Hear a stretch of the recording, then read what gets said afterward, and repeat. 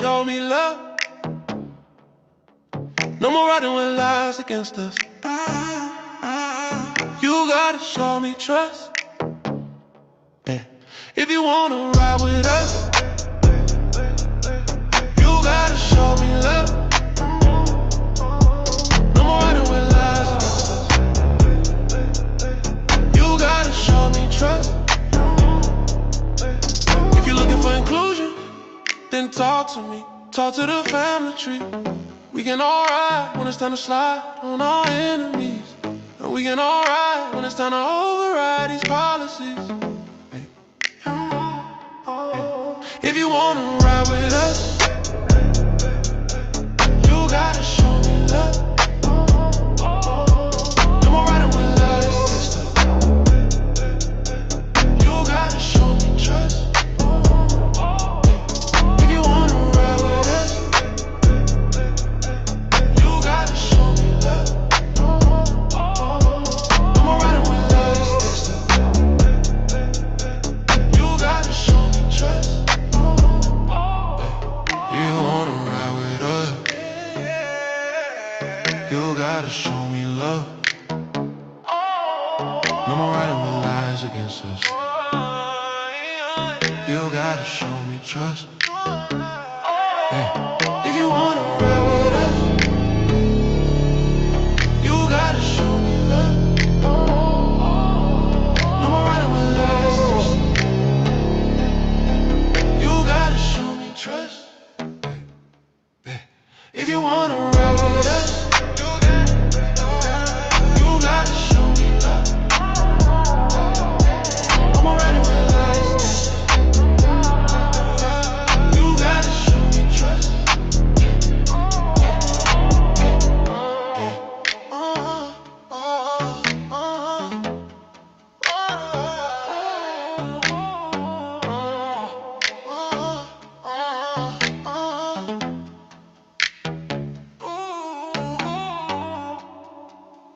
Who is that? Big FBA. Let's get Big FBA in here. All right. Yo. What's up, Big FBA? What's good? What's going on with you, brother? Nah, I'm chilling. Just wanted to hop on here real quick. No doubt. You in New York, right? Yeah. Yes, Yeah, indeed. Now, what's on your mind, brother? Nah, cause for me, I'm half FBA, half African. For me. Yeah, I can hear that African accent. That's what I was about to ask you. I hear an African. Nah. I'm not. I don't got an Somali? African accent. No. How I got an African accent? I've never been to Africa. That don't make sense. Yeah, your mom, though. You get it from your mom. Where your mom from? Eritrea, Ethiopia, Somalia? Where your mom from? You from Senegal, but what you gonna call it? You the first person I ever said that. But nah, I'm just trying to really get a better understanding, cause I've been going on TikTok Live, seeing like different FBAs and stuff like that, right? Okay. And all the lives, it's like I'm hearing people talk, and it's like everybody just saying that, like a lot of ignorant stuff, like ignorant, like what? What are they saying? Weird stuff. I don't even want to say it because it's crazy, but Lovely, man. I feel like it's like Anytime, so the crazy I heard was just where are you from? Anytime they call in and say, "Hey, I'm just trying to get a," you kind of go ahead and get to your point.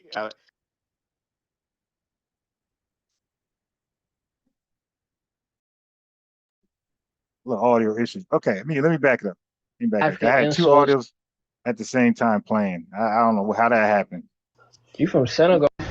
I've never been to Africa. That don't make sense. Nah, cause All right, so anytime somebody call in one of our spaces, right, join our panels, and they say, "Man, I'm just trying to understand.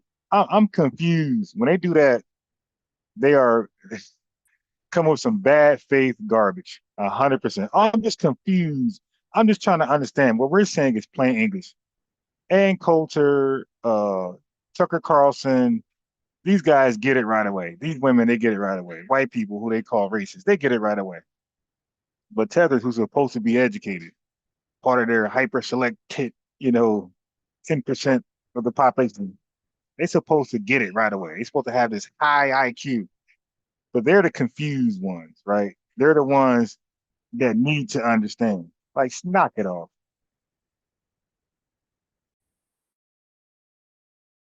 So yeah, I'm half FBA, half African. For me. Yeah, I can hear that African accent. That's what I was about to ask you. I hear an African. Nah. I'm not. I don't got an Somali? African accent. No. How I got an African accent? I've never been to Africa. That don't make sense. Your mom, though. You get it from your mom. Where your mom from? Eritrea, Ethiopia, Somalia? Where your mom from? You from Senegal, but call it? You the first person I ever said that. But I'm just trying to really get a better understanding because I've been going on TikTok Live, seeing like different FBAs and stuff like that, right? Okay.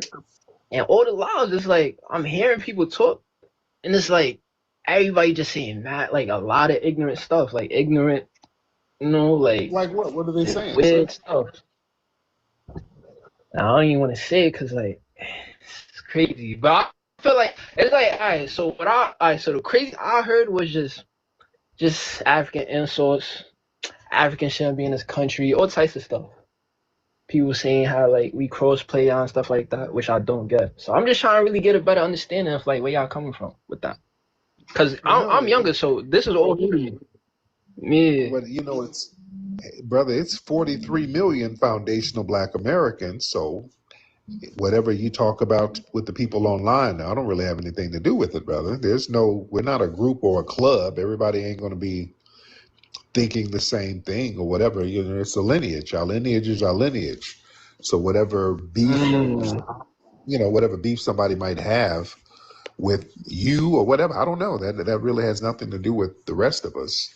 So I couldn't answer that. I'm cool with Senegalese people, and I don't have a problem with you. Okay. You feel me? I feel you, OG, but like. How old are you, brother? I'm 21. Okay. Yeah. Man, are you on a Finster account? Looks like you're on a Finster account. Something like that. Yeah. So now, it sounds like all of your family is African. Your mom's from Senegal. Where's your dad from? Pops, he's from here. He's from Queens. No. Your dad ain't FBA, brother. Where's your family from? Wait. How you gonna tell me what my dad is, what my dad isn't? You don't think that's crazy? Bruh, okay, let me ask you this. That your accent, sir, you come from a full African household. Nah. Really? Your dad's family is foundational Black American? Huh? Yeah. Huh? So I'm half FBA, half African. Like I'm bald with it. Okay, so when y'all go to church and they say God is good, you say what? I don't go to church. Okay. What seasoning do you generally put on everything? Like what you mean? What seasoning do you generally put on everything? Well, foundational Black Americans, there's a seasoning that we use on everything. What is it? Shit, salt. Salt and pepper. This is a full ass tether. Wait. Hold on. Wait, tell me, you gonna tell me? Bruh. Wait, why are you faking the front? OG. One more question. Listen up, OG. One more question. As children, when you're playing in the yard or you're playing in the street and you come in the house, your parents say you smell like what? Outside. Okay, there we go. You know that one. All right. But the other ones, you don't know what to season everything with? I mean, salt and pepper. That's what salt and pepper. Yeah, brother. Yeah, you ain't FBA. Are you? Where's your dad from? You ain't. Nah, seriously, my Southside Jamaica, Queens. That's where my dad's from. I'm not really. Where's his family from? Southside Jamaica, Queens. That's what I'm saying. That's immigrant talk. Yeah. They're immigrants, sir. Now it is. Now it's immigrants. That's okay. That's not a bad. There's no. Nah, it's not wrong with it. For me, I embrace who I am. For me, I don't got an identity crisis or nothing. Right, but they're not FBA. Let's just be clear. You got big FBA up in your thing. No, it's not. No, it's not big FBA. Big FBA, man. Big FBA. No, you're not. No, you're not, sir. Wait, so my thing is, so wait, so FBAs like they originated from America. Yeah, we're from here. So y'all the native people of this land. No, don't start that y'all native talk. We had an ethnogenesis. No, I'm saying. We had an ethnogenesis. See, this is why all this confusion. We had an ethnogenesis here, sir. So yeah, we are the people who built this country from the ground up.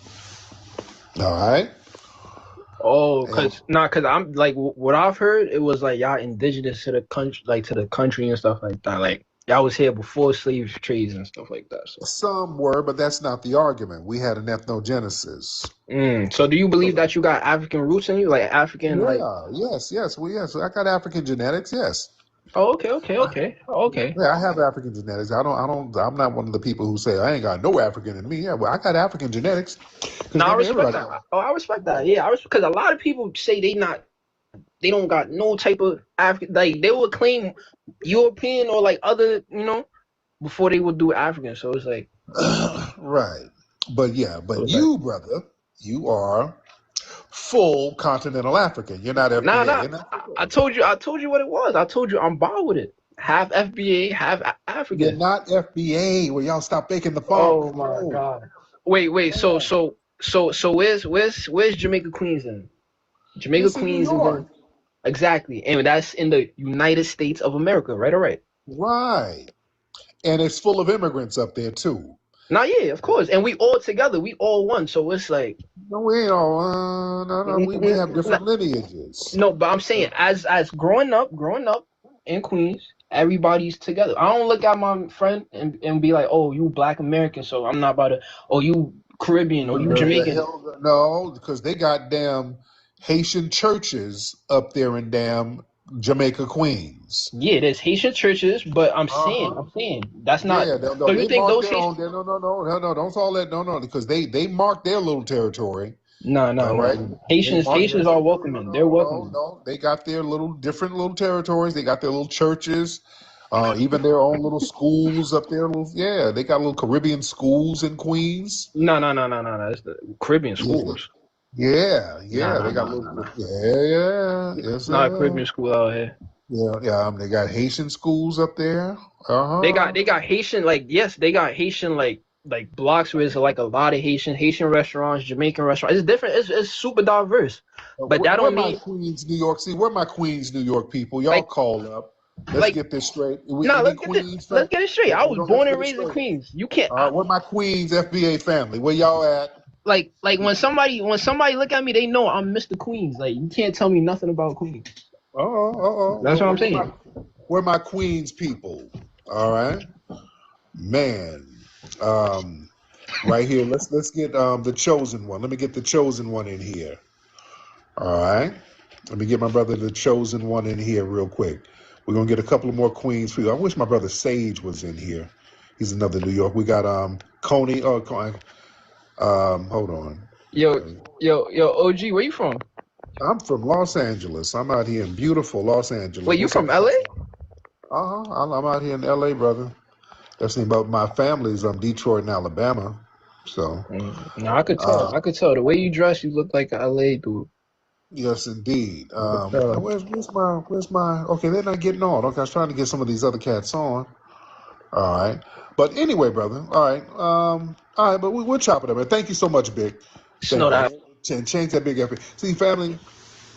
See, we got to get the regional fam to come on in and fact check stuff. Yeah, because. Yeah, I know they got Haitian little schools and stuff like that up there. And I know, from what I understand, they got some other Caribbean churches and business, not businesses, but schools up there. See, that's why regionally, somebody said he might be Haitian. Yeah, that's true. That's true. So it's very to regionally fact check a lot of that stuff. Man, this dude right here, this eagle-faced dude keeps calling up, man. I don't want to play no games, bro. Yeah, he said, you got to see this guy. He said, eagle-faced dude. Yo, look at this. Looks like a damn eagle. Damn. Let me go back where he says it. This is hilarious. So it's very to regionally fact check a lot of this stuff.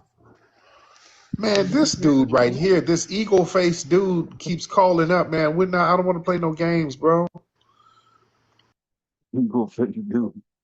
Oh my God. Damn. This dude here be doing the most. Man, bang. This eagle-faced dude, yo. Damn. Good grief. All right. So I called in a failed podcast yesterday. And like sometimes, when they put your name in their title, it pops up, clever guy. So it popped up, right? So I tuned in. Literally, they had like 2 live viewers. So I said, all right, let me get on here because it got my name in there misrepresenting my argument about black, who's not, ethnonym, all the terms he learned from me, and he's not even communicating them correctly. I said, let me call in. But he's one of those, let me finish. So he went on and dragged it, drug it, misrepresented me. So when I called in, I thought I'd be addressing him because I called into a different show to speak to Chief Karen, but he was there trying to like low key debate me, like a 2v1, 3v1. It's actually a 4v1. So I'm like, okay. So now I finally got him by himself. So I'm like, yo, what's up now with that fade? So it started out like we're going to talk and had a fade where I just annihilate him. Then out of nowhere, somebody hops on. Okay, now it's 2v1. Then another person hops on. Now it's 3v1. Then another person hops. This disrespectful tether named Stinky Peas. He hops on. So now it's like 5-6 versus 1. And like, I don't mind that. But the combo is all over the place. The dude Stinky Peas is trying to personally attack me while another guy is trying to debate me, and another guy is trying to gaslight me. Like they were just pulling me limb from limb, like different directions. And I'm like, yo, so I guess I got him 30 live viewers. That's like a career high for him, like the drama. But I'm like, yo, that ain't sustainable. That type of content ain't sustainable. Like you can't have messy content. Like people don't respect that. You're not gonna be part of no YouTube algorithm. It has to be formatted. Like we can have a dialogue where we debate or exchange ideas, but it has to be formatted. It has to be organized. It can't be chaotic. And it was total chaotic. It was much chaos. So I just, got out of there. Couldn't even get a word in at some point. So I'm like, dude, this is how you gonna run your show? Fine. But anyway, so when I called in, this is for him, right? Don't worry about this show. It's garbage. Nobody comes in there only when they have FBA in the title or Ron in the title. He'll get 10 people, 10 more live viewers, as opposed to 1 or 2. So at the 55-minute mark, this is for him. He can go back. At the 55-minute mark, I said I repositioned myself, right? I reestablished my claim. Black Americans, we're the only ones to use black as a standalone ethnonym. That's either true or false. That standalone ethnonym means it stands by itself. It don't need American. It could just be black. So we don't have to say we're foundational. We don't have to say American. We can just simply use black and the world knows who is being addressed. And the world know who's in that spotlight. Okay?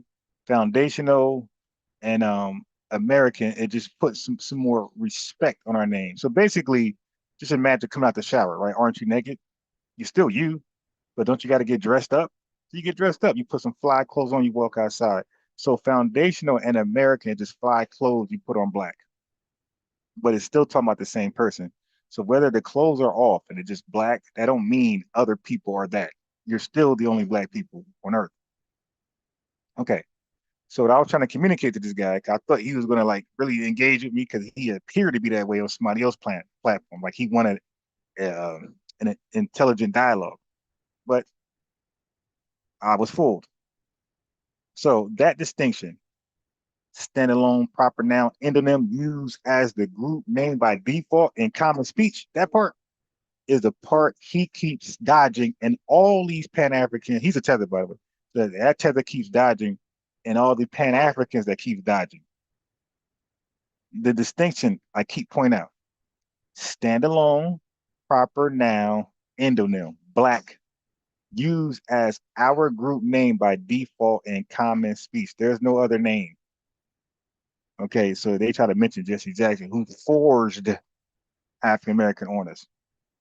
No historical ties, no suffrage behind it. No, then they try to argue with that. Oh, African American, like they were all a family, they were all over the place. Okay, and I'm trying to again, I'm thinking they want to have some type of understanding. Nope, all gotchas. Okay, so now when he was able to run off his mouth without inviting me on the panel at the hour mark, he straws man my position. He straw man my position.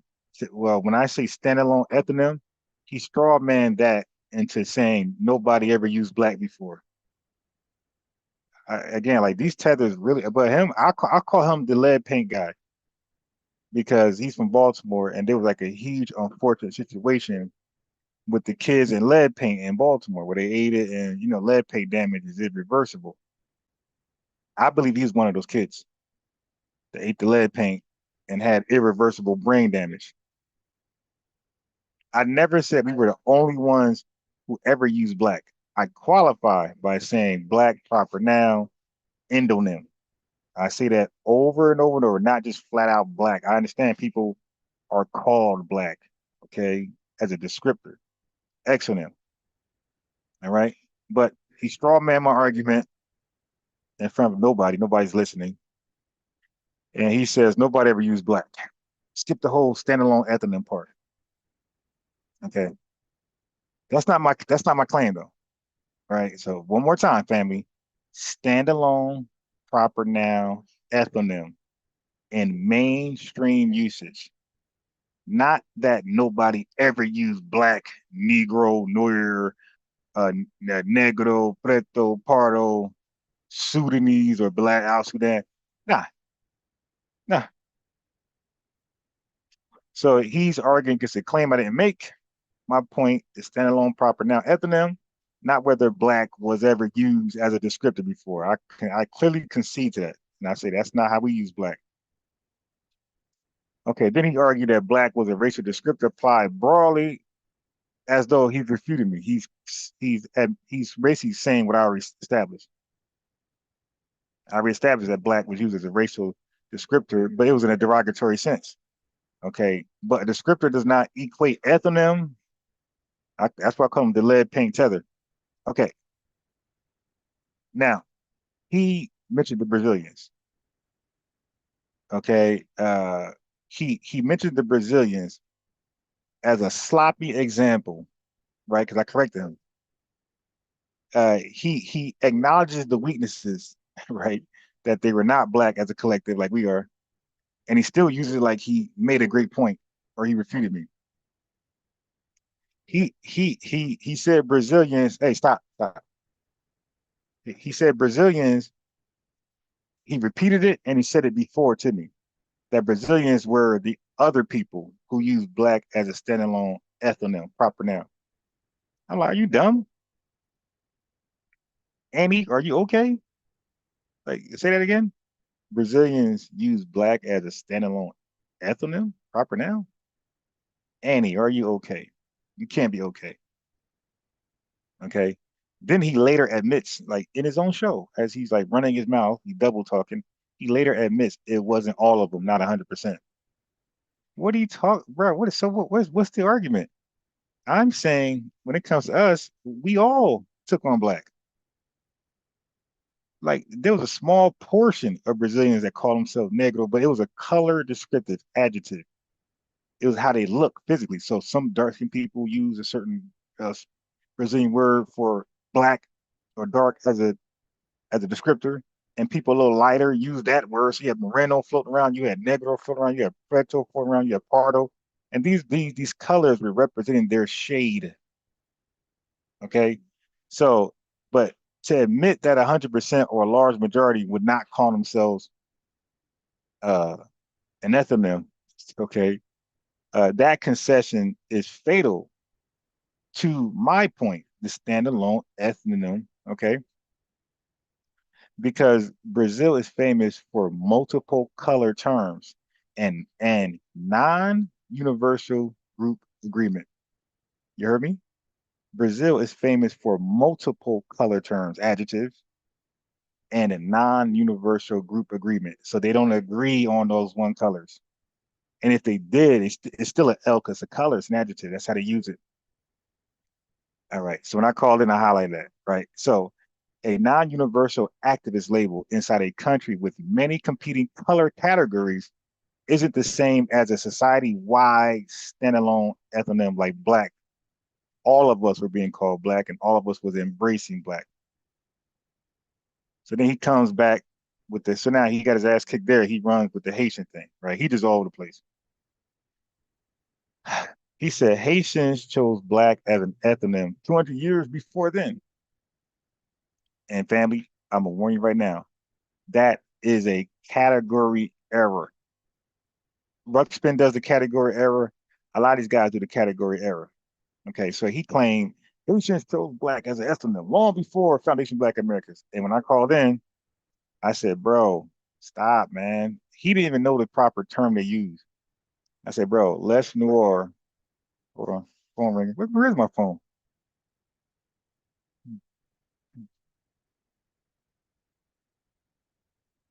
Okay, give me 1 second. 1 second. My phone is off the hook. Give me 1 second to answer this phone. People don't understand that, and I understand they don't understand it because they market to make you think that it's something that is legitimate. So yes. What people also don't understand is that there's no test that you can really take that would go deep into your DNA other than a paternity test, which only skims the surface, that you can mail in and send through the United Postal Service. There's no test. For the reason alone, the samples would not survive long enough for it to make it to wherever it's going, to be active, to show anything, okay? So it's not possible. So what we can do, what we can find out, it doesn't mean that they don't have any relevance, because you can tell some things. But what it is telling, a lot of people need to understand, there is not enough DNA samples available to classify even a Native American as a Native American. They are matching with East Asian. That's what you have to match their DNA to, because that's what we have samples for. So if you're Black and it comes back that you're 32, like let's leave Snoop Dogg, it came back that he's 25% Native American. It doesn't mean that his indigenous genes showed up. It means East Asian genes showed up 25%. Right. So a lot of people also don't realize that a lot of Black people, Black Americans, come back non-conclusive. They are not going to mail you back paperwork that says we couldn't find out who you are, because it's a media test. Who would pay for that? Nobody pays $200 to find out nothing. Yeah. So another thing that goes into your the DNA is it's based off of science, yes, but it's also based off of archaeology and history. Because indigenous DNAs between Africans and indigenous Americans are so old, oftentimes they can appear as the same if you want them to. So when they say you're 75% African, that doesn't mean those samples showed 75% African. I mean, history says, hey, you're out of Africa, you have this DNA, African American. So, or you're out of America, you have this DNA, even though it's East Asian, Native American, which is why you got Koreans laughing all over TikTok saying that they came back 99% North American and no one's ever been to America, because it's East Asian DNA that they use.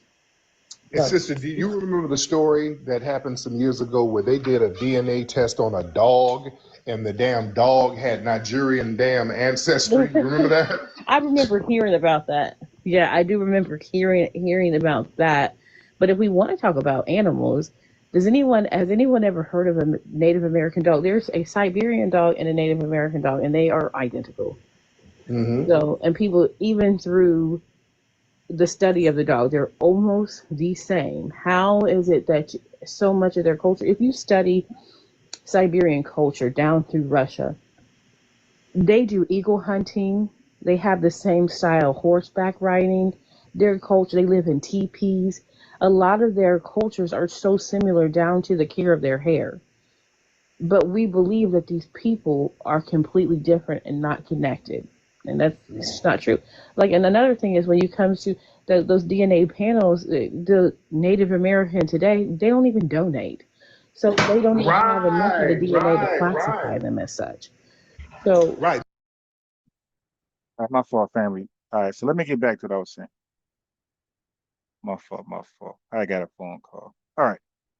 Now I had somebody. I got a friend who uh I have a cool Guyanese friend, by the way. Guyanese, thorough brother. He's like a extended family member, like honorary FBA dude, like thorough as hell. I got him like he buys cars and like fix them up and sell them and shit like that. So I have him. I give him my price range, and he's looking for a car for me. And he gave me good news, like he found some shit, and we're gonna talk about, you know, some payment options. I'm gonna you got a little price range. I'm looking at the car. I got to agree to the price. You feel me? That type of stuff. I got to make sure, get it checked out, diagnosis, and and if everything's go good, then look at the price he's looking for. If I have an issue with some things, I'm gonna negotiate down a little bit because I got to cover those costs. But anyway, thorough brother. I know him like pretty much all of my adult life and even high school. Like, dude been like a standalone, thorough West Indian Guyanese dude. Like his whole family, but not just him, his whole family. By the way, brothers, sisters, aunts, like thoroughly shit. All right. Like I said, extended family, like thorough. That's why the revenues, the American dreams, like they don't represent the Caribbean. I'm trying to tell you. Like there's some thorough people in every racial ethnic group. In every ethnic group, there's thorough people, and there's bad apples. You dig? So when I see these tethers online, I don't condemn the whole island for a few what they call them acorn heads. But when it comes to Africa, different story. I don't look at Africa as extended family. I only see the diaspora as extended family. I see Africa as like European people, like they sold us and bought us and did us dirty and it's whatever. So anyway, so the dude, the the Baltimore lead paint guy, he um he went to the Haitian argument, didn't even know it. So I had to give him the argument. I said, bro, you're talking about Les Noir. I said, do you know why they took on that chant? The Haitians, well, before they was called Haitians, they took on Les Noir. I said that was a war chant. It was a clever idea of Toussaint, right? He took on Les Noir because that was like us against them. When I say us, I'm speaking for him. It's not me, not FBA. I'm speaking for Toussaint. Toussaint was like, hey, those French people, they were called blancs, white. Well, let's call ourselves the blacks and let's get together and war against them. So that was a galvanizing chant that he used to get the those people that are later called Haitian together and fight against the French. Like it was very tactical. It was very brilliant, and it worked. So they came under the name Les Noir for war only. Okay, but it wasn't supposed to be a lineage ethnonym. All right, the actual lineage ethnonym came after the war. So they used Les Noir for like 1789 to about 1804. I explained this to these guys while they were just quiet, just listening like little students, like these guys in the image. So I said, but once the war was over, once the French left and they had their own country, when they got their independence, they said Dessalines took over now. Toussaint died, whatever, got caught, captured. And when Dessalines got in charge, he said, yo, from this point on, we are Haitians. You dig? So the war's over. No need to galvanize against the French, against the blacks. That was like you could look at Les Noir as like their war paint or their war clothes. Stop. Their war paint or war clothes they put on just for war, for that particular war, which is a revolution. How often do you, when they have a revolution, how often do you revolt? So this was a one-time thing, and they took on a one-time replacement name until the war was over, the revolution was over, and then they called themselves Haitians, 1804. All right. So I had to educate these idiots on their own live about that. So So when the Haitians took on Noir temporarily through war, that didn't function the same way we use black, right? So Haiti's lasting endonym is Haitian. Okay, Noir is again a revolutionary binary, right? It doesn't equal black as a standalone people name. Haitian does. Okay, so then he tries a gotcha moment. He's listing groups where black is used as a political umbrella. Okay, but again, that argument powers my distinction. So he leans on black British at some point. He said black South Africans, black consciousness, Pan-African diasporic movements. Okay. The problem with all that, family, the problem with all that is that those are often explicitly umbrella political identities. What do I mean? Sometimes even including non-African groups. He even says South Asians were included under black in Britain. Exactly. You know what I mean? It's not a standalone ethnonym. You just handcuffed yourself. So that undermines ethnonym in the lineage sense and shifts it towards political coalition label. So they came under a name, under a political coalition label, not under an ethnic label. It's embarrassing. I called in and I broke that down. I broke down the Brazilian color system, all that. So if black is being used as an umbrella, which it was for coalition politics, and sometimes include non-African groups, like he said, then that cannot be the same category as a lineage rooted standalone ethnonym black, the way we use it. Okay, and then he tried to reduce my view. They always do this. So he tried to reduce my view to tie me into FBAs all over the damn country that has all type of viewpoints. Some logical, some illogical, some serious, some unserious. Brother Sanchez believes the earth is flat. So he tried to like tie me into Brother Sanchez. Like again, he's treating us like we're an organization or a cult. You dig? And I'm like, yo, everybody has the right to believe what they want to believe in. You dig? Some of us believe in marriage. Tariq she might believe in marriage, family. Some of us might believe in polygyny. Some of us might believe in no family at all, just gigolo, man or woman. And guess what? That's their personal right. That's their personal choice as a human, as an American citizen, and as a member of our ethnic group. That's their personal right. Okay. So that was an ad hominem comparing me to other FBAs that have a viewpoint that they see as pseudo or unscientific or illogical. That got nothing to do with the rest of us, man. Okay. So rather than addressing my claims, they all do the Tariq Nasheed thing. All right. So, but even if Tariq said it, my claim still falls on evidence. Tariq Nasheed claim still falls on evidence. Your claim still falls on evidence, not on who you associate with. So if I hang out with Sanchez, a flat earther, who said he's FBA, I don't know. But if I hang out with him, that don't mean I'm a flat earther. That don't mean I'm no longer FBA. That don't mean he's no longer FBA because he believes the earth is flat. That's a separate view. Okay. So another thing he keeps doing, family, making lead paint mistakes. He keeps collapsing exonym imposed, okay, into so it can't be reclaimed as an ethnonym. He keeps saying if something is imposed on you as an exonym, then you later can't reclaim it as an ethnonym. And I already explained this, like, yeah, what are you just revising history? So he argued black was imposed, reappropriating is sick, like reclaiming slurs. Oh man, the white man called us NIGGA. If we use it ourselves, that's sick. Like appealing to emotion. Oh, that's sick. Oh, that's weird. That's that lead paint logic. All right. And what I said to him is, bro, we have the right to name ourselves frogs. We have the right to name ourselves the Ninja American Turtles. As long as we define it, no matter how silly that name is, it doesn't matter. That's the name. How silly is the word Yoruba? Asante. Okay. Igbo. Igbo sounds funny. Igbo sounds like something that should be in Antarctica. All right, igloo, igbo. So you got a lot of funny terms out here.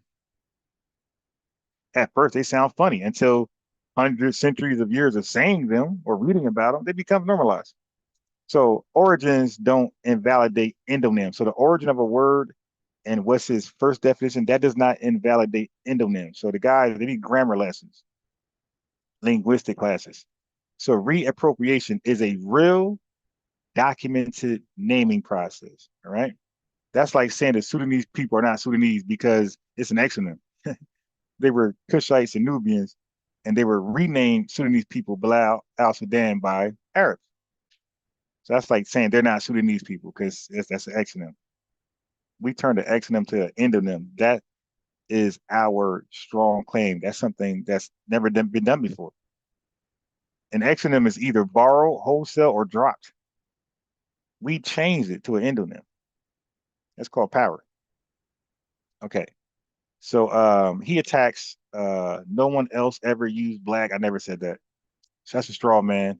Instead of attacking my claim, which is the standalone ethnonym argument, right?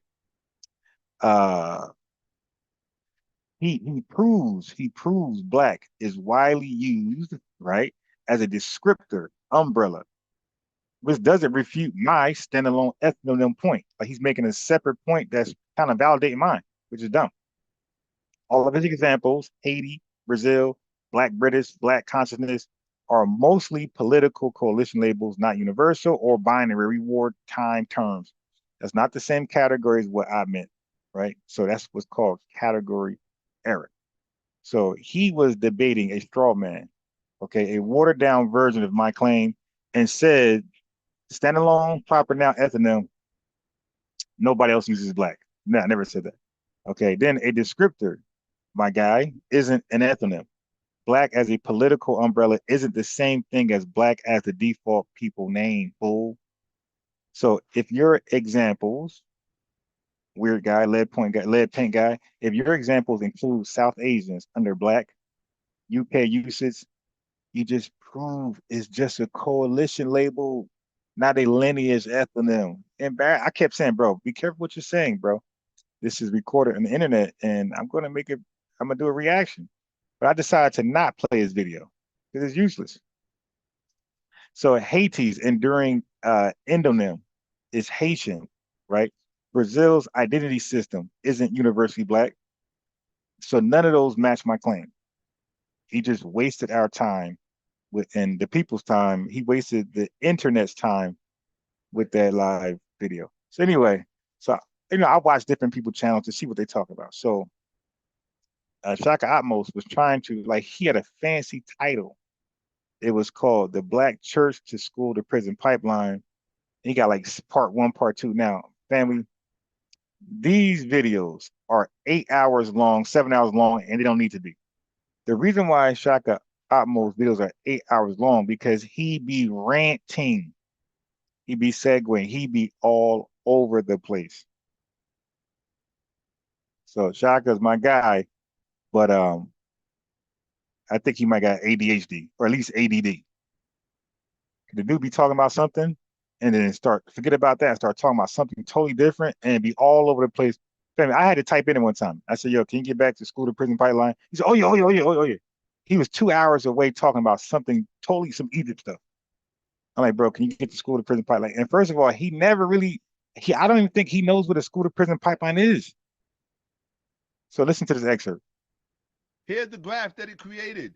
Teacher-mediated racial bias increases pipeline risk. Black church leads to school, leads to prison pipeline, or the black church to school to prison pipeline. Religion, IQ, income, incarceration, and teacher bias. And then it gives you the graph to show you where people land. White family, I have no idea what he's talking about. That is not school to prison pipeline. He made up something called black church school. That is garbage. But this is what happens, family, when everybody want to be innovative. Everybody want to come up with something unique. Oh, look, I'm the first to argue black church, school, prison. This is foolishness. And I was really trying to follow along to see where he's going. But he's saying the black church is the root of, dude, come on, man. Like, look, it's okay to be anti-religion. That's your personal right. Ruck's been the same way. And of course, Agent Unk is. But dude, to blame the black church, to blame everything on the black church is ridiculous. American, Hispanic American, Black American, and look at the big gap where Asian American is. Look at that gap. The least involved in politics, the most money, the highest IQ, and the least amount of Christians. All right, so family, I was totally lost where he was going, and he just wasn't going nowhere. Like, let's be real. Okay. Yoruba was actually a given name from a rival tribe. It means untrustworthy for lack of a better term. And the Yoruba tribe uses that name and take it. Wow, really, Smitty? Let me give Smitty a lineage wrench. Make him a mod. I see the Black American Heritage flag in the background. So if y'all looking at my logo, you want to know what it is? My logo is the official logo for a movement that all of us should join. It is called the Black Anti-Defamation Defense, right? So by default, if you are FBA, if you're of the lineage, wouldn't it just be your right to want to defend the lineage against anti-defamation? So the guy who was saying the Brazilians are black and Asians are black, it's our job to defend the lineage from anti-defamation. I'm sorry, I'm sorry. It's our job to defend the lineage from defamation. We are anti defamation, all right? We are not pro defamation. We are anti defamation. So we are anti defamation defenders. It's our job to defend the lineage from defamation, is what I want to say. All right. And why would we let anything slide? So when people say, hey, I'm biased, Ron, these conversations are useless. No, they're not. Okay. Because we want to kind of position ourselves like those Jewish people who suffered from the Holocaust. Okay. They have a phrase, they have a mantra. They say never again. That means everything, all the harms they ever went through, especially while they were in Germany, they said never again will they go through that. So never again will they let the things build that led to the Holocaust. So all the slick shit the Germans were doing with propaganda, cartoons, racial, discrimination tactics, newspapers, cartoons that they let slide. They thought it was cute and funny, or they just getting on it. They just jonesing. Well, they realized that all that led to the Holocaust. So same thing with us, family. We should be that sensitive as Jewish people. We should be on it. We should never allow any defamation towards our lineage. We should be sensitive as Jewish people. You dig? And speaking of that, I think it's wise to start aligning our similarities with the Jewish community, because right now, the Jewish people are seen as a protected community, a protected ethnic group, and we are seen as an unprotected ethnic group community. So I think it's wise to, when we talk about ourselves to these white supremacists, tethers, Pan-Africans, I think it's wise to draw a comparison of our similarities with the protected group. You dig? So when they attack us, they're like low key attacking the protected group. So now, some accountability is going to be forced on these folks. So let me give an example. What I mean. Okay, give me a second. Stop. Okay, let me give you an example of what I mean. Okay. Wait.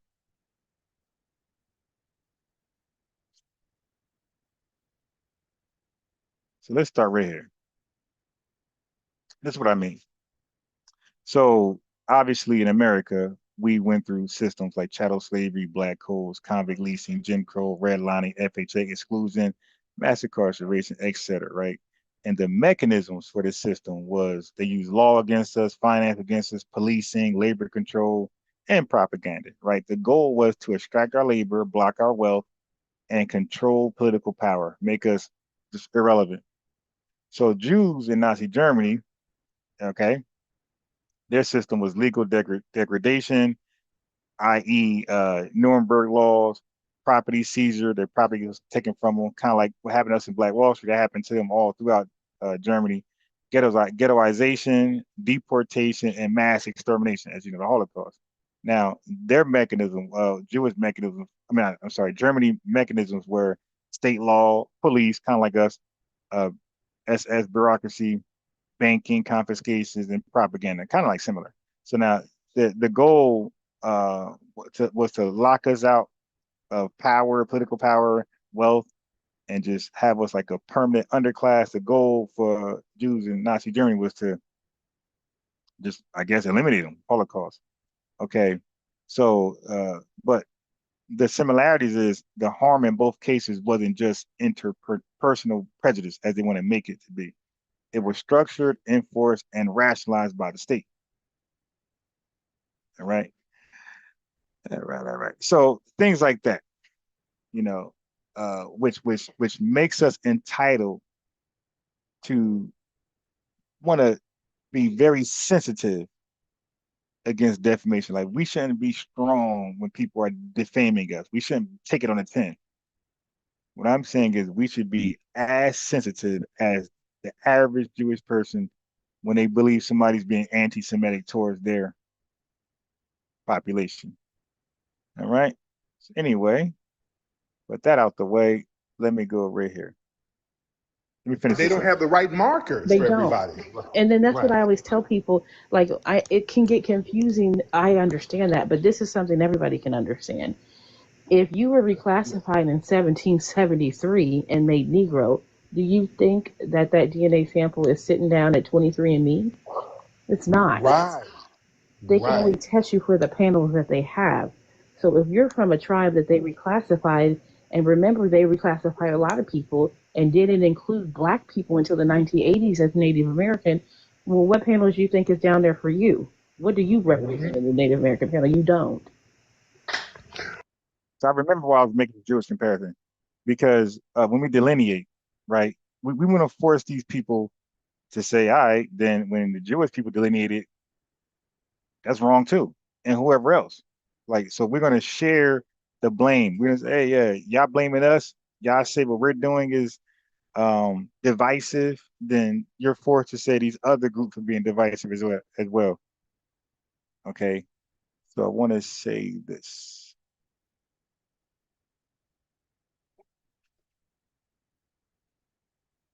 Okay. So let me do this right here. I see it. Okay. Let it go. I see it. So let me go right here. Okay. Because you about to hear this Jasmine chick. I'm gonna pause her. So I had to go around. All right. When I go to my playlist, that's the first video. Oh, I hate it.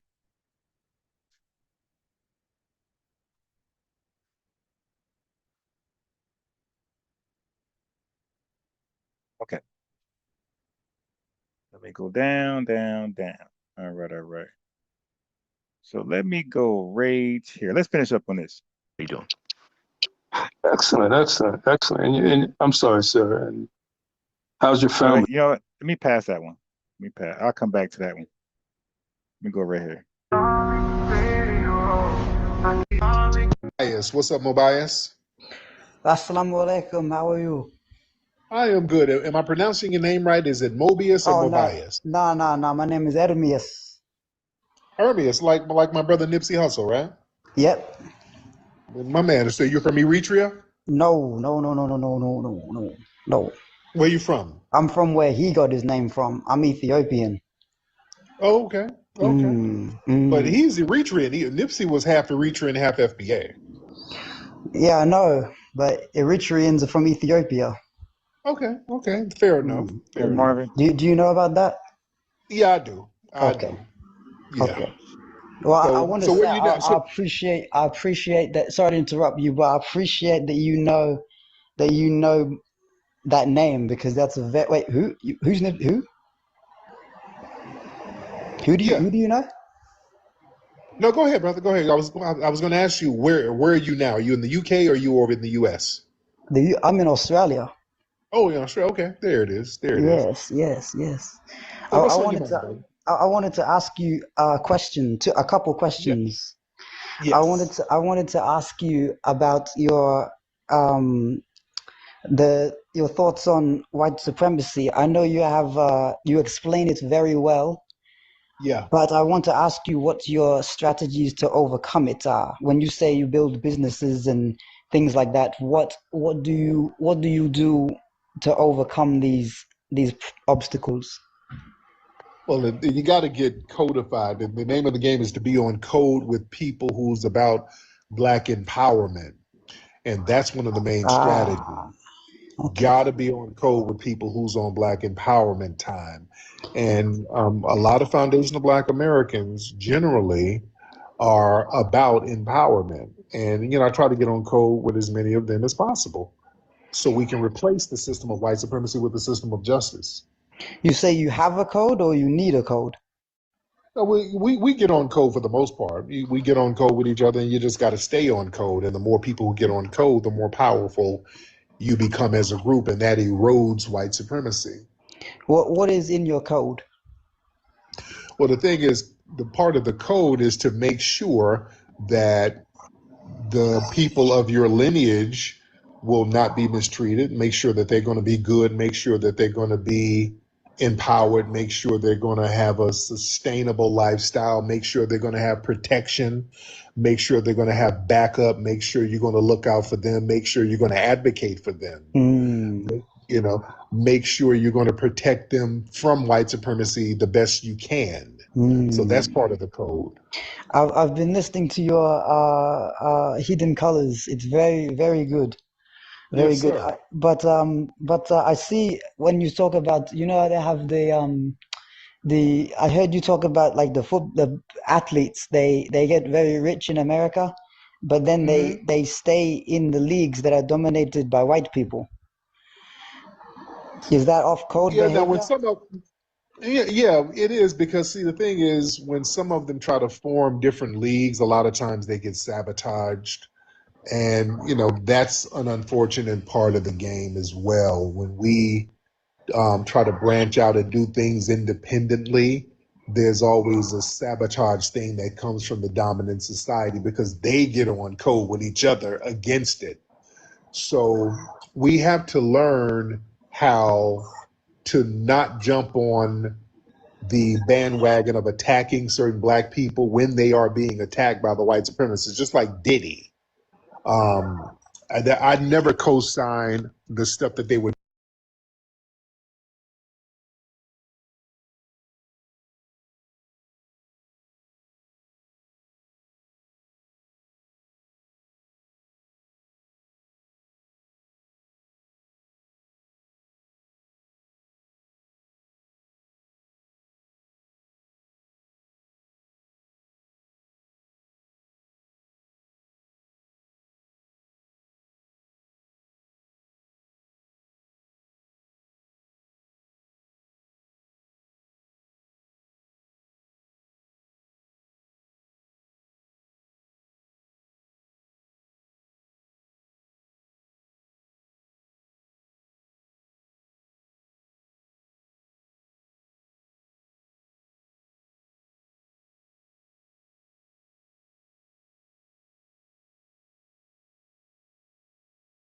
Doing to Diddy legally,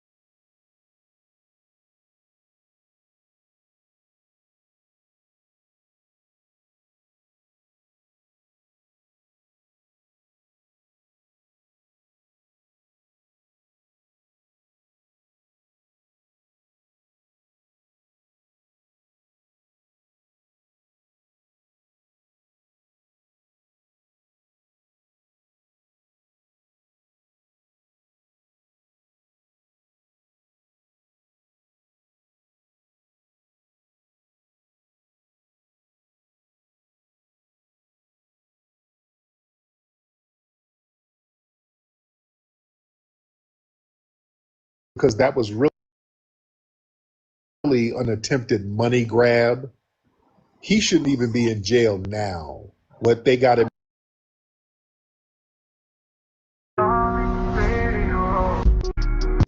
Nasheed? Yes, it is. How you doing, Mr. Must? I'm fine, thank you very much. It's a pleasure to speak to you after all this time. Absolutely. Now, are you in the UK? I am in the UK. Well, I'm not actually in the UK. I'm actually in Gambia at the moment. I'm spending some time here in Gambia. I'm UK born and bred. Oh, but your family's from Gambia, right? No, my family from Nigeria. Oh, okay, got it. So what's going on over there in Gambia? Well, it's the high season right now, so a lot of tourists here. All right, so I'm always talking on mute. What I was saying was, when he was talking about Diddy, what I was saying was that black people, and which I still have to qualify black people, because black people are only foundational Black Americans. But unfortunately, the black word got watered down. It got misapplied to people who are of African descent or melanated. Now magically they become black, which is stupid. So unfortunately, that's the case. And now we got to qualify black with foundational Black American. But originally, when you say black people, you only thought of us. Okay. But if one of us commit a crime, to me, it don't make any sense to speak on it in a podcast, because white supremacy is going to throw the book at them. You dig? They're going to go all out on whoever, right? Especially a celebrity. So my commentary is like, it's like, that's why I really don't talk on things like that. It's not that I don't want to. Is that white supremacy is like, they doing a great job of exposing, persecuting, good job, persecuting, exposing, dehumanizing them, humiliating them. Like, what can I add to? So I just don't say nothing.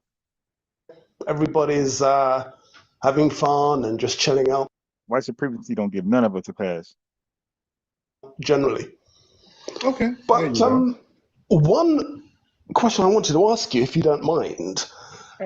Before that question, let me shout out the super chat. We got I am six in the building with a $20 super chat. The Lenny's love is in the building, is present. He's showing that the super chat feature does work. And believe me, the Cash App feature does work as well.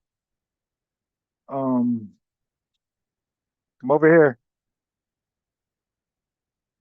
Anyway, $20 super chat. I appreciate you.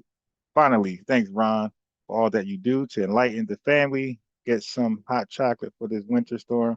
Oh yeah, this storm gonna be ridiculous. Thank you very much. I'm gonna definitely cop some hot chocolate and some they got the single coffee bags. They like tea bags. It's coffee. You could put it in, like, you could boil, because I like to boil my water, right? It is way hotter than like when you go to a store or any coffee maker. To me, it stays hotter way longer. So I get the coffee single things, like a tea bag. You just put it in there, and like a tea bag, but it's coffee. To me, it's great. It's a bit heavy. Maybe it's not the time to get heavy, but I think you've been becoming a little bit more reasonable towards us Africans, as in the recent past. You appear now to be finally acknowledging that you have direct African ancestry. But I'm most intrigued about this notion of indigenous Black American. So I think that's a weak point. So they want to drag you down that avenue. Agent Unk tried that, and a bunch of other Pan-Africans tried that with me. And I just Eurostep them real easily, scholarly Eurostep. But anyway, like the video. Like the video. Thank you. I don't see the likes matching the viewership. So like the video. Make sure you like the video. Americans. My understanding is that Black people aren't indigenous to the. Not be. Hundreds are designed to be to develop our immune system, and for lots of other ways. Now, unfortunately, the problem is that in the temperate climates, our melanin blocks a lot of that ultraviolet sunlight, which comes from the sun, obviously, and it's a bit of a problem. So often we have to take supplements, and we generally don't do very well. That's why I'm here in the Gambia. That's why I love the sunshine. And based on that, then based on that, why have foundational Black Americans thrived and we're still healthy? Well, you've only been there a few hundred years. You've been there. And we're healthier than ever. So that kind of debunks that, sir, right? Well, when you say we're healthier than ever, well, really, it's like saying that the white South Africans and Australians are indigenous to Australia or South Africa. They're not. They'll tell you that they're healthier than ever. Slow down. No, because if you fast forward some of that athletic people of Jamaican descent from Britain, of all over Europe, we're pretty healthy. That doesn't mean we're genetically designed to be there. Well, yeah, the fact that we're so healthy and we got more gold medals than any of the people that you named historically. So we're relatively, as far as our physical attributes, going all the way back to the Jesse Owens and the Jack Johnsons. So we've always been relatively healthy people, athletic-wise and physical-wise. Yes. Well, the whole argument about the environment being detrimental to our melanin, that debunks that right there. No. So are you prepared to accept that as Black people, we are actually designed to be in hotter climates, not in a temperate northern climate, naturally? That we're not indigenous. We have different seasons over here, sir. So yeah, there were Black people here for thousands of years, and this is based on archaeological evidence. Where did they come from, and what happened to their language, their culture, their identity, and what was the relationship with the what you call them, red? Brown. All right, here we go again. Every month, Golden Brown doesn't take her medicine, and she started going crazy in the chat. Golden Brown, listen, click the link. How about that? My God, you got so much to say in the chat. Click the link, because you're distracting the show. Like, what's up? Like, you always want the spotlight on you, and then when they start cooking you in the chat, you start crying. Okay, now you're putting the spotlight on you. Everybody looking at you. I'm looking at you. And then when we address you, you start crying. You can't take the heat. You got to stop, man. You want the spotlight, we give it to you. Then we start talking to you and they start cooking you. You start crashing out. You start 14. Click the link. I mean, I had no idea what you were talking about. I just see you crashing out. Click the link or take your medicine. That's it. Click the link or take your medicine. Because I know you're unmedicated right now. Or I think you are. But if you're making sense, click the link. Let me hear you. I have no idea what you're saying. All I hear is Tariq. Again, like another person obsessed with one man. And you're distracted from the show because of your obsession. Okay, we get it. You don't like them. So cool. Can we continue with the show? Native Americans, I call them Native Americans. What happened to the language, culture, identity, food? Right. The same thing that happened with language, culture, identity, and food. We don't have any African languages. We don't have no African foods. Everything was an ethnogenesis here, sir. You're crashing out because you're focusing on one individual. We don't care. There's a lot of people we don't like. Like, I'm not a big fan of certain people who's FBA. But I'm not gonna make them. So what? Okay, cool. But then when you have some fake little theories about the person, now we're gonna call you out. Yo, like, where's your evidence? And then you didn't click the link. So that's why we don't take you seriously. You don't click the link, so it's like you're crashing out because you're not medicated. But if you really believe what you said, right, and you want to see if it makes sense, you want pushback, click the link. Okay, but when you don't click the link and you say ridiculous stuff like that, like, we look at that as you're trolling, you're crashing out, you're unmedicated. What African language do we have?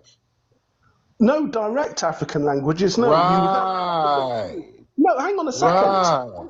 Hang on a second. What? Hang on a second.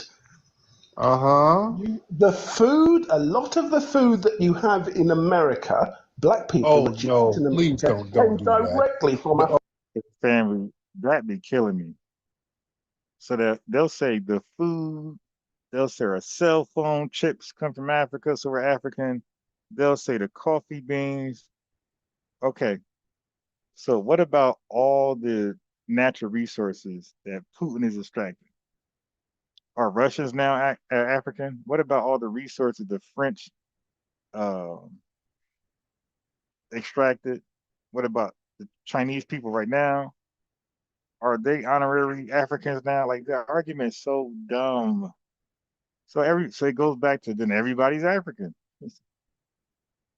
based on this crazy logic. Please don't do it. Don't do that. What food? What say it? Let me skip past this. Accra is indigenous to Africa. It have that taste like our gumbo.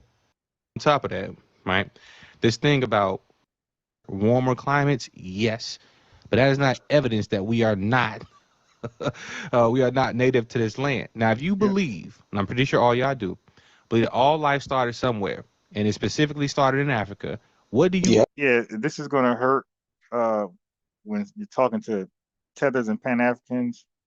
Yes, our ethnogenesis literally made us native to the land. So I think that's Dan, he's not wrong. Like, that is actually correct. That's scholarly correct. Our ethnogenesis made us native to America.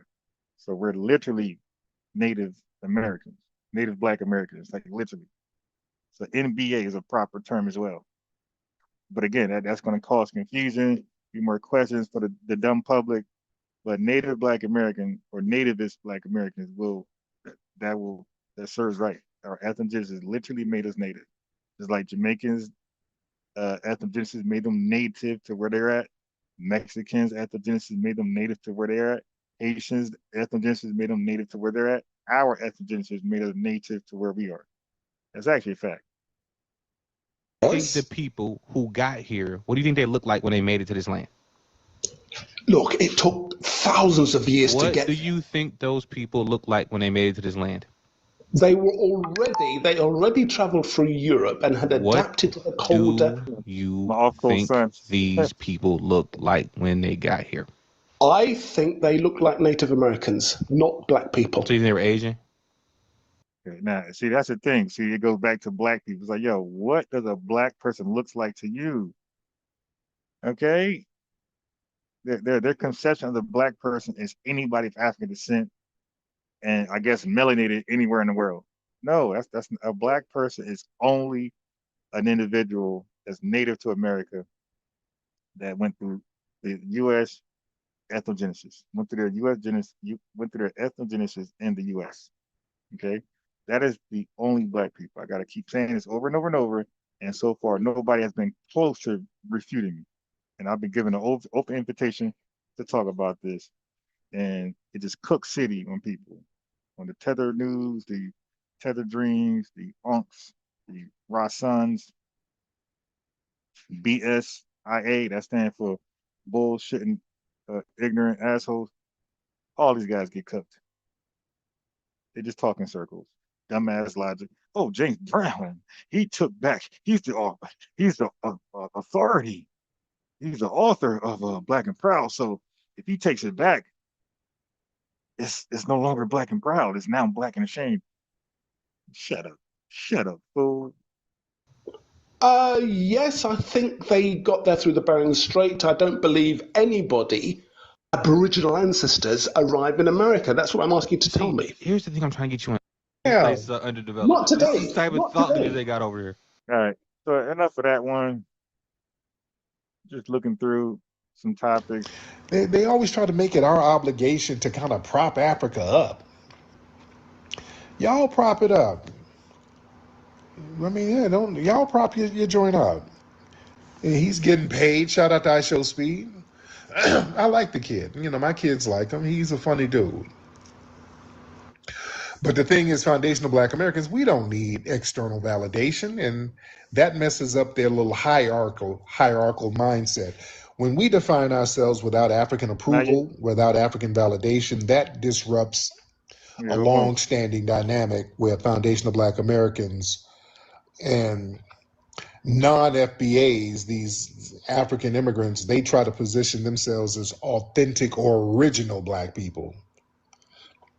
You understand?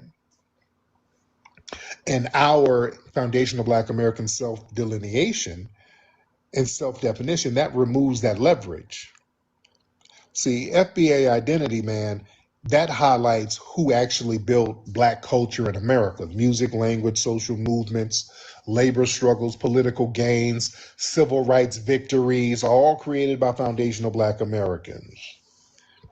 Acknowledging this threatens the people who benefit from consuming or attaching themselves to foundational Black American culture while trying to deny our foundational Black American distinct ownership.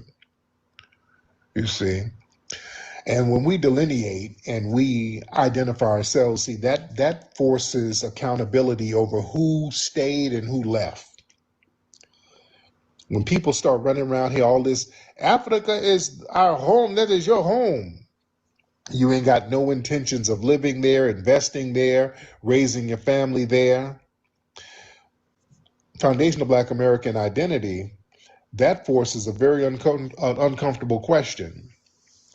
If Africa is your home, why are you here permanently? And we always hear the same lie. I'm here for school. I'm here temporarily, nigga. I'm here to make money and send it back. Shut up. Just shut up. Will y'all stop it? No, you're not. Y'all ain't going nowhere. This is the lotto for your ass. All right? Just stop playing. This is the lottery. They always running that game. They trying to run a game on us. Like they just came here to get a bag and take it back over there, and we need to go over there with them. They're always trying to talk us into, you need to go to the mother. You're not, this is not your home. You are a... What I know, Golden is FBA from what I know. And every so often she has an episode. Okay. Every so often she has an episode where she does exactly what she's doing in the chat. Again, she might be bored at home, no attention, or might be by herself.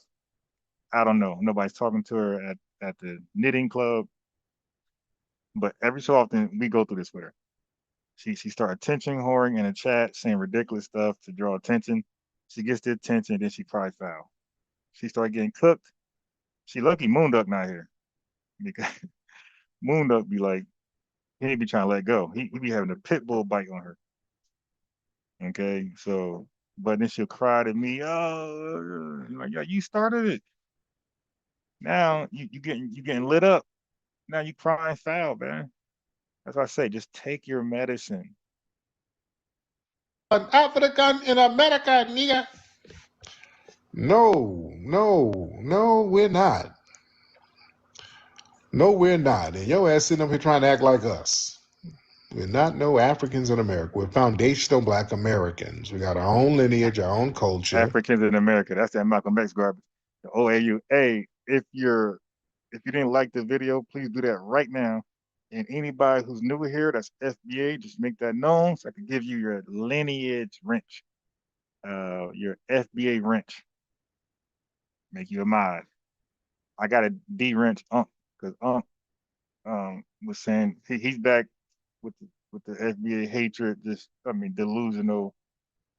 I got to run back a conversation I had with him where I thought I straightened him out, and he went back on Sonetta repeating the same foolishness. This is why he's either a paid agent or just outright illiterate with extreme ADHD. One of those got to be. They might be both true, but they're both not false. You understand? We're not lost. We know exactly who we are. And we have a very proud and distinct lineage here. We don't have to cosplay as nobody. You understand? At all.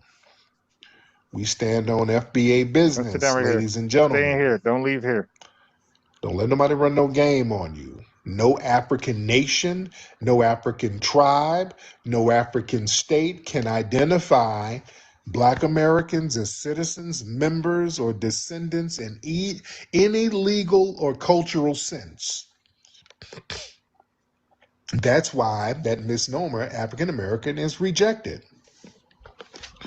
So Golden Brown, you picked the wrong time to troll. See, I'm at my computer. So when I'm on my computer, I usually I can look at the screen at the same time.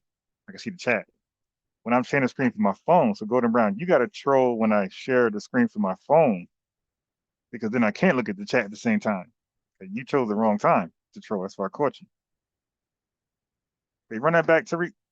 Legal or cultural sense. That's why that misnomer, African American, is rejected. That's why we reject that term. Let's stop all the BS. None of these folks can identify us as belonging to anything over there. And truth be told, they don't even have oral records of us, family. Do y'all know that? They don't have any oral stories of us. They have no oral stories. I seen American Dream, the Jamaican Dream. Try to jump the Zoom. Let me play a couple more videos. Let me play a couple more things, and y'all can hop in. Don't hop in right now. We know ain't got no documented stories, but not even oral narratives of their relatives being taken away. They don't even have that. Huh? Oh yeah. So let me say that. So Agent Unk, he likes to say FBAs, they don't cover 42 million. There's only about 2,000 of them, 1,500. You know, these made up unscientific pseudo numbers, right? Where he's clowning because all of 43 million don't acknowledge themselves as FBA. See, but the problem with that, Unk, and this is why we think we know Unk is slow. Again, another lead paint victim. But how about this? Because he's from Baltimore. And he went to Baltimore schools. They had the lead paint. Okay, but that's why they got ADHD. That's why they be saying, "Dude, Scooby Dooby Doo." Okay.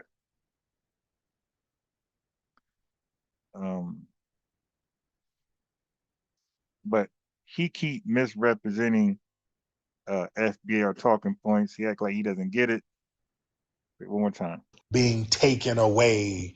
They oral narratives of their relatives being taken away. They don't even have that. Huh? They don't. None. And neither do we over here. Yeah? Neither do we. If we want to be real, they ain't got no oral stories of us, and we ain't got no oral stories of them.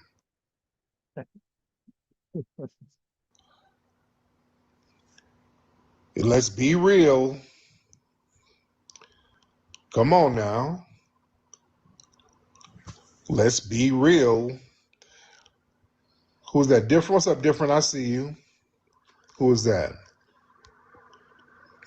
Come on now. I'm not even being mean, but we're going to have to talk real now. Let's talk real. Let's talk real. And you know what I see? Another thing. They always bring up Malcolm X. Malcolm X would disagree with you FBA niggas. Malcolm X would disagree. They always want to assign us a leader. If y'all don't stop, Malcolm went over there to Africa. Y'all weren't rocking with him over there. Y'all were telling Malcolm to kick rocks. Not only that, Malcolm's teacher, you can't bring up Malcolm X without bringing up his teacher. Yeah, that's why I respectfully say the Malcolm X that all of us end up knowing and loving was the Malcolm X with the Nation of Islam. He was known as a Black Muslim, FOY. When you watch Malcolm X, people, or with the movie X by Spike Lee, people are beloved. Malcolm X is beloved because of that, those works. Nobody beloves Malcolm X when he joined pseudo John Henry Clark and this OAU movement and this African jargon he was saying. Malcolm X became totally irrelevant. I mean, we either dealing with facts or we're not. When he left the Nation of Islam, he didn't have a large following, large movement. His rhetoric wasn't embraced the same when he was with the Nation of Islam with Elijah Muhammad. So Tariq is right there. Malcolm X was perceived totally differently when he left the Nation of Islam and he did his own thing. All right, he became, normal. Like, yeah, anybody could say anything different. When he was talking that OAU stuff, like what large platforms was he on? Like what media coverages was talking to him about that? But in Nation of Islam, he was being interviewed every second. Like he got all this fame and love from within the ranks of the Nation of Islam. Like, what can I tell you? When he left the Nation of Islam, it's like his glow stayed there. It didn't follow him to this new stuff he was talking about. Nobody grasped that stuff, man. Like, let's just be honest, bro. Like he started to wild out. The Honorable Elijah Muhammad, who wasn't fucking with Africans at all. Do you understand that? The Honorable Elijah Muhammad was not rocking with Africans. He made a very distinct point to say we are different from them. You better read up on Elijah Muhammad's work. Elijah Muhammad was vehement about us being different from them. You know what? I used to play the video where the Dr. Alim with an M Muhammad had a debate whether they be called black or African or African American. He went strong, but he's right. The Nation of Islam, I noticed that when I was around that time, like, damn, they got nothing in here about Africa. So the watcher says over inclusivity refers to the practice of including more people items. Yeah, right. I agree. Or criteria that is necessary, advisable, or efficient for a specific goal, often leading to reduced productivity, diluted quality, or excessive bureaucracy. That's 100% accurate. And that's what we're looking at with the Pan-African movement. Yeah, exactly. Like he that's a fact. Like that's something that we don't want to embrace about Malcolm X. When he left the Nation of Islam, like you could tell his whole spirit to want to live. That's why he like, hey, don't search nobody. Let them in. Like what was that about? Like it's standard practice in Islam to search everybody before they come in, but not just guns, but drugs, alcohol, all that type of stuff, because they didn't want these people to be implants, and that'd be a reason for the NYPD to run up in there, because this guy came in there with alcohol, drugs, so they'll search you, so you cannot. So there'd be no reason for a police officer to run up in there or FBI agent to run up in there, because no, we searched this guy, ain't no drugs on him, ain't no alcohol, ain't no contraband.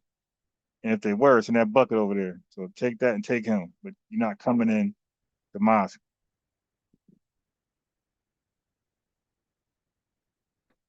So that was standard practice to search everybody. Everybody got searched, even the minister.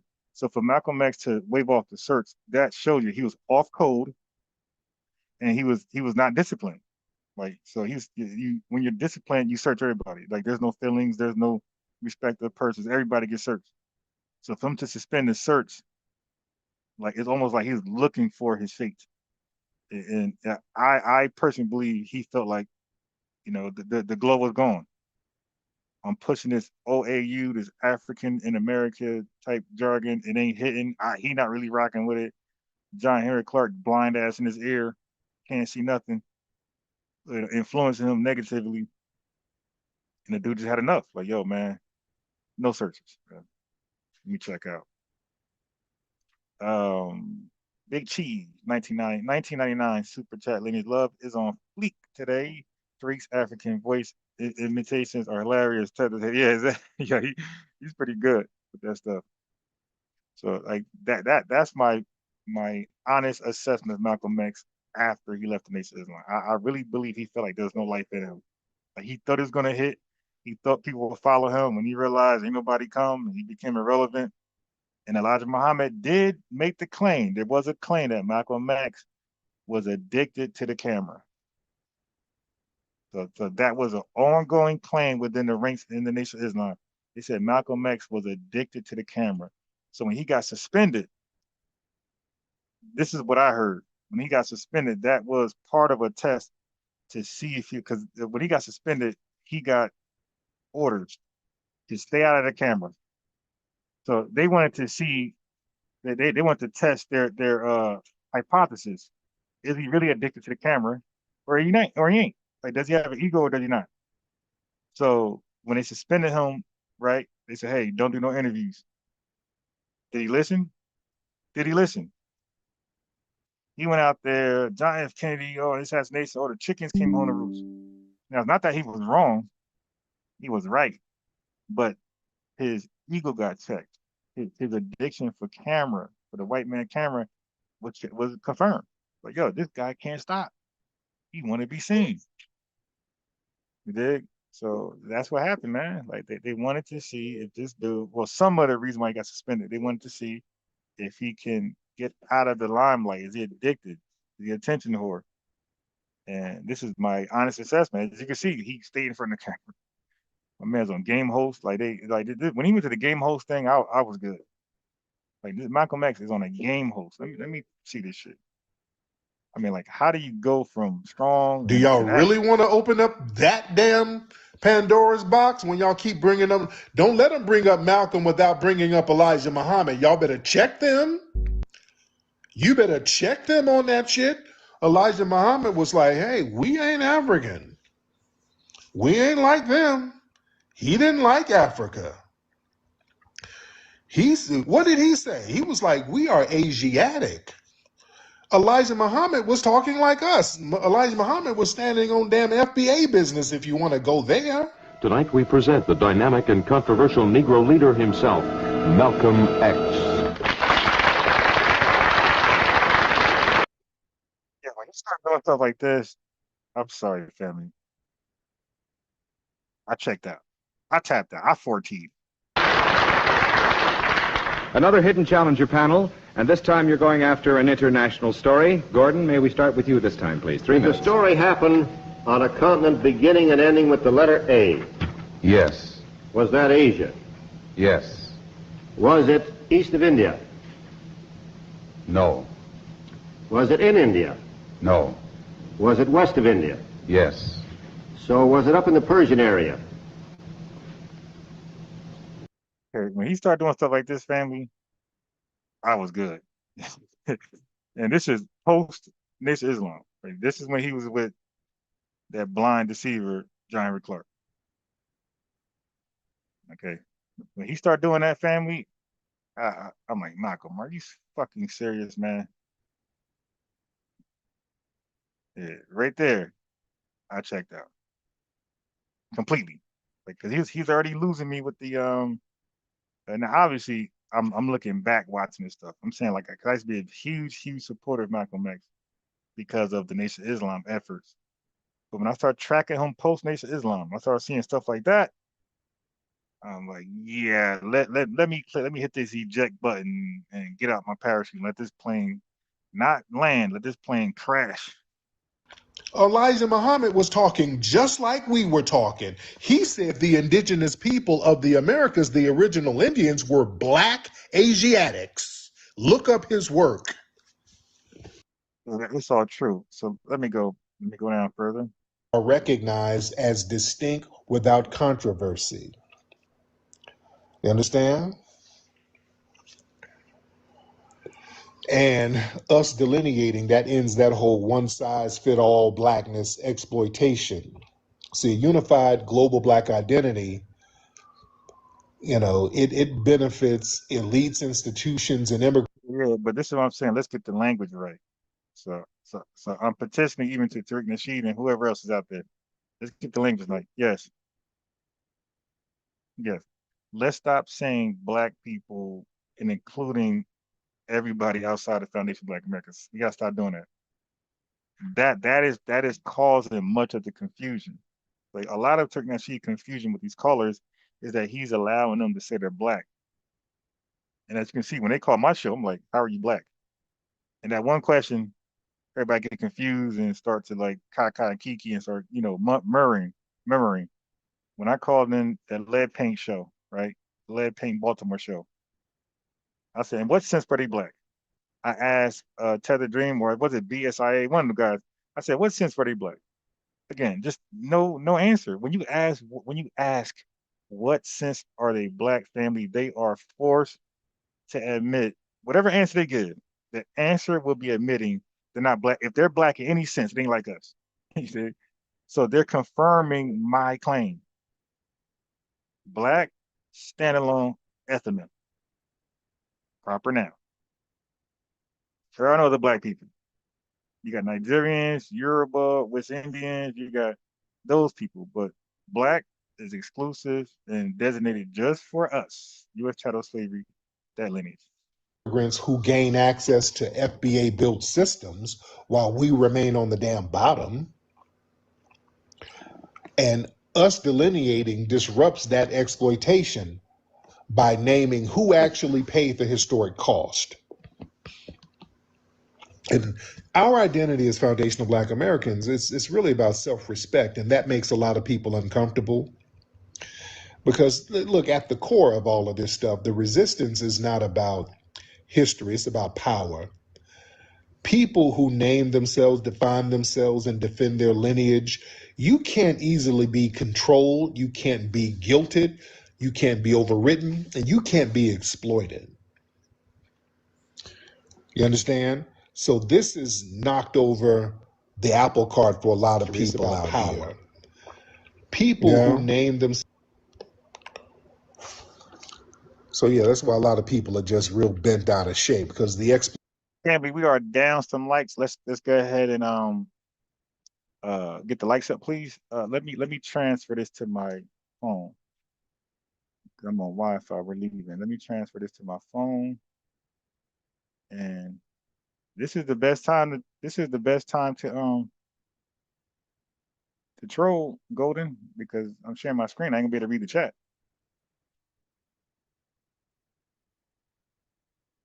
Hold on. Let me share my screen through my phone. And I'm gonna rock out. And I'm gonna play this out. Then we're gonna allow call-ins, and we're gonna get it. We're gonna really get to it.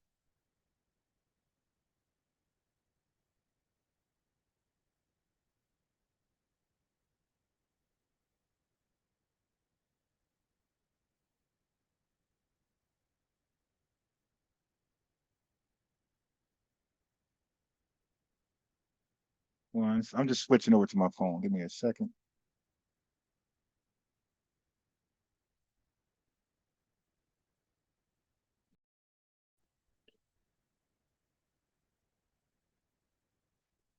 Right. Let's switch to the phone all the way. Let's get the audio over here. Get my headset connected. And we are on our way. Here we go. Okay, looks like I'm connected. All right, cool. I'm connected. All right, so now let's share the screen and let's rock out. Make sure I select the audio, because the other day I was muted for like 30 minutes. I did something crazy. No, I muted myself by mistake. Let's rock out right here. Then we're gonna take calls. Tether Dream, get ready.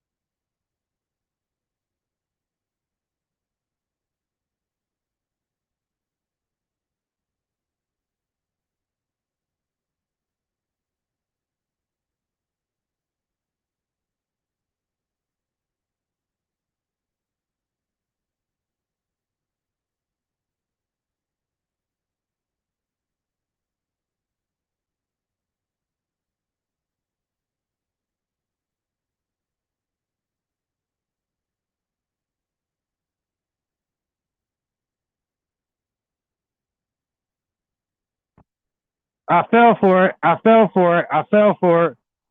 I fell for it. There's no audio. There's no audio.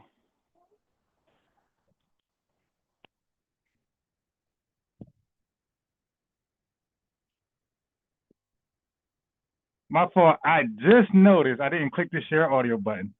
I just noticed that just now. After I just said I was on mute or no audio yesterday for 30 minutes, I did it again. I did it again. I did not hit the share button. So hold on. I mean, I didn't hit the audio button. I'm so mad. All right, somebody calling in. Who's calling in? All right, let's get a call in for that mistake. What's goody? Hello, you got on mute? Yeah, here you are. Hello? Hello? Can you hear me? You got on mute. Can you hear me? Yes, I hear you loud and clear. We can't hear you on YouTube. Yeah. Did you fix it already? Yeah. Yeah, okay. Thank you, because I had something said, I think I didn't press the audio button again. So I do that sometimes. Thank you for letting me know, but I just found out. All right. Thank you. Bye-bye. Okay. Thank you. Yes, bye-bye. All right, yeah, so I do this a lot. Thank you for hitting the Zoom, because sometimes the family let me just be on no audio for like an hour. So yeah, so something's just so off. I said, you know what? I got a feeling. Y'all ain't hear one word. All right, so let me just hit the go back and share. That's why I hate sharing from my phone, because it's just there's an extra step you got to do, which is click the shared audio. I hate that. All right, let me go back and share. Thank you very much. Mm-hmm. Okay, let's try it over. All right, let's go. Check. Thank you very, very much. Mm-hmm. All right, let's try this again. So anyway, I'm going to let them rock out for like 5 minutes. I'm going to take control over the live. Again, call in. You guys can call in right now. You'll be in the waiting room just for like 5 minutes. Okay? Like a little commercial break till I get settled.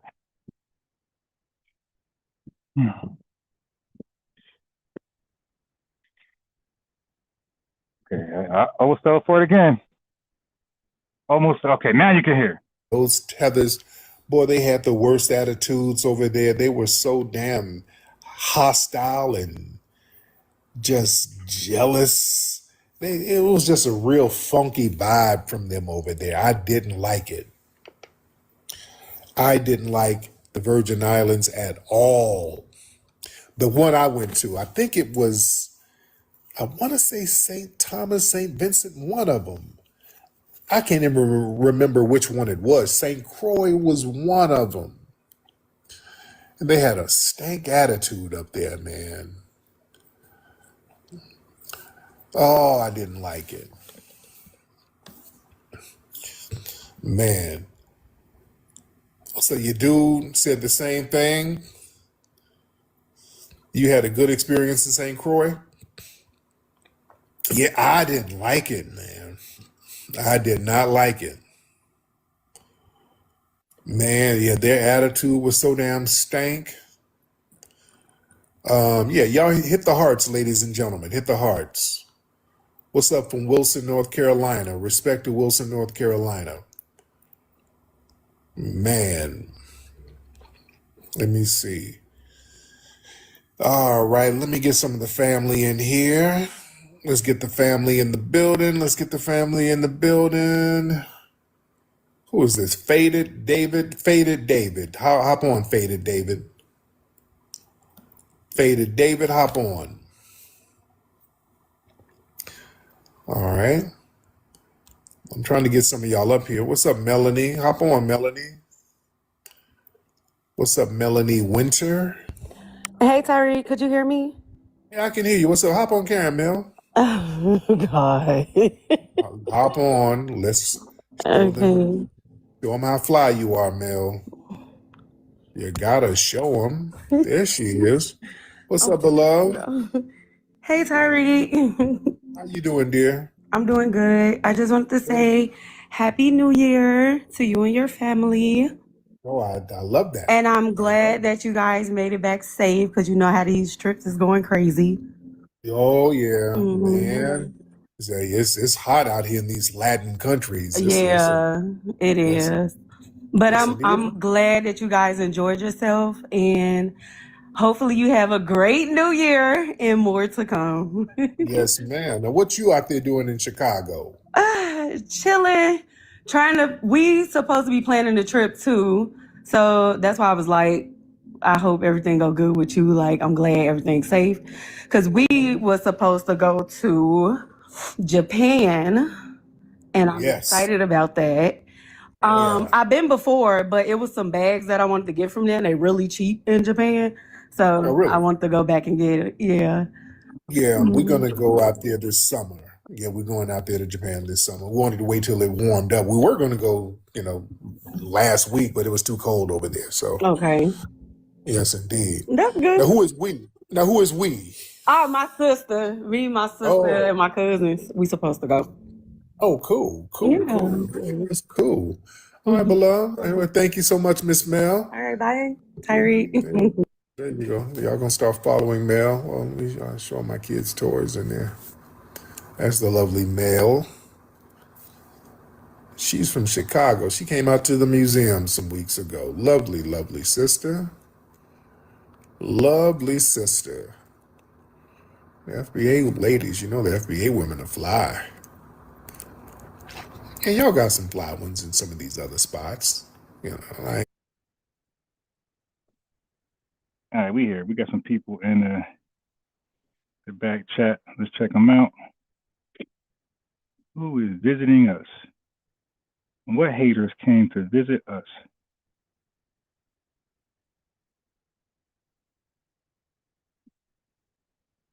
Oh, we've got a brother. We got a beloved brother. SLLE44 is in the building. You dig? No, because we're going to go to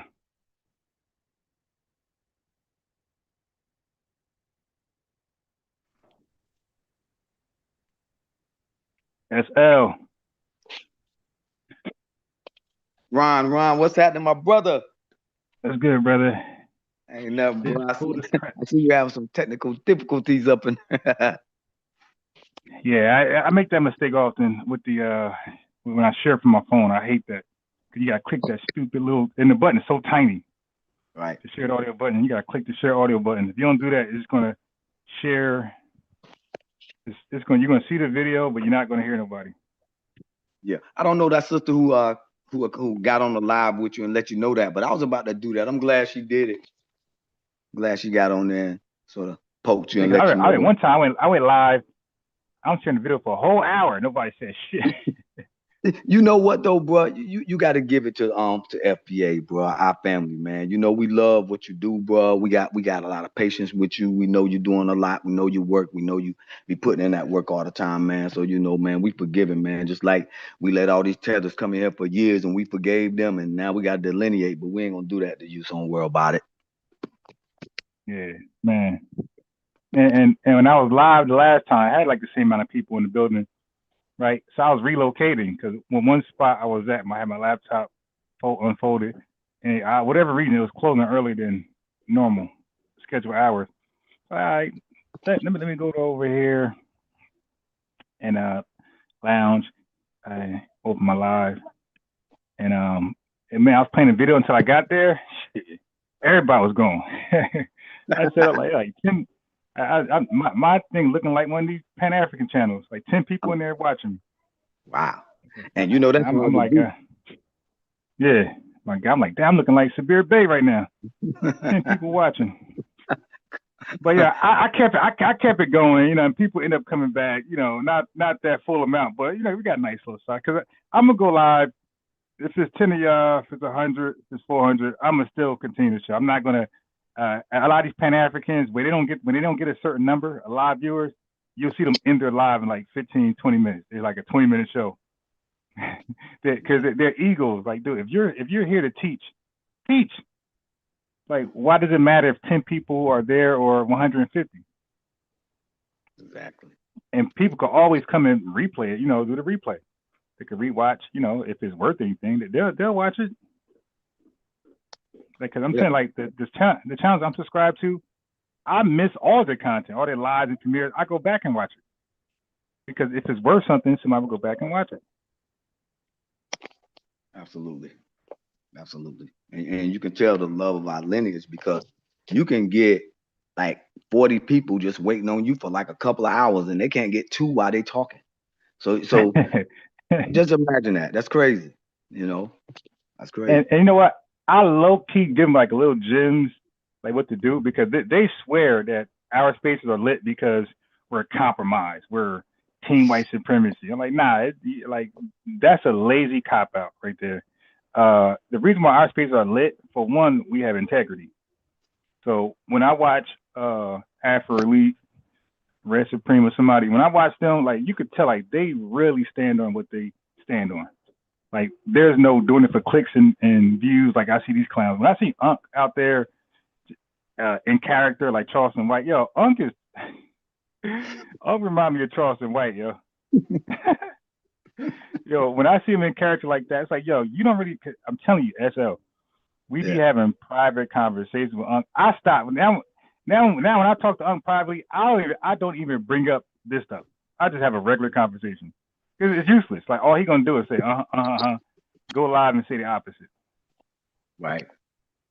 So, and he won't allow me to record any of our private conversations because he's agreeing with me. He's agreeing that we're not wrong. Like, what we're doing is 100% correct. But he can't let the Pan-Africans know that because they're gonna. And you know what's funny? Like, dude, you're in a tiny community. So if they excommunicate you, that might be a great thing. You got 15 people saying don't come back. As opposed to us, if we compromise the lineage, we got 40-something million saying don't come back.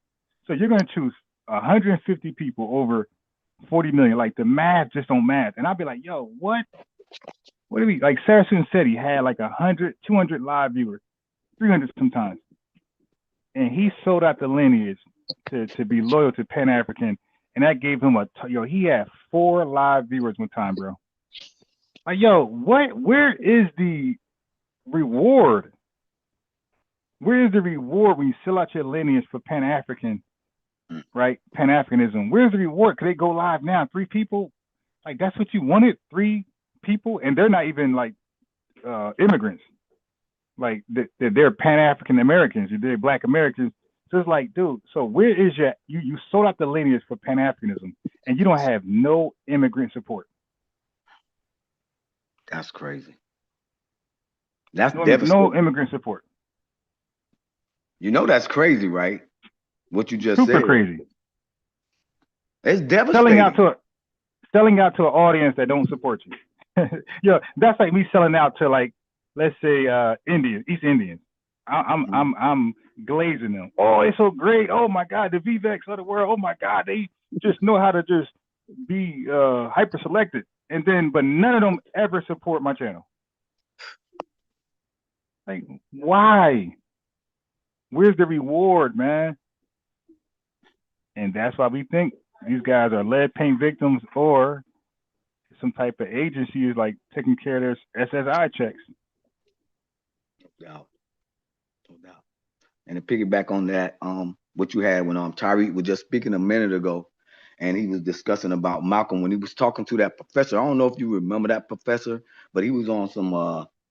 He talking earlier this year about FBA, and a lot of people don't really understand Malcolm. And I'm glad that you went into that. They really don't understand when Malcolm left the nation. Right, everything left.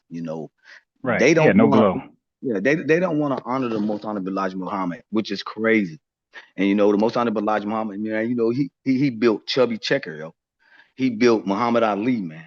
He built Malcolm X and so many others. And a lot of people so much think about the nation like with religion, but the nation was like with math, science. It was the creation, man. It was so much more. That's why the Most Honorable Elijah Muhammad, man, is the man. Of course, in the nation, because he taught us and he brought to us that science that's still going today. That's what made Malcolm a scholar that could talk and can confound those Ivy League schools. They wanted to talk to him. He got that from the teachings of the Most Honorable Elijah Muhammad, man. And for him to give that and have Malcolm going all over, as soon as he left Elijah, as soon as he couldn't really speak on that, he tried to speak that Pan-Africanism. He knew it was gone himself. He didn't look the same. He wasn't feeling good about himself. You see him in that game show. You see how soulless he was in that game show. I felt sorry for him. It hurt. Yeah, looking like a that's the attention whore aspect they were saying that he was chasing. This guy went on a game show. That means they no longer take him seriously anymore. As far as the activism, an activist, his activisms and as an activist, his activisms were no longer taken seriously under that OAU stuff. But they put him on a game show. But the thing is, they're saying Malcolm X is chasing the camera so much he reduced himself to be under a camera on a game show. Yep. That's how thirsty he was to have a camera on him. That's crazy. And again, they're like my man playing Jeopardy and shit. He paid Wheel of Fortune. Hey, I like to buy a vowel. Malcolm X, which one do now? Yeah, let me buy a vowel. Like, really, my guy? They doing that to you? Like a straight minstrel. Yeah, and it's good to always deal with the FBA family because they're so knowledgeable in so many subjects. And to just get an understanding of Malcolm, a lot of people, they have to understand that FBA, like our family, when you're talking about the Nation of Islam and all of those disciplines, that is us. And that's what confuses these tethers and all the rest of these people. When you're talking about Martin Luther King, when you're talking about Malcolm X, when you're talking about anybody that's FBA, we already be knowing this stuff. These tethers, especially the ones up top in New York, they always getting confused when we know stuff that they have to learn, that they have to study, that they have to mimic. That's why they don't like the South. They hate when the South speak on things. That's when they start trying to gatekeep New York. Then they run into our FBA in New York, get their head slapped around and start trying to figure out why are y'all so upset. They try to gatekeep New York so that they think they can split the North from the South. But they won't be doing that because if you know that Malcolm X split with Elijah was the same thing. Look, the Caucasian did not like Malcolm X. You would not be having on Malcolm X boulevards and all that stuff until he left the nation. Because you got to understand just how powerful the nation was under the Most Honorable Elijah Muhammad, man. Nobody liked them. They called the black man, they called the Most Honorable Elijah Muhammad the most powerful black man in America, bro. And I'm talking about from every magazine. They said that from every magazine, all those places, everywhere. And they called him that because he delineated, period. He was bottom line delineation. And he told the nation, do not follow them Arabs, do not follow them Africans. He said, no, we're not following them, and we're not going to ask them who can be a Muslim. Matter of fact, the Most Honorable Elijah Muhammad taught all them how to be a real Muslim. And they don't want to give him credit today. He used to go over there, man. Elijah Muhammad went over to Arabia so many times, over there in Africa so many times, speaking to them. They falling at his feet. And now look here, they never would have fell at Malcolm's feet unless he was under Elijah Muhammad. The Most Honorable Elijah Muhammad, man, went to the 3rd grade. These people's daggone playing games. They come over here trying to learn about FBA. I'm like, man, you better look at. You can go look at my grandfather, my uncle, your cousin. All of us all over America got these Elijah Muhammads. And this is what delineation does to them. They understand just how powerful our people is. You know, like just your mother, just my mother, just coming up from slavery, or the people that was already here, just what we had to go through, the kind of power that you got to come through America for your lineage just to be alive. So how many of us have been taken out by this system? They don't understand how to get through something like that.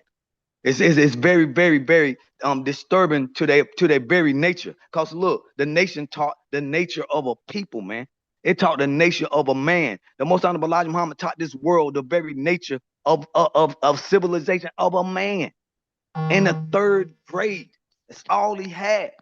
Now you tell me somebody else like that, and nobody else is doing that except for FBA, because a lot of us can talk to our uncles and our cousins. They didn't go to the 1st grade. I mean, 2nd grade. A lot of them a long time on them plantations and things. People became great. That was pretty much normal in the South because of racial discrimination and those exclusion programs like the HOLC and things similar in those zoning laws. You know, it made like education for us like useless. We'll just work the ground, like a lot of labor force, kind of like. But let me say this though: when Malcolm X left the Nation of Islam, his glow left behind him.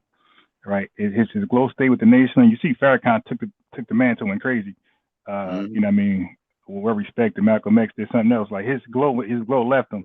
But look what happened afterwards, though. His glow left him, and he was blinded by like what's going on now. Now he's talking this African stuff, right? So he's blinded by African talk, and then he let a blinded man lead him. Exactly. So Malcolm X is blinded by African talk. He lets a blinded man lead him, John Clark. So that is literally the blind leading the blind. Two fools worship in Africa, and Africans, but neither one of them sought residence in Africa. And it's crazy that you said that, because look, and guess what survived? The name that he changed to try to become African and Arab and all that stuff, Malik Shahid, Shabazz and all that stuff. But everywhere you go in America, what it say? Malcolm X Boulevard. Mawali, they try to say right. That's a good point. That's a great point. He tried to take on Malik. Well, there's some schools that are named after him. I think in Newark, Shabazz, whatever. But the other one, with the Pan-African one, the Amawali, that name, man, that name ain't go nowhere. Exactly, because they call him Malcolm X all the time. Look, that other stuff he put, that's a side note. Because look, Elijah named him that. Because Elijah is the one that told him that stripped him of that name, which they call a slave name. And Malcolm X is who he is. That's why everybody say that all over the world. You start saying that Malik Shahid, Shabazz, I get it. But they want to move it on. They're like, okay, now move on. Let's get to Malcolm X. Because look at him. Even all the tethers try to use Malcolm X against us. They constantly scream like, what about Malcolm X? What about Malcolm X? Like, do you know who taught Malcolm X? That's to tell you something. That's to tell you something, because once he got three different personalities. He's Malcolm X, he's Malik Shabazz, and he's Amawali, the Pan-African, tether whisperer. But look at which personality tethers grasp to. They don't grasp. That's why what Tariq Nasheed said was profound. If you think about tethers and Pan-Africans, they don't grasp Malcolm X personality under Malcolm X. They talk to him really minimally when he's Malik Shabazz, but the Malcolm X personality that they really prop up is the most unattractive one, the one that really didn't do shit, and that's the Amawali Pan-African personality. That's the one they all reference and speak to when they speak on Malcolm X. All right. And you remember Farrakhan went with that too, when the nation so-called fell, when Elijah Muhammad left. Mr. Farrakhan went with I want to say the most honorable Elijah Muhammad's son, and started embracing all that. You talking about Warf Dean, but Warf Dean wasn't no Amawali guy. He was pushing Sunni Islam. Right. Imam Warf Dean, yeah. But he didn't go as far, at least he stayed on Islam. He didn't go as far as to push some African booty scratcher stuff. Exactly. Because once you go that route, because even with Warf Dean version of Islam, it was still black like that. They were still recognized as the Bilalian Muslims. Like he called it Bilalian. Bilalian was the black, not black, but he was the African. Right. He was the African Muslim. Right. That was the one that Right. But he was still trying to keep it like kind of like outside of Arab influence, like kind of like still like that, where Elijah Muhammad. But Elijah Muhammad had said, all right, we're gonna be Muslim, we're gonna be black Muslim, we ain't gonna be no goddamn Arab, Middle Eastern, sandal wearing ass Muslims. He said, yo, we're gonna add a FBA touch to it, and he had it rocking. Like this small organization, like was thriving and making just as much noise as these big, large, musty organizations around the world. Exactly, because they try to call them a cult, like they trying to call us, right? Look, they was calling the black Muslims a cult, and those were the Arabs. Those were matter of fact, those were the Arabs, some Spanish people around the world that was trying to call the Nation of Islam, because they were just calling them black Muslims up top, right? Remember, they was calling them the black Muslims, and they were saying that they were a cult, and they were afraid too, because the Arabs was like, in order for them to accept Elijah Muhammad, They wanted him, you know what I'm saying, to bow down to the Islam that they was doing over there, and that's something he never did. He said, I have no interest in it. Matter of fact, what I'm teaching you, you don't got. Now imagine that. He telling them, what you got, I know about, but what I have, you don't know. And that right there what confounded them. It's just like FBA. What we know, you don't know. But what you read, we already know. Because all the things that you read when you come to America is about us. The Constitution is about us. All that 3/5, all that stuff. When Columbus, when they coming over, they coming over, they come and run into us.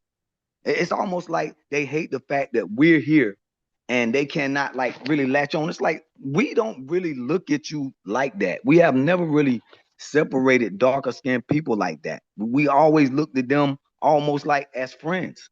And for these people to be crashing out all over America right now. See, but that's the confusion though. See, the confusion is like we looked at the dark skinned melanated diasporic people as friends.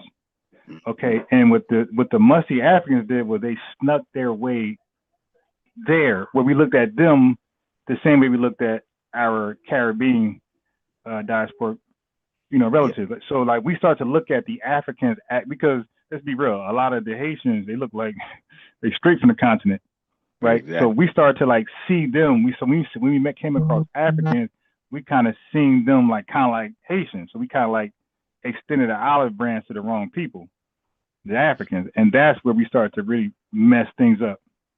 Okay, we start to water down, dilute, and we lost a sense of reality. Is who is part of the victims of the slave trade, part of human trafficking, and who were the culprits, right? So we lost touch on that, and Pan-African helped muddy the water more. So when you see the guy named Proper Perspective, who I beat up, who's like a mod for like his claim to fame, he's a mod for Ruxpin. Like, okay, you're a mod for Teddy Ruxpin, big deal. But when I beat him up and I was in their chat trolling him, oh, you ain't winning debate. It wasn't. No, he said it wasn't a debate. We were just talking, brother. It's a debate. Once we disagree and you're saying I'm wrong, I'm saying you're wrong, and that means somebody got to be right. And when I supported my evidence, and then when he denied, which all Pan-Africans do, most of them, majority of them, they deny Africa's role in the slave trade. And then all of a sudden, they don't want to call it African selling Africans. They say, or African sell. Oh no, that's not scholarly language. But then they'll say European. It might just be the Russians. It might just be the French. But they'll say European to cover everybody. That's not scholarly either. So they try to like pick and choose like the semantics. No, you got to go to the exact tribe and that king. You can't like that's the same thing Frank Zanu tried with the sister who thought that Pan-African booty scratcher was going to defend her, but he was in line with Frank Zanu against her. If y'all watched that one. But Frank Zanu, same thing. Oh, Africans didn't sell you. No, it was people who lived around Benin. But Benin wasn't Benin at that time. It was called the Ivory Coast or whatever coast, and that's not really Benin. Now, those same people are still there under this new name Benin, but that ain't them. Like, that's like saying a foundation Black American ain't an enslaved person of U.S. chattel slavery just because the name is new, but the people are the same. Like, so friends, no, the people are the same, man. Yeah, those folks, your people most certainly had a hand in selling us. But my point is, like, a lot of Pan-Africans watered down Africa's role in selling us and try to act like, nah, some other crazy reason. Oh, nah, see, it was political. See, no, it was about, trying to water it down. Like, yeah, what are you talking about, man? You guys are responsible for the largest human trafficking case ever known to man. Dude. You guys responsible in the biggest brain drain event ever in human history, and as a result, like selling us in the 12 to 15 millions, right? That sell made white people the most powerful, Europeans the most powerful people on earth ever since that trade, and Africa been the most poorest, degenerate people on earth. Wow. The most lack of resources. That one trade made one group the most powerful people on earth, and made the other group the most powerless people on earth. That one trait.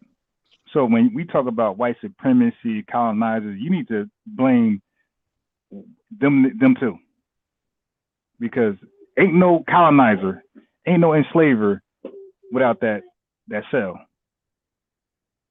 Okay? Yeah, keep that in mind. Ain't no nothing, ain't no diasporic, nothing without that trait.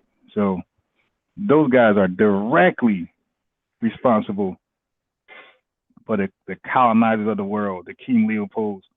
That's Africa. You talk to them. That's West Africa. You talk to them. Yeah. None of this stuff would be existing. Ain't no Malcolm X. Ain't no systemic racism. Ain't none of this stuff. Ain't no Donald Trump. None of this stuff is right now happening if they didn't sell us.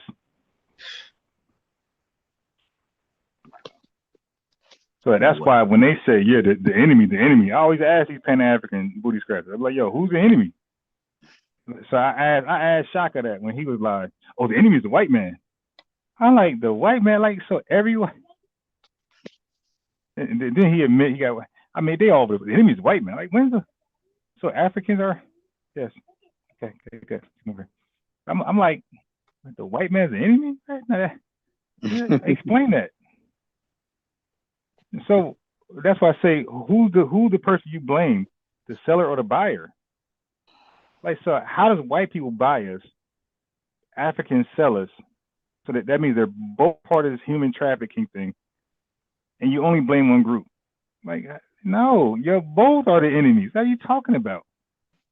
And when they come over here, there's no love lost. Ain't like they come over here, oh my God, FBAs, we've been looking for you. Please forgive us. Please forgive us. We want to do business with you. Come to Nigeria. Come to our universities. We will teach you how to be a doctor. No, Free, don't worry about it, brother. This is all expenses paid. Brother, don't worry about it. Okay, we'll teach you how to scam. they don't offer it. They come over here and some of them knows it, man. They be like, man, y'all FBAs, get out of my goddamn way. Mm-hmm. We ain't apologize for shit. Get out of my way, man.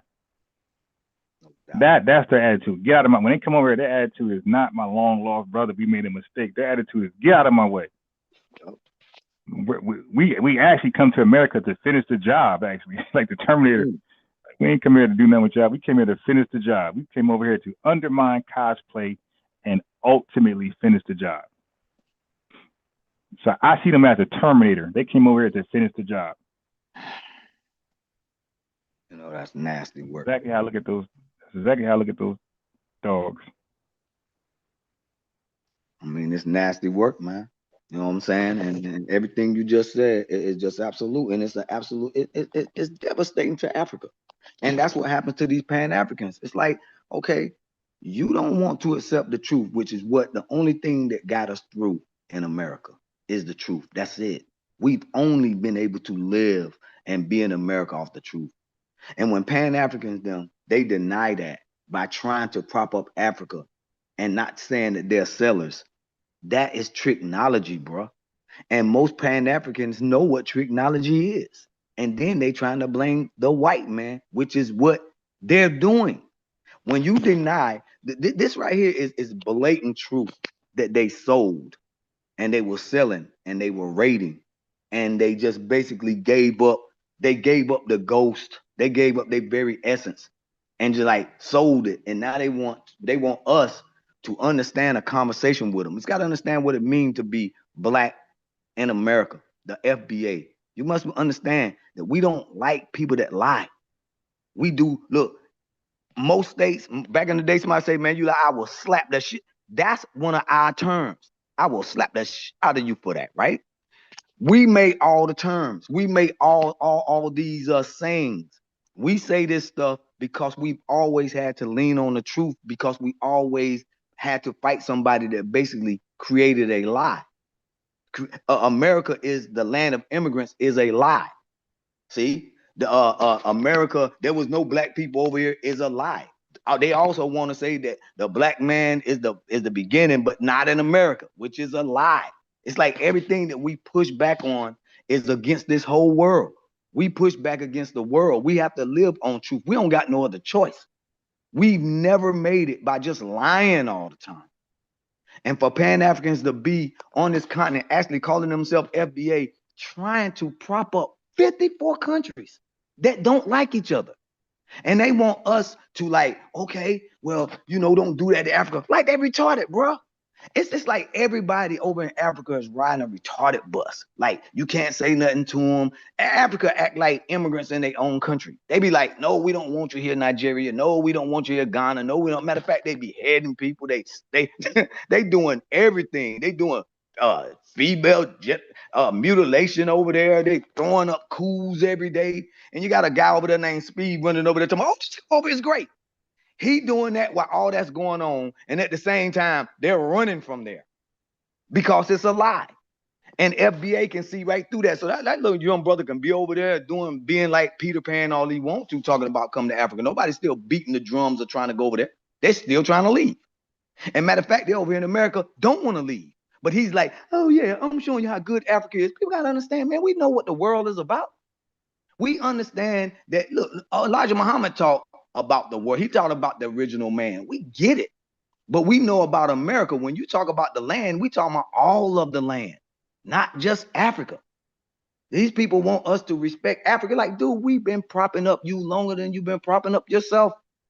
You got new countries that been in the 60s, and then you're talking about no, that's not the real place. It's like going to North Carolina and then going to a city, and they be there all the time. They say, well, no, those people are gone now. They want the people. That's like, dude, really? Well, who are they then? Who are those people? Well, those not the real people. It's like, dude, that is technology. That is the stuff that will get you enslaved. That's the type of stuff that will get you sold. That type of attitude, that scared, that weak stuff that Malcolm used to say back in the day. Well, Malcolm was a milquetoast, weak type things. That what made Africa strong. That's why when we go over there, look, they treating Speed. He's 21. They treating him like he's a king of something. Then they started throwing stuff at him the other day, talking about this racism and that. Oh, really? He's over there getting things thrown at him. He's crashing out because they throwing at him. Now they trying to clean that up.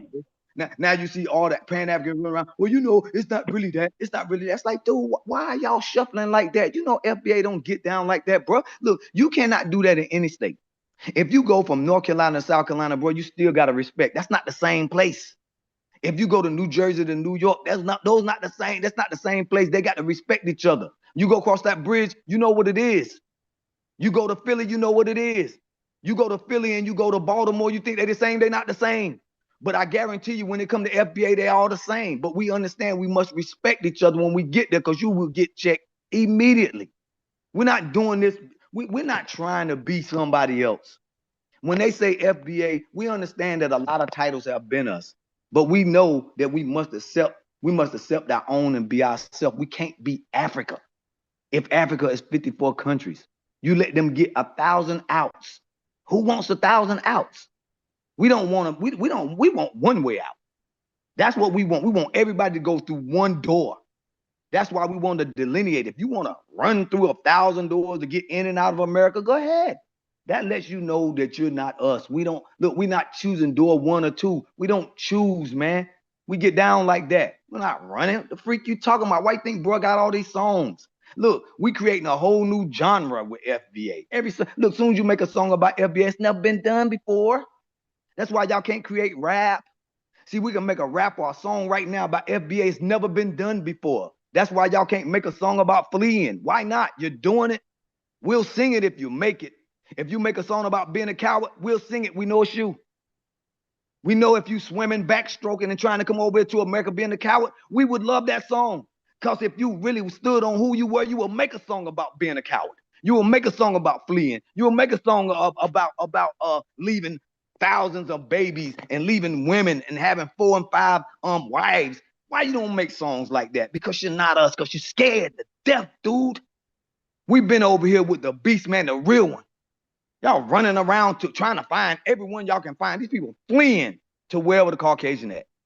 Like, I'm going here, I'm going there. But you come to Africa. Why? You're weak. Why would you leave your blood and soil talking about trying to explain to us sitting in London? This guy trying to explain to us in London, why you think that FBA would say that they're indigenous? I'm like, dude, you could just do simple math. If you believe that the black man is the original man, you wouldn't be asking that stupid question. The only way you asking that question is that you're not. And it's only one people not asking that question. And that's right here in America. Everybody else is confused and they don't like it. So that means somebody chosen and somebody's not. But see, we don't choose it. We've been chosen. Y'all running to doors. Look here, man. They running to doors. And we like this right here. Now we just like, you want to knock on a door? Go ahead and knock then. Y'all want to knock on our door? You want to knock on FBA door? It's a door called delineation. When you come through, we check you. That's why we taking people wrenches on here too. Look, bro is probably one of the only what you want to call content creators that make people mods, then snatch them.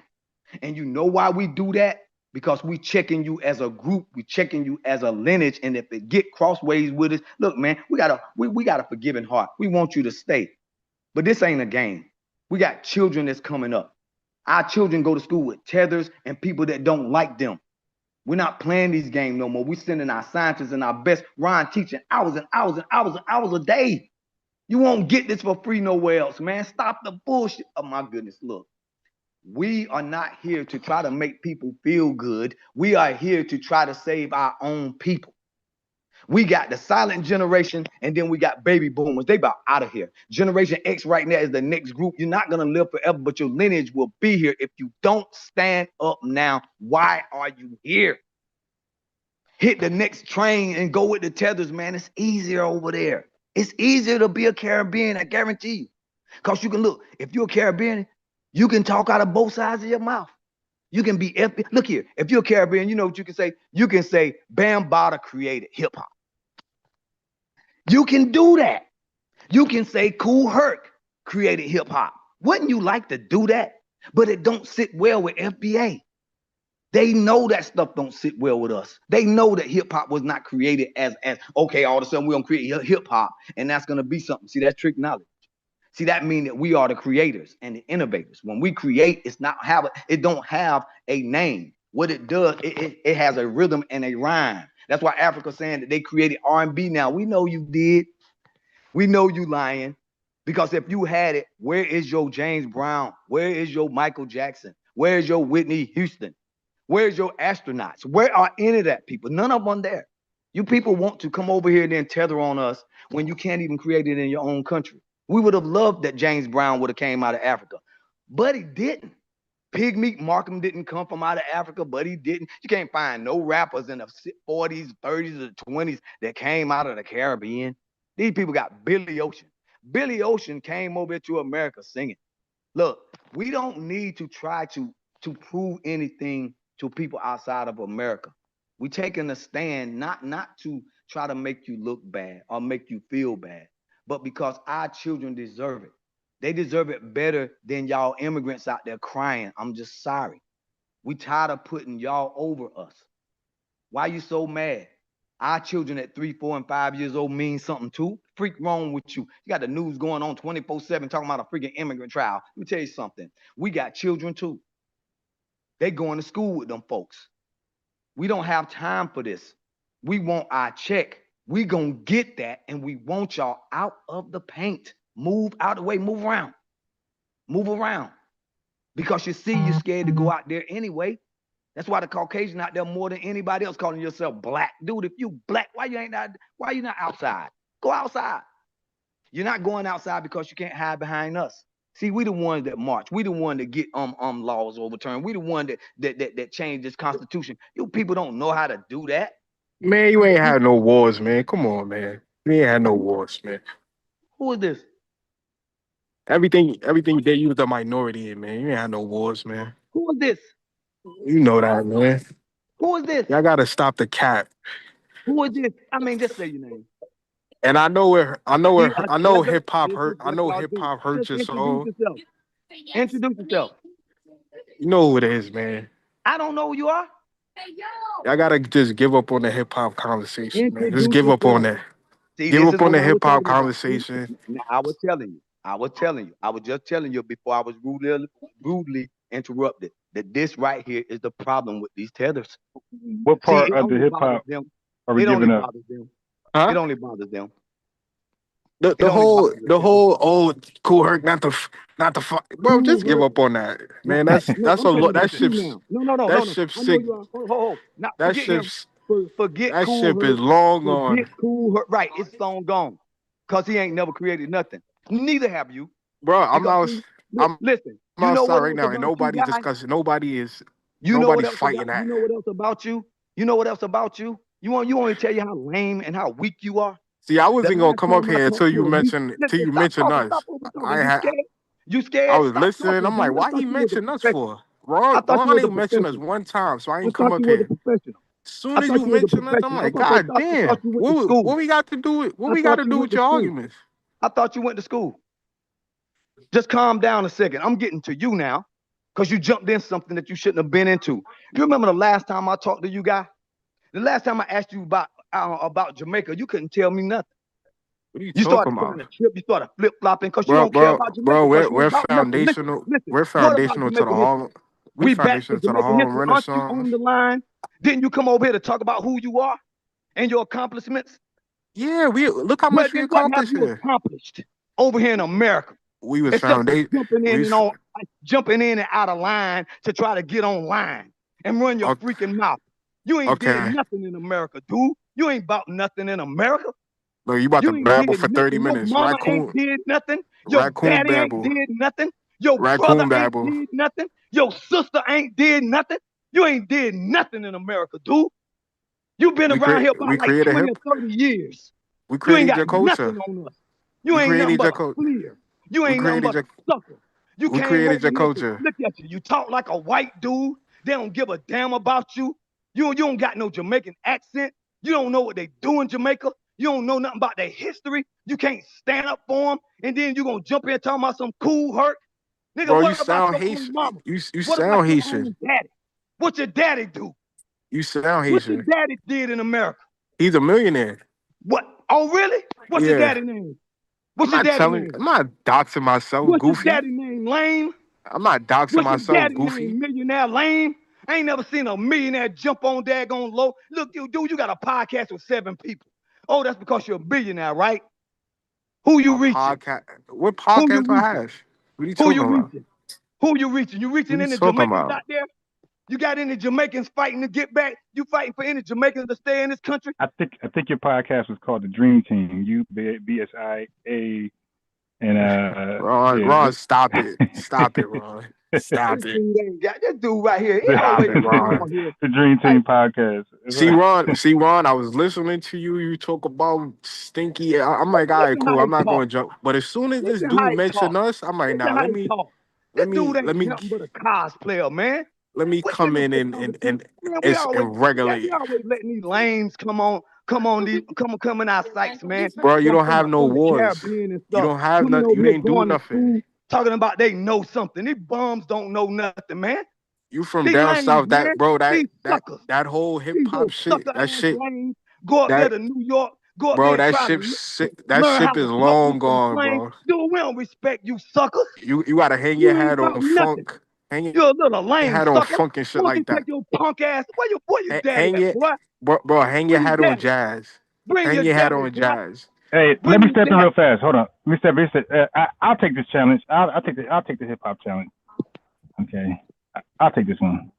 So you said you said that you created our culture. Yeah. We was foundational to Explain. the Harlem Renaissance. We was foundational to the civil No. rights movement. Let's get back to no. Let me. And we created hip All right, hop. cool. I want the hip hop debate. I want that conversation. Okay. Yeah, this one I want. All right. Now, warning. I'm gonna come at a different. When I debate topics, I don't take the average conversation debates like DJ Faze. Now, I'm unique. I come with my own angle. You dig? So right. Let's do it. So you said what do you say about Cole Herc? He's the father and the pioneer. Explain the father. Well, he brought all the elements together, like everybody says, and he created the. Wait, hold on. Because you can't. I gotta challenge your point. That's a talking point. That's a bullet point. You said he brought together all the elements. Did he rap? No. He's a ain't DJ. That part of an element? But ain't rapping part of an element? Well, I just said he brought all the elements together. MCing. Yeah, the same way Carl Benz is the creator and the father of the You're modern. dodging. No. I'm not. You said he brought all the elements together. Wait, hold on. Wait, first of all, let's start with naming the elements. Go ahead, name them. Rapping, DJing. Stop. Slow down. Rapping, DJing. What else? Rapping, DJing. Breakdancing. B-boy dancing. Yeah, okay. Graffiti. Okay, what else? Graffiti and love. And what else? I think love is the last one. Okay. So let's go with that. So he DJ, right? That's a fact. That's a historical fact. Mm-hmm. Did he b-boy? Did he break dance? No, he DJ. Okay, so we got to unselect. Okay, so we got to unselect that box. Okay, then you said he brought the other elements. So was he an MC? No, I did you hear what I said? I said he brought all the elements together. Yeah, you said he brought all the right. You got to explain that. Cause I'm kind of missing that part. Yeah, well, first he threw the first hip hop party ever. Right, as a DJ, right? So that brought all the elements together. Okay. That's one of the reasons why he's credited. Wait, hold on. So before, are you saying he brought brought them together? That part I'm missing. He brought them together how? Because when you say that means that breakdancing wasn't, in my mind, wasn't happening. Graffiti wasn't happening. MCing wasn't happening. No, those things. No. The concept of rhyming and things like that. Yes, people was doing that prior to the invention of hip hop. No, I'm saying MCing. I'm saying MCing, graffiti, and breakdancing. Did all that come after his party, or was that before? I mean, like, you got to explain how he brought them all together. That part you leaving incomplete. Well, yeah. All those elements exist. He brought them all together to create a culture. How? He threw the first hip hop party that culminated the culture, and he also created the merry-go-round. He also created the merry-go-round technique, which is unique to hip hop. That's DJing. Hey, bro, listen. You're talking about throwing a party. You're talking about merry-go-round. That's DJing. What that got to do with graffiti, breakdancing, MCing? That part I'm missing.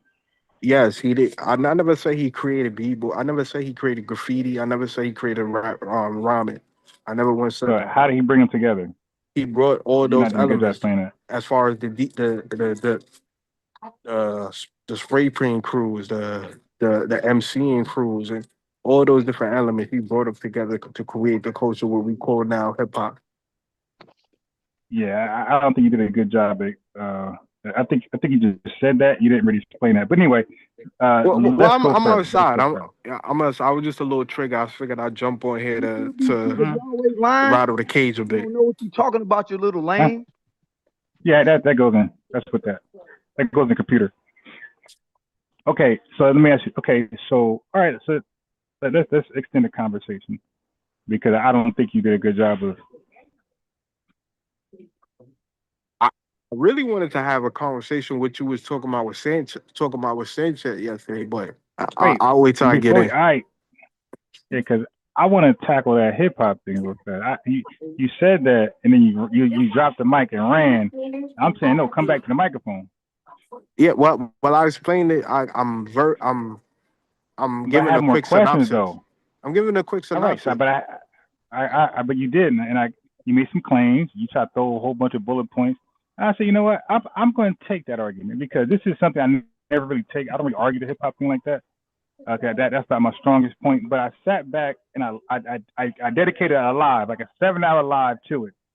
So I kind of got a good glimpse of the arguments, like from the Foundation Black American perspective, from and the Crazy Legs and the Dr. Cologne. So I sat there and listened to like the arguments, and I said, you know what? Damn, they missing something. I said, wait, let me, now I still don't talk about it too much, but since you brought it up, I'm like, well, let you be my piñata. Like, let me try this argument on you first. All right. So now, to me, you didn't do a good job of explaining how he brought all the elements together because they were all happening independent of his DJing thing. So I don't know how you, now, had you said this, had you said, yeah, man, when he Thank you. Now, had you said, hey, if he threw a party, right? And during that party, okay. So if you said during that party, they were DJing, breakdancing, emceeing, and spray painting all in one area, which really never happened before. These were elements usually separate from each other, but his party brought all these elements together. I could be like, oh, I could see where you're coming from. What he did? His party did. No, that's what I'm saying. His party did. No, so don't take my hypothetical. All right, hold on. No. Don't take my hypothetical. Well, I kind of explained that. Look. Wait, hold on. No, because you stole my hypothetical argument that you didn't bring. But hold on. But I want to go forward, right? Because I want to talk about this still. So now let's talk about the elements. So you believe who brought the element of DJing into hip hop? Cool Herc. So he was the first DJ. I would, yeah, of hip hop, yeah, I would credit him. All right, so he's the first DJ. Okay, so who? So basically, okay, hold on. Look, you gave an answer. I'm trying to like document your answer and move forward. Right. You want to add to that? So did Kool Herc, was he the first DJ or no? Yes, he was the first DJ, and Coke Rock was the first MC. Okay. So and Coke, you said Coke Rock was the first MC, right? Yeah. Okay. So who was the first person to do graffiti? I don't know. First people, the ethnicity. Okay. I don't know. I'm guessing it's Puerto Ricans. I credit that to Puerto Ricans. All right. So MC Herc is Jamaican. You said graffiti Puerto Ricans and Coke Rock.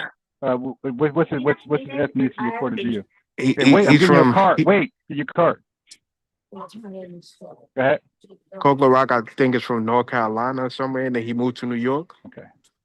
Is he FBA or is he? I'm asking, is he FBA? I'm asking you with your research. Is he FBA? Is he like island, African, Puerto Rican? What is he? I'm gonna respect your, what you want to identify. Yeah, he's that 3-letter whatever, the acronym. I'm saying you could give me what you don't gotta submit to my acronym. Yeah. He's African American. He's African American. The bottom line, I'm just asking: is he native to this country? Did he come from U.S. chattel slavery, or did he come from another country? He's African. Okay. He's African American. Okay. So now breakdance. So who brought that? Who brought that element? I would credit that to the Puerto Ricans from what I see. Okay, cool. So Puerto Ricans brought graffiti. Puerto Ricans brought the element graffiti. Puerto Ricans brought the element of breakdancing. Jamaicans brought the element of DJing, and who I would call Foundation Black Americans, we brought the element of MCing, right? MCing and MCing. Okay, let's go with that. Let's go with that. Let's just go with that because I'm gonna show you something about this argument. Okay, I'm not even gonna push back and argue. No, that. I'm gonna go with your research. Okay. Now, Raw. Hold on. We didn't have private conversations about this. We didn't have private conversations about this. Huh? Who? We're talking private. Me and you. We don't have private conversations about this. No. You told me your stance. Hey, wait, hold on, bro. I'm asking you by your research, right? I gave you no pushback. I'm saying by your research and what you. Hello?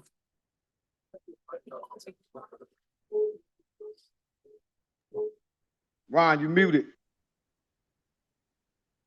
Click and collect line 1. Click and which collect is line known as 1. rapping today. Right. So I give you no pushback yet. All right. And all those elements make up hip hop, right? Yeah. Okay. In 2026, which one of those elements solely represent hip hop today? DJing. DJing? Okay. Yeah, hold on. So now, are you telling me wait. You're telling me Ron. DJing. Hey, Ron, I just want to say peace to relax. Kwame, bro. No. Okay. Kwame, okay, cool. it's good to see you, buddy. You can't Peace, wait on. bro. You talking too much. All right, goddamn, man. No, I'm gonna leave. Don't kick me off. I'm gonna leave. Peace. Okay. I'm just saying, be quiet. Let me ask you some questions. Now, American Dream don't go nowhere. All right. So now, you're American telling me Dream dropped DJing off? right now. I don't know where he went. So you're telling me DJing right now is more popular or represent hip hop more globally than rapping? I never once said that. Okay, so I said, which one of those elements solely represent hip hop right now? When you think of hip hop, which one of the elements reign supreme? Yeah, I'm gonna go with DJing. Okay, so give me the most famous DJ right now. Your most famous DJ. DJ Khaled. So DJ Khaled is more famous than Jay-Z? Yeah. More famous than Nas? Okay, all right. Call me. Yeah. All right, you gotta go. All right, okay. See ya. You asked me my opinion. Like, all right. I mean, but you gotta stand on truth though. Like, you gotta stand on some type of integrity. Well, I can substantiate that. Okay, so no. Wait, hold on. Listen, I don't want to make it too confusing. All right. So we know this guy's full of shit. So DJ Khaled, now listen, I want people to understand who you are because you give a facade on Tariq's Nasheed show, like you're intellectual, you stand on something. So today, in front of all y'all faces, he said, "Okay, now watch this." So DJ Khaled is more popular than Kendrick Lamar, J. Cole, yeah, Kanye West, yeah, DJ Khaled. Yeah. Okay, does he make more money? Okay, watch this. Does he make more money in the hip hop? Does he sell more than those rappers I just named in hip hop? Probably not. Okay. You asked me who's more famous, then I gave you an answer. Okay, cool. Gotcha. So now DJing, DJing is more, it reaches more people in the world than rapping, than rap music, rapping. You asked me a specific question. I gave you a specific answer, now you don't like the specific answer. No, I moved on. You give your answer, bro. You're trying to make it something that is not. I'm not doing that. I'm moving on to the next question. All right, ask your question. Is DJing more popular today than rapping? Some could argue that. Yeah. Okay. Some What could do argue you that. argue? What do you argue? I think DJ is a little bit more popular than rapping. All right. So, all right, man. I don't want to kick you off. You're not going to be able to get back on later. So just go ahead, exit. Let me get to Dream. Yeah, so just click back in a little later. I don't want to kick you off because then you can't come back on just, the way Zoom works. It won't let you back on through this link. So just go ahead and drop off. Kwame, good to see you back, bro. Well, he's been back. It's like a second, third call. Really? Matter of This is fact, my first time hearing him back. Bro, when you called in last time, no, he ain't calling that time. All right. So, Dream, do you listen to rap at all, hip hop?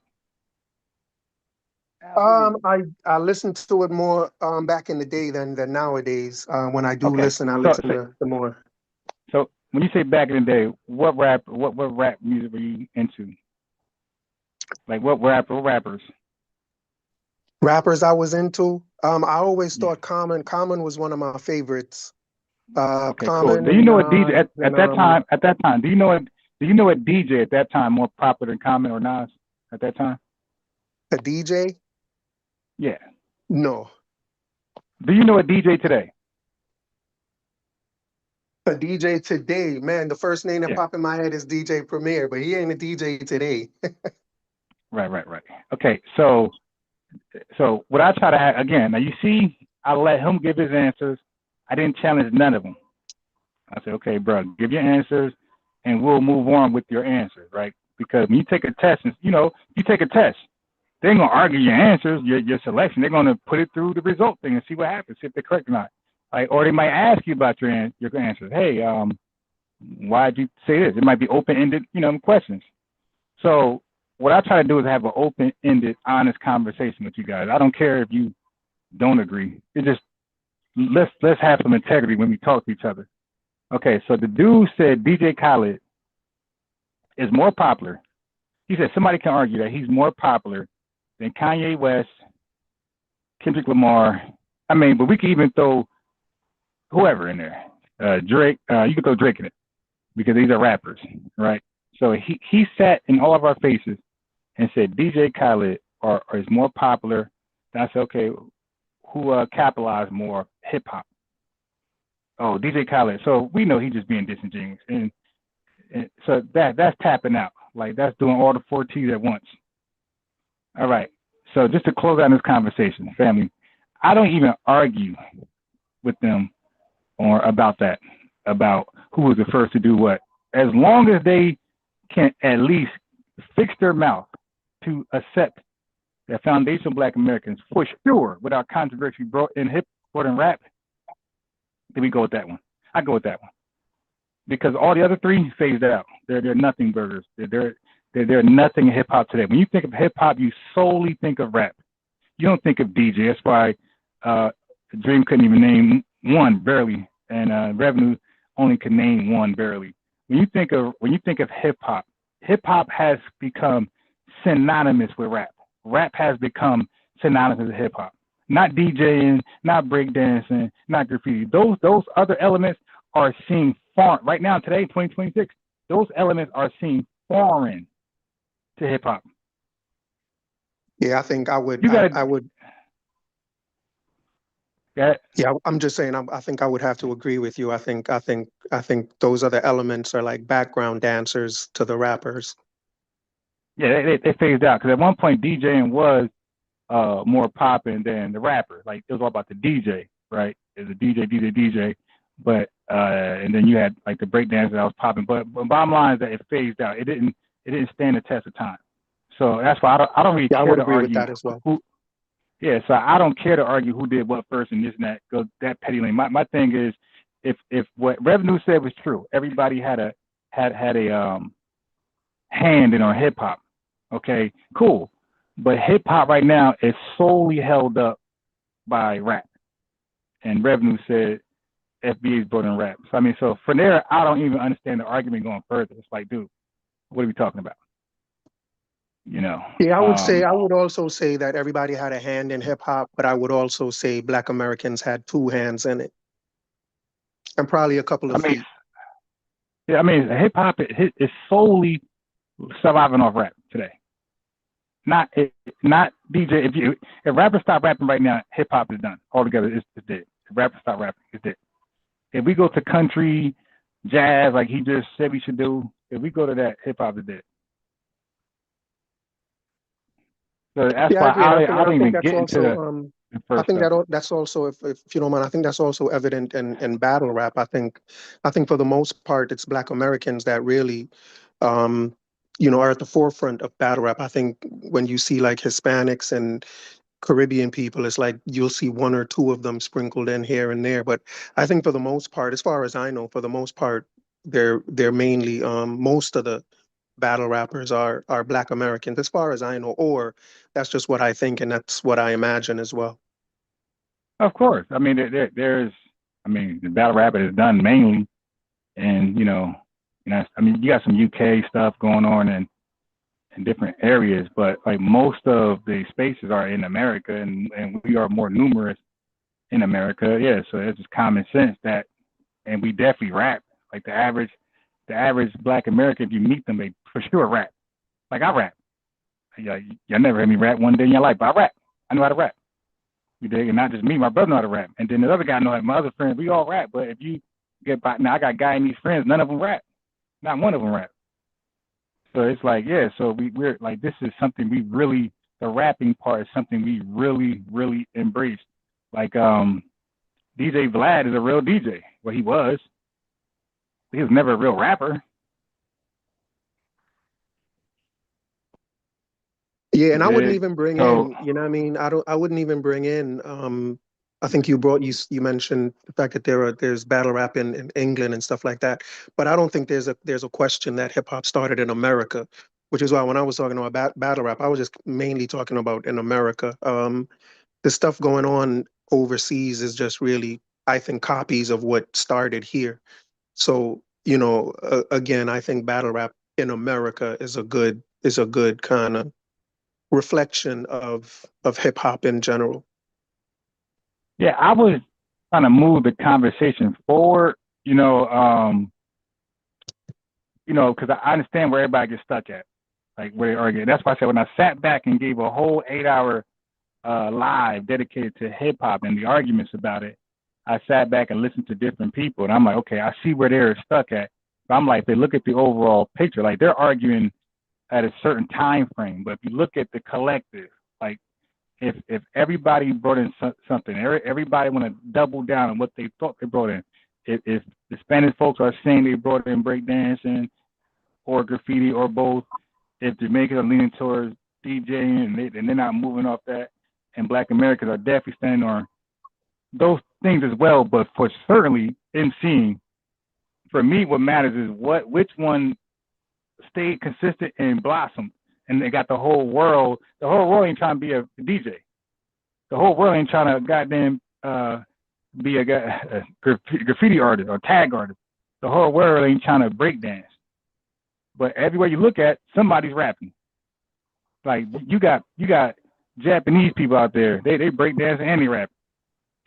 But like rapping seems to be the constant, like that survives. You got people rap. You got like you can see TikTok shit, people rapping, like old people trying to rap. So that rapping element like blossomed and it just took off. And in 2026, we see when we think of hip hop, we don't think of 4 elements. We don't think of 5 elements. We think of 1 element. We think of rap. As a matter of fact, when you even hear how hip hop has been introduced today on TV and television, they say hip hop rap or rap hip hop.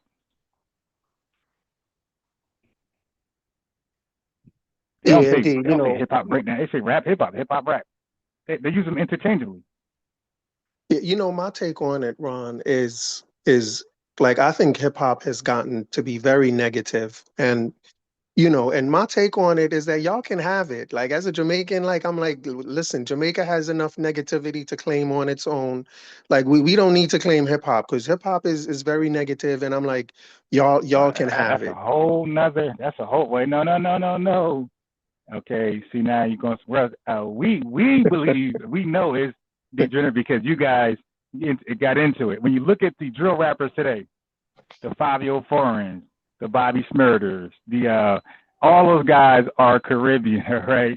You look at the major drill rappers saying they killed the most people, they drilling every day, especially New York. Chef G.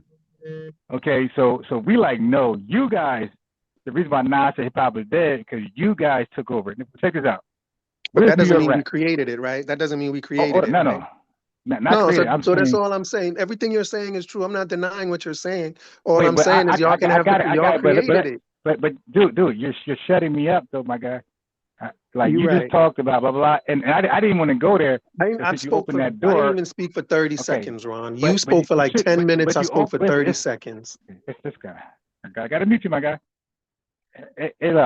Listen, he opens an unnecessary door that I didn't open. He did that. I happen to know a lot about. I happen to have a hypothesis, a theory on this right now. Okay, he opened the door. Now I'm going to go in. I'm going to walk inside. How are you going to have the right to stop me from walking inside the door you opened? No, I'm walking in now. No. It's degenerate because you guys got into it. So I was saying hip hop, New York right now is mainly populated by West Indians over Black Americans. So that means you guys control East Coast hip hop. And it's just the first time ever didn't chart. You guys are, but now look when we left New York, went to Texas, Atlanta, California, other parts, and look how that music went crazy. All of a sudden, Atlanta is the most hottest shit. Texas got the most hottest music. Not New York though. So I'm saying rap follows us. Y'all took over hip hop in New York. Y'all took over rap in New York, and y'all made it some degenerate shit. Drilling. They turned it degenerate and what you call karaoke in Hollywood. And like, and if you hear the lyrics, it's blam blam blam blam blam blam blam blam. Shazam. What about the gangster rap? What about the gangster rap on the West Coast? That's not degenerate. No. He said no. Okay, yeah. bro. Yeah, I didn't even come on here to talk about hip hop, bro. But listen. Right? No. Yeah, but you don't control what we talk about. It leaned towards hip hop. I like it. I got to mute you. I did mute him. Okay. Now he said gangster rap. gangster rap had a method to his madness. Definitely did. Okay. Now, when you talk about name a gangster rap. Now I said, come off mute and name a gangster rap artist. Let's talk about this gangster rapper. Oh man, my favorite gangster rap artist of all time is Ice Cube, bro. Ice Cube. Ice Cube Okay. hit hard when Ice Cube You came messed out. up. Okay, I got it. Hey, yeah, no. Stop. No, stop. It's getting too crazy. Let one voice go. Okay, so he said Ice Cube. Oh my God, I thought you were gonna say another Ice, and you'd have made it more challenging. This dude said Ice Cube. My God, Ice Cube has always been an activist. Ice Cube have links with the Nation of Islam. Mm-hmm. You are out your goddamn mind, yo. NWA niggas with an attitude, yo. Most of their early music was bucking up against police brutality, over policing. Yo, are you serious? Now, had you said Ice-T, I was like, damn. This dude said, he said Ice Cube. Wait, are you saying? I'm sorry. So Ice Cube was not a gangster rapper? Ice Cube. Well, he wasn't only a gangster rapper. He was also an activist. That's after the gangster rapping, though. No. That's before the gangster rapping. Again, have you heard early NWA music, by the way? Yeah, like that's the one I was telling you about. No. That was gangster music. Okay. Wait, okay. Let me put you back on mute. I asked this guy specifically, have you heard NWA? He said Ice Cube. You do know he started his career off part of a group, right? Yeah, he started off with NWA. All I know about NWA is gangster music, bro. Okay. So the song "Fuck the Police" that was gangster music. Fuck the Police? Hell yeah, that's a gangster. All right, bro. All right, goodbye. Bye? Why bye? Good. Can I say something real quick? You remember Ron. You remember what Dr. Dre called their music when they first asked him? He said, "You're about to enter the realm of street knowledge." See, the gangster part, we have always had gangsters in America. That's why you get American gangsters. Wait. Let me just say my, you cutting my thought though. Fuck the Police is not a gangster song. Gangster music is like you're like into gangster shit. Like you're like talking to other gangs and shit. Fuck the Police was not speaking to other black gangs. It was speaking to police brutality. They're mad. That's the average attitude today for most black people is after police. That's because of the police brutality. That song was speaking to police brutality. Why else would we say fuck the police? That's California. Ain't that where the Black Panthers were? So, and even the OJ case when they was tampering shit. So like California police got especially LA, they got a huge reputation. Them in New York cops they debate on who are the most dirtiest cops in the country, New York or LA or California.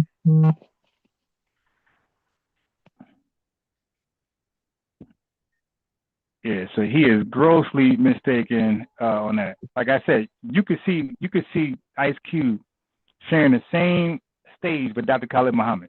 I think Tupac at some point was doing the same shit. They all did. So right, so this is what I'm trying to say. Like you could be look. You could be, just because you're a gangster, it doesn't mean you're not an activist at the same time. Like, why was Bumpy Johnson even chilling with Malcolm X? So now, the point is this: Chef G, there's nothing political. Like, he wasn't a gangster, but then representing immigration at the same time. He wasn't speaking out against like illegal practices in the immigration office. He wasn't like speaking two sides. Like, okay, I'm a gangster, yeah, it's my lifestyle, but I'm also representing the other folks from my country, right? That's struggling to get over here or being treated unfairly, targeted by ICE over other, immigrants from different Latin countries. That wasn't. So now, had he done that, then he'll have the same Ice Cube position. It's like, yeah, I'm a gangster, but I'm also like a political activist. I still speak on behalf of my people, what's going on, the mistreatment. Nah, like, these guys are the real gangster rappers. They just speak gangster shit, killing, ridiculous, insensible crimes, insensible acts, just ridiculous crime. That's it. That was not Ice Cube. Those guys had messages in their music. Dude is crazy. And then like the actual name NWA was an F white society type of name. Like we got to add to. Why they got to add to? They got to add to because they're mad at white supremacy. Right. They're mad at systemic racism. And a lot of foreigners look at our culture as just a way to make money. See, they don't understand that. Like all those times, during those times when we was making rap, you have to understand that that's when they came up with some of the, the labels, the FBI and all kind of government was looking into rap. They was already following our leaders. They was already following our people. See, that's why I say they really don't understand us, bro. This is the big problem with people that come here. They can always find the worst parts of us, and they always want to capitalize on it. That's why you have to break. That's why we have to break everything down to them. That's why they don't understand America. They just don't get it. It just always go over their head. That's why I said that. Do you understand the strength of street knowledge? See, we have to constantly break this down to what it means to be black in America to these people. That's why they say gangster rap, because they know that right there is the most triggering thing. That's the thing that all of these tethers jump on, because they think that stuff that's going to get them money, and they jump on it, and then they try to dump all their degeneracy on our people and on our women, because a lot of times it's those tethers. And when they do that, that stuff get attributed to us and in crime and everything else, because we cannot control them, because they don't really have a real stake in America. These people really don't like America. I wish they stopped playing. Because if you really loved America, you wouldn't be confused about gangster rap and our street knowledge, because street knowledge was first. See, there was a lot of gangsters. A lot of rappers have named their name after gangsters. A lot of them were actually Italians, right? And so what they did was they picked a lot of time those Italian names because they was in a mob and things like that right there. We use those things as just names. That's it. It's not really a gangster. You got to understand what nicknames mean in the black community. All of us have nicknames, fam. And not only do we all have nicknames, we have nicknames from coast to coast, and a lot of us have the same nicknames. If you go certain places in America and you go into a black society, you're going to run into a lot of black people that got the same nickname, son. So they don't really get us. This is the problem with them. They keep on looking at us like they watching a movie. What? It's like these people are caught up on TV. It's all Hollywood to them, bro. That's why they be sitting up here talking. Look, they all like what you call those people when you start running for when you're trying to run for you're trying to get a script and you're trying to be an actor. It's like all of them are acting for YT, right? Because they act up when they're around us. But let them see you. Look what the first thing came out this dude's name. My dad is a millionaire. Really, dude? Now you want your dad to be a millionaire, so we supposed to respect you? We supposed to respect you because your daddy is a millionaire? I got Dream back in here. Hey, Dream, you there? Dream. Hello? Yeah, he's not talking. Going back to the drum. Nah, he's on mute. Yeah, you gotta mute yourself. Dream.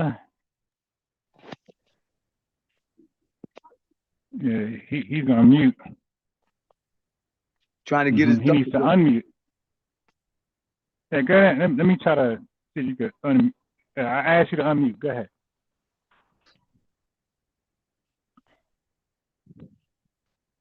Okay. I got a question for Buddy, because he said that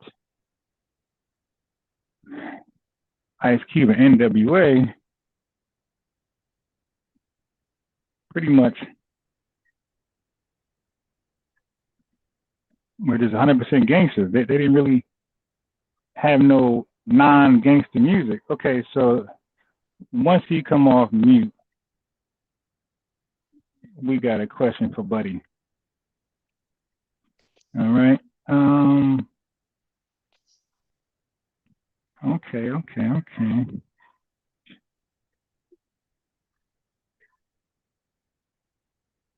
Okay, so he must be on mute, like Googling. Absolutely. Like,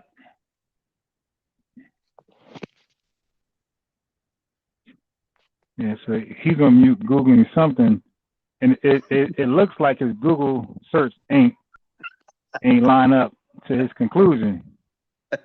He said, "I'm gonna stay on mute." bro, the essence be killing them, bro. The essence be killing them. Because look, everything about us is what it is. They keep on trying to write it down. They keep on trying to find a leader for us. It's like crazy. They don't understand that our parents and our great grandparents are from this country. They keep on trying to pick out some. They keep on trying to pick out like a Malcolm X or something like that, right? And then they try to put some Caribbean on them. Look, if you got any Caribbean that really understand FBA, they don't like what these people are doing, bro. They understand what it means to be FBA. They know they got to surrender and they got to yield to that. If you call yourself 50-50 FBA, then this is what you, it's like you'll see one or two of them sprinkled in.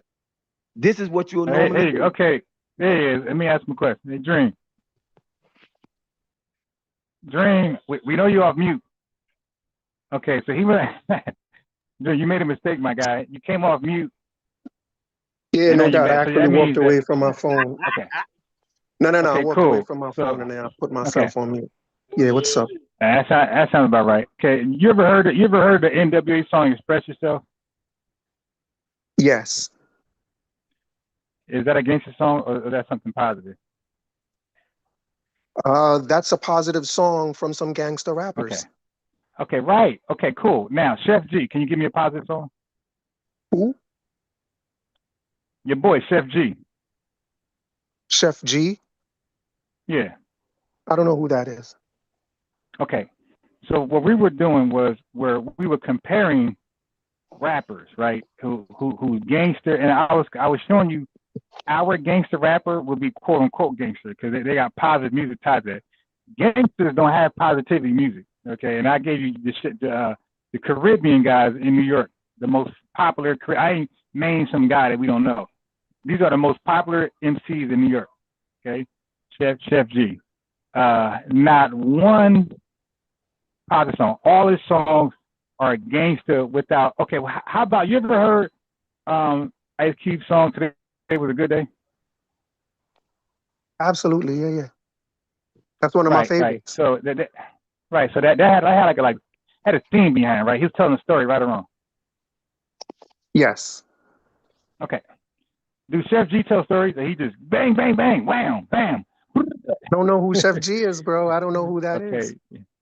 Right, I got you because you did say that you listened. But I get your point though. But I get your point. Like, and you know what I mean? You may be right. Hip hop today may be a lot more degenerate than it was when it started. But when it started, it was also degenerate. It's just gotten a lot more. No. No.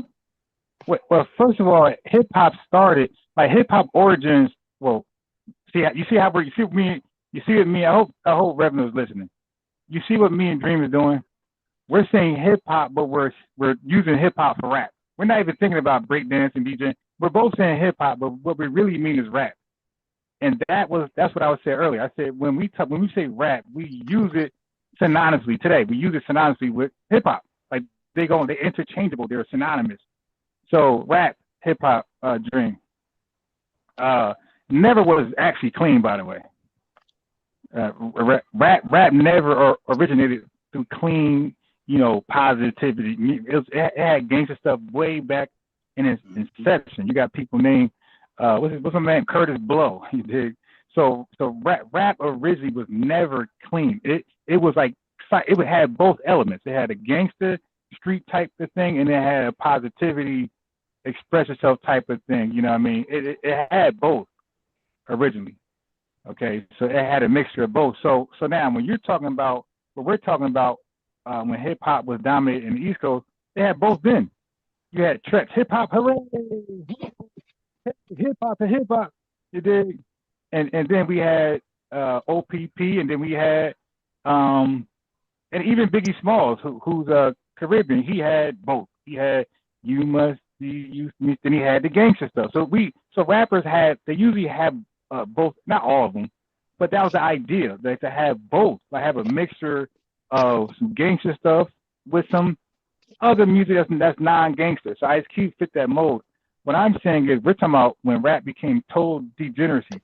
I'm saying maybe it's when others outside of FBA got into the rap game where that blend was no longer there. It was just gangster. every Pop Smoke song, gangster, kill. You know what Pop Smoke is, right? Yes. Okay. Kill. Gangster, kill. Okay, you know what 6ix9ine is, right? Yeah. Yeah, what? He ain't FBA.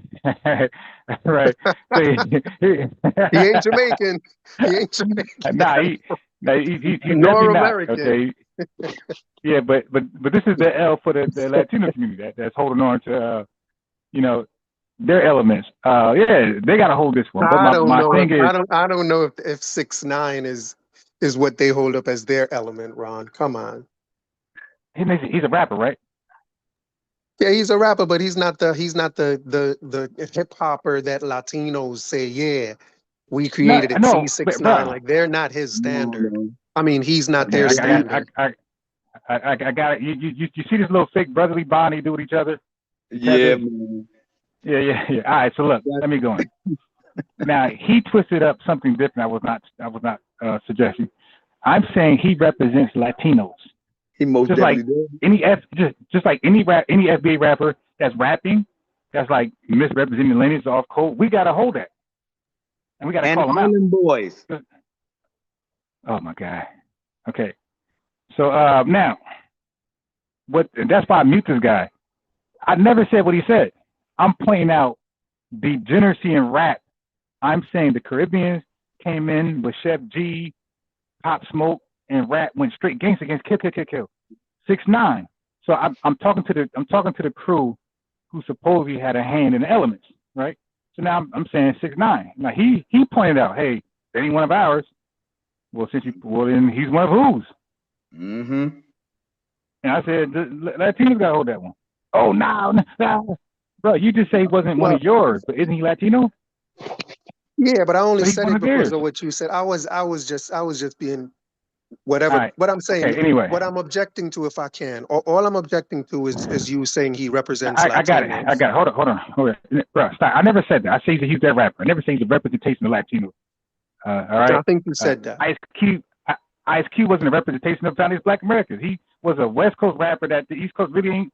I'm from the East Coast, bro. Ice Cube wasn't like our top nothing. What are you talking about? So Ice Cube, but you mentioned Ice Cube though. You mentioned Ice Cube to represent Chinese Black American or gangster rappers, but you didn't. You could say somebody else, but you use Ice Cube, so I'm using 6ix9ine. Now, bro, you asked me who my favorite gangster rapper was. I never. You said something about favorite gangster rap. I just said gangster rap. Period. You said, I said, hey, SL. I said name a gangster rapper. He said, he's volunteered. Well, my favorite. He said that. His favorite. When you want to engage with me, you got to know what you said, my guy. You volunteer Ice Cube was your favorite gangster rapper. I never asked you who your favorite gangster rapper was. You got to learn how to follow conversation, my guy. His favorite. Now, that's what he said. Yeah, so that shows you who's paying attention. Now, let's get on Biggie Smalls to the conversation. He said something, don't even know what he said. All right.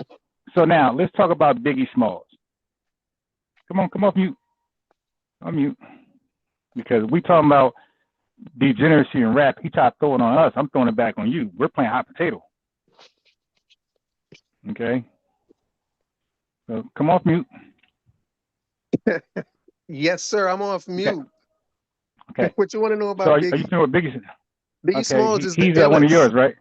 Biggie Smalls is the illest. Cool. And he's one of yours, right? One of mine? As in one of my favorites? Yeah. No. He's part of the Caribbean. He's part of the island, right? He's an island. Yes. He's island boy. Island boy. Cool. This is his bar. Because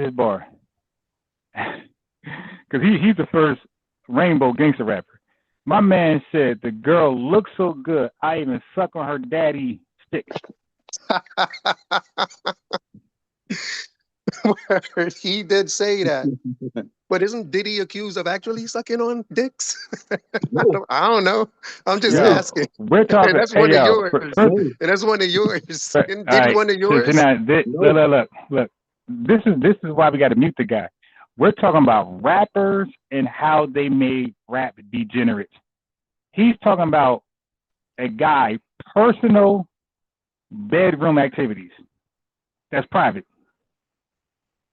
We're talking about open public music that's making rap degenerate. Then they say, well, you muted me. Yeah, because you're changing the conversation. I'm not concerned what's going on in my private bedroom, my guy. I'm concerned of people's public influence on a genre that they hopped into, right? Had nothing to do with my personal bedroom activity. That's where he took it to. They got to keep it actually, no. Right. And Biggie got way. As a matter of fact, I got some Lord Jamar. Let me play Lord Jamar.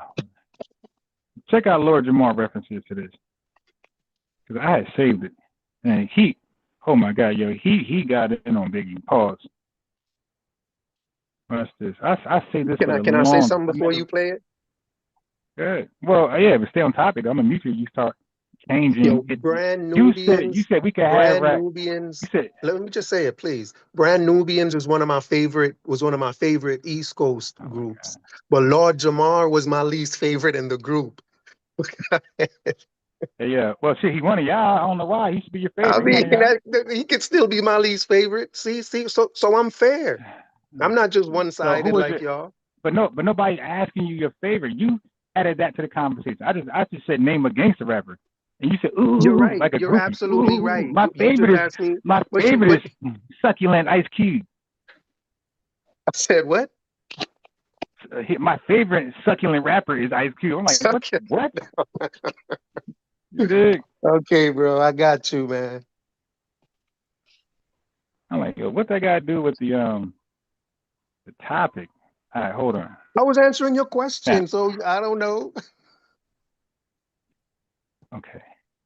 Now I gotta find this damn Lord Jamar, because I'm gonna get on Biggie real. Oh, I found the other video I was looking for. You clicked that right there. I ain't gonna play right now.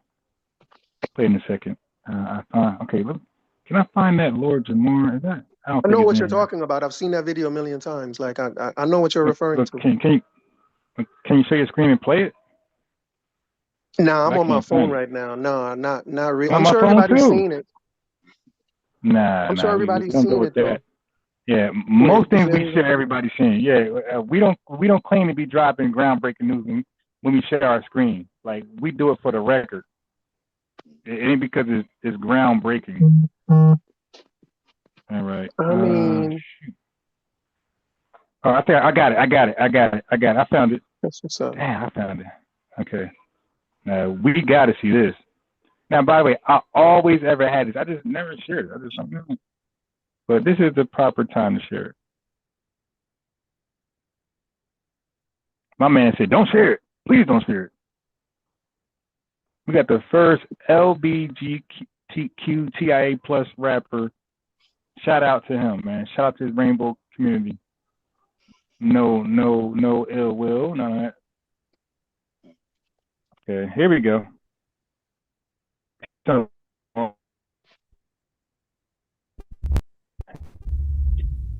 hey, man, I respect it, man. I mean, you ain't the only one. I mean, if you ain't a fan, you ain't a fan. But I was checking out your podcast, and you was calling out Biggie for his lyrics. What's the issue with that? Well, yeah. Well, definitely Biggie has some of the most out-of-pocket lyrics of any rapper ever. And hopefully there will never be a rapper with worse lyrics. The Island Boy. But there's so much that Biggie said that people just overlooked at the time. I didn't. And now, when we fast forward to where we're at. I always was a Tupac fan. I was never a Biggie fan. Okay, let's make that clear for the record. I was Tupac all day. I was Eazy-E Tupac. And we hear about all the shit with Puff. Now certain things are not age. You know, it was bad back then, but it's really not aging well now. It's aging even worse. You know, I don't even want to repeat some of the lines, but they're bad. Nah, very gay lines. Like, I don't care how good a woman looks. I would never give fellatio to her father because she's so beautiful. Damn. Yeah, that was from a Richard Pryor line, who also was a bisexual, who I didn't find Right. that out till later. So So that was basically, right. So bisexual is going to say bisexual things. Richard Pryor said it. Biggie said it. Let's keep going. apparently a Richard Pryor joke that he put into a rap. But so what? Like, I don't care if Richard Pryor said it first. You didn't- He put in a rap because he said what he said. You dig? Because in FBA culture, you don't say that. You don't volunteer yourself and no action like that. No heterosexual man that's standing on 10 and say I'm pure heterosexual. You don't. That's not what you do. have to use that line, but you did. Hey, Ron. He said he'd Hold on. No, Paul let us play, before man. those ugly escape bitches. I said no. In my mind, I would have Oh, okay. all the ugliest that line, but you did. So that was So now let's say he had bad taste right there. He said something he shouldn't have said. Like, Biggie, all right, bro, stop. That's a pause moment. Don't do that again. All right. So now look what he does next. Now this is no particular sequence, but just look what else he did. I should say. apparently a Richard Pryor joke that he put into a rap. But so what? That's like, strike I don't one. care if Richard Pryor said it first. You didn't have to use that line, but you did. Right. Strike one. He said he'd screw Paul before he those ugly escape bitches. Okay, so now he's volunteering. So he wants to give fellatio to a man, and now he wants to screw a man, and before he screw women. And one of those escape women are T.I.'s wife, Tiny, and the other one goes by the name Candy. And Candy, I don't know what in his mind thinks. Now T.I. got babies with one, right? And then the other one name is Candy, and Candy got sex appeal. So for him to say he'll screw RuPaul over Tiny and Candy, dude, that's just what you want to do. You dig? Let's keep going. I said no. In my mind, I would have all the ugly escape bitches before I ever even considered fucking with a RuPaul. He said, what'd he say? Liquor be digging me in my asshole. Undercover, Donnie Brasco. He said, I fuck with niggas who kidnap your kids, fuck them in the ass, throw them over a bridge. All right, family. The girl looks so good, I'll suck on her daddy's, pause. I'd rather have sexual relationships. I'd rather go inside the backside of RuPaul before I touch an escape woman, the group, any woman from Escape. Now I hang with people who kidnap kids. What else? Strike three. He said, I fuck with niggas who kidnap your kids, fuck them in the ass, throw them over a bridge. Yeah. Then they're gonna go ahead and have a transgender. Wait, hold on. Fuck them in the ass, throw them over a bridge. So now he's saying he'll go on the backside of other people. This is Biggie Smalls. This is why growing up, you can ask any one of my childhood friends, they'll tell you I was Tupac down, easy Tupac down. I ain't doing no rapper rap like this. And those other East Coast guys, they gotta explain. But when I heard that your daddy, she looks so good, the daddy thing, nah.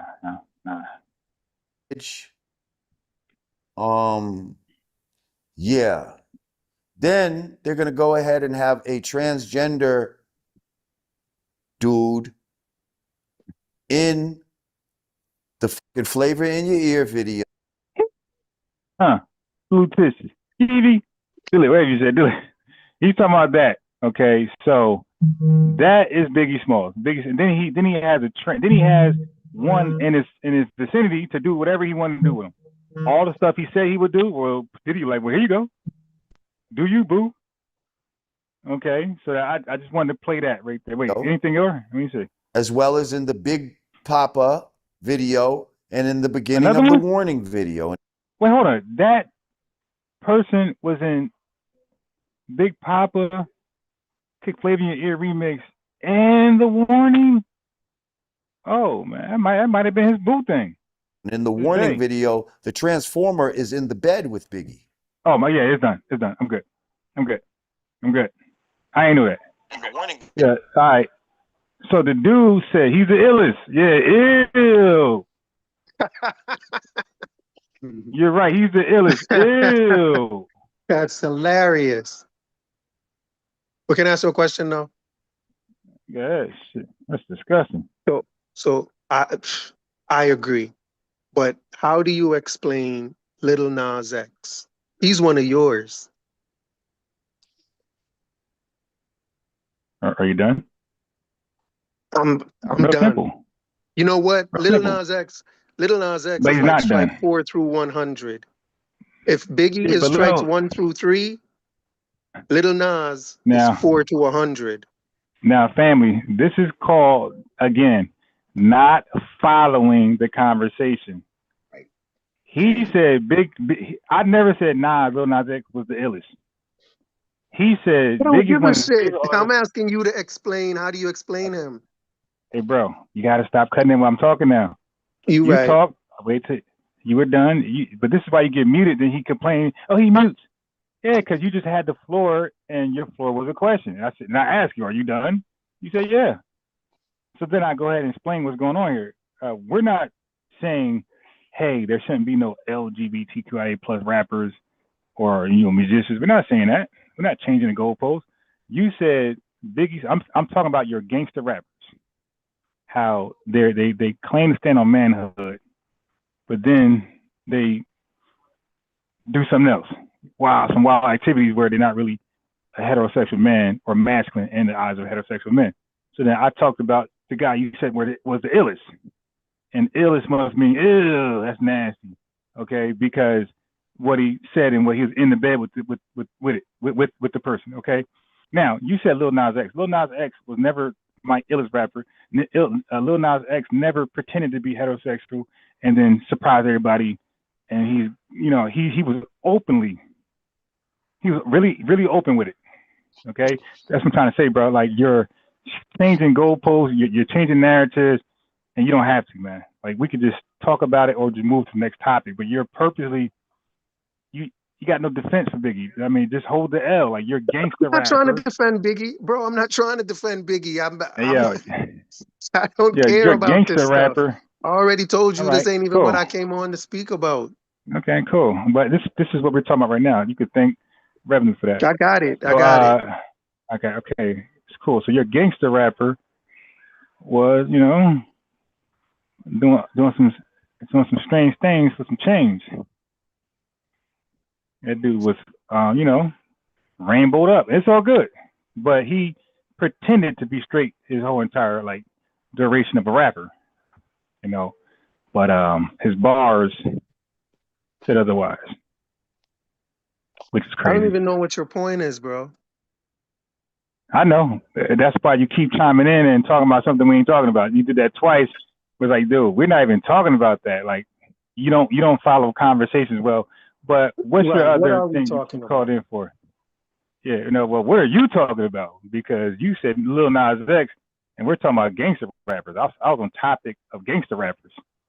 You brought Lil Nas X, like, oh, I didn't know he was a gangster rapper. But anyway. No, I thought you were on the topic of nasty Caribbeans. I thought that's what you was talking about. Right. You have a hard time following conversation. Okay. So yeah, I understand why you would think that. I ain't mad at you. I think I was following well enough, though. I think I was following well enough. Nah, because your conclusions don't line up. Like your open-ended answer don't follow the open-ended question. So yeah, now, but you know what I mean? Main thing. Listen, I already said it. Y'all can have hip hop. I'm not mad about that. It's yours. Yeah, we already took it from Biggie but it was to already whomever. It's degenerate. But it was all right. Okay, but bro, it was always ours. Jamaica is degenerate. We don't have a paternity flaw culture. We don't have a jacket culture. We don't have a term like jacket. Okay, we don't have everything about Jamaica is degenerate. So bro, you want to do that again? Jamaica versus Black American culture? You want to do this again? I'm on the phone in Walmart. I could easily cook you. I could easily freestyle and get rid of you. We go tip-a-tap. Am I gonna? Am I gonna? Can I respond? All of your dance hall music is 100% garbage. 100% over sexually. Yeah. 100% over sexual. All that. Give me the key, the beam, the keys to the beamer. All that shit is aggressive. Boom, bye, like anti, all that garbage shit, man. All of y'all music was degenerate, no real message. Like, we have messages in our music. Like, it's a thought. It's something to think about. Ron, do you think I disagree with you, Ron? Ron, do you think I disagree with you? Dancehall is degenerative.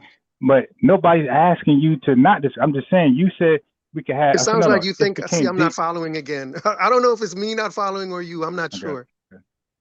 Well, only one of us gonna be muted. I can guarantee that. I'll take it. I'll be muted. Let me mute myself. Okay. Yeah.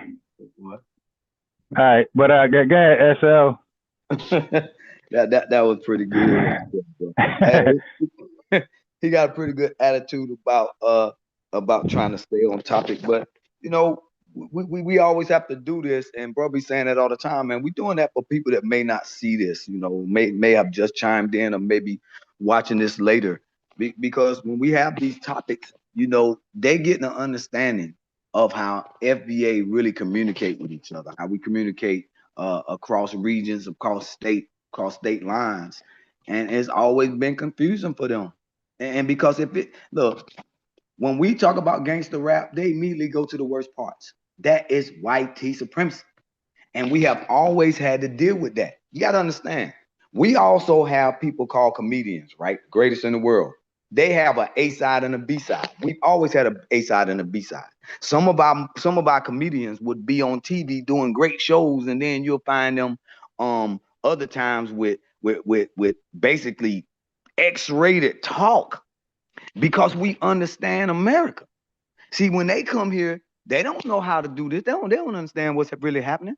See, when you're talking about white tea supremacy, and you're talking about redlining, and when you were talking about Jim Crow, and when you're talking about the KKK, and when you're talking about all kinds of things like that right there, all of our language and our expressions deal with that stuff. They don't know what they're talking about. See, we can make a song and hit all of that stuff, and to them, they don't want to hear it, because a lot of that stuff is too hard for them to deal with, because they have to deal with the Caucasian. A lot of our stuff is in their face. We have always stood up to oppression and pushed back against it in our music. They come over here, and the only thing they want to do is turn this stuff into karaoke night. And that's what they want. But the guy that was on, I respect his perspective. You know, I respect his perspective about what we're trying to get across. But that's what it means to be FBA. See, it's not talking about Africa.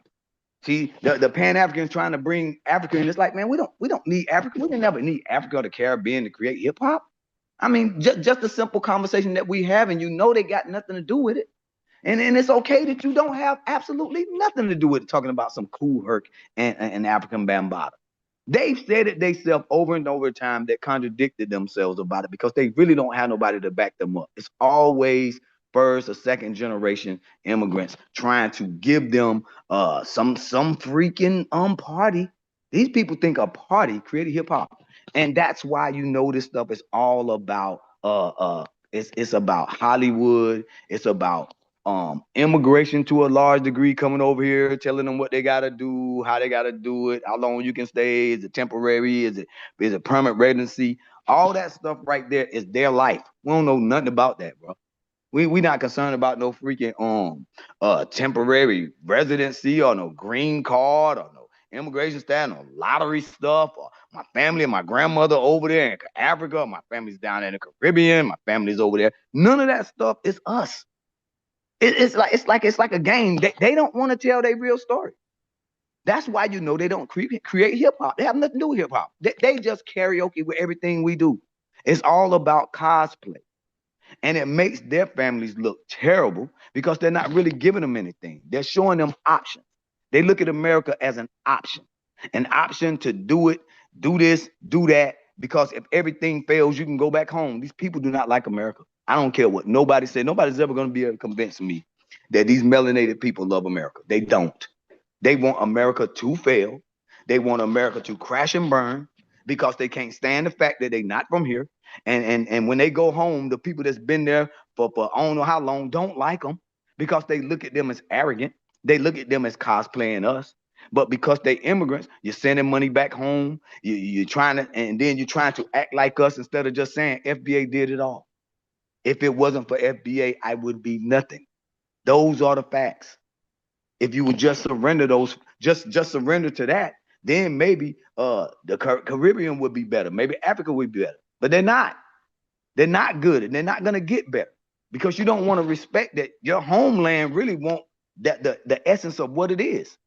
They don't want rap. They know they didn't create rap. They don't want you over there cosplaying every time you come home. Go over there, you know. Now they gotta do it, and then you want to be it because you don't want to be us. So when you over there in the Caribbean, oh well, you know we help create hip hop. Well, you know we got the hat to the back. Oh well, we got it. No, they don't. They know you didn't do this. They think that you're cosplaying Black Americans all the time, but it's a lot of money in it.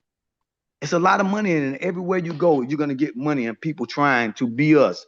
And we just simply wake up and just put on clothes. We're not gonna put on we don't need to put on a USA hat or Dodger hat and some of these people put on these basketball uniforms like oh my God, like you're gonna wear one of them forever. You know, we're not concerned about trying to be Kobe Bryant and all them like that, bro. When we get up, man, we're not really thinking about Kobe like that. These people go like, oh my God, Kobe Bryant, can't wait till he come back. It's like, man, come on, man. I mean, he great. But what about your own dad and your own mom? Just making it in America. We got some incredible people that came up through Jim Crow. Who's the? Say again, bro. We got a new caller that came in. Oh boy, that's great. Is that the new caller? New caller, you there? Okay, all right, you can feel. New caller hung up. Oh, Amy, new caller, you there? God damn. Come on, caller. I know you might as well finish up. You know, he ain't there. He left. Whatever. All right. Okay. Well, yeah. I guess you thought we weren't calling them. Right. And see that's the issue with them. Look, bro, all this stuff with them is like reading a book. It's like reading Braille. FBA to them is like reading Braille. They get something and they feeling it and they know what to do. They getting their casting. I think somebody said it in the chat where they got their lines to read and it's very, very, you know, it's very strange to try to be something that you're not. But that's the immigrant story. We don't have it. We don't have no immigrant story. The immigrant story is theirs, and they so much don't want it. But they also want to try to keep some sort of, these people over here flying a flag in another country. That's another thing. Like, what are you doing? And they don't even see nothing wrong with that because they so much want to give their family something, trying to give a nod to them. It's like, dude, you in America. Do you know what nod you're supposed to be giving it to? You're not supposed to be giving no nod to no Malcolm X or to no Martin Luther King. Or you're supposed to be getting a nod to my brother, Brian brother, the people in the chat family. And that's the ones. You don't need to go try to find somebody that's playing on TV. You need to understand what have really been laid the foundation for you to come over here.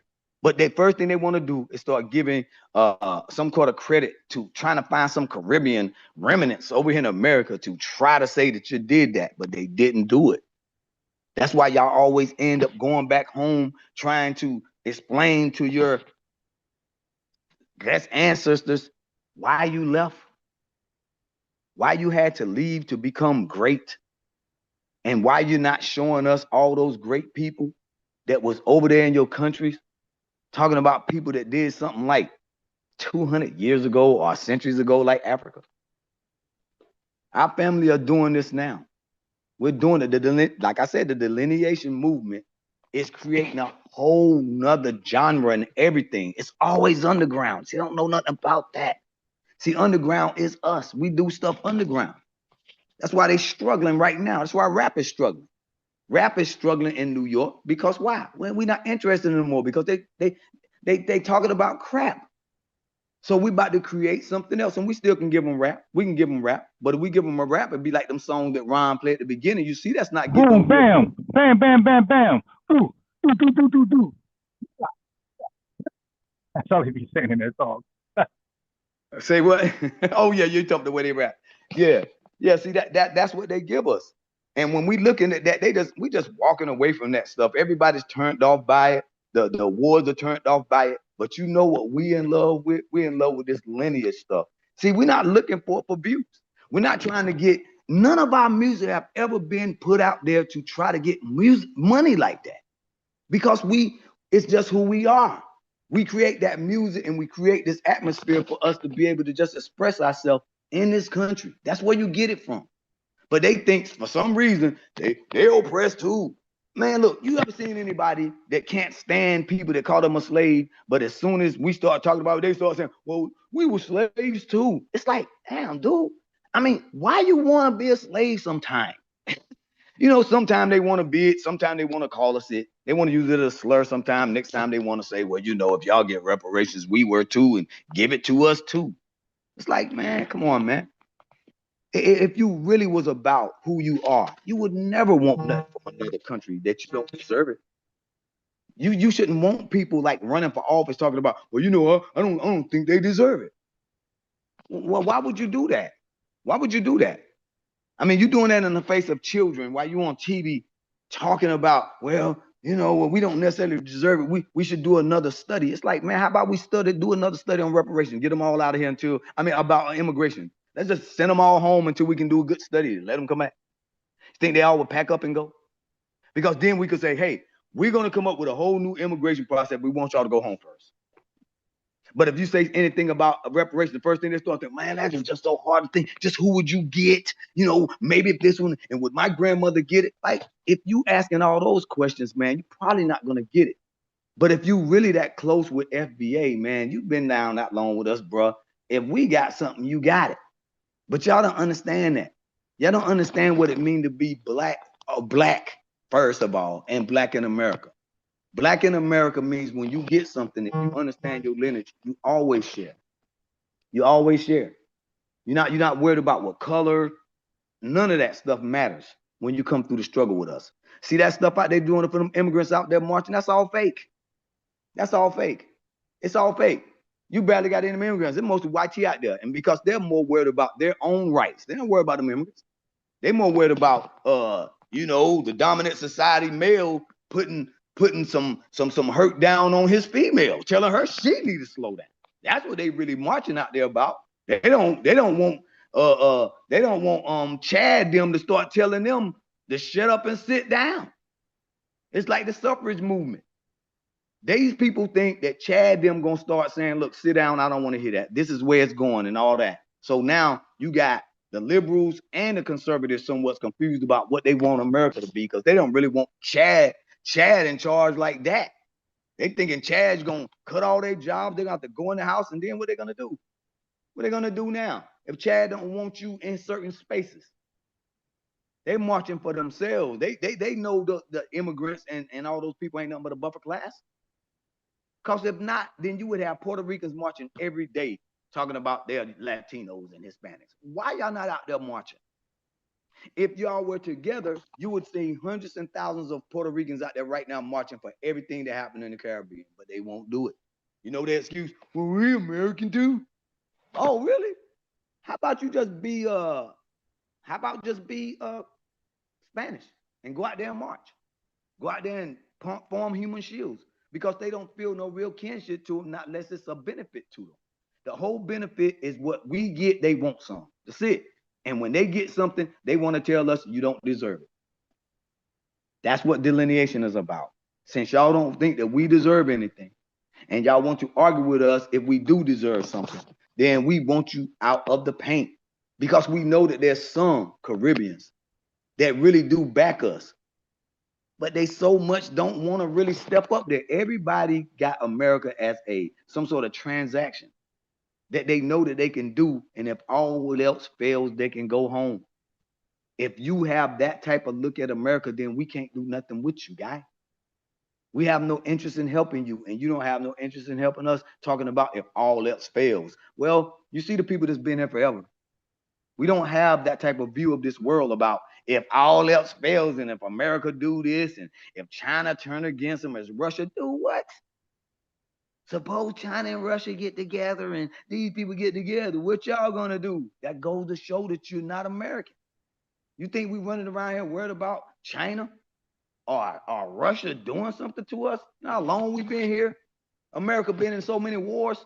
We've been in all of those wars. Yeah, let me just add this in there. Since that door was open, I might as well share some information. They ain't gonna do a damn thing. Okay, so there's something called a golden dome. There's something called a golden dome. I don't know if you familiar with that, SL? You talking about when I'm dealing with is that dealing with war? Yeah, but the golden dome is something very specific. You familiar with that? If you're talking about over there in Israel, I am. But if not, then maybe not. Nah, I'm talking about America's golden dome. Okay, so what? We can block it all coming in. Is that what you're talking about? So this is the point of Greenland. Like Greenland plays a major factor in that because they said the missiles that come got to go over Greenland first. So they want a first-hand defense, a first shot at the missiles. We're talking about nuclear missiles, like if Russia or China was sending anything coming in, we got that dome. Yeah, that's what I meant. Yeah, go ahead. Bro. Right. No, yeah, but I wanted to give it the proper name so people could look it up. When you say that, nobody knows what you're talking about. If they don't know what you're talking about, they don't know what you're talking about. So but if you give it a term, like the proper term, that's like the viral term is golden dome. Okay. Now that's something folks can go look at and look it up, and they can see this is something real. It ain't something that you're just making up, But it's always good to give somebody a reference point. Yeah, it's called a golden dome, and Greenland. They're going to get Greenland. So like that's not even y'all crossing your fingers, hoping something else. Greenland will be in American hands because they need Greenland to complete the Golden Dome, and the Golden Dome is a defense against nuclear weaponry. So with Greenland coupled in, Russia, because the only thing Russia got is the only thing China got is the missile. That's outside of that, outside that, they're gonna get beat up like everybody else. Mm-hmm. So now we're neutralizing that threat. Okay, think about it. When we talk about World War III, we don't talk about Navy and Air Force and we always talk about nuclear weapons. That's all they got. But now that's being neutralized. Now it's back to regular war. But they ain't got a golden dome though. Right. So we block theirs and they're out of here. So that's how it's going to work. So now we get to dictate shit. All right. So to come get us, you got to come get us, but we don't got to come get you. We press this button, you're out of here.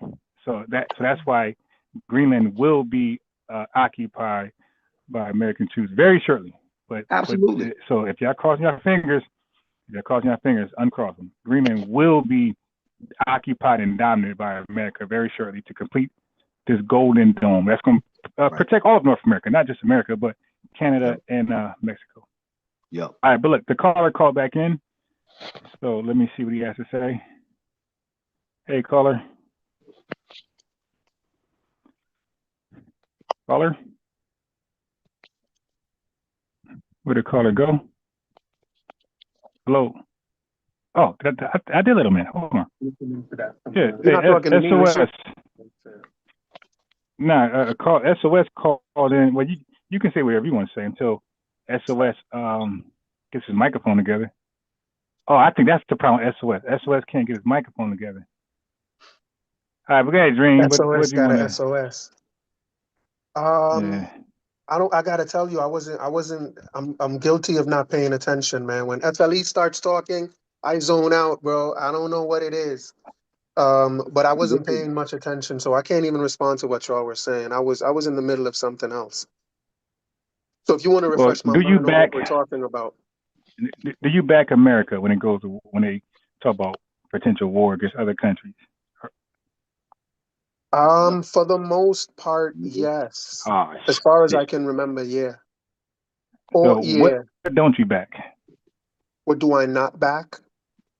This guy, his name is American Dream. He's saying for the most part, he backs America. You would think he is all in.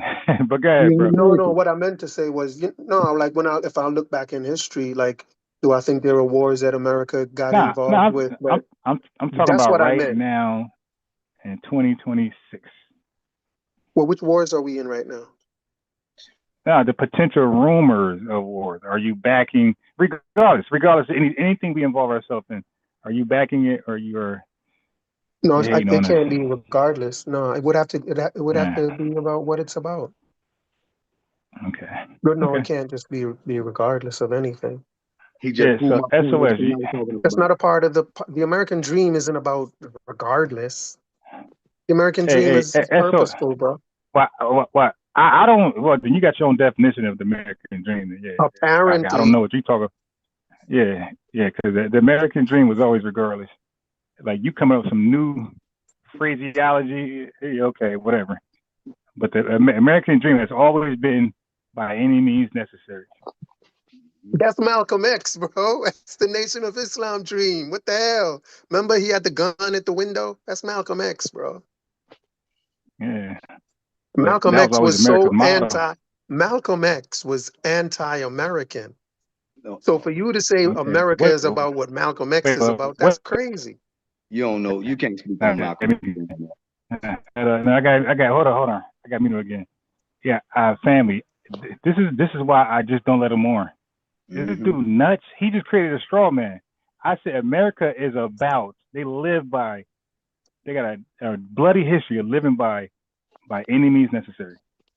He said, "Hey, Malcolm X quoted that. So you, Malcolm X.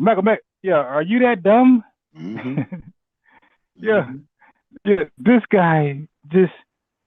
Yeah, this is why America won't apologize for slavery. Like they consider that a necessary evil. Like, nah, we cannot apologize because we won't be this great nation without these events happening. You dig? But this guy is so weird. He brought up Malcolm X. This is his interpretation of what I'm saying. Malcolm X. Oh, he said that phrase. So now Malcolm X. So wait, by any means America, necessary. So when you said America was by any means necessary, that wasn't just from your perspective. Like I don't think America's view on war has been by any means necessary. You're about to kick me out. I know. Are you about to kick me out again? You don't add to the you don't add to the conversation. You just all over the place. He talk like a foreigner, man. He talk like a foreigner, and he sound like a foreigner. And I keep saying that. Yeah, what'd you say? I just zoned out. Like every time you talk, I zone out. So I'm not gonna know what you're saying. They are anti-American, bro. And listen, he made me the host. He made me the host. I think he's trying to kick me out. He made me the host. Ron, you made me the host. If you were trying to kick me out, that's why you jumped in. So this is what they are. Ron pulled it. Ron said it. That's why. Well, I don't really know them necessarily. That is right there's the immigrant story, bro. You see what I'm saying? We were just. Yo, Ron, I just want you to know I have the power to end your show right now. Oh, damn it. I lost it. That he don't listen. I had the power, then I lost it. He got an immigrant story, and we don't. See, this is exactly between immigrants. That's and exactly us, what that is. right? See, he have an immigrant, bro. This dude is not like us. He don't love America. Yeah, he has no idea what I was saying just now when I was America live by. Because I forgot, like he wasn't here, but so long ago. Yeah. Right, he hearing it on. He just don't like it because his daddy is a fake billionaire, and everything about what he do, leave my daddy out of it. Everything about what he do is fake because he cosplaying, and then he trying to talk like YT at the same time. This is what you call identity crisis off the chain. He don't know who he is. He don't know who he is. He cannot talk about Jamaica for 5 minutes. But who are you trying to sound like? About being a freaking immigrant because he is an immigrant and he's anti. Oh, you trying to sound like Malcolm X? I hear the Malcolm in you. Now you talking about look here. Only thing he can reference FBA. This dude right here is what you call a weakling. He is riding FBA 24/7. He's the riding. Now Dick, are you over there riding masses? He tries to talk it's a good thing I zone out. It's a good thing I zone you out. He can't be like us because he weak. This dude don't even want to say his daddy name. He don't want to say nothing about Jamaica. He don't think that Jamaica is about nothing. And if he was to go to Jamaica, why you keep speaking about my daddy? You want to do that Biggie Small stuff to my dad or something? Amount of money, everybody in Jamaica think this dude right watch this guy, yo. He's asking about my father. This bum talking about his daddy a millionaire. They're over there trying to freaking just get a bowl of rice. You could go over there to freaking Jamaica right now, help him with that hurricane with your billionaire daddy, but you're a sucker. because all suckers do what they do. Backstroke. All they want to do is come to America, go in there and learn Black history, then start talking like this dude. Look, he sound like the American Dad or something. That dude that's in that wheelchair running around talking, trying to explain to people that, you know, he's a hero. It's like, dude, you're a hero for cosplaying. Your daddy is a millionaire and you won't even go back home? How much money do y'all need before y'all go? I thought y'all was coming over he's here. he's a millionaire. He's a millionaire in Jamaican money, man. Right. Look, he a millionaire in Jamaican money, and look, and guess who on the money? Marcus Garvey. Now, Marcus Garvey is the face of their money. Now you can know just how much you're going to get for that money, right?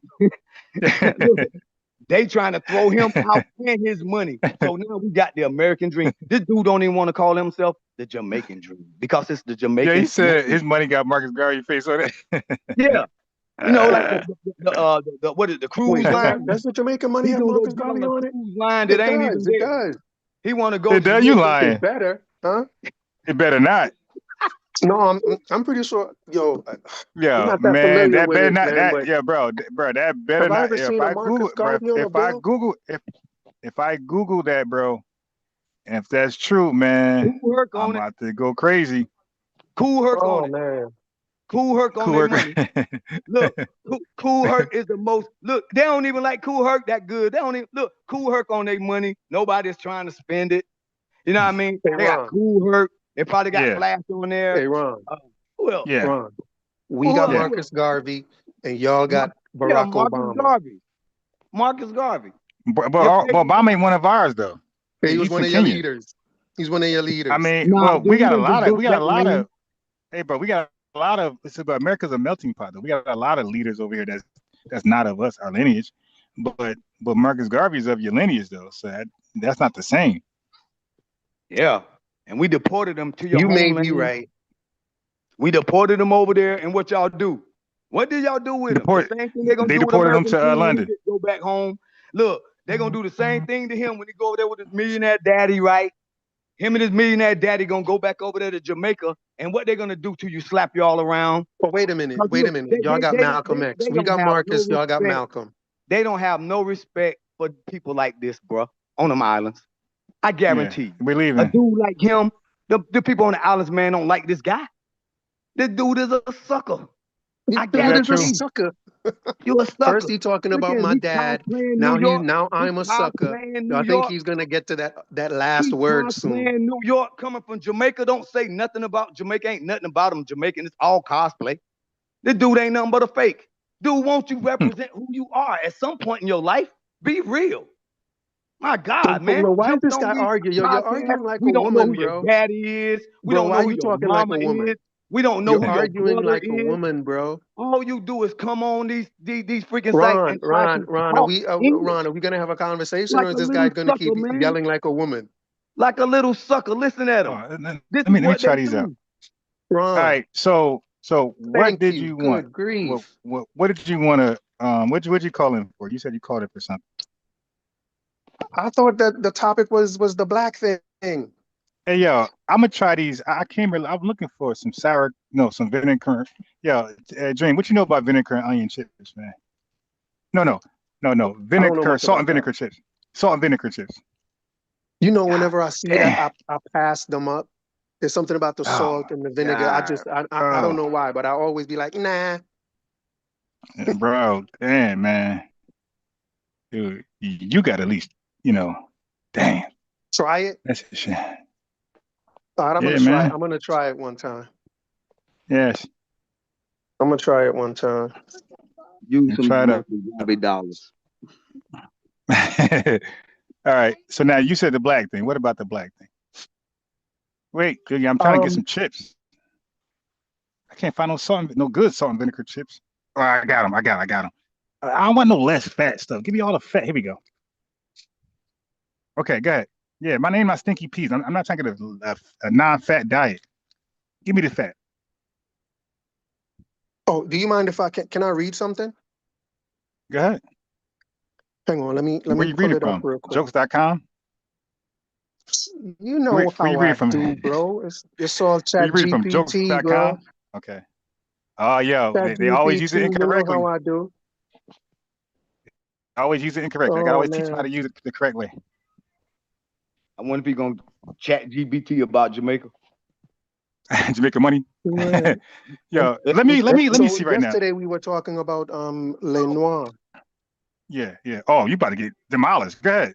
The And F. you picked me off for it.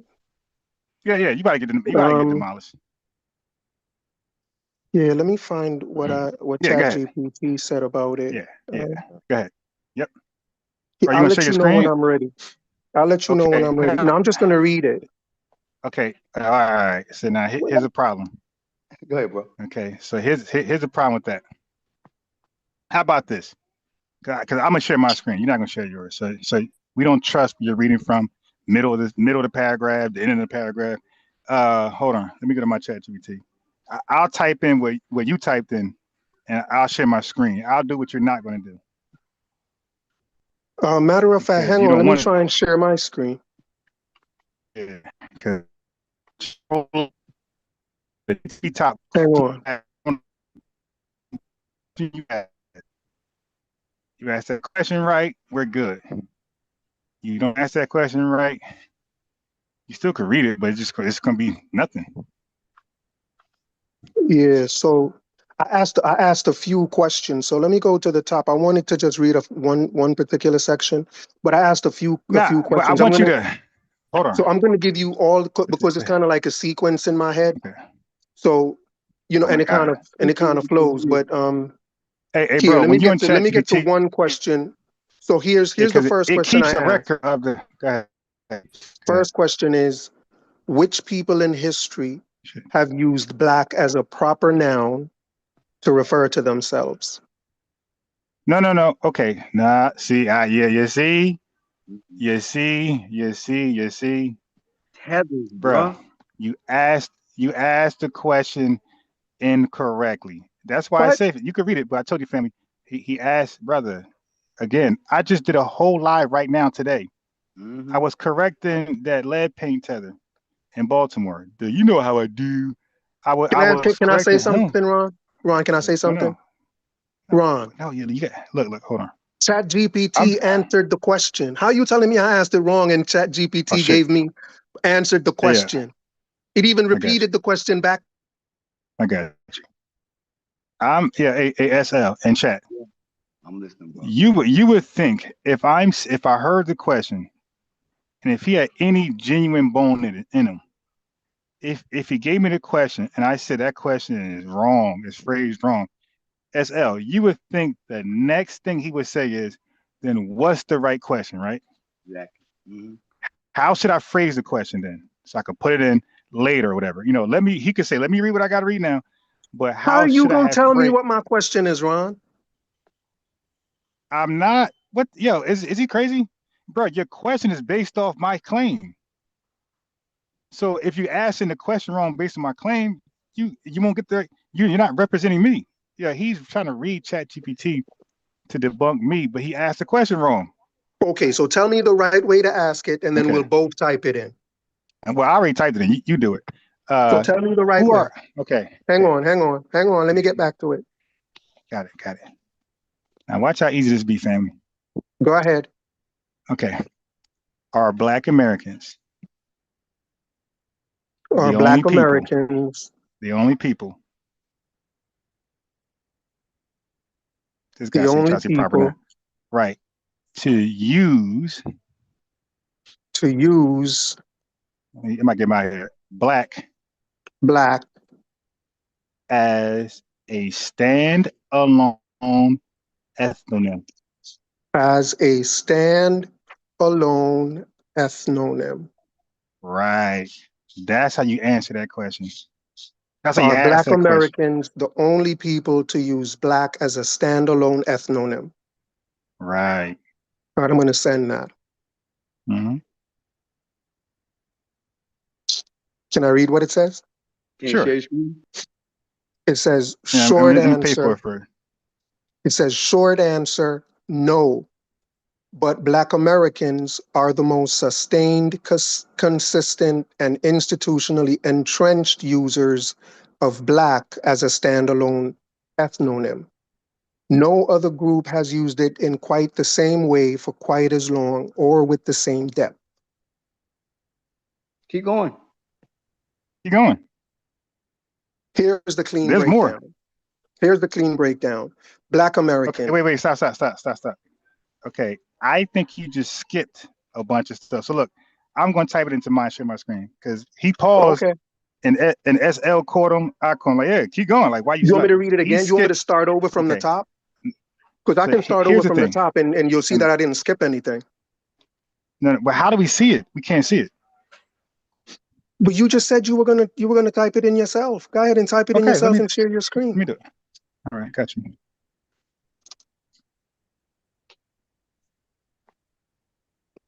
Hold on. Trying to buy my salt and vinegar chips.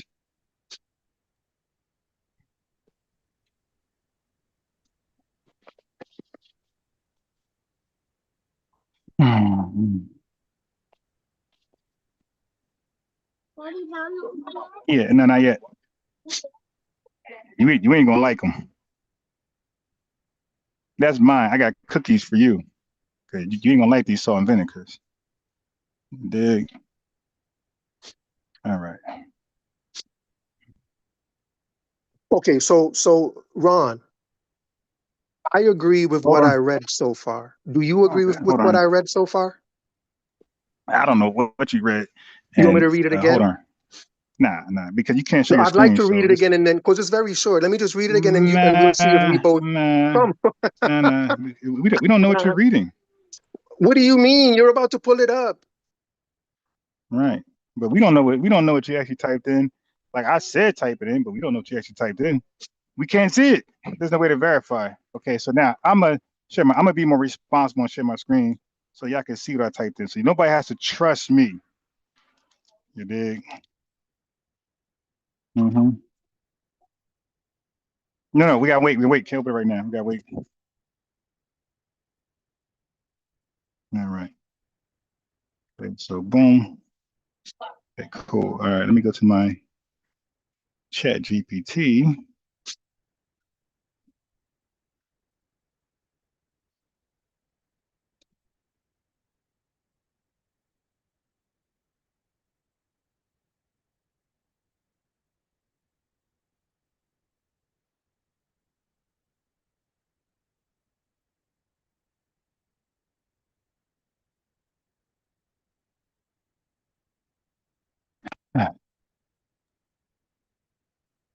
Hey, Ron.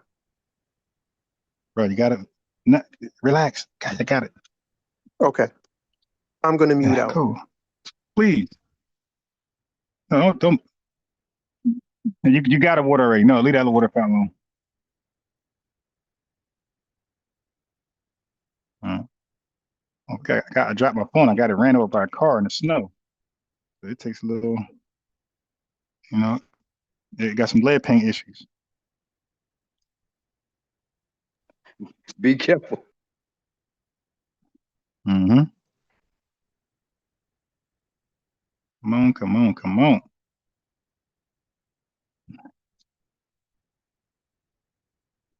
Okay, here we go. Come on. Move out the way. I got it. Now, I'm gonna ask a redundant question. Like we already read this. That's why it's like dumb to even. That's why I don't let these guys on. Because, like I said, with revenue. No, not revenue. BSIA. Dude, we're just gonna talk in circles, my guy. You said what you said. You're wrong. I said what I said. I'm right. And I ain't just repeating what you said. We're reading Chat GPT together. What you mean talking in circles? I got you. So you're not gonna talk in circles. You're gonna talk in the back chat. This dude just can't mute out for a second. What's up? Yeah. So yeah, talk right there. Talk in the back chat. That's where you're gonna talk at. You're right. You won't be talking in circles. You be talking in the back chat. I mean, the guy just can't be quiet. Yo, his voice is really annoying. All right. God damn. Oh.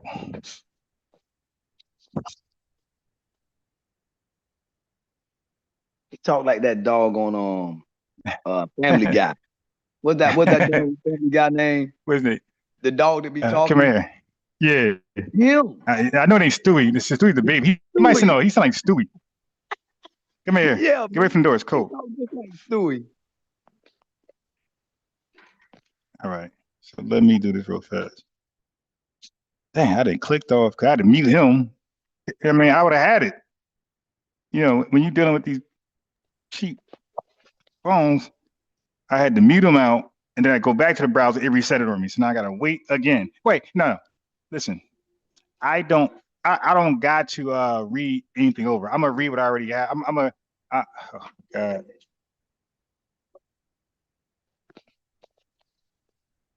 Now I'm just typing over because I got other research, and I ain't trying to share my screen, get nobody, because I got other research that I'm gonna drop nuclear bombs on people. You feel me? SL, and it's tied to this. And so even though this is in there, but they're gonna see my other stuff that's in there. And so I rather just type this over. And I hope it reads exactly what he said, so we could read the whole thing. And I know he stopped reading.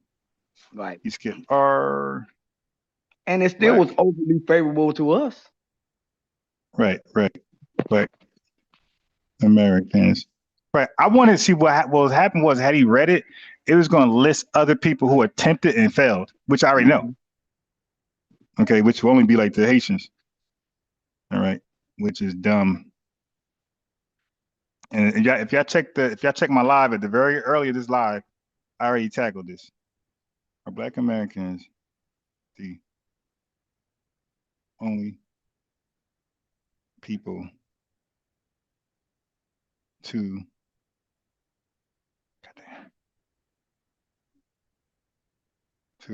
use Black as a, and I had seen a brand new $200 phone in Walmart. I almost bought it.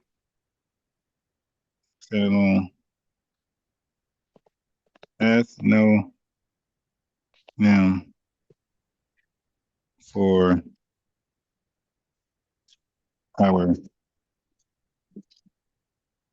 our unified name, unified. Okay, that means that people had to agree. Unified name. Yeah. So let me teach our family. Just because somebody typing information online or on ChatGPT doesn't mean the question was properly formed to represent your argument. So that's why I said no. Type it in this way. All right, so it's loading up, and then I'm gonna share my screen, and it's gonna reset again. To share my screen, I gotta go out and come back in. So it's gonna be waiting for a little while. All right. So right now it's loading up.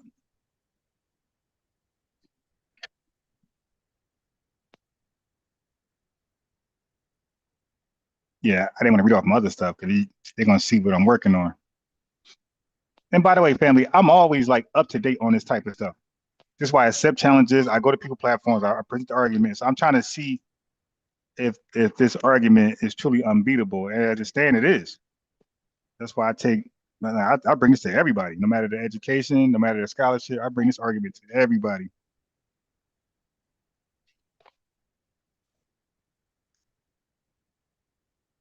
It's not making the load up, taking forever.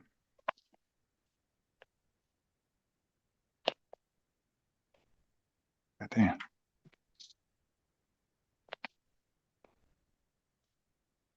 Oh shit! Come on.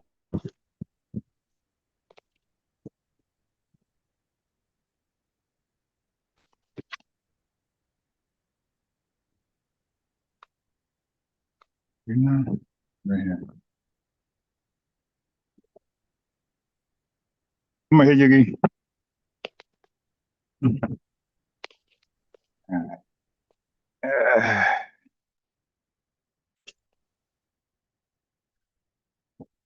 Hello. Go.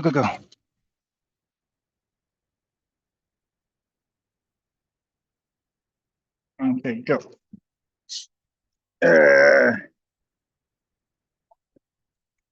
Come sit down. Okay, right here. Okay, here we go. All right, so let's read this.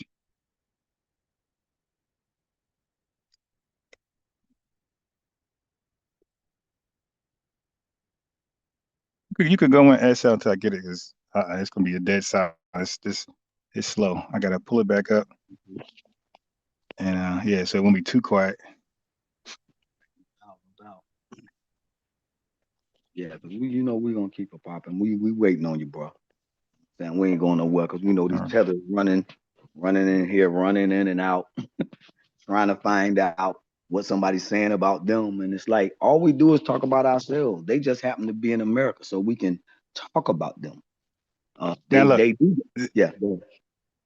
Let me show you how spot on ChatGPT these AI things are. All he got to do is say, "I know a guy named calls himself Unbiased Ron. This is his claim.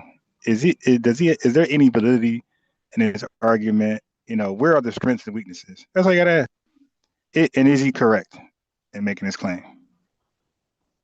And you will see ChatGPT be like, "Well, yeah, he's not wrong.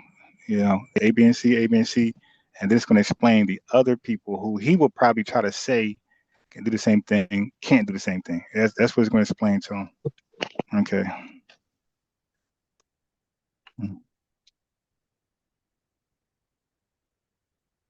Okay. So I try to do like a layman argument for this, so it won't be like saying X on them and like do all these like, terminology that folks ain't really like familiar with. So I asked ChatGPT to give it to us give the answer back in layman terms. Okay.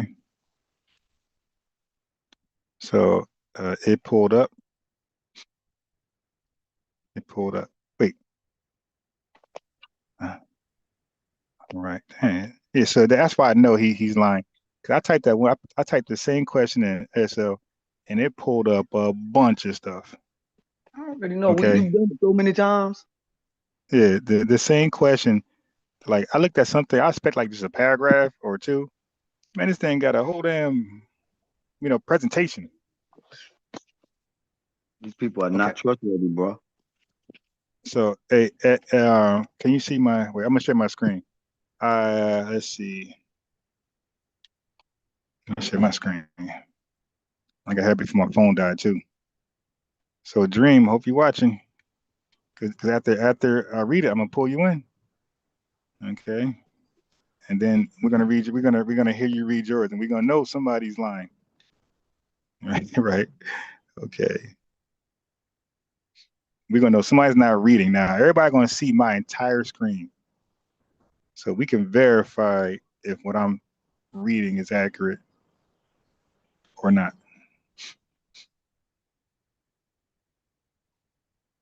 You see my screen? It should be showing. It's just now coming up. Okay. Okay. Yeah, I see it. And like we already tried to read screens while he's in the queue with us, in the participant box with us, and all he does is while we're reading, he'll say, "Hey, can I say one thing?" As we're reading. Like, wait a minute, so you're gonna pick this time to say one thing as I'm reading the information. Okay, cool. So it's okay. So here we are. Here we are. So you can see the question. Look, right there. Can you see the question? Yeah. Okay. Okay. Is it? Can you read that? You're breaking up a little bit.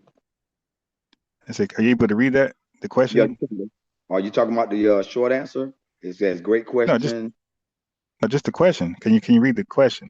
Yeah. Are Black Americans the only people to use Black as a standalone ethnonym for our unified name? Okay, cool. So now they got the question. It's a great question, and this is exactly the kind of linguistic plus historical nuance that gets misunderstood in debates. Okay, so it qualifies that, hey, this is about linguistics. I keep trying to tell these guys, they had never studied no language from the beginning. Studied Greek, studied some Spanish, know about syntax, I know about rules. You dig? And when you study different languages, it'll help you work on your English. because when you study other languages, they expect you to already master the English language. So they expect you to know about adverbs, verbs, nouns, proper nouns. Like you got to know all this stuff in advance, or you will never understand another language because they're going to teach you the other languages by the book. It's going to teach you their verbs, their nouns, their their rules. It's going to be similar to ours. Okay, so this is what he read, right? No, right. Black Americans are not the only people who. So far, I think we're reading the same thing. Okay, so who have used Black as a self-identifier, but Black Americans are unique in using Black as a standalone ethno-political group name in the modern world, and the way you're arguing as a unified collective identity tied to a specific historical lineage and political project. So you see the standards. That's pretty much what he read. Right. And he said, I agree with that part. So now, we're going to go into how it's used globally. Now, everything you're about to read is what I already said, because this is the problem with the lead paint Baltimore guy. Like, he misrepresented me saying nobody ever used Black. I said they did, but it's as a racial descriptor. Not okay. But anyway, it says most places use Black as a racial descriptor, not an ethnonym. It says in the most, my screen is cracked up badly, but I'll try. It says, and that's why it keeps going down to go to the areas I can see. In most of the world, Black has an adjective. No, in most of the world, Black is an adjective, not a people group name. Examples: Black Brazilian, Black British, Black Canadian, Black South African. In these cases, Black usually means a racial category, and these people who call themselves Black, they still ethnically identify as Yoruba, Jamaican, Haitian, Brazilian, Akan, Zulu, Nigerian, etc. So he's already done. Okay, so they are all these folks in this bullet point. They use Black as a racial descriptor, and these are their real names. So Tether Dream, Black is our real name. Okay, that's the point. It's so Black describes kin. It says so Black to these people right here. It says etc. So there's more. This ain't the end of the list. It says so Black describes skin color or race classification, not a nation, people, or lineage group. So all these people here, they don't describe Black as a nation, people, or lineage group. Black Americans made Black into a political identity. In the 1960s, 70s, Black Americans deliberately transformed Black into a collective ethno-political identity. Oh my God. Key slogans: Black is beautiful, Dr. King. Black and proud, Black and proud, Black and I'm proud, James Brown. Black power, Kwame Ture. Right. Here, Black wasn't just color, it meant a people force. In what country is that? U.S. slavery. Right. That's why I say we're the only ones, because they were enforced in U.S. slavery. Okay. A shared political struggle, a shared culture, dialect, and history. This is when Black became, look, read that hand. I read it. This is when Black became capitalized and treated like a proper noun in the United States. Okay. Why Black Americans are unique in this. Most African diaspora groups keep national or tribal identities outside the U.S. People rarely say we are just Black. People rarely say we are just Black. Ethnonym. They don't do that. They say Jamaican, you're out, Tether Dream. They say Haitian, Trinidadian, Nigerian, Yoruba, Akan, Igbo, Afro-Brazilian, Afro-Colombian. They don't say I'm plainly just Black. Even when they use Black, it's usually secondary to ethnicity or nationality. It's secondary. It's always been primary over here. Okay, Black American uses Black as a unified replacement for lost ethnicity. Because of U.S. chattel slavery, tribal names were erased, languages destroyed, lineages broken. So Black Americans created a new collective identity. Look, that's ethnogenesis. I was going to say this, but it said it. That's ethnogenesis. A new people forming. Black became a surrogate ethnonym, a nation-like identity, a political category. This is historically rare. It's not common to have a dream. This is historically rare. Did other groups you ever use black like this? Brazil has black movements, but people usually identify as Preto, Pardo, Afro-Brazilian. Everything I said earlier. No, I'm saying today wasn't today. Yeah, I'm mixing today with yesterday. This is everything I said yesterday, early afternoon, like 3 o'clock. I said today too when I'm in line. No, I'm lying. This was yesterday.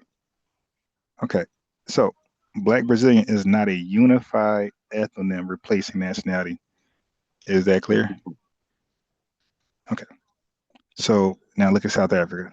During apartheid, Black was used politically, Black consciousness movement, but people still identified as Zulu, Exo. Hold on. I'm walking. 1 second.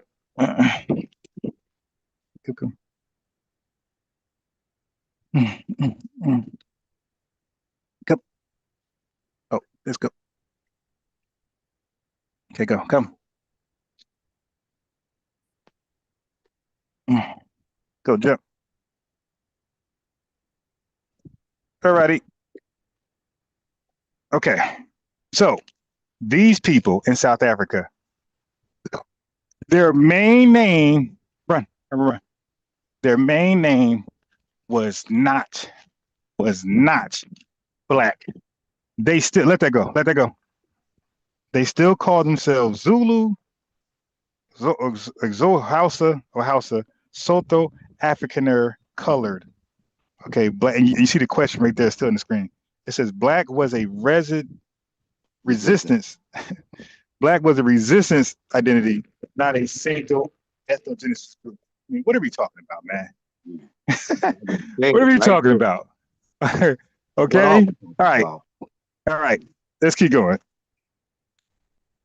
The key difference. This is your debate point. So thank you for my debate point. Black Americans use Black as a people group name, often as the primary identity tied to a specific lineage of slavery. That's why nobody can be Black with us. Linked to political and civil rights reparations representation. Others use Black as a race or color. Family, you heard that? We use it as a what? We use it as a people group name and ethnonym. Everybody else uses it as a race, color.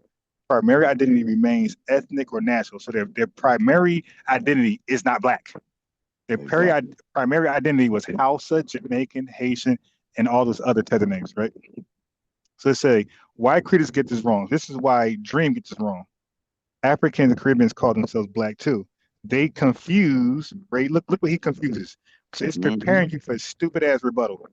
Okay, he's going to confuse race label with ethnonym, peoplehood identity. Calling yourself Black Jamaican is not the same as calling yourself Black as your main collective name. Your strongest layman argument. Everybody uses Black as a color category. Black Americans are the only groups who turn Black into a unified people identity because slavery erased our original ethnic names, or even simpler. Other people say Black Nigerian or Black Jamaican. We just say Black. That's my argument. We just say Black because America erased our tribe names, so Black became the tribe. Important reality check for accuracy. All right. So anyway, let me get out of there. Let me let them back on. Now watch this foot shuffling he does. Now he wants to pretend to us that he's going to read something that's contrary to that. He's coming back on. This is going to be hilarious. Go. I mean, that's ball game. That's a nuclear bomb. There's a golden dome over my claim. We're the only Black. Hey, we're land in Iceland. Right. Okay, Dream. Did you hear what I read? Uh-oh. Now he's back on mute like he says. He didn't know he was on mute earlier. Dream.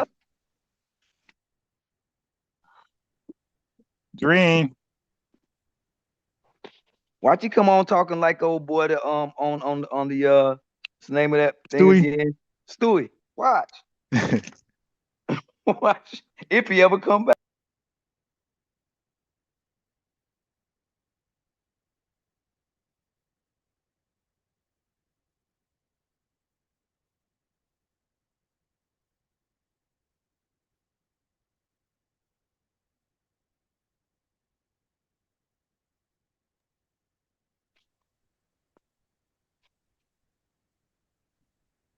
Dream, where are you?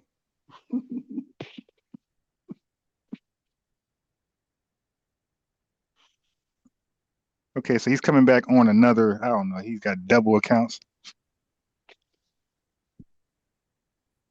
He must be a family guy. You. Yes, sir. Did you hear anything I read?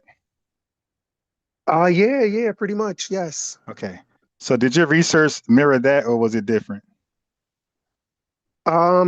Well, I wasn't looking along. I had really only read the first No, but did you? sentence of mine. Okay.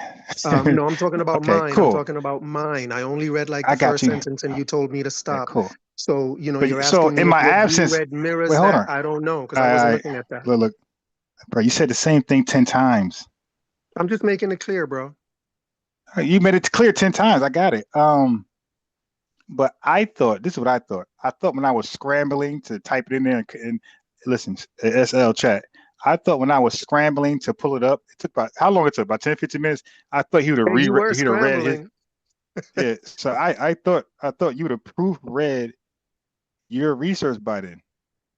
Bro, you threw me in Okay, the go ahead. back, bro. What the hell? You threw me in the back. How am I going to proofread But when what we're they in the got? back? Oh, so you didn't. This guy typed something in and never read it. Go ahead, bro. Go read I it. was waiting for you. Go ahead, read it. What the Right, hell? that's smart. Go read it. Go read it. Read it. Let's start from the top. Go. Go read what? So we Mine? got your question. Yeah, start from the top and go. From the very top. Yeah, like I did. I read. Go ahead. Hang on. I got to go back to it. Hang on.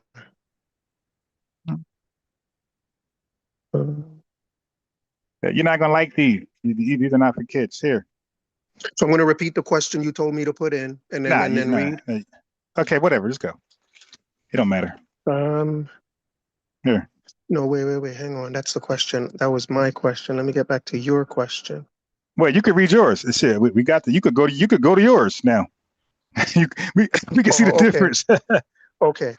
So I'll read mine. Mine said, which people in history have used black as a proper noun to refer to themselves? And it says quite a few groups and figures explicitly used black, often capital B, as a proper noun to name themselves, not just as a color adjective. What's important is intent. They were asserting peoplehood, not pigmentation. I'll lay this out chronologically so you can see how the idea develops. One, early Africans and Afro-diasporic usage, pre-20th century. Africans and the African diaspora, informal or self-reference. It says in European languages from the 1500s onward, Africans sometimes adopted black in contrast to white once racial categories were imposed. This wasn't yet a unified political identity, but self-recognition. Uh-oh. You want me to read that one again? Yeah, good. Okay, you want me to so read that wait. sentence again? So those people were who? Africans. From what? He said Africa. That's a continent. What people were he doing? Early Africans and Afro-diasporic usage. It doesn't say what country. It just says Africa. Wait, hold on. So that just told us absolutely nothing. I agree. It doesn't and it just said that. It said this wasn't yet a unified political identity. So it's not what we're looking for. I agree. Okay. Right. That's why I say you typed the question wrong. Okay, so now read the new research. But that's the first piece of what it says. Like that's number. But already we can't even, bro. Like, hey, SL, what can I dispute? He never said he got to say a name. Hausa, Igbo, Nakakuku. He started out with his guy. He knew what he was doing. Yeah, and that's why I said, family. I said he typed it in wrong. That's why I said, because now we got the truth, what it actually says. The research actually says. And guess what? Anybody can type it in. So it ain't just like we only got. You could type in your AIs, everybody. So it ain't like we got the only search engines. Y'all got search engines too. So he started off by saying absolutely not, just Africans. What researchers call everybody Africans? And my research was specific to people who were using it and misapplied it as an ethnonym. Well, they didn't apply it at all as ethnonym, but it was a race factor. This guy is saying, bro, can I say something wrong? No. He gave me 10 things. I got to the middle of the first one and you cut me off. Yeah, but because I wanted to know people. I don't want to know generic But it's you just saying, stopped I me want at to know number what, one. because that's why I said you asked the question wrong. So now read the question. I had you go ahead and read the information I had you ask it, because yours are already all over the place. It said Africans. I said, what people? It says Africans. Oh, get the fuck out of here. Hey, bro, read the second question. Hold on. The one Hang on a second. where I I got to said, speak with my son for 1 second. Give me a minute. yeah. This guy said Africans did this. When do researchers say Africans? They don't. You can't even have them say Africans when it comes to slave trade. They're gonna go right to the tribe. They're not gonna say African sold African. They're gonna go right to the tribe. Yeah. So you don't want me to continue reading what I read? No. You want me to go to your that question? right? Yeah, exactly. Because I made that claim before you even read your research. I heard the question. I said, nah, that ain't gonna be it. I said, so phrase it Yeah, this but way. I'm telling you, it's there. There's 10 things it Okay, listed, cool. Ron. You stopped me in the middle of the first Yeah, one. because You wouldn't even let me I believe finish my the question. first one. Yeah, because Okay, but I'm going to go to your question. No. Dude, family, he's in the back chat. I'm not gonna do that game where we're laughing or like his laugh is SL. Listen, this is what he's in character. Family, this what he's doing is this. He's talking calmly. You won't let me do this, and then I laugh, so that the laugh is like, you can trust me, right? Like, dude, I'm just saying, read it. I said from the door. We don't need to read it. How about that? I mean, that took 10 minutes already out of my time. Now we're good. We're good. Go on your platform where go on your platform where two people are at, and you read that there. How about that? And the sad I'm over here part saying, okay, bro. Go ahead. Yeah, the sad part about what he just did was you can ask them Africans right now. They was not even doing that. You see what I'm saying? It's like right now. Not only but he didn't even say which Africans. That was the first part. Like, yo, you're already coming with vagueness. Like, I read mine. It pointed out Brazilians. It pointed out Haitians. It pointed out South Africans. It pointed out the people, and it said where they didn't use it like us. They all use it as a racial term. Okay, never as a primary identity, never as an ethnonym. He just said a whole bunch of nothing, and he didn't even point out the group he's speaking about. That's why I say, bro, what group? I'm dying to like challenge that right now. Right. Oh, not just Africans. Bro, come on, man. That's not how AI does it, bro. Yeah, he must have said, hey, AI, answer this question generically. Don't be specific at all. Answer this generically, like an all-in-all type of thing. Man, stop. Then I said this. I said, bro, how about just read your answer? The question I asked you to ask, how about just read it? No, I'm going to read it. Bro, we're wasting time, my guy. And it's for no reason. I shared my screen. He didn't. That's the bottom line is that we got to trust him.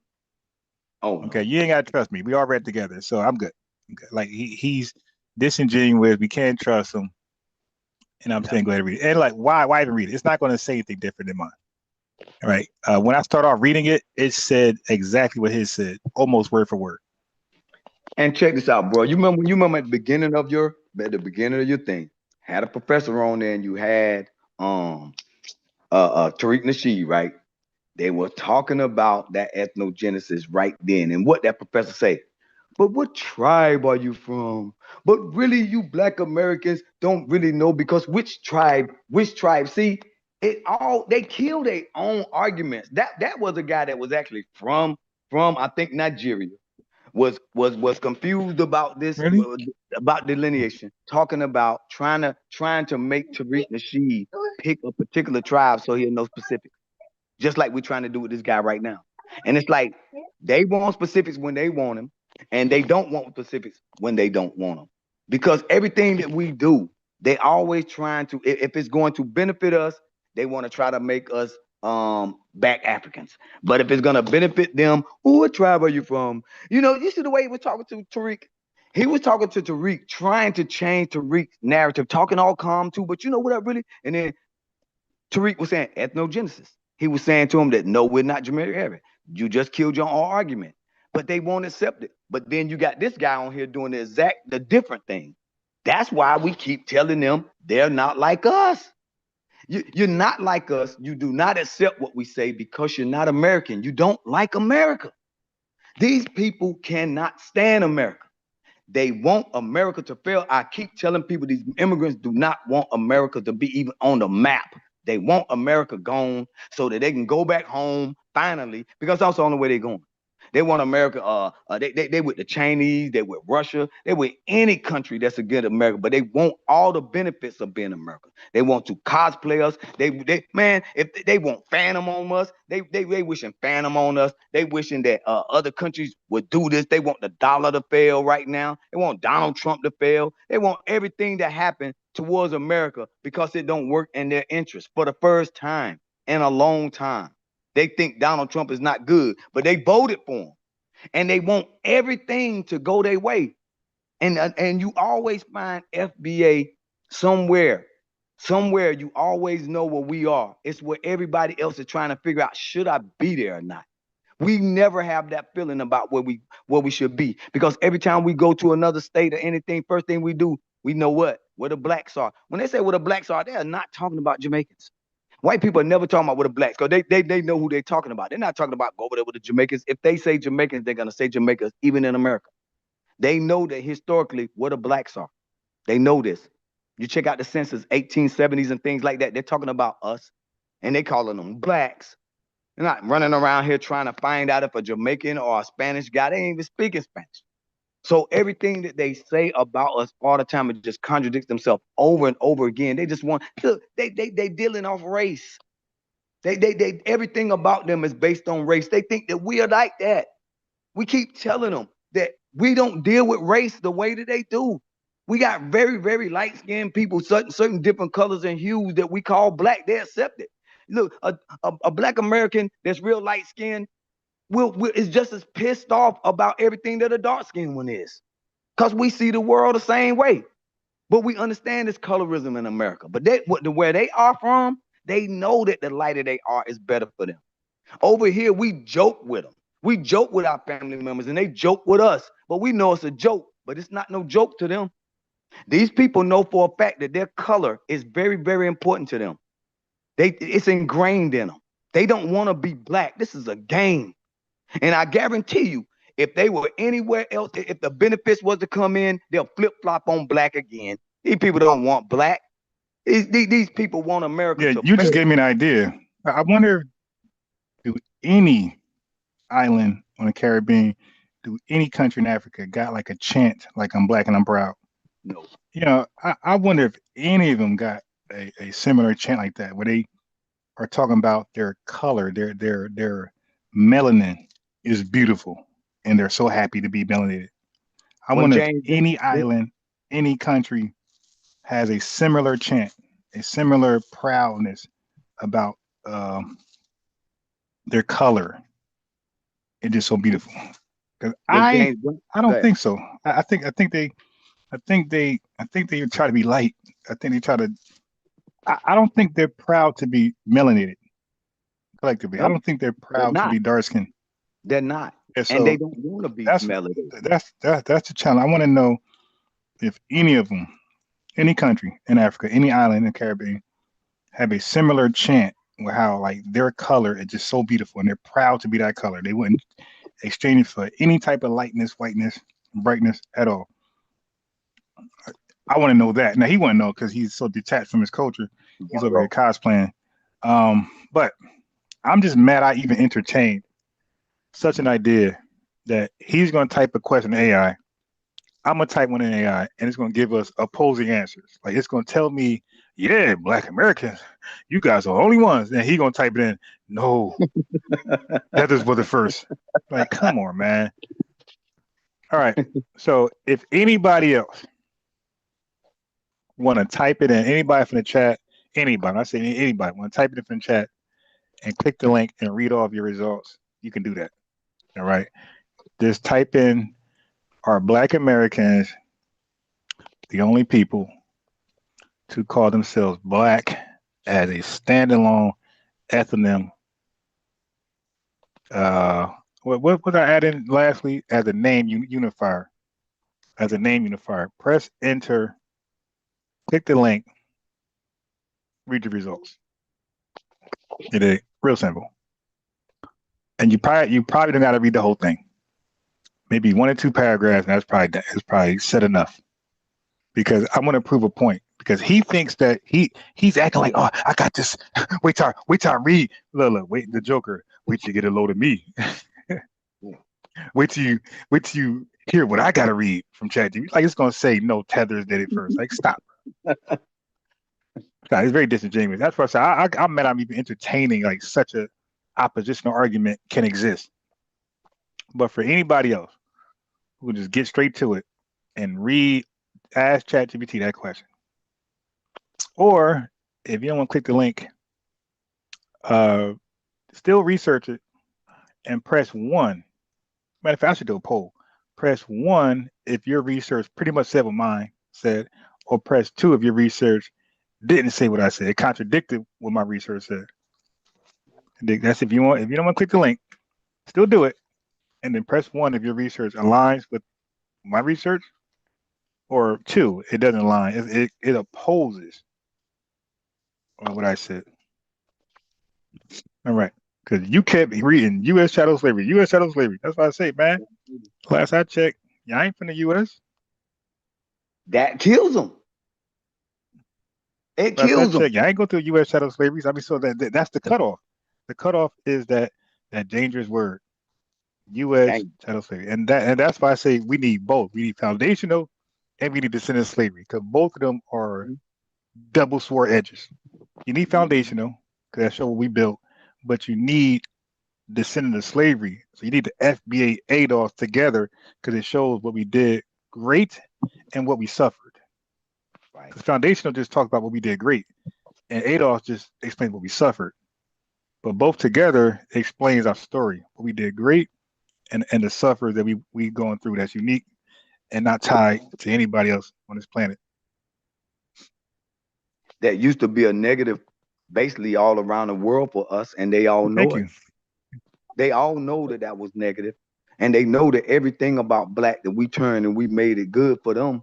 And even if they used it at a particular time, they didn't keep it. Look, they use it as a slogan. It's like with us, everything that we've ever been dealing when we were dealing with a Caucasian over here or anybody, every time we ever got something, no matter what they called us,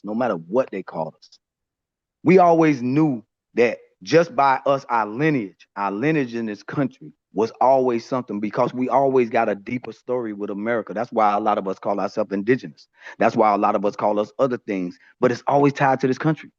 And this right here really confuses. Let me say this thought before I forget. I keep forgetting. Okay, so the ultimate nuclear bomb, the rain on his parade, the rain on his graduation party, the ultimate thunderstorm on his wedding, is none of those people call themselves Black today. Right.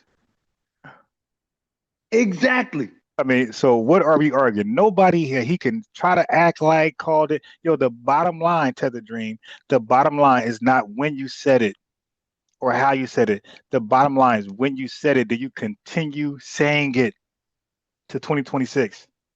That's my position. That's why I say we're the only Black people. We're the only people who took Black and made it our primary ethnonym and never changed it. Still Black. These guys played around with it, dished it, and took on Haitian. Dished it, took on this. Igbo, dished it. Yeah, no, we're the only ones, my guy. Bruh. That's what I mean. And that's why I say I even covered for replacement holders. I said some of these guys use Black as replacement holders. I said some of these guys use Black as nicknames, secondary. I said none of you use it as a primary. That's my thing. It was never your name. That's why just now he didn't want to answer the question, family. When he read his research, it said Africans. I would say, who are those people? So now the family, the reason why I asked that question, because any answer to identify those people, he lose. Right. If he say Nigerians, I'm gonna say, yeah, they're not Black. They're Nigerians. Kenyans, yeah, they're not. Yeah, they're called Kenyans. So whoever he would have listed, family, I would immediately respond with, exactly, they're called Kenyans. They're called Nigerians. They're not called Black today, my guy. You're reading about them in antiquity, and you're calling them Nigerian, you're calling them Igbo, you're calling them Hausa. You're not calling none of them black. We're the only people you go back in antiquity where our ethnogenesis here, definitely 1960, where you're going to read we're black, and we're still black. Okay, that's why I say like it depends how you word it. You could word it a certain way, and in school you got to show your research. So you word it a certain way, which is disingenuous, wasn't responding to my argument. It was your own argument that I probably don't even disagree with. But it wasn't my argument that you typed in the chat GPT. As a proper noun, you said like, well, why? And y'all heard some of y'all heard ethnonym for the first time through me, right? Ethnonym, endonym, exonym for the first time through me. So why wouldn't he say ethnonym? Why would he say a proper noun? Right. Well, whether the blacks use black as a proper noun, dude, that's not my main argument. My main argument is ethnonym. Proper noun come and goes. They come and go with language, but ethnonym that's forever until it changes. Haitian is their ethnonym.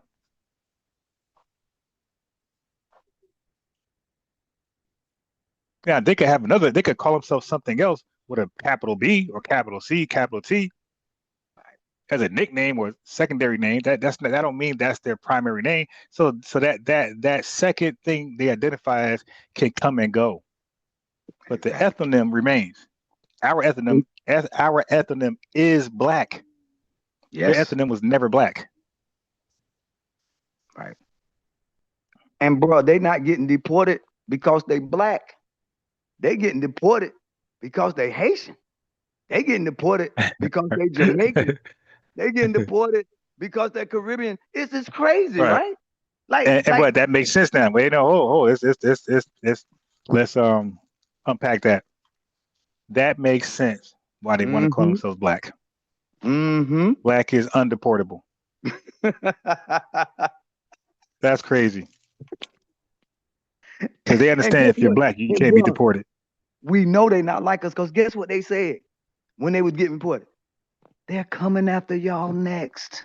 Look, bro, there's nowhere in the world people talk like that. This is a movie. It have to be. They believed, and they so much thought a lot of them was like, they coming after y'all. Who the hell is y'all if y'all black? There's no way these people ever. Right. Ever. Yeah, that's a good point. Ever. Ain't it us? Ain't it us? Look, it ain't y'all. It's us. If y'all black. Right. They wanted us deported.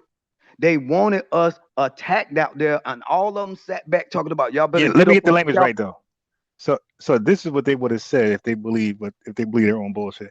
They would have said, "Hey, we're getting deported like them," and look, if they believe they were us, black like us, they say, "Hey, we're getting deported," and guess what? We're all going to get deported eventually. They didn't say that, right? Because now your group is up with you.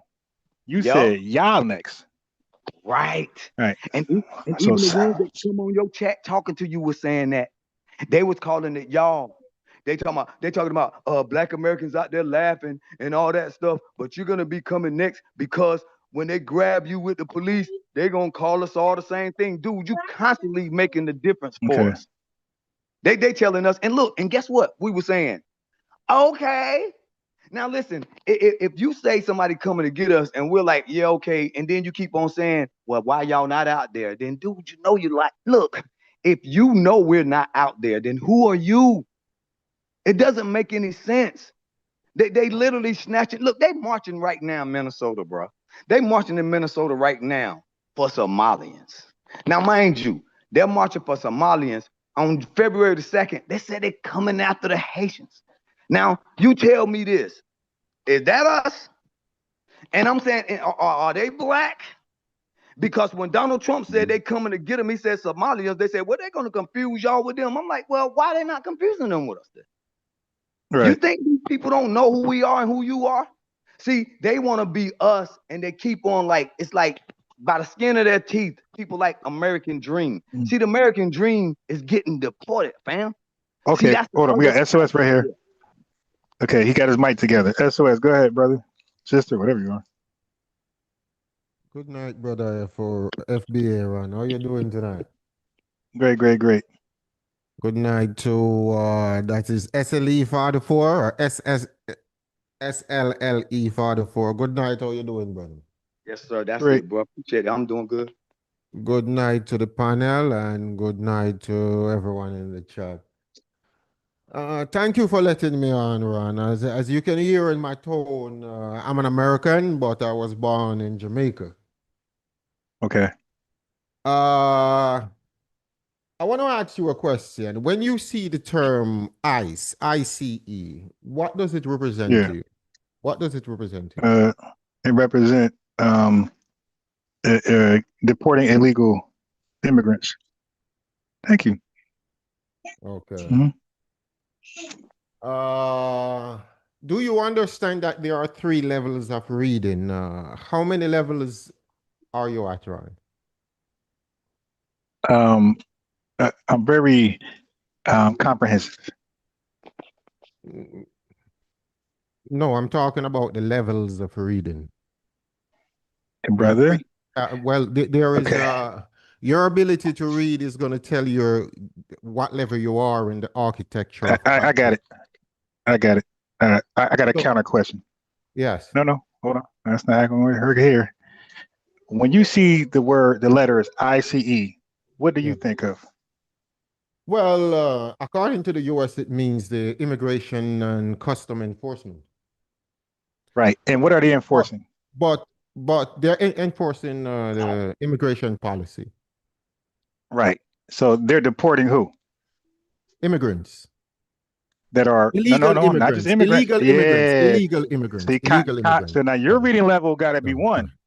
Illegal because if you're representing illegal right. See how you do the comprehensive No.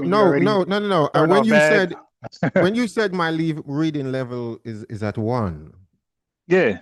All right. Let me say something to you, FBA. Right? Okay. Yeah.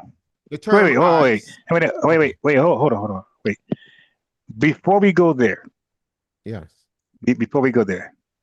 Because that's what I don't like. I don't like when people call in and don't ask what we're talking about. They just come in with their own agenda. All right. So before you do that, you called into my show and we have talking points here. Like you said, I'm FBA Ron. FBA stands for what? Foundation Black American, right? That is correct. And you know we have a delineation movement going on currently, right? Well, it's my first time being on your program. Okay. I've never heard of it. So you don't know anything about people. You don't know the talking points of people who call themselves Foundation Black Americans. Yeah, I do know the talking points. I listen to. Okay. Do you know? I know Tariq. Okay. Cool. So do you know our delineation talking points? Not to that degree. So what do you mean? You don't even know what donation. Delineation. Okay, the delineation, yes, I understand that concept, yes. All right, do you agree or disagree? Well, people have the right to separate and do anything that they want to do. Right, but I'm asking, do you agree? Do you agree with our delineation stance, our movement? Well, as you say, the foundational Black American is a distinct group from all other Blacks who emigrated to this nation. Wait, there are no other Blacks that immigrate over here. What are you talking about? What other Blacks are you talking about? So let me ask you a question. Jamaicans are Blacks? You just identify them as Jamaican. That's like identifying a UFO and calling it UFO. You just said Jamaicans. They're Jamaican. A nationality is different from a category that the European has used as a class system to delineate a race of people of the darker shade. That's what the concept of Black mean. And if you want me to go into it on the deeper level, I could actually prove to you what the concept of Black means. Cool. At what point in Jamaican history did they ever call themselves Black and it's documented? We have always called ourselves Black. Is it documented? No. You could go back into our music. Listen to the question. Listen to the question. No music. I'm saying with us is documented. Like we have things called the Black Civil Rights Movement. We got things called the Black Bus Boycott. We got events called Black Reconstruction. We got when we were freed from slavery, when we freed ourselves from slavery or were manumitted before Emancipation Proclamation, we were called free blacks.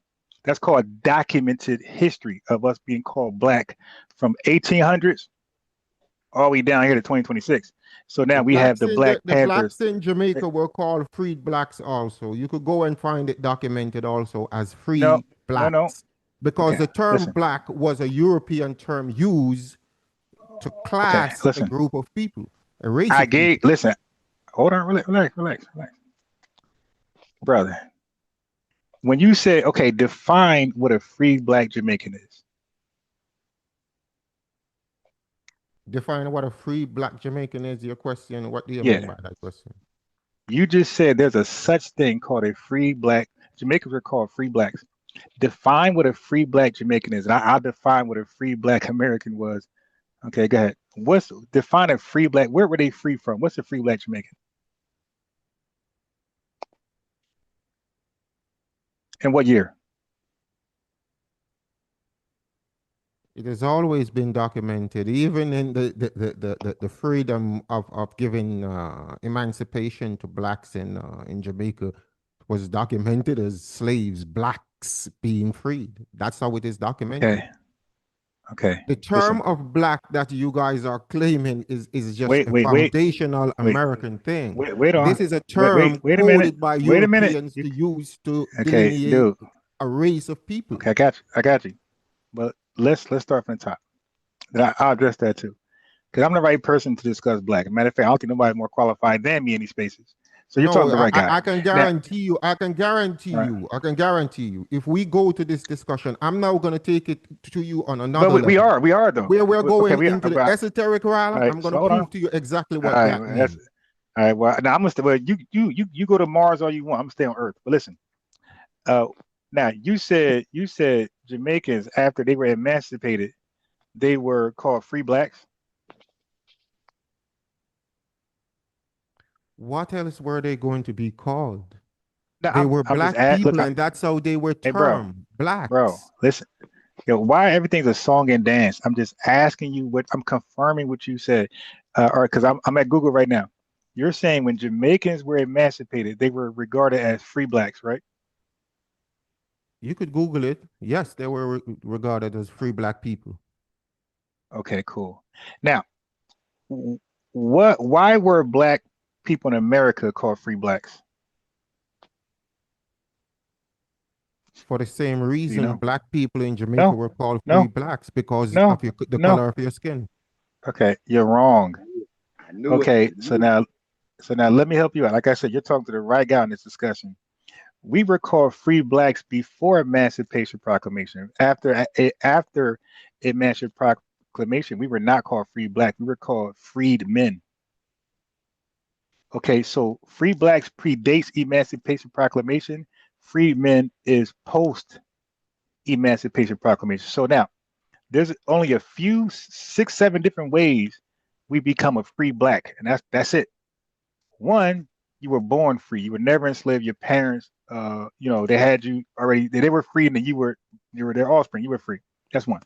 Secondly, you were manumitted by a slave owner who felt like you shouldn't be in slavery no more. Like he liked you for that reason, or you did a good deed, right? And they manumitted. That's two. Three was you were bled to a free state, and you made a case like Biddy Mason. You were called a free black. Four was there were states. Somebody purchased you.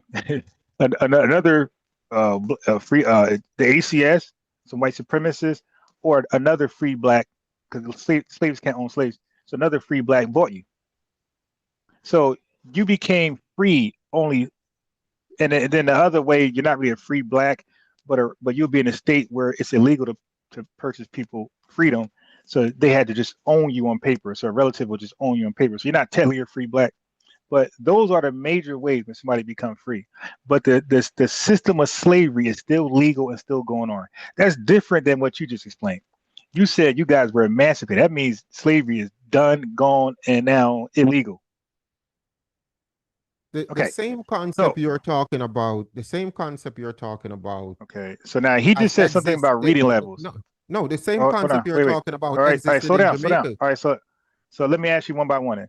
Okay, so Jamaicans were allowed to purchase themselves out of slavery? Sure.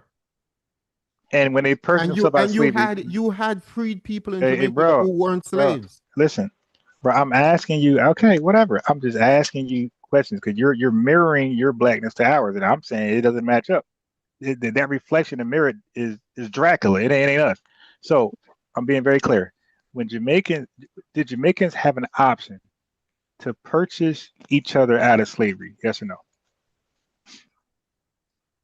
Yes. A freed slave could purchase another slave freedom. Okay, cool. Now, okay, so let's go with that. This is one fact. I just want to see where you at. I want you to understand that the same system that existed here in the U.S. is the same system existed in the Caribbean. It's the same group of people who are doing the same thing. Hold on. Okay, so you guys fought for your freedom, or were you just emancipated? How'd that work out? No, Jamaica, the same thing that has been happening here, that was happening here. No. It's the same thing was happening in Jamaica. I asked you a direct question. We fought by slavery. And I answered the question clear. Okay. It's the same thing. Okay, okay, I'm gonna mute you. We literally fought for our freedom. I know your history, my guy. You didn't fight for your freedom. It was given to you. It took no fight. You guys were free like 1790, no, like 1820, something like that. You guys didn't fight for that. You're lying. And everything else he says ain't even worth Googling. I know he's lying. And then he used black as a racial descriptor. So go ahead and unmute yourself. But I could tell where it's gonna go. I'm gonna say something to you. Go and do. Wait. No. What's up with these dudes, man? They calling your show. Yeah, they calling your show as a guest, and then they make it their show. Yeah, and they make me the guest. Let me tell you something. Yeah.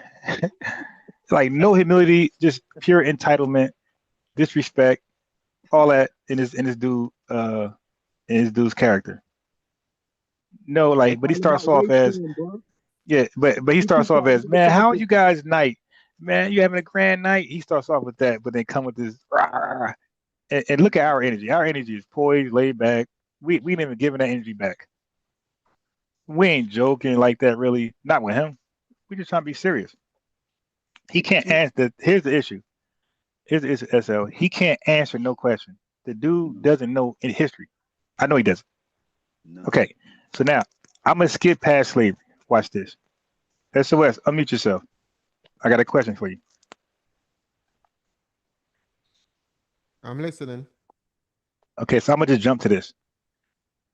Are you familiar with the West Indian Federation? I've heard some history of it. I'm not too in depth with it. Wait a minute.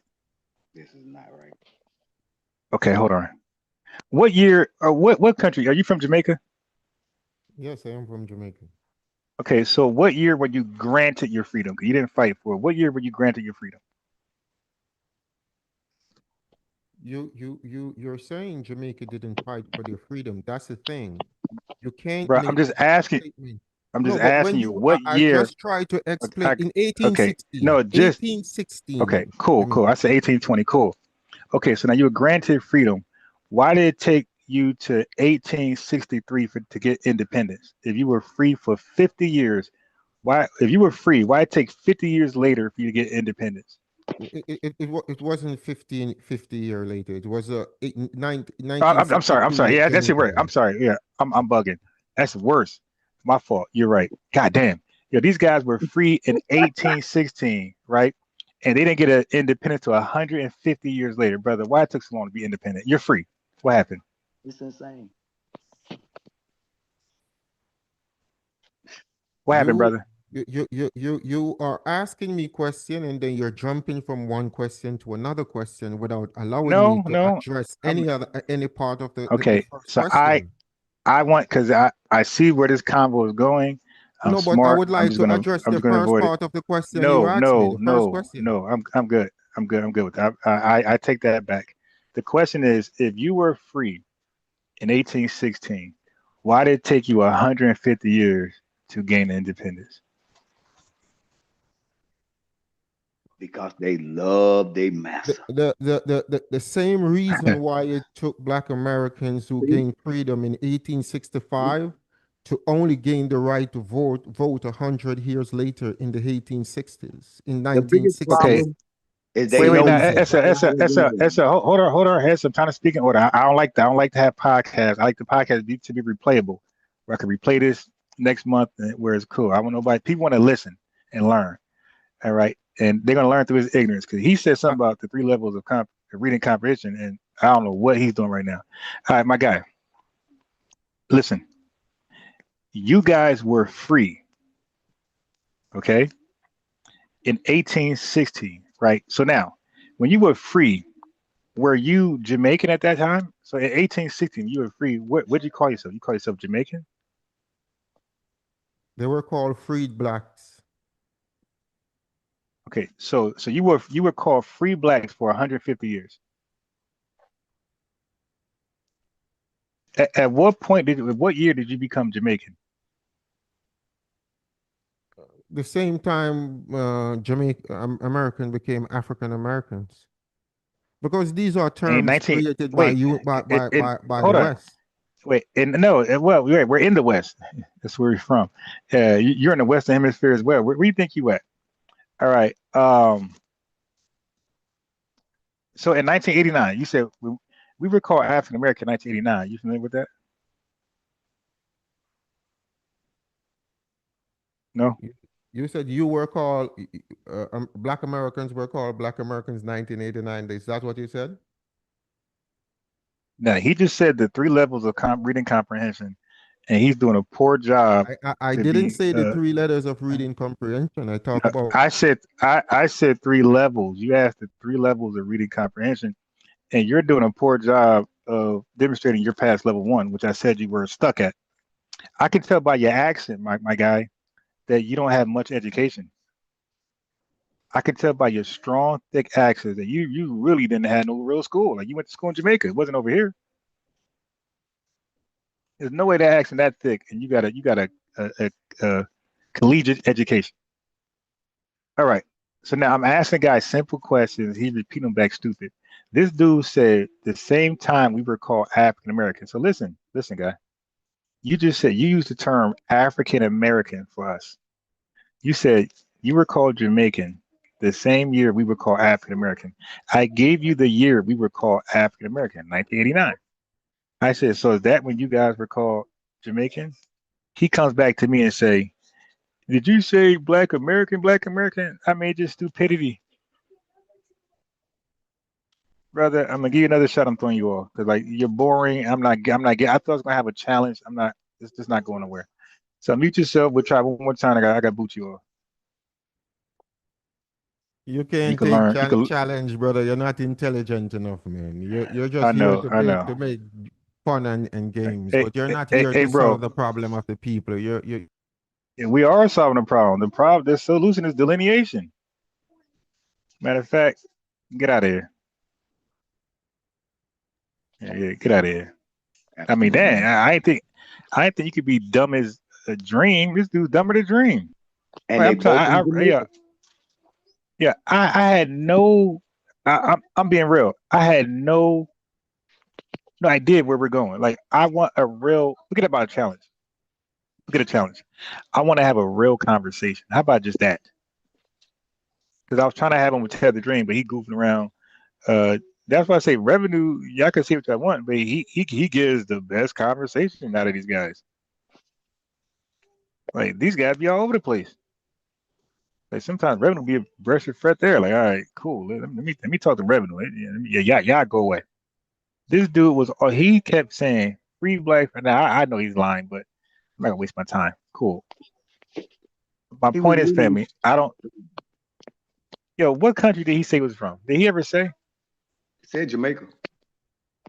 Okay. How is it possible? Yeah, when I asked him what's the West Indies Federation, and he didn't know. That's like asking us what is the Civil War. I knew it was over as soon as I heard you asking. Yeah, that's like us asking, what is the Black Civil Rights Movement or the Black Bus Boycott? That shit Man, crazy. Like, that was a turning event, family. The it was West Indies over. Federation, led to their independence.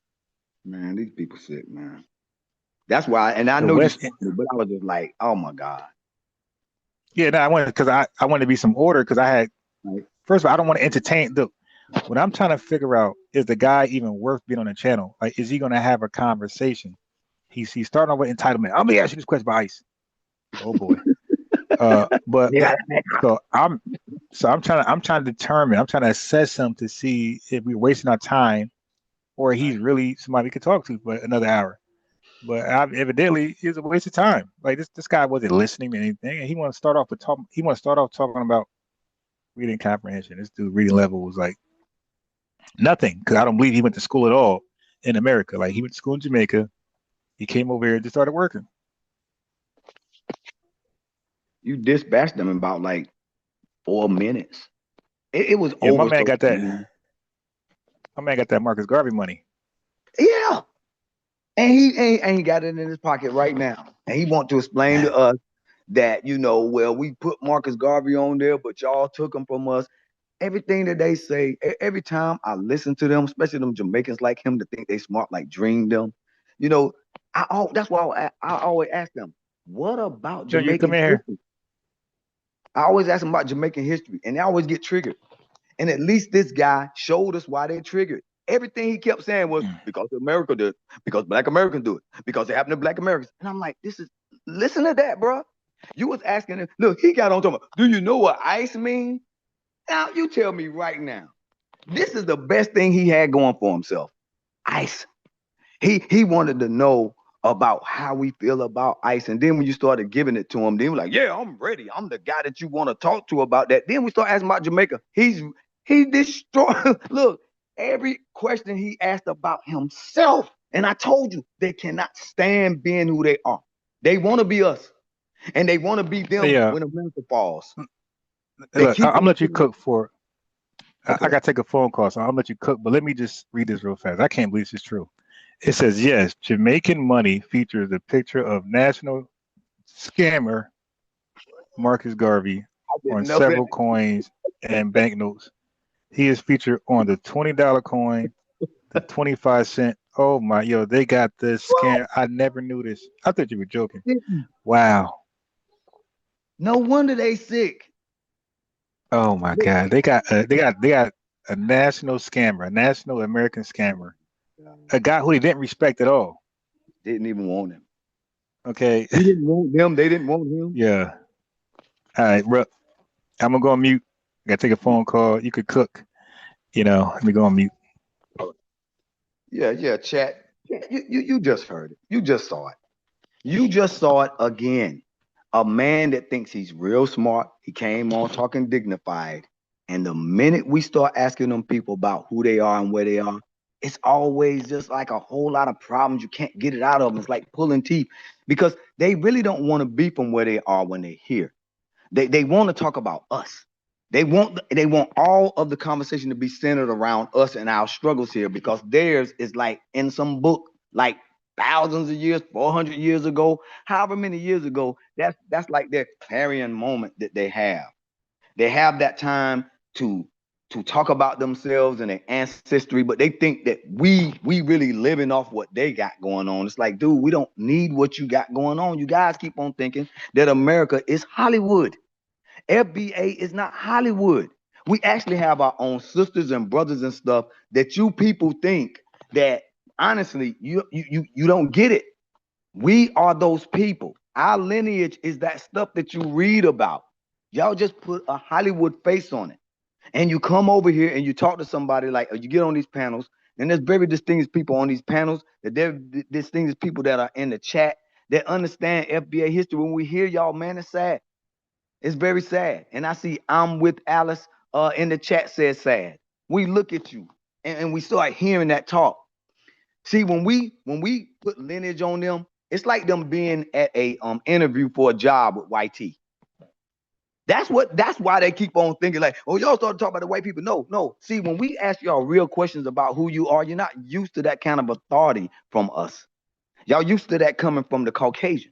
Because you got to always answer questions to him. You always got to be like, respectful to him and things. Now they pissed off that they have to be respectful to any FBA, regardless of the circumstances, no matter where they are in this country.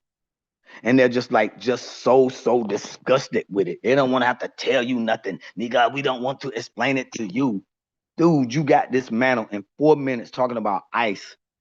It turned over to you talking about ICE to you being deported, and you don't want to talk about that. You want to try to keep going back. Well, we got it when you got it. When we got it, when you got it. Like hip hop, same stuff.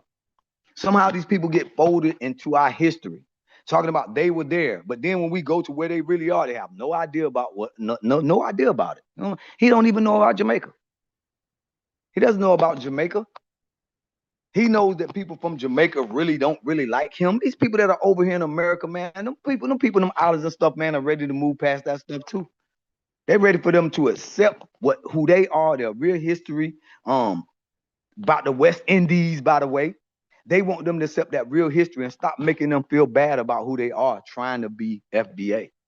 Coming over and stealing everything about us, then going home, trying to explain to a person that's been to Jamaica all his life that like, I'm Jamaican, but we over there showing them Black Americans and stuff. And then a lot of them Jamaicans over there like, man, get up out of here, man. You nothing. We know the Black man over there and woman and child over there is teaching y'all everything. Y'all over there sucking up resources all on freaking finance. You any type of aid that America getting, they scamming through it. We can't get it because we're not immigrants. They're using about 3 or 4 titles. They're using what you want to call it, immigration status. They're using lottery status. They're using green card status. They're using this status. They're using all kinds of status. It's just scam after scam after scam after scam because they're minorities too at the same time. We competing with one person with about 5 or 6 titles. You're dealing with an immigrant. You're dealing with an undocumented immigrant. You're dealing with an illegal immigrant. You're dealing with a minority. You're dealing with a depressed community. And they can use all of that, but we can't. This is the competition that we're in. They hold so many hats because they know that we really supposed to get all that stuff. They're supposed to get none of it. But because the person that they love so much that they keep running to, they keep running to Europe, they keep running to America. And when they do go, I think that was, Liberia, whatever that was up top, they went. It wasn't Liberia. But where Speed just went the other day and basically got treated like, like a regular African over there. He thought it was racism. This dude running around thinking he getting treated like that in Africa, which are part of Africa that really don't want to be Africa. They want to call themselves, North Africa. Where where the real schism in the caste system at. It's deep over there. We getting an understanding now on just how much they don't like themselves. They've been reading all these books about us.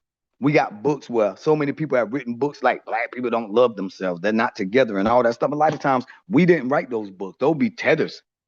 Those be people that came over here trying to, I guess, rehabilitate their own little islands and stuff because when they come there, they can't stand it. They don't want to stay. They don't want to put the work in. They rather come over here and act like they're smart while they're living in freaking Section 8 homes. And they look at us like, oh, yeah, y'all doing it too. But like, well, why should you even have one? They think everything they do over here, they worked hard. You work hard to get your name on a list. And everything that we've ever done to get on a list, those lists were not really created for us. Lists were created to keep us away. And when we get it, here they come. Talking about they working hard. Talking about they know how to do this, they know how to do that. And it's like, man, we've been watching y'all for a long time. You get on here with Ron and he asked you a couple of questions and you all condescending, very narcissistic, trying to say that we all got the same thing, then why not stay home? If everything is the same in America as it is where you at, why run over here? I don't get why you want to come over here if everything is the same as America. America is offering you the same thing in Jamaica and in the Caribbean Why do so much to come here and then start crying when these people tell you to leave? When they're grabbing you, you keep saying that they're grabbing you because of your color. Like, well, they're not grabbing us. And if we were to get caught up in it, then it would be a racial thing. But we understand that. We just don't deal with race the way that you do. That's why we walk around like, hey, man, if you put your hands on us, good luck. But they putting their hands on y'all, man. You're literally crying, screaming, trying to make us feel bad for every immigrant over here just because they're telling y'all to go home.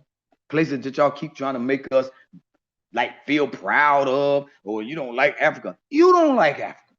Who the freak falls out on the ground, getting drugged, thrown in vans because they don't want to go back to beautiful Africa? If Africa is so good, won't you jump in the van? You should have most of you should have your bags packed already. So if ICE ever comes, they say, don't worry about it. I was waiting on my free ticket home on a ride because I love Africa, because it's better. I'm going to be doing great over there. Because I'm over here trying to make FBA understand that everything came from Africa, but I just don't want to go. Go back to Africa. That used to be a slogan for a long time. It won't go back to where black people at. It was go back to Africa. The black people over here. You keep on acting like you want black now. You want black when it benefits you. And I know that argument you just had with Ron, you thought it was going to benefit you. This dude sounded like he was going to be a scholar. He came on here like really he was going to explain a lot to us. When we've seen this, these people think that just because all of us can't enunciate and pronounce things, that they can run over us. We have enough FBA that can speak. We let our speakers speak. We got great speakers. They know what it is. What they want from us is they want us to understand. We're like, dude, we understand. We understand what ICE means. Are you lost your mind? You got ICE on TV every day and you, hey, do you know what ICE is? Dude, the news got ICE every day on TV with somebody crying about going home. I think we got an idea what ICE is, who they are, why they're here. Do you know who ICE is? He's quizzing us about ICE. I mean, where? How many problems in this world, even in America, are where he's from, but he want to know what ICE stand for? Because he think he's going to make some sort of grand statement to us, I guess try to shame us, or I guess they saying that, you know, they're going to be coming after you because you black. It's the whole thing. He want all of us to be black. It's like, dude, then if we all black, then if ICE coming to get you, what do you want from us? You want them to come get us. You want them to come get us because you think that black is all encompassing for people like yourself. But we don't see it that way. When we delineated, what we did was we said, okay, we get it. We understand what you guys are saying now. You guys are saying that we don't want to fight for Black Americans. Y'all are lazy. Y'all get stuff easy. Y'all think that, you know, I guess you're looking at us like some people call us slaves in a lot of ways. And those are, a lot of times, those are slurs that you're using. All we ever wanted with these immigrants a lot of times was like, hey, we thought y'all were like cool, man. We thought a lot of y'all were cool. And the ones that are cool, just too silent. They need to be out there marching too against the tethers, saying that we through with tethers too. Now, don't get me wrong. There's some out there. There's some out there that are on podcasts and other places where they're going in because they're delineating too. They want us to know that, hey, I'm going to keep talking about this too. I'm standing strong with FBA. I know I'm not FBA, but I'm letting you know right now, understand what's going on, and I'm going to keep on talking like this. Because they want to be seen, they want to stand, they want to be counted, they understand how FBA works. We are always in the bullseye of this crap in this country. So, you know, we're not trying to get away from it. We have to walk through it. Sometimes we walk straight to it. What they're trying to do is come over here and find out, oh, you know, well, we're going to try to exist. So you stay away from black people on this side of town. And when you go to school, don't do this. And if you try to get a job doing, when you go into an interview, say this right here and all. They know every little move to try to get a one up on us. And then they want to be black when it's beneficial. When ICE is coming at you, there's mostly what you want to call Spanish people that's dragging y'all out. Spanish people are dragging Spanish people out. A lot of them. A lot of ICE is Spanish people. And what they're doing is they're putting their actual hands on another Spanish person. They're grabbing you, they're spraying pepper spray in your face. And there's no real big movement like they say. They keep trying to compare this thing to George Floyd. It's like, okay, you think that right there is George Floyd. We're like, it's nothing like George Floyd, what y'all doing. George Floyd was walking out of a store. They try to accuse him of passing a fake $20 bill, fam. You people are being asked to go home. How's that the same? George Floyd was an American that got caught up in something that they would call an American crime, which really no more than a misdemeanor. It got out of hand like it do a lot of times once we get in interaction with the police. But here they are dealing with the police. ICE is the police too. ICE is police. They're law enforcement. They're trying to enforce immigration laws against people that they think are here illegally, that have committed crimes, have overstayed their visas, but they don't want you to mess with the one that overstayed their visas. They don't want you to want to say they over here illegally. They want you to just let them go. They want you to let those people stay. Don't bother them. They're here dropping off anchor babies.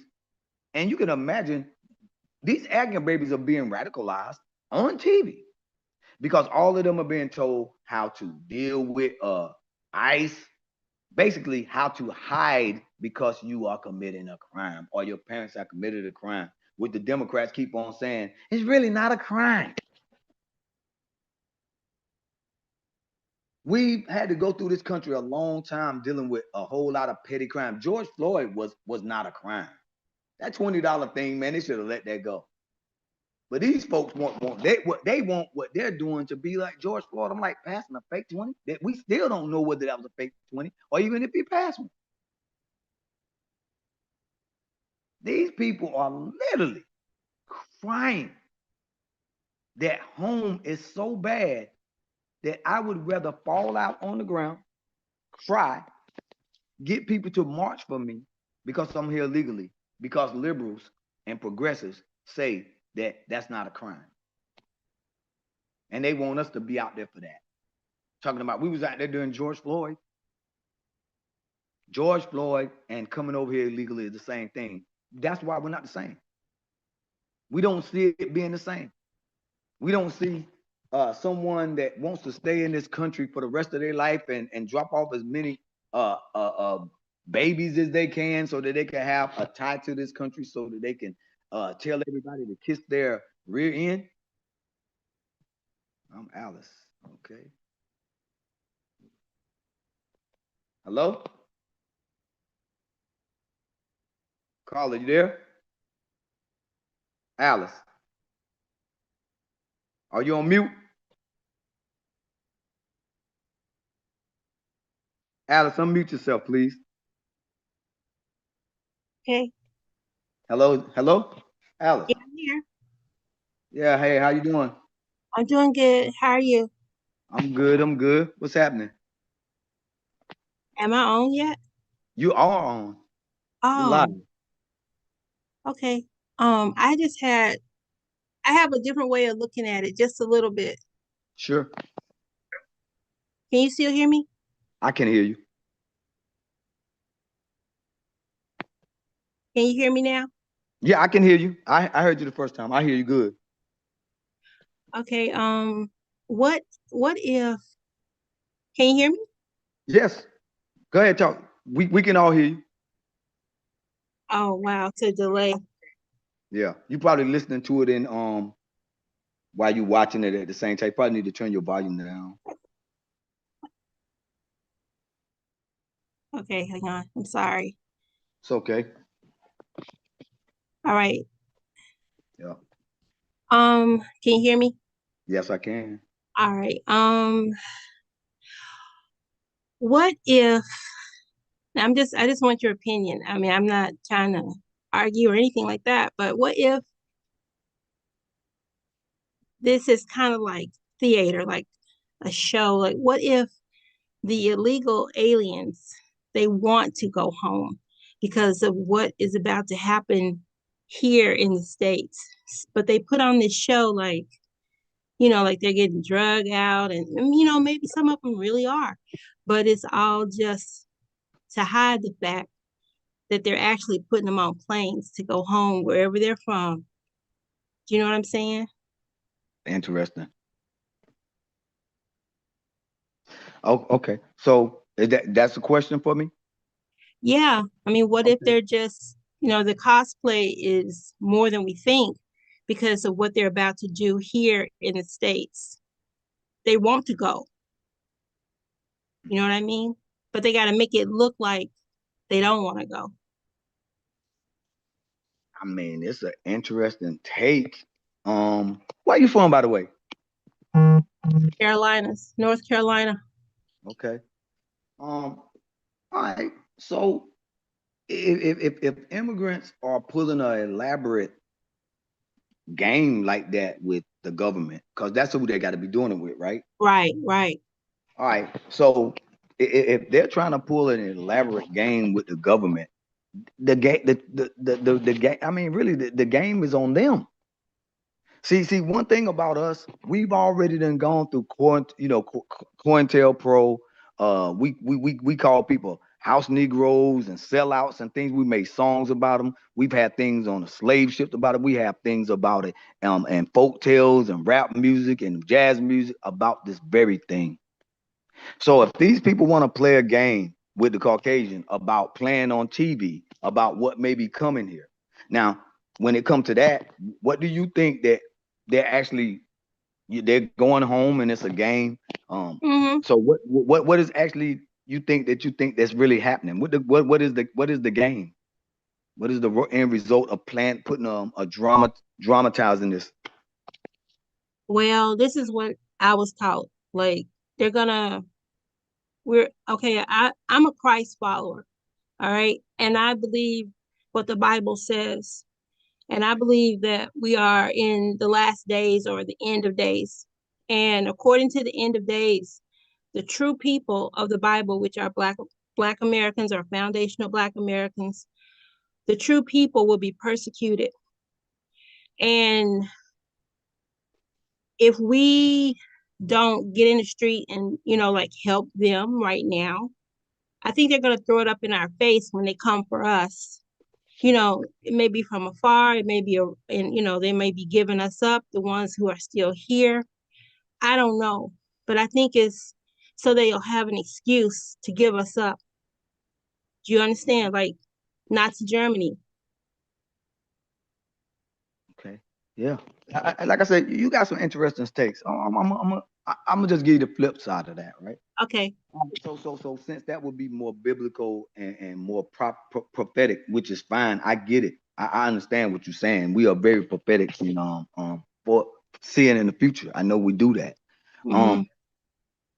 What I also see with them, because like I said, they can play these games with these folks all they want to. We have already played this game. Now, when it comes to prophecy, I just have to let you go with that. I'm right there with the way you see it. I'm not going to challenge you on that right there. That's something you may see. And that's something you may believe in the Bible and things like that. But I do believe that in the chosen ones and about them coming after us and them come after us next. I'm going to tell you why that right there is going to be very, very hard for them to come after us. How exactly do you do that? You see what I'm saying? Just do it like they're doing them. Nah, they're not going to do it like that. Because I'm gonna tell you why. Where they gonna send us? To death, to the grave. Oh, they're just gonna start killing us? Yeah. I mean, unaliving us? Yep. Okay. Well, I can tell you like this right here. That's when your faith is gotta be there. Because do you know how long they've been saying that? There's been a lot of time. There was a when how they long was they've been saying what? I didn't mean to cut you off. To Liberia. You don't remember when they started creating Liberia, Sierra Leone, and all the people in the Americans was going over there? That's because they thought they was gonna kill us. See, there's been many prophecies in this country and in America and in the West. You know what I'm saying? That a lot of times those stories and those prophecies come out of the East. When you get those type of prophecies, a lot of those things have already been fulfilled. When you're talking about in the last days could be, for a lot of people, could be weeks, could be months. But if you're saying that we're living in the last days, those are those days are the end of a rule of a wicked class all the time. So if you have any faith, your real faith, and I know that you do, that stuff right there they're doing, I guarantee you, it's not gonna work with us. I mean, who are you gonna get? You think the military gonna do it? My daughter's in the military. I got family in the military. So when you think that they're gonna do that, who's gonna be in charge when they do it? Donald Trump? See, it's gonna be Donald Trump, or it's gonna be the Democrats, or whomever do it. These people have done this many, many of times. And I understand what you mean about Nazi Germany. They've already, because I understand these tethers, you think that you say that they're moving on their own. What planes are they getting on? You know how many planes? Commercial planes. You know, right, anybody going to Africa, anybody going to Asia, anybody going to Europe, anybody, you know. Marshall planes. Now, mind you, regular planes. Not regular planes, but Marshall planes probably so. Because if they're living on their own, because really all these people are dealing with the federal government, right? See, anytime you're dealing with immigration, you're dealing with the federal government. So that right there is a federal government entity. What you having is something called sanctuary cities that evidently must be in this conspiracy that you're telling me about. That conspiracy inside of those sanctuary cities, if they're down with that right there, that means that what our politicians are pretty much already done sold out, right? Oh yeah, because they have to. Okay, so I know that. So our politicians are gone, and if they're on this right here, this get rid of us and come back with the weapons and all things like that. Well, like I said, we've been here a long time. This is where we from. Yep. See, one thing that we don't do, we don't run, we don't hide, we don't flee. We never have.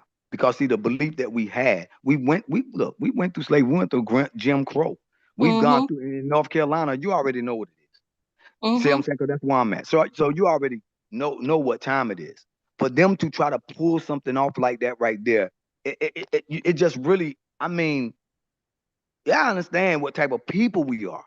I mean, you just really have to understand. Look, you have to understand what we have done in this country against all these odds. We have really basically built this country. We've helped them build a penal system too. We built the economic system, and every step of the way, you've had these people talking about they're going to come do this to us and they're going to send us back. And what they do is they have another kind of grand scheme. You know, what they did with the Tuskegee, they was going to try to do what? The drugs. They tried it with the it's called those the viruses, right? They tried it with our females as far as with the babies, correct? Yep. They also tried it with something that you call making sure that we had a what's called a felony. So that's one way you can keep records of who have the felonies. So that right there pretty much has run its course. But the last days, I do believe that. But it ain't for us. It's for the wicked. Because look, our life has always been built in truth. Forever. See, we can't win in America without the truth. And we'll never win without truth. We always have to be leaning on the truth. So our truth has always got to be bigger than them. It will always be. Look, why you think the Caucasian is so mad at us? We always live off something that you cannot touch. It cannot be sold. You cannot trick us with it. Because if you do believe in this entity that you're talking about, what you think got us through? But I think I do believe that, you know, some of us will make it through body and soul, but there's going to be, from what I understand, the majority of us will not make it. And they're going to ask us, you know, are you going to denounce Christ, or are you going to take the mark of the beast, or are you going to bow down and worship this idol over here? If you don't, get in the guillotine line or whatever it is. I think they're going to, I'm sorry, go ahead. I think that's what they're going to do. They're going to give us a choice But I do think some of us will make it body and soul. But I think a lot of us, we're gonna have to prove our loyalty. Right. That's what I think. Right. Well, you know that's already happening in these countries where they're going, because you got to understand one thing with prophecy. When the prophecy happens, it deals with the whole world. It's not no. See, anytime it's dealing with a particular people, which I know that you're picking us as the chosen one, but really what normally happens is when in the last days, it's not talking about just that. It's talking about the whole world, right? So no, the Bible is only written to one group of people. Right, which is the chosen people. But what I'm saying is, whenever a flood come or calamity come, it's always the whole world. Because look, you don't differentiate in the last days. You either right or you wrong. So what they're doing right now, look, if you're in a wicked plan like that right there with America, you're in a wicked plan with Germany. You're in a wicked plan anywhere that you may say that there is a people that's gonna do that. Because if it's like that right there, it's not gonna be America doing it, right? Well, see, that's the thing. The chosen people are hated by everyone. Like if a Black American goes anywhere in this world, you're gonna feel racism. You're gonna feel like people are kind of fake. You know what I mean? They may be smiling, but you know what I mean? You kind of walk away like, I don't know about these people. You know what I mean? And it seems like wherever we go, we are hated, for some reason or another, whatever. Or they don't stand up for us, And so the Bible says that all the nations will come against us, against the true people of the Bible, all of them. Meaning when they say nations, they're talking about every nation that you can think of, right? Yeah. They're going to come against us. So there's no one else to really go through this other than the people who enslaved us, like had direct hands on us, like the Italians, the Hispanics, the Islam, Arabs, whoever enslaved us in the past, they're gonna feel it too. Oh, absolutely. And that's just what I was taught. And white America is gonna feel it. And they're not getting out of here either. They're deporting others. White America is just leaving if they have the money to do so. But if they don't, they're here too. And they're going to get them too. From what I understand, it's going to be like a white slavery next. But they plan on killing Black people. Black Americans going to die. White Americans will be enslaved. So who is actually you talking about? So you basically talking about the Caucasian male. No, white women, and I'm talking about everybody. No, what I mean is that's going to be in charge once they do all this unaliving. Oh, well, I believe that there's demons. I believe that there's angels, fallen angels, demons that walk around like people. We think they're people, but they're actually they're demonic, and they are the ones that are in charge.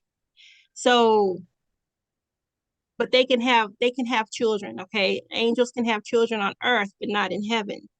So they have descendants walking around with us, and they've been like cosplaying like they're friendlies, but they really aren't. They don't like us, like Africans, Hispanics, the people from the islands, Asians, white America. They're all like other. They're not us. They know they're not us, but they pretend to like us, but they really don't. So I think they're the ones that's in charge. You have to believe the Bible though to believe what I'm saying. Sure. The Bible says it very clearly in there that angels are all around us, and to be careful because you might be entertaining some of them. And we do on the daily, but we don't realize. Right. Okay. Well, just like I said, I never try to tell people about a religion and what they believe because our people, and I know that we have this foresight. I know that we have these prophecies. I know we got that Majara spirit. I know we got that third eye. So I'm not going to sit up here and try to tell you that you're wrong. But I always just say, from a geo freaking point of view, Mm-hmm. One thing about the way that this goes a lot of times is that America and say for instance, let's take the prophecy out for a minute and let's just go with a practical semi-war, right? Mm-hmm. This is what happened, okay? These people that's running to these islands, what do you think the superpowers are gonna strike? You think they're gonna strike each other? They're not gonna strike each other. They're gonna strike on these islands. And I'm gonna tell you one thing right now. That's what they always do. See, Russia and Germany and the rest of them do not want to confront each other with what they got. What if they really are behind? What if they behind the scenes they really are together and they're just playing? You know, like Russia don't hate China, China don't hate America. None of them hate each other. They all hate us, but it's just a big show. You know what I'm saying? But now is the time that they all gonna come against us. That's what I'm saying. Well, but they already coming against us on that point of view, and they do hate each other because, and they most definitely do, and they cannot get along because they have never gotten along, and they won't get along. But what keeps them alive is that the ruling class want to live. This is the issue. I mean, you're not gonna send everybody down into bunkers and things like these people be doing, because what normally happens in every war that we have been in with this country when we go, what happens is what? They always start these wars somewhere they don't want it, where their home is. That's where they happen. So when it comes to doing things like they did with Nazi Germany and all these people turning together, they won't do it. They don't get along like that. I understand what you're saying, but they don't really like each other like that. The money part is that the ruling class always want to live. They want the best of what all the women, they want the best of all the money, they want the best of times, and they want to keep on playing. So I understand what the end of time means. But a lot of times the end of time means the time to play for people that been playing with them. See, if you look here, you ever heard the thing, you dance with the devil, what can happen to you? See, if you want to dance with him, and when he ready to stop the music, he not gonna do it to himself. He gonna do it to what you love. See, these people running over here to America, then running back, or these darker melanated people running all around and running to these countries. Now they're trying to throw them out. Yeah, and you can see a lot of the setup when it comes to warring in America. Because why you think we went to Panama? Why you think we was in Honduras? Why you think we was in Iraq? Why you think we was in Germany? All of these wars, when those things happen, every time they never really want to do it. They don't want to confront each other because every year they get more and more, how shall I say, ways to blow each other up. They don't want to do that because they like living. They like playing. They like playing. They love living. They love living, and they love to see other people suffer. They don't want to come outside and they can't drink their water. You can't strike the United States like that. And no, they're not going to be together. They don't want to be together. They look, China do not want to be with America. That's the propaganda thing. They together on that part, that they all want to live and keep all the money. That's about the only thing these people that agree with. They want to all live and have the money and be able to continue to play. I think though that they all these wars that you mentioned, the reason why they're on islands and stuff like that, I think it's been fake all along. Like all of us has been in the military. I think they kill Black people when they go over there. That's what I think it's for. I don't think it's really for any reason other than to kill Black people. So all of us that join the military, a lot of times we don't make it back. And if we do make it back, we're not the same. Okay, but you you go to a lot of times you deal with the Caucasians too. They don't come back. Because you remember in Iraq, and that's normally the people that have some sort of collateral damage. They got to cover it up. Right.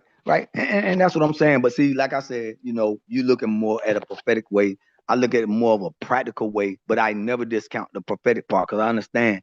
But like I said, the faith that I have and what I see with this, that because you got to understand, Donald Trump is the president, right?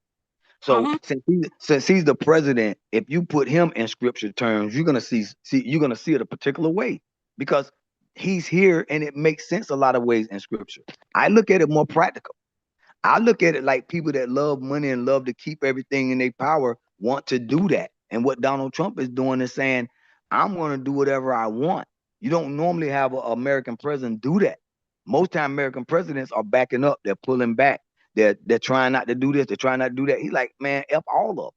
You don't I normally don't think get. we're going to have another election. I think it's going to be King Trump, King Barron, King. I think we're done with that election stuff. And from what I understand, we don't elect them anyway. They're selected. We go to the polls, but they just say, yeah, he won, or but he was gonna win anyway. Is my point. No matter what we do. Yeah. But well, anyway, they voted for him, so they need to stop crying. That's the way I see it. Yeah.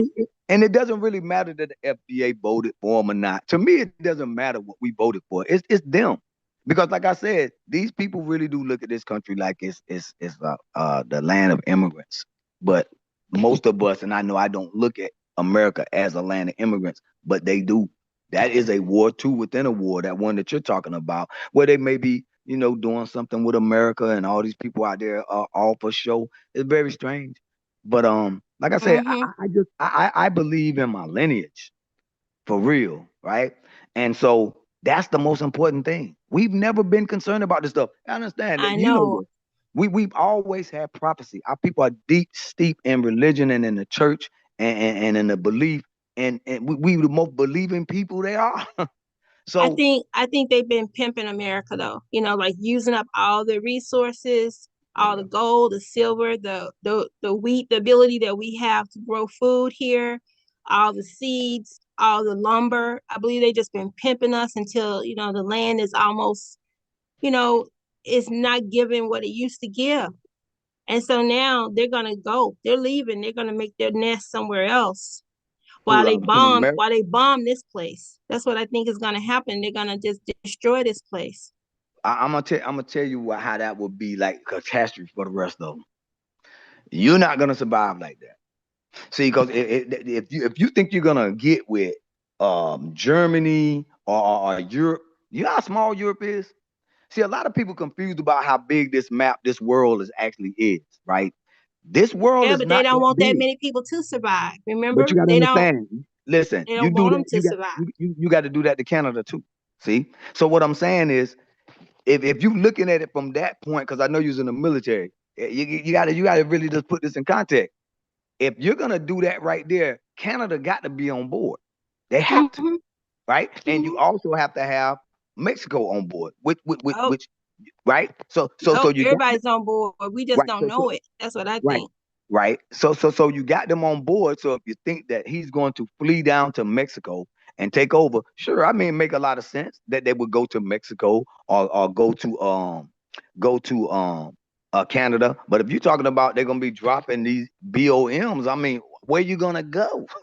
See, there's nowhere for us to go, but there's nowhere for them to go. Because if you do that to the United States, you're gonna get rid of Mexico. See, you can't send one of them type of things over here and think that Mexico is going to be able to survive.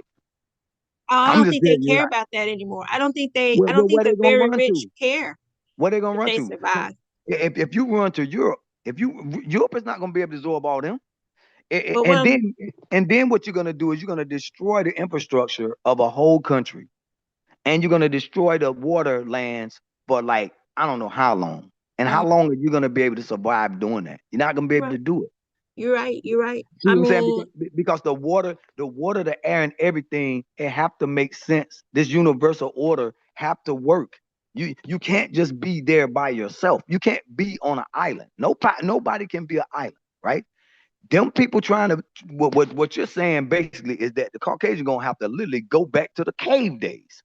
Now, like all these movies, they make post-apocalyptic movies, right? If he wants to do that, if he wants to do that so bad, right? That means that Chinese want to do it too. Because just imagine you're gonna see all authority to China and to Japan just to get rid of us and get rid of America. Yep. I mean, just how are you going to survive like that? Who gonna survive? Them. I mean, if you get rid of the Western Hemisphere, right? I'm talking about just America. I'm talking You about just just can't get America. with just America. That's what I'm saying. You can't just get rid of America and Americans by thinking that you're gonna do this stuff that you're doing with playing these games like you playing with these immigrants. That's not gonna work. You don't have enough force to even do that. You have to have some sort of but then when you say it's just gonna start spraying us down, hey, we'll see what happens. Because like I said, They got sound machines, you know. They got yeah. sound machines that when you hear it, you can't do nothing but like bend over. And that'll take care of a whole bunch of people right there. Right. Okay, so where are all these people gonna be hiding at? See, that's what I'm What do saying. you Because they mean? had them. What I'm saying is, what we gonna be on ones out in the street listening? Because that means they're gonna have to go somewhere in a bunker or something while they doing this to us. See, They got it's special gonna be ear things. They got special ear earmuffs. I don't know. Yeah, Right. earmuffs. Right. Well, like I said, it's an elaborate idea for them to do physically, but I can see that you looking at it as a prophecy way that they could be so wicked. Sure, they could be so wicked to try to do that right there. You know, hey, and I respect your opinion on that, because like I said, you going more from a biblical way and a prophecy way, where Yeah. I look at it, I just look at it differently. I just do. I just look at the wicked and the way they operate differently. I think they love to live, honestly. Yeah. And they don't want to move. They don't want to go nowhere. What they want to do is stir the pot when they're ready to take something. And the problem is that you have a particular guy now, like Donald Trump, and what Donald Trump is doing, whether he stay in office or not, what he's doing, because Donald Trump is getting really, really old. So when you say it might be barren the next time and all that right there, hey man, it ain't the greatest idea to be looking at. But the Democrats are only going to make it worse for us too. We've always been between these two things, which is why we're delineating. Look, we believe in and what we're doing. We've always had to do that. We've always pushed this country to respect and give us what we want. That is our battle. Doesn't matter what comes out of the sky. Don't matter what come out of the ground. Doesn't matter anything. We are not running to somewhere else. I mean, because there is nowhere else but to go. Because like you said, these people don't even like us. Who's gonna take us? These people really do want America to fail. But when I say America to fail, I'm talking about I'm talking about people that look like us. Now these other It's people, not just them though. They in it with the Asians, the Hispanics, the white people. They're all in it together. They just been pretending. That's what I was taught. They've been pretending to be friendlies, but they're not, and they're all around us, and they're just waiting. I don't know what the code is, but this deficit that they claim we have, with how many ever trillion, and how they break it down. Each American owes this amount. I think that's how they're gonna put people in slavery.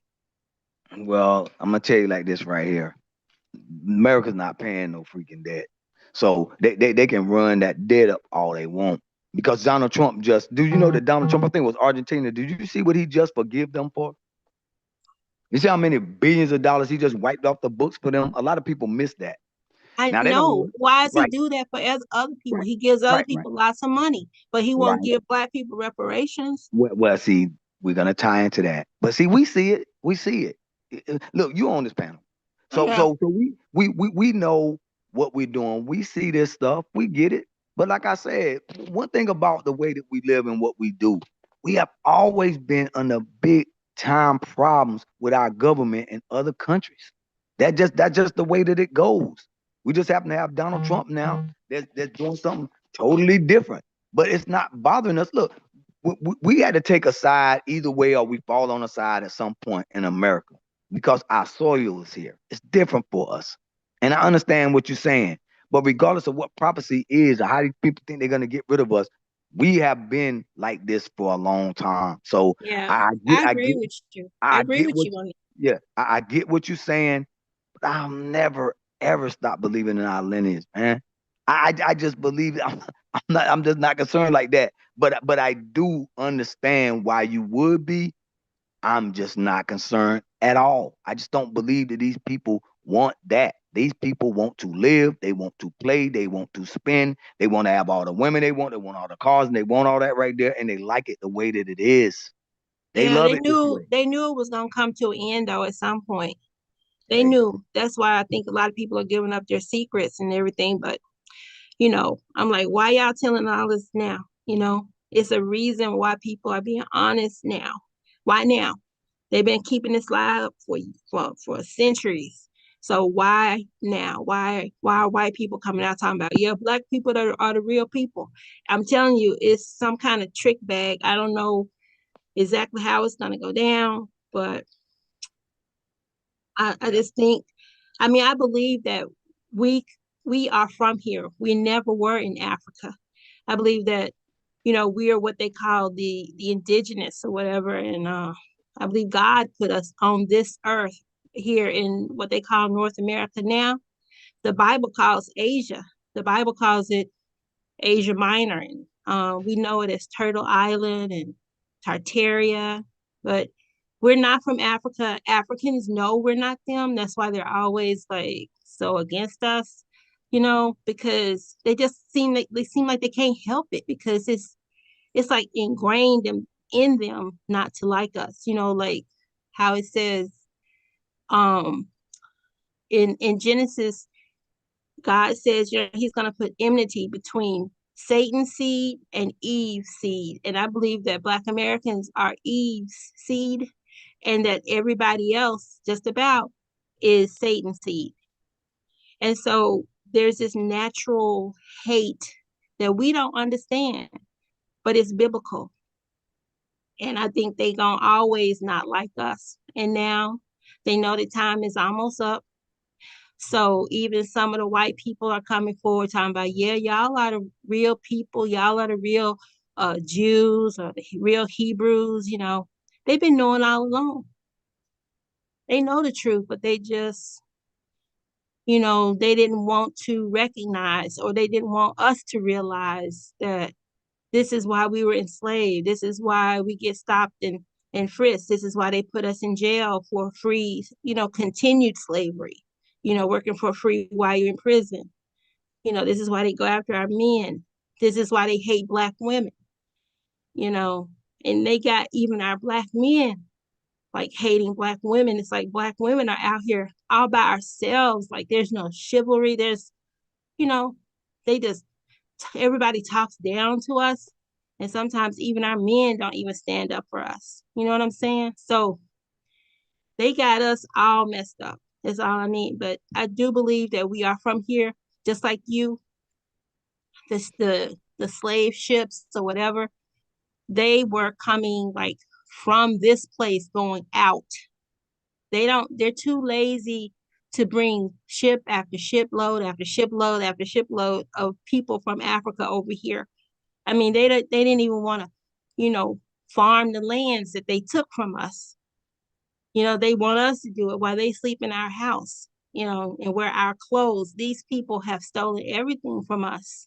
And we just don't understand that the slave ships were coming from this place, going out and going down, the coastline and dropping people off, to be slaves here, to be slaves there, to be slaves over in Africa, where they called it Negro land. It didn't start from there.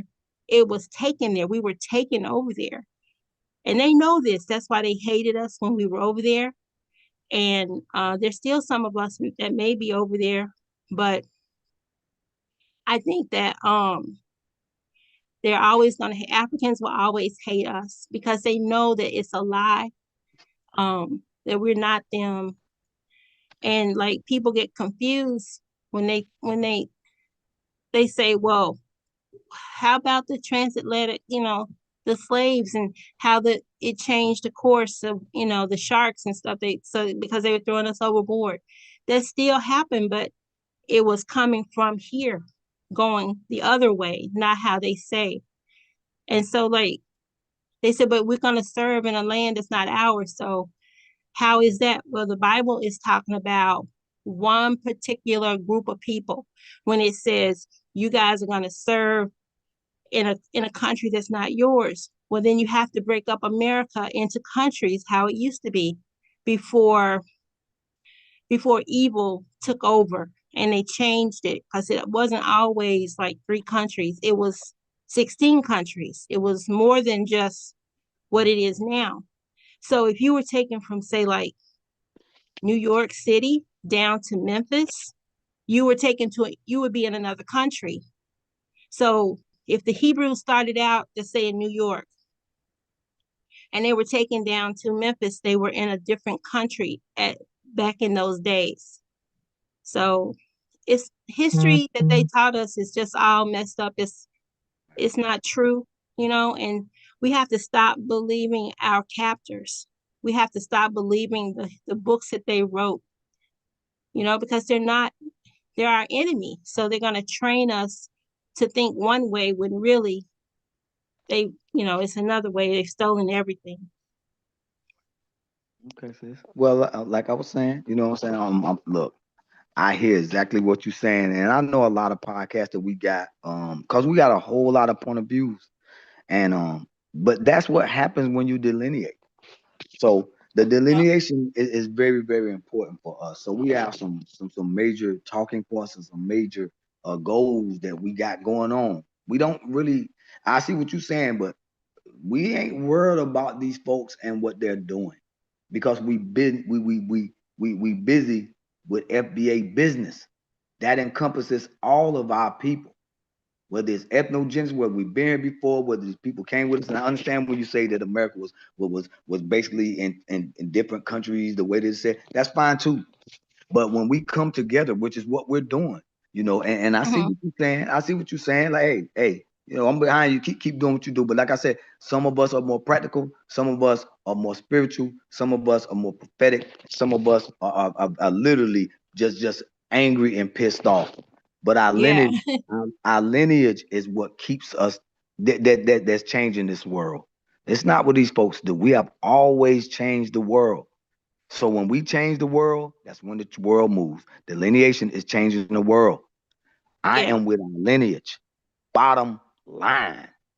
I mean, I'm not concerned, but I see what you're saying. I heed your warning, but I'm a warrior.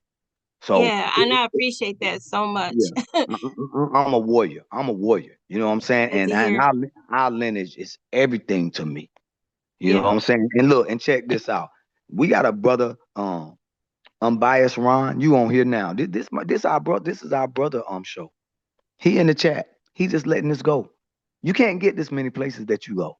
This dude right here, that's my brother. We've never met before in person ever.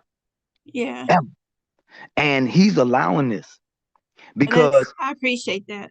Look, he knows what he's doing. We back. If the people in the chat, we've never seen each other, and you have to have this type of patience with us. But you have to have a love. You have to have a goal. You have to be serious about this delineation thing. This delineation thing is a cleansing period for us, but everybody else is confused. That's why we know we're on the right track, because what they look at us as doing is all contrary for them. That's fine with us. That's fine. We are together on this road. Bottom line. If you believe in God, you believe in whatever it is, or however you do it, right and wrong, man, we go in the right direction. We're not playing games with these folks. We will open our arms and we'll lend a hand to those that deserve it and those that don't. Hey, man, hold your own nuts, because this is our country. Bottom line, we're not running. We know what we got to do. We know we got our families here. We know that America have been doing a lot of things. We understand where all these colonized, dark and melanated people keep running over here and running everywhere else. Okay, we got that. But when you think that we're not together, and sometimes the black woman is out there by herself, well, sometimes you have to feel that way. But just take a look around. This delineation, we are together. And look, we wouldn't be together. The whole world is watching what's happening in America, and they all saying, "Where are the black people?" Yeah, we don't need to be out there, Right. But what I'm saying is, that's what's making this world move. They're not ready for this. We not asking them to get ready. We're not concerned. We asking what we want when we asking for it, and we have never stopped, and we're not worried about this stuff. If you believe in the calamity, I think it's happening to them. Because if we got to go through the fire, whatever it is, man, just bring it on. But we ain't stopping what we're doing. We have no interest. Look, we got children. They still got to live a life. They still got to do things that being normal. So we got to be on the front lines. We ain't concerned. That's what we supposed to be. That's what we're gonna keep doing. And as long as this brother keep on leaving, having these for us to come and speak, which most people most people not gonna let you take over like this. He let this go. This is crazy. Look, I've been on some for 7 or 8 hours. I know some of the people in the chat been here. Look, this is not normal. So what's not normal to most people is the status quo. We are not in no political party. We understand politics. And if you don't understand our politics, you have got to go. Period. We understand that these people don't like us. Good. We made a song about it, right? So even that song don't belong to Kendrick. That song belong to us. He can get all the money he wants, but we already know that we've been saying that stuff prior to that because they started it by saying what? We're not black. We're not them. So now those are the last days. See, the last days sometimes mean what come out of your mouth. Your slogans and the way you feel is the last day. Delineation is the last day. That's why I start with D. That means take from. So what we're doing now is we're separating ourselves from the foolishness because these people love to dance with the people that's snatching them up. We understand them. We understand everything. We're not going to be concerned with that. We know that a lot of our people see into the future. They got that kind of spirit. We have dealt with sisters like you forever. We got you. We're going to be there for you. But man, we got business to take care of. And we're going to keep doing it. So I don't know if my bruh's still in the chat. He haven't come back. He's left me on here for hours before. And for you to be here. I just want to say one last thing, and it's for people to prepare their, prepare your heart, prepare yourself to make the decision. If you are ever asked, someone snatches you up and you're asked, to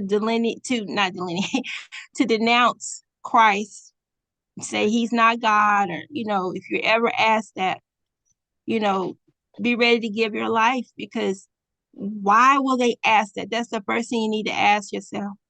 If it's not true, why him? Why not denounce Buddha? Why not denounce somebody else? But if they ask you to denounce Christ, don't do it, and go ahead and take whatever it is so that you will have life eternally. You may give up your body, but your soul will go on. And I believe you get a new and better body. And some people on here probably know what I'm talking about. And also somebody said, where is the scriptures, about the countries? You can't find America in the Bible because they changed all the names. So, like, for instance, Nineveh. It's like, where is Nineveh? The scripture clearly says for you to get out of Nineveh because it will be destroyed in the last days or at the end of days. That would be Miami. So if you don't know where it is, you don't know where to leave from. So all I'm saying is, what I've been taught is everybody needs to get out of the big cities, try to move to a smaller city because of what's going down in the big cities. And if you can, pray about it.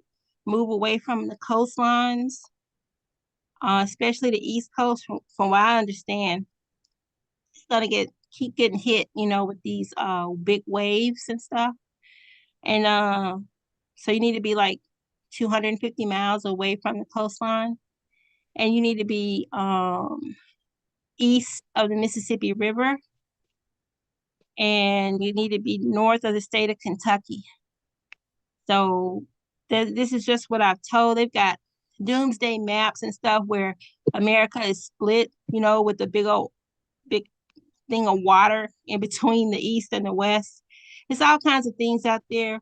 I'm not quite sure what's going to happen, but that's just the parameter that I was taught. We should be north of Kentucky. And,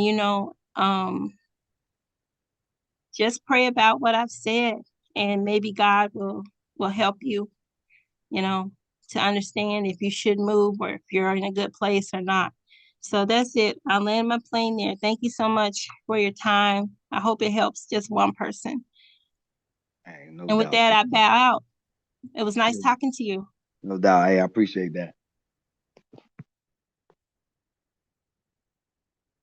Okay, y'all. There we have it. If anybody else, and I don't know if Ron's still out there, but if anybody else want to chime in, that's fine with me. You know, one thing that we do, and I always listen to my brother, Ron, when he talk a lot of times when he say, you know, we're not in the business of attacking our people for certain views that they have or certain things, you know, because man, you gotta understand how long we've been here. You're gonna get different points of view. You're gonna get different ideas, but at the same time, this delineation is what's causing and giving our people this power to speak, because we're understanding who we are, we're understanding what we must do. We don't have to get everybody, but the people that are out here putting themselves out here, sometimes online, sometimes other places, to basically stand out and let our people know that you know, we sort of, you know, tired of caping for everybody, and they don't understand why we're doing it. We opening up these forums for people to come in and talk. We have some wide ranging topics. Some of these topics, man, I've learned a lot. I've been always impressed with our family and what we know, man. It's like, it's crazy. It's like going to college or going to high level institutions to learn things about yourself. And I see now why people want to tether on to us. But you know, the tethering, you just gotta respect it. You need to back us on what we're trying to do and get out the way when you don't agree, because you know, we don't need you getting into our politics about what we want to do. We need people to, you know, you're gonna roll with us. We don't have a whole lot of things that we want, but they know that when we're talking about reparations and we're talking about delineation, all of that is because people have been treating us a certain kind of way, and you're getting in the way of what we're trying to get done. You don't have the right to be talking about what we don't deserve. When you do that, you cause a lot of people in this country to get upset with you. You should not be trying to be us, but you can back us. You can support us. You can support us. You don't have to come over here in Jamaica and get in office and start telling us what we need to do. We need to be telling you how this going down. You think our people delineating all over America, you think this is fun to be doing? We know it's a lot of tough things going on around the world. We see what's happening, but you got to understand, for us to be taking a stand like this right here, we got to be pretty fed up. We're fed up, but we're not mad at you. What we're doing is saying that there's more important things than everybody else. I know that's a foreign term to these foreigners, but we need to start looking out for us and what our agenda is. These people ask us what we're gonna do with it if we get it. You ain't got nothing to do with that. Don't worry about that. Don't worry about what our people gonna do with it. Don't worry about how we're gonna do it. Don't worry about when we're gonna spend it or what we do with it. You just need to get out of the way. If you want to be an American, fine. That's who you are. We just went through who black. If you want to be black, then act like us. Where you think this very, very strong thing about loving black came from? We made so many songs about it. You're not doing that in the Caribbean, say, oh boy, I'm black. No, we saying we're black and I'm proud. Y'all may make some songs now. But everything that we made about black, it was just look at the names. We got streets called black. We got colleges called black. We got Black Wall Street. We got the black people. We got black porters. All that stuff was called black. No other country is doing that. They're going around calling themselves what their country is. We're the ones that calling ourselves black, calling our schools black, calling our communities black. Just because you come over here to America and you want to try to be that now, don't necessarily mean that you are that. Just because somebody told you that, oh, you can come over here and get with the blacks, now you're black, but then when you want to get out of trouble, you want to be who you are. See, you can't put this thing on and take it off. With us, black is not something that we're running from. We don't want to run from black. What you mean? If you think black is getting you in trouble, I'm sorry for you. I really am. I feel sorry for you if you think black is getting you in trouble. Too bad. Because if black gets you in trouble, then just leave. Leave before they put you on a bus. Or even if you FBA, if you don't like being black, hey man, I don't know what to tell you. You possibly could go with them. Because being black is not what these people think they know it. That's why they talk about ICE. They keep on wanting us to be concerned about what's happening in America. Like, dude, what are you talking about? We understand America.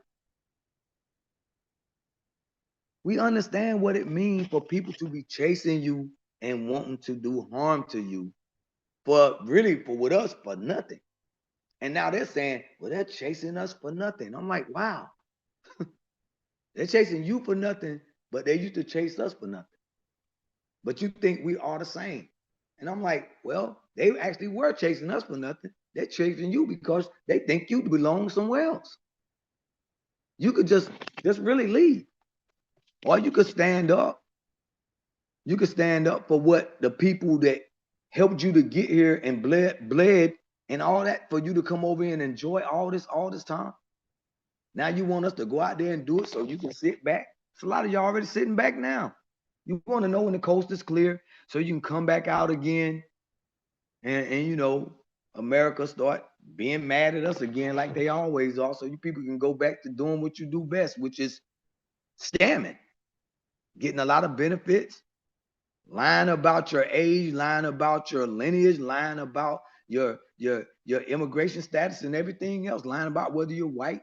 You got people that's dark skinned, don't know what, coming from other countries talking about they're white. That's your real story.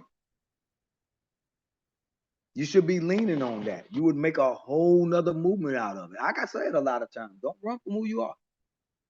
Don't run from who you are. If your family fled and now your parents are here and you're a baby that became an American and you're saying right now that who I am, I don't really know.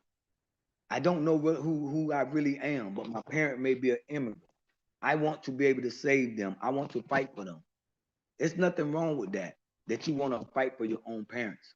But if your parents are sprinting over to America or to Europe, what do you want out of that once you get here if they don't want you back? You shouldn't be saying they're going to come get us, because that lets us know right now that you don't care about us or our children. That means you wishing bad on us. We got enough people hating on us, wanting us to go down. We don't like seeing children getting grabbed up, but man, like I said, anybody, if you want to get it, if you want to call in, if you want to hit that link, you want to talk, that'll be fine. You know, before Ron come, and I see Golden Brown. I see you out there again. You want to hit that link too and come on here and give us some of that wisdom and knowledge that you got.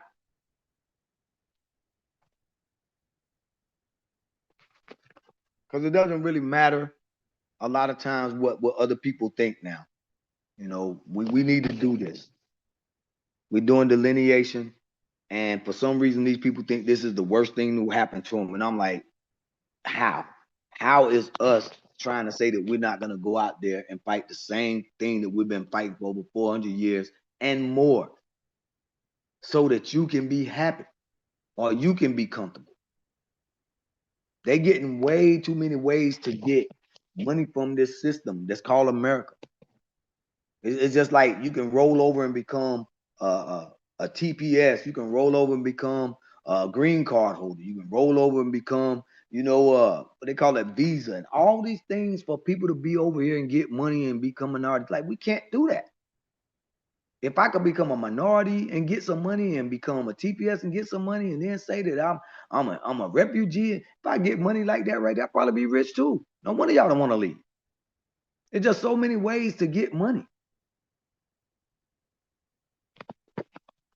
But if you're getting money that way by changing who you are, that's why we're black. That's why a lot of times we don't look at y'all as black.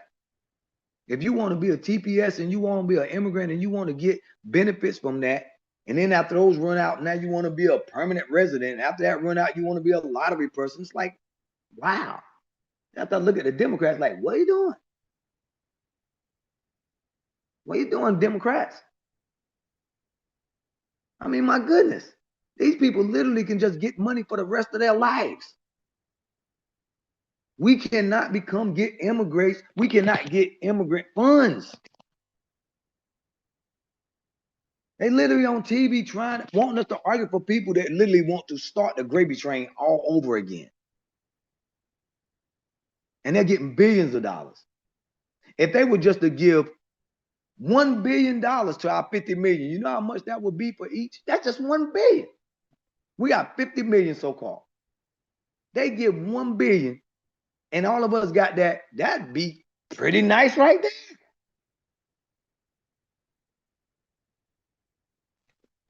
But they're giving it to immigrants, left and right. They literally stealing billions. They're building up Kenya. That's what they said that the Somalis did. The Somalis building skyscrapers. You know how much money it costs for you to build a skyscraper?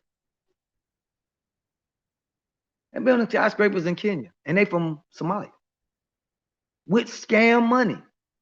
If they were to just give us $1 billion, while 50 million, you have every freaking foundation of Black American with $20 million.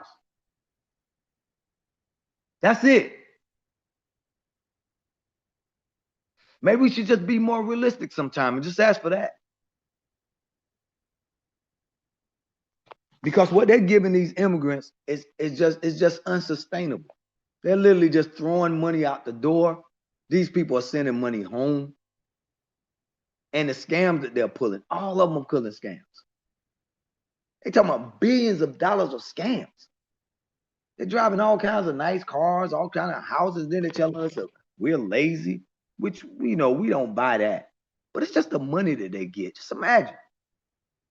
If we just got $1 billion from our government, you do the math. Do the math. 1 billion, 50 million. Somebody, I think we could possibly get that one. I think we could possibly get that.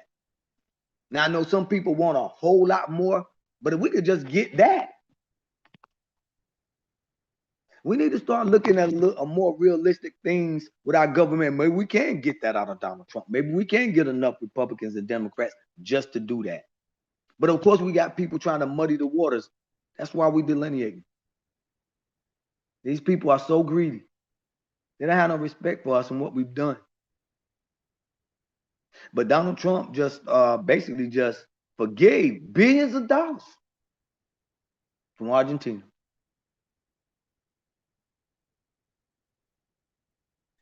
But what are you going to do about it sitting back? Okay, now we got Golden Brown again.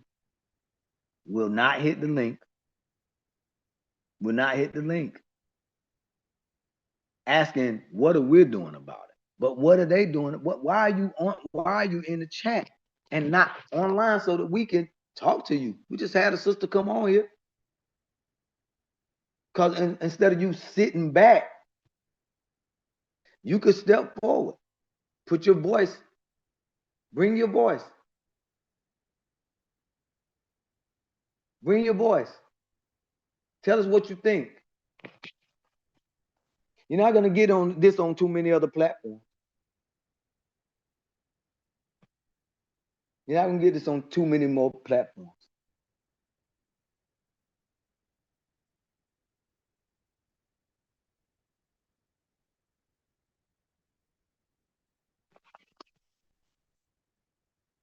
You can just come on up here, tell us what you think. Tell us why you having these conversations. Then we got somebody else. Come on, I mean, look. Hit the link.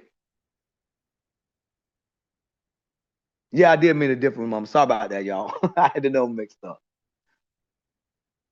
But hit the link, though.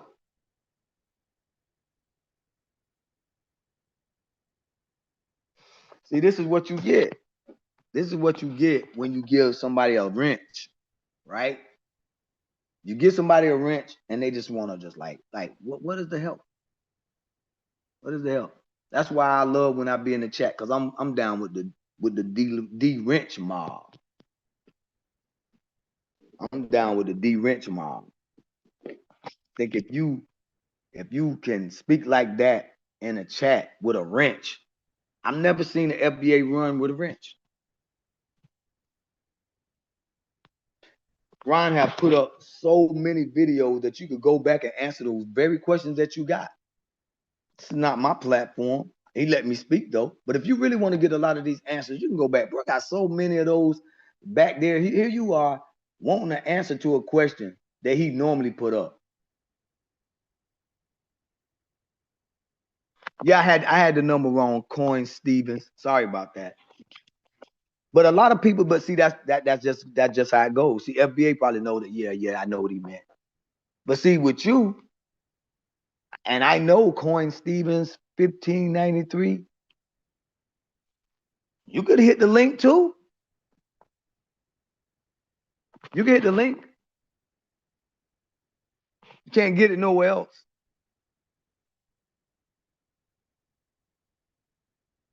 Link wide open.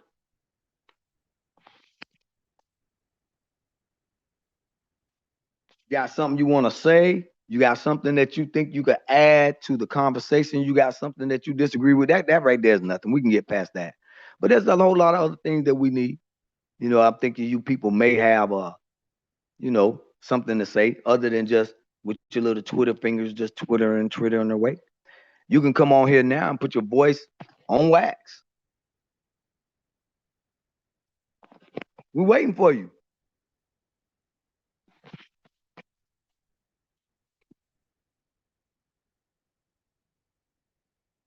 If you want to put your, voice on wax, that is.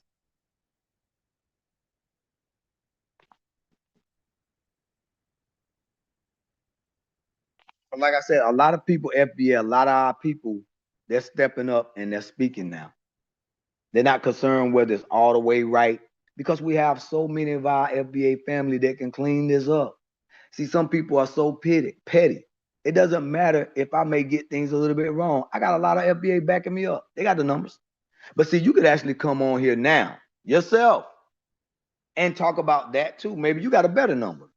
I mean, I got the number now, but I'm gonna give it to you. But I wish you could get on here now and we could talk about that. We could talk about it. Cause let me see who this. I'm gonna look on your who is this? This is I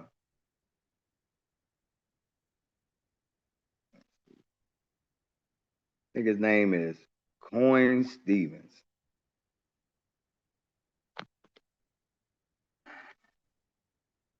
What 14 years ago? Yeah. Oh, this your first time over here, huh? Coin Stevens.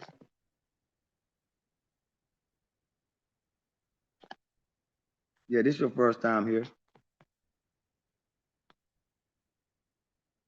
Well, most of our people, a lot of times with the payments, I forgot how many trillions that Tariq said. I know that let me see, Black Alpha have said it. If you ever been on his, how many trillions it was, and let me see who else.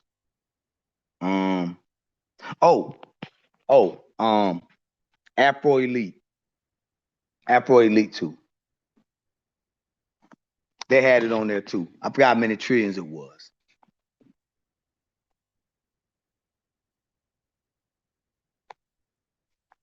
But like I said, they actually have their own sites. They run them all the time. I don't know if y'all ever visit somebody other than Ron, but I mean, hey, man, there's a lot of people out there talking about the delineation and talking about our reparations. But yeah, like it's several of them on there. They have done the math. Because like I said, they're not the only one. Like I said, yeah, Tariq, and then there's also like I said, Afro-Elite had forgot how many trillion he said too. I think he might have said 22. Let me see who else. Forgot that sister name, but she got one too, and I know she was up into the trillions too. Yeah. But yeah, like I said, man, hit the link. Hit the link. You know what I'm saying? Because we can also stand to correct. We all make a mistake. But one thing that we can do, we can always come up here. We can put ourselves out there because it always gives somebody else a chance or somebody else to want to step out of their comfort zone. You know, step out of that comfort zone. Show us some of your skills. Show us some of your thought process to help us move forward. You know, but this is not an attack mode. But at the same time, nobody is above a critique or a check. Not even myself. So I respect the check. Without a doubt. I like it. Cause hey man, hey, one thing FBA gonna do, yeah, without a doubt. Yeah, there you go, 20, 24,000 K. Okay. Yeah. So one thing FBA is gonna do is they're gonna get the numbers right. It's okay. It's okay. Cause like I said, we have a lot of brothers out there and sisters out there that doing the math that's actually with a whole lot of legislation in different states that they're pushing. I know it's in New York. I think they still having studies in Baltimore and Maryland. That's, you know, strange. But we're not just sitting around. We're not just sitting around. Our people are moving. They're pushing things forward. They're pushing things forward. We are moving. Because like I said, if you on these other sites, if you on some of the other FBA sites, they are pushing legislation. They all have these things written up. Like I said, I don't have to have it.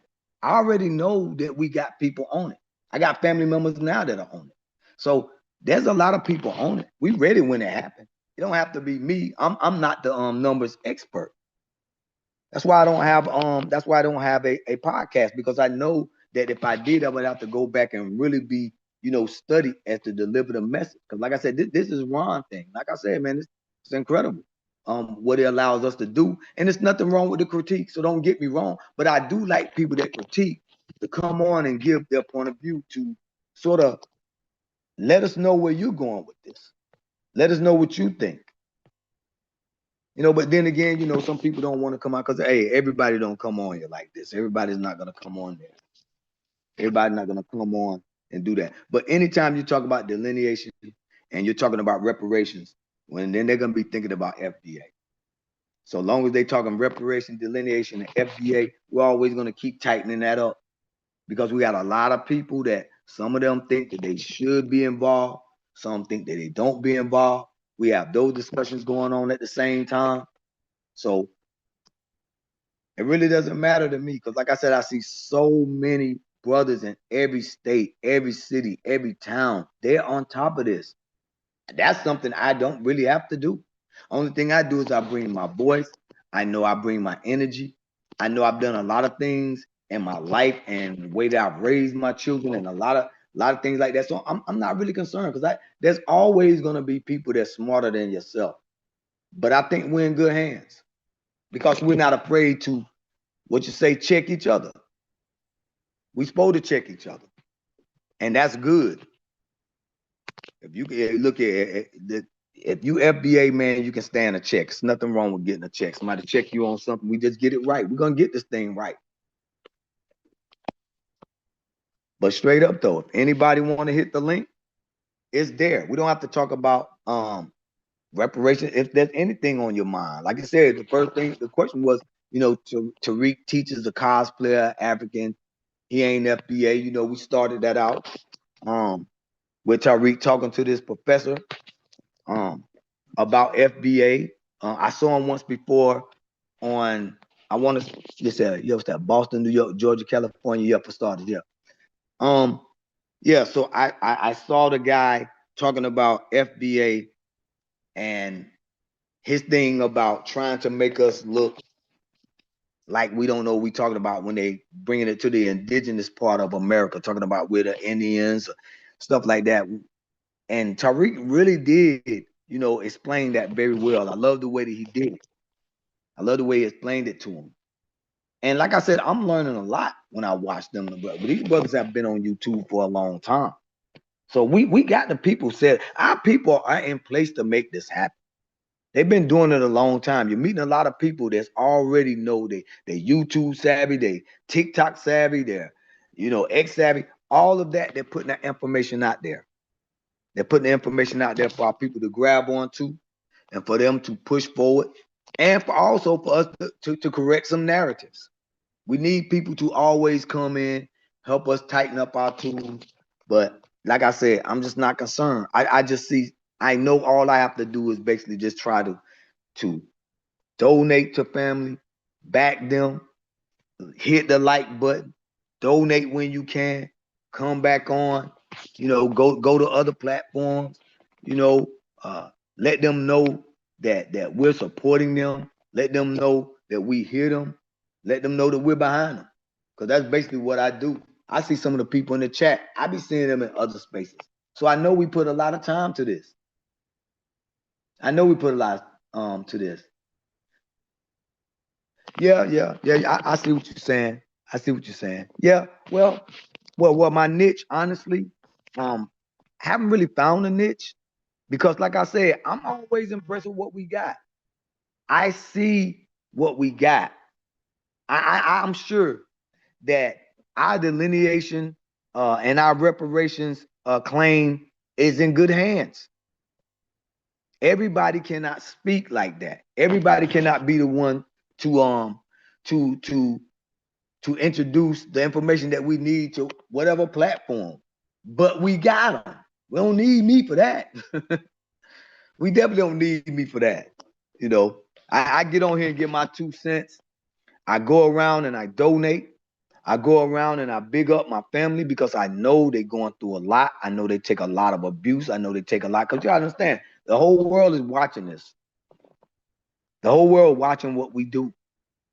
The whole world is wondering where we are. They be in these chats sometimes, sitting back, watching. We putting this stuff out.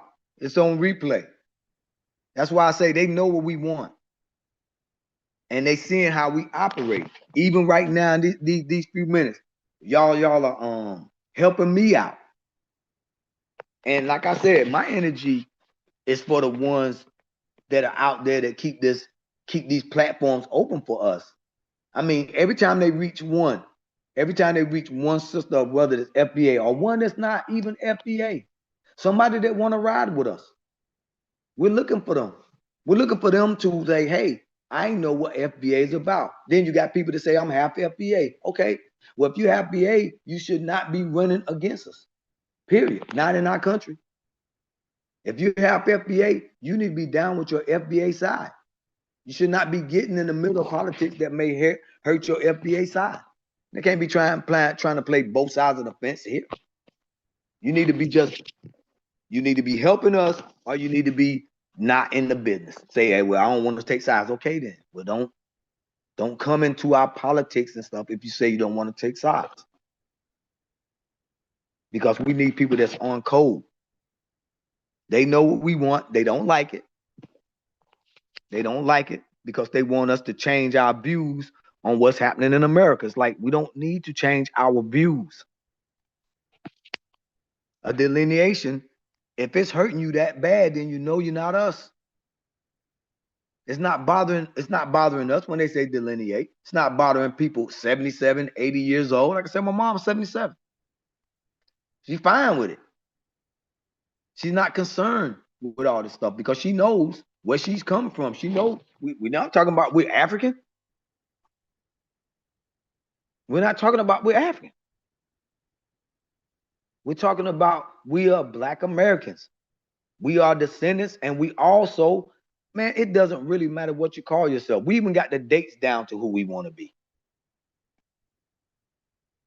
We are galvanizing our people, the ones that understand FBA, the ones that understand freedmen, the ones that are indigenous, like that song Brother Ron got. One of my favorite songs is it's all about the lineage. He basically puts all of us together. All of us together. And even with the sister that was on here earlier, I understand her religious views. That's fine with me. But we on track with so many other things. I'm not gonna get into a whole lot of conversation with her about that. I'm fine with that. I'm like, that's fine. That's not gonna stop me from what I'm doing. That doesn't hurt me at all. Matter of fact, we're going the same direction. If something does happen, we'll be there together. So I'm fine. If she see it that way, fine.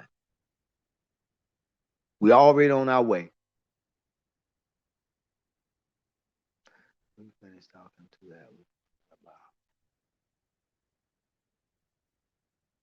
Yeah, yeah, I'm looking at that. I am 6'9", 6'3".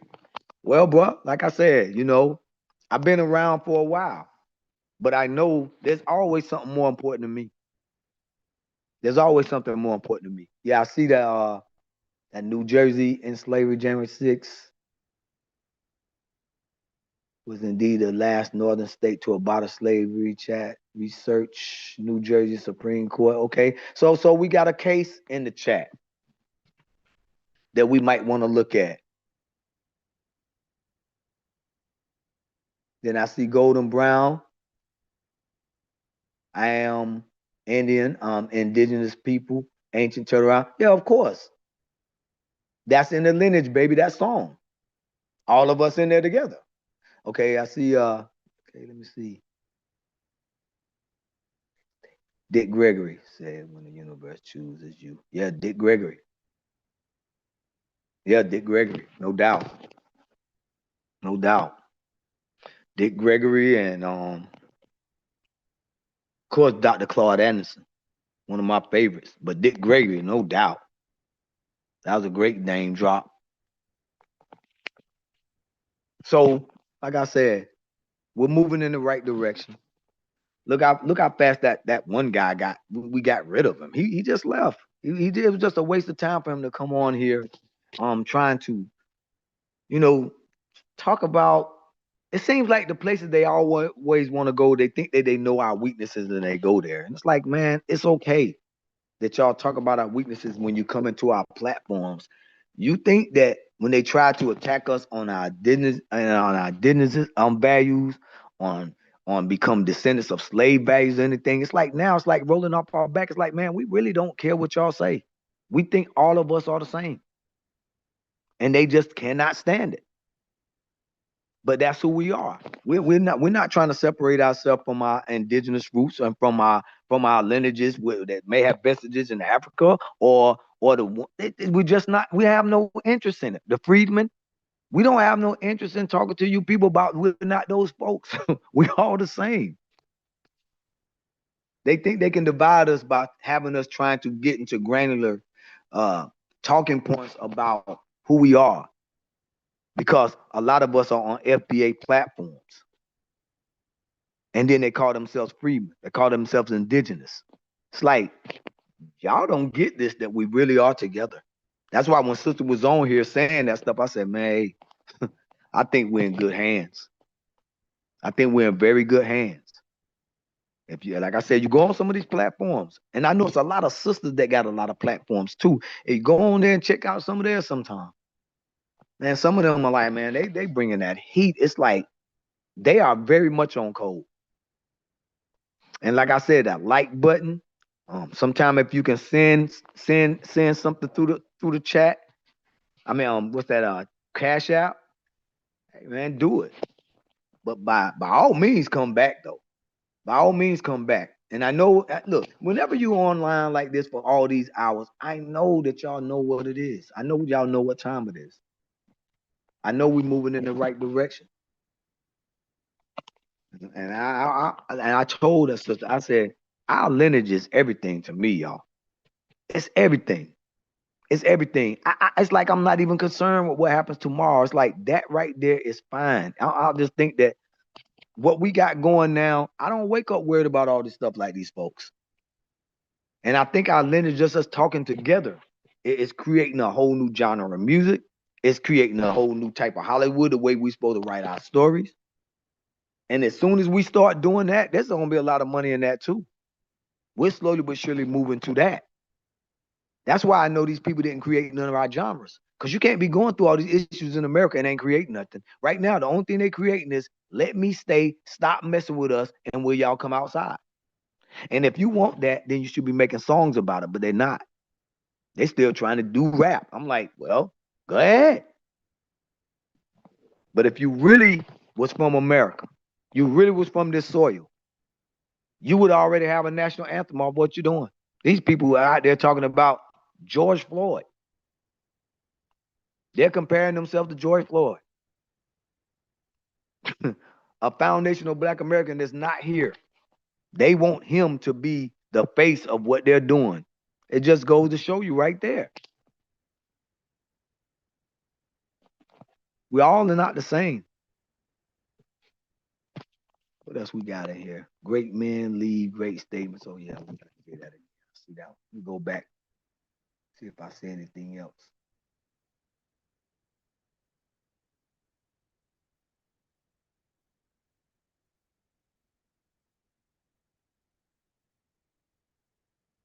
Okay.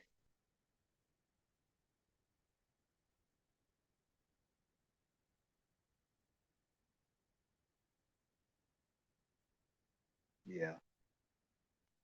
Okay, so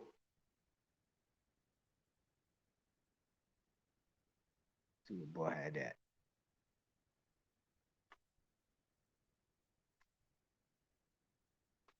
What bro said, I think he said we at like, what's that, 400,000? Oh, 20 trillion equal 400,000 each.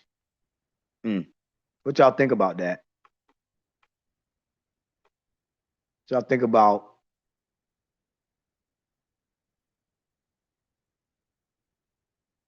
20 trillion, 400,000 each?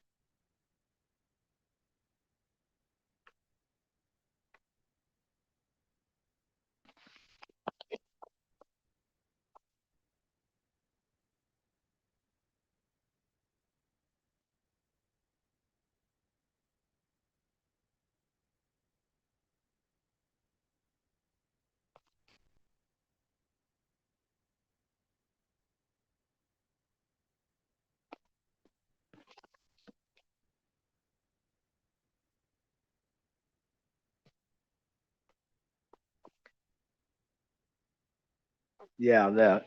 You think we can get somebody else hit that link?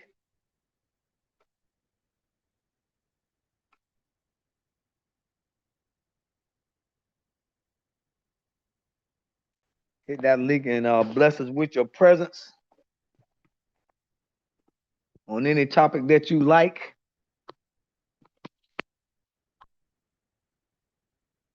Who that? Bruce 952.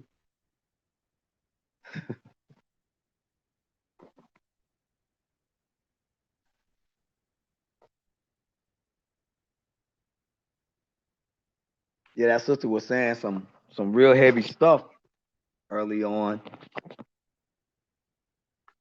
Yeah, she was talking some real heavy stuff there.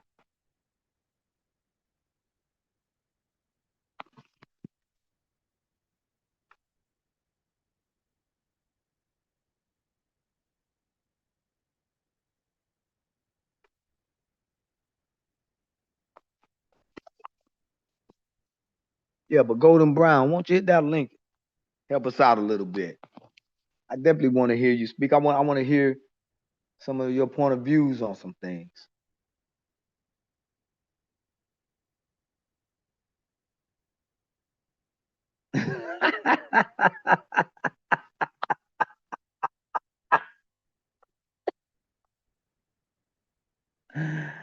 Oh man. I'm sure we got some masters on here can work with you.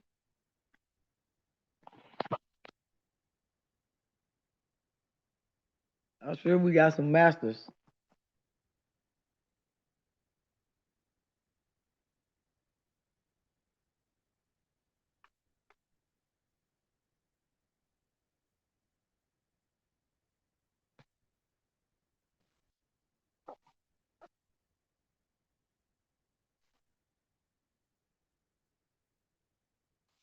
Because it looked like you said that you're indigenous.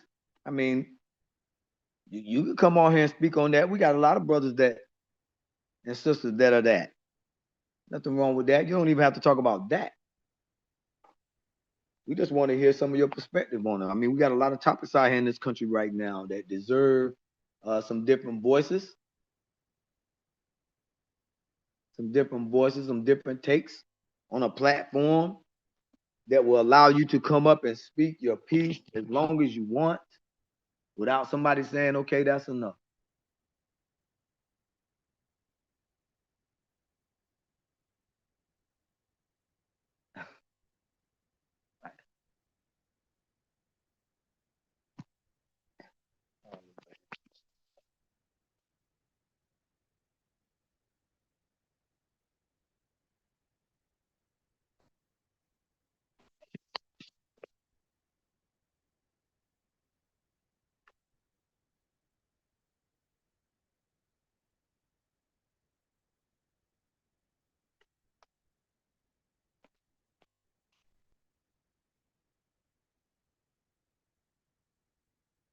Yeah, Donald Trump just floated the idea that his border peace administration, what he's doing right now, is asking anybody to come in there, just give him $1 billion just to join.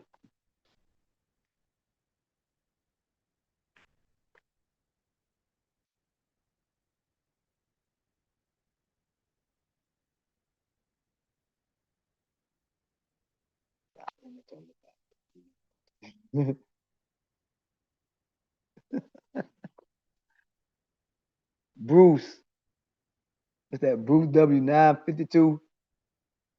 Don Lemon told the pastor, please don't touch me. What in the hell? The pastor tried to touch Don Lemon?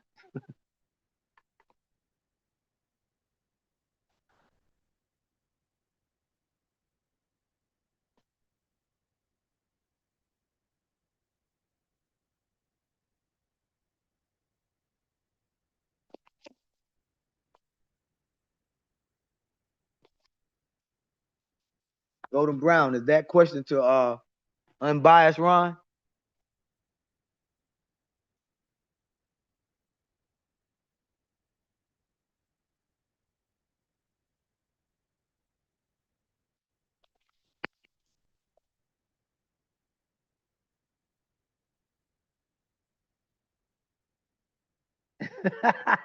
Oh, when they came in the church the other day, the pastor asked them to leave. You know, I heard about that. I have not seen it yet. I'm probably gonna go look and see how Don Lemon run up in the church with those people about the immigration. The pastor asked him to leave. So did he just leave, or did they have to put him out? Did he start singing and dance or something? What happened after that when the pastor asked him to leave? Was the pastor ready to put his hands on him and push him out?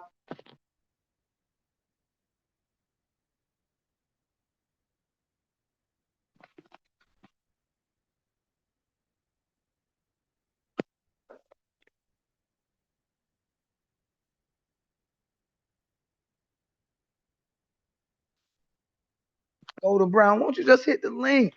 You know we can't type all that. Won't you just hit the link?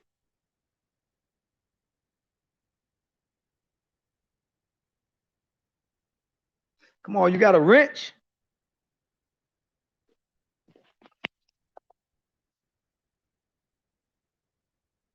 Can anybody answer Golden Brown's trivia question of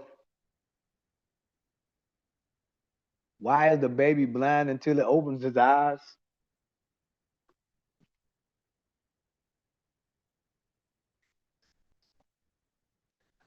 Like the hell.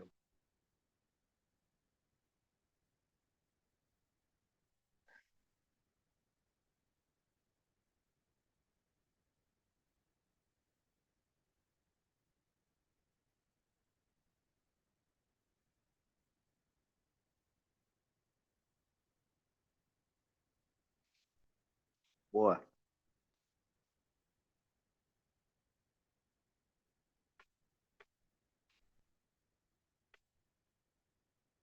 Okay.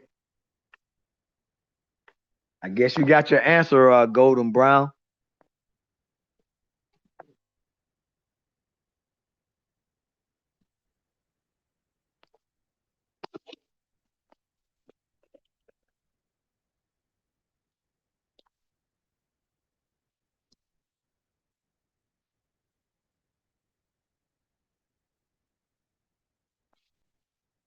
See, Golden Brown, that's why you need to hit the link. You need to hit the link.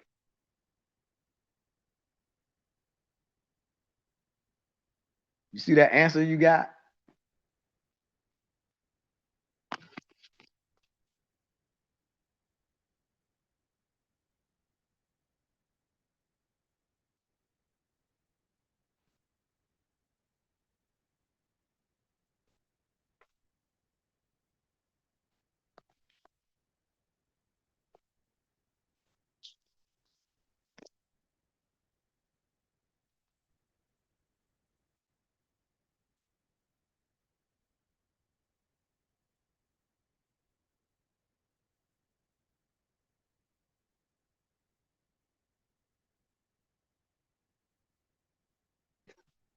Oh, he must be talking about Ron. Oh, that probably stayed and purchased donuts and coffee. Okay.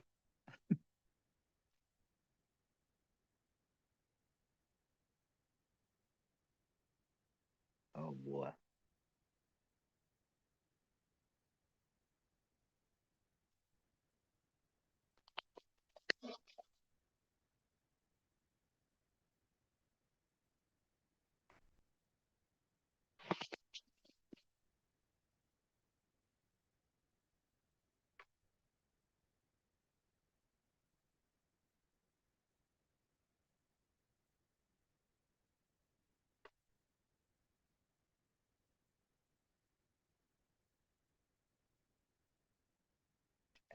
Okay.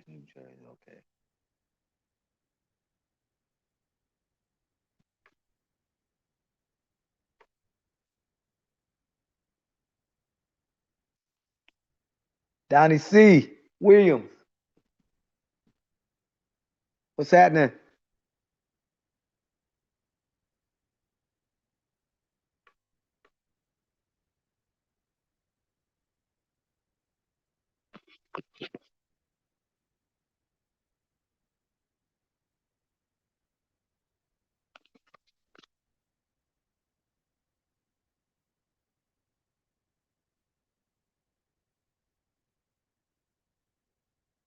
Mm.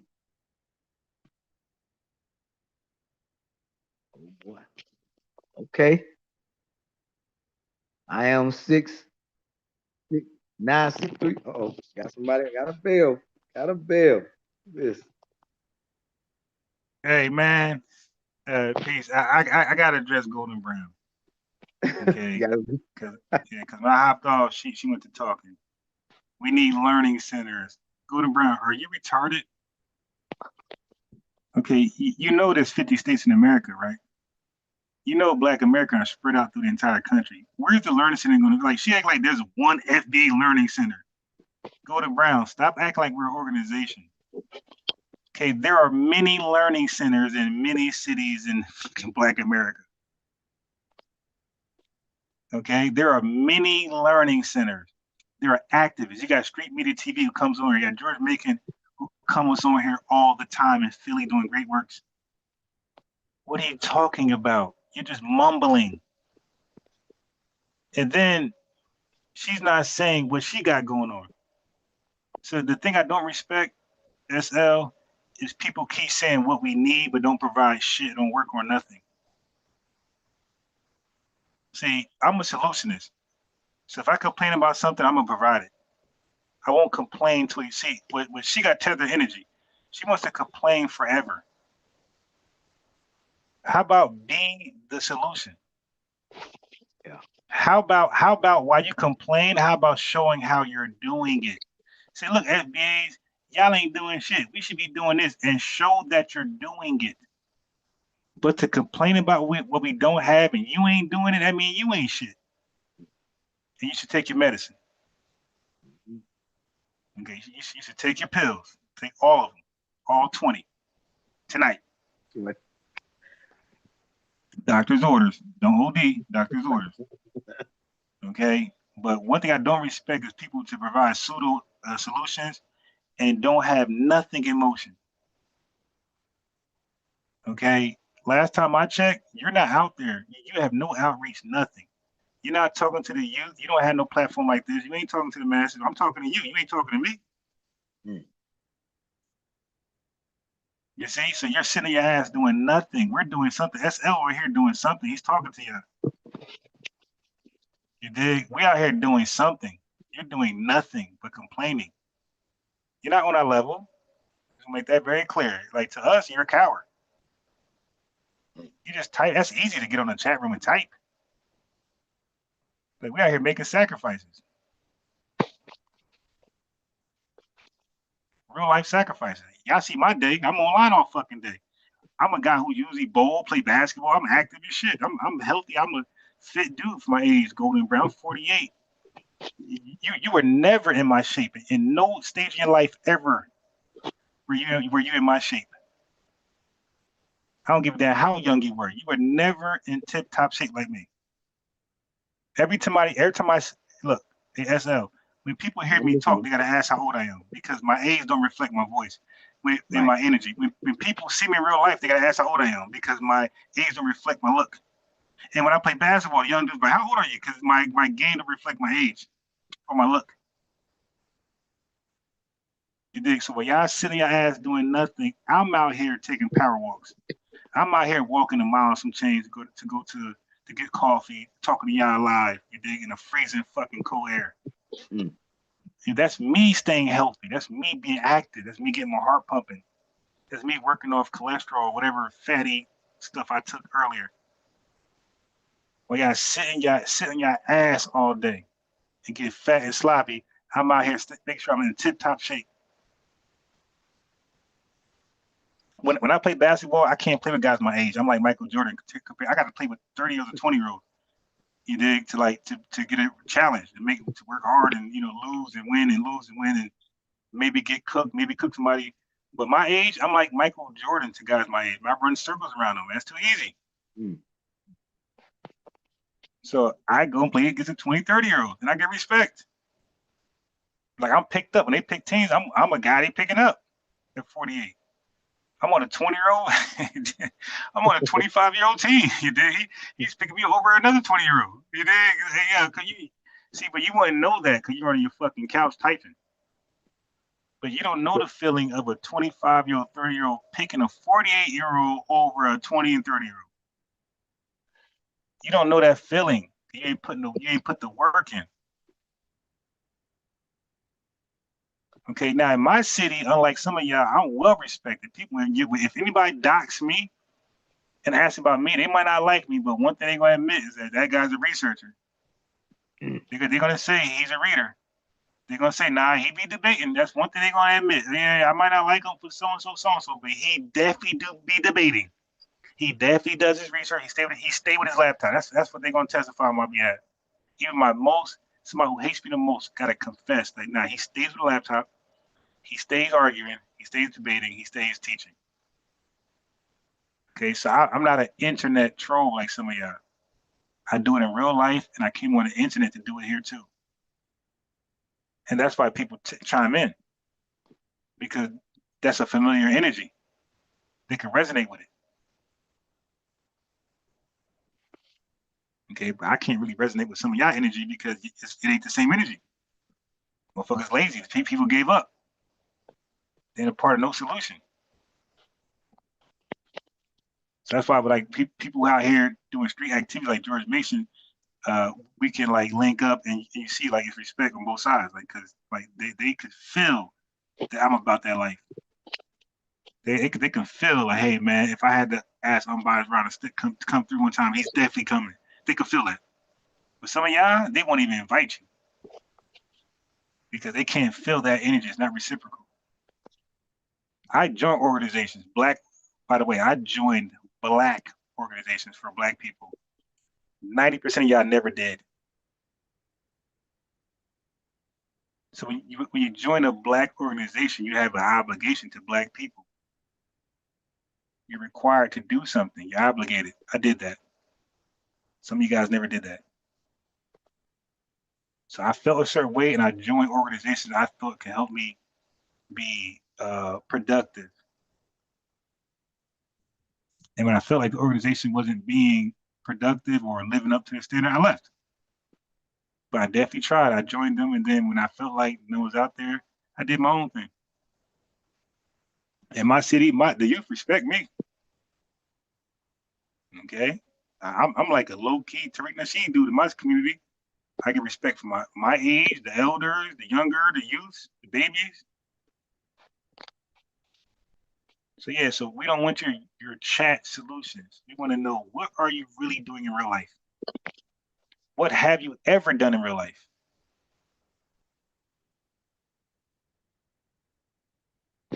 What changes you ever try to make? Okay, I'm out here reading and researching things, and I'm giving it back to you guys.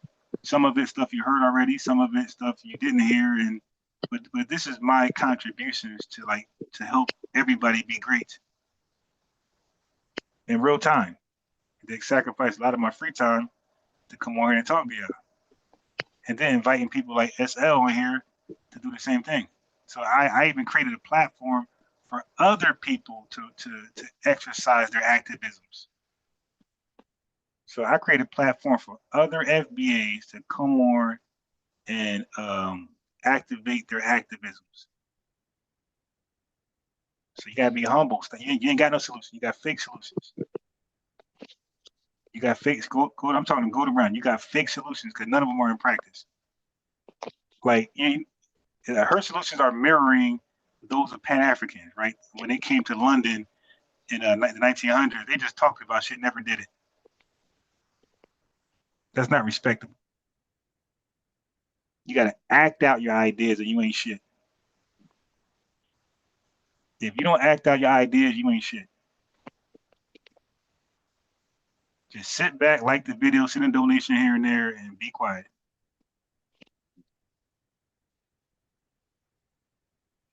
And support those who are actually out here trying to make a difference.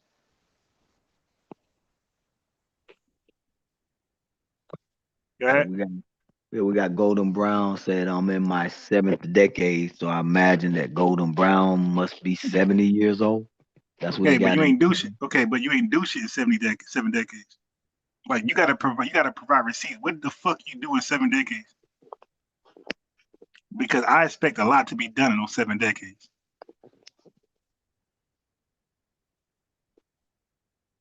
Because I shouldn't have done more in 4 decades. You did in 7.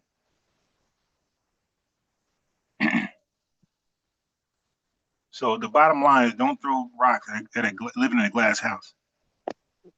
Stop giving orders and demands and shit like that, and you ain't do shit in 7 decades. Like I said, I got people who are actually from my city who know me in real life that come on this platform. DJ Focus and Chad Smith are 2 that joined this platform and know me in real life. Know my family, know me. You dig? Went to school with me. Okay, so 2 people for shit sure and know me in real life.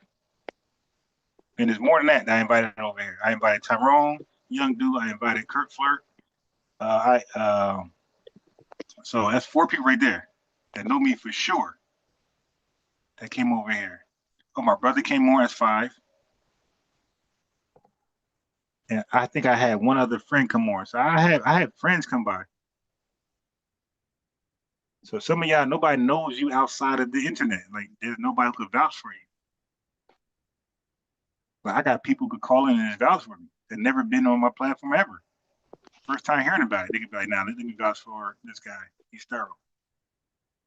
I got friends who don't play the YouTube scene at all. If I say call in and give me, a vouch for me, they'll call in and vouch. They would explain what impact I made in their lives, how I help.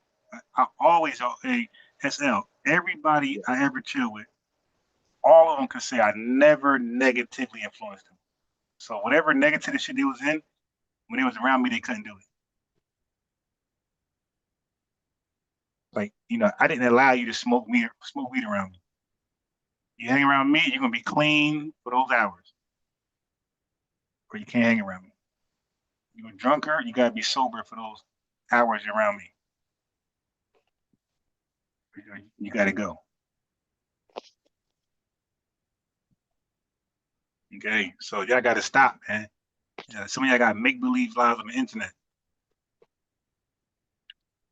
Okay, now I got now, hey, SL, I can really flex. I got videos of me, part of community revolutions that I play a little bit before on my lives, but again, I just never played it because I'm not trying to pull rank or flex on y'all. But I got videos of me speaking in front of an audience in my city on a community revolution event. Okay, where you had Christians, Islam members, ex-gang members, everybody coming together and they speaking in front of the community, trying to uplift people to come together. This is before Adolf, this is before FBA. I got video of me doing that. None of y'all, none of these clowns on the internet got that going on. Mayat, none of them. Okay, these are clowns. I was invited from this barbershop conversations. A dude invited me to come and speak to his church about Black history. Now, I know him personally. I could have him call in any day. The guy invited me. He could tell you what happened, why he invited me. Y'all could speak to him, ask him questions, why he chose me. He'll tell you he didn't even know me, bro. He got a haircut there. He just heard me going in. So he felt like I could be an asset to his church on Black history. So he invited me to. Now, before that, I never spoke publicly before in my life. I just spoke in the barbershop. But I felt like I said, yeah, you value me that much? I don't even know this guy. I'm like, all right, okay, all right, I guess I accept it. I was kind of nervous and scared, but I accepted, and I got on there and I spoke. I talked about Black Wall Street and some other shit. You did some Dr. Claude Anderson talking points. And I did great. Just recorded and everything. So people invited me just for my conversations in a barbershop to speak to their church during Black History Month about Black history. Somebody I barely knew this guy. He'll tell you, I got cool with him afterwards. I barely knew this guy. I see him every day when I'm at, when I'm live, late, like 12, whatever. He'll come into some of my spots and talk to me. I'm like, I'm cool with him. I know his family, mine, you know what I mean? We're like really cool now. But he could tell you, he could actually call in and talk about that. And then, because he was also part of that community revolution idea where we spoke in front of the city, the neighborhood. Yeah, so now I don't talk about this stuff because I feel like I ain't trying to pull rank. I ain't trying to show I'm more special. I just start from what we're talking about now. But I got video, I got pictures. Like a lot of y'all can't tie, and I ain't saying the lineage. I'm saying that's y'all. I'm including Tethers and Pan-Africans. A lot of these guys who be yapping, running their mouth, have not done what I've done. I can easily lead with my past. I can say, hey, this is my past, now respect. But I don't. I start all over and say, hey, look what I'm doing now, respect. And that's why people respect me. They when I go live, they pull up, they chime in. We're live 7 hours. They're here 7 hours. They're liking the video, they're subscribing and hitting the notification bell, and they're sending super chats and cash apps. Because people recognize the spirit that I have. This glow I have is familiar. This is the glow that Malcolm used to have with the nation. This is the glow that Dr. Khalid Muhammad had. It's the glow that Dr. King had, and Frederick Douglass and Booker T, and my favorite of all, A. Philip Randolph. This is the glow they had. Harriet Tubman, Maggie Delaney Walker, Maggie, Madam C.J. Walker. You dig? A.J. Gasson. This is the glow they had. Reginald Lewis. What y'all know about Reginald Lewis, man? Again, listen. Stop. This is the glow that Reginald Lewis had. Yeah, do you know I spoke to like a relative? Y'all don't know who he is, but I spoke to one of my coworkers was a relative of Reginald Lewis, or like a friend of the family of Reginald Lewis. Because he asked me at the job, like, yo, because he understood, what I do. Like, I'm a Black activist. And once I said that, he said, hey, do you know who Reginald Lewis is? I said, no. He asked me, have I ever read a book? He didn't even give me the name of the author. He said, have you ever read a book, Why Should White Guys Have All the Fun? I said, yeah, that's Reginald Lewis. He was shocked. SL, he was trying to get me with a gotcha. because I said I'm a black activist. That's my platform. I do live shit. He tried to give it a gotcha. I said, yes, Reginald Lewis. He was shocked that I knew who Reginald Lewis was. And I know all of y'all, none of y'all know who the hell he is. He was shocked that I knew, he was shocked. Like, he's like, wow. I said, yeah, bro, I'm really him, my guy. Ain't no gotchas. Nigga, and then I explained Reginald Lewis' background. He went from a lawyer.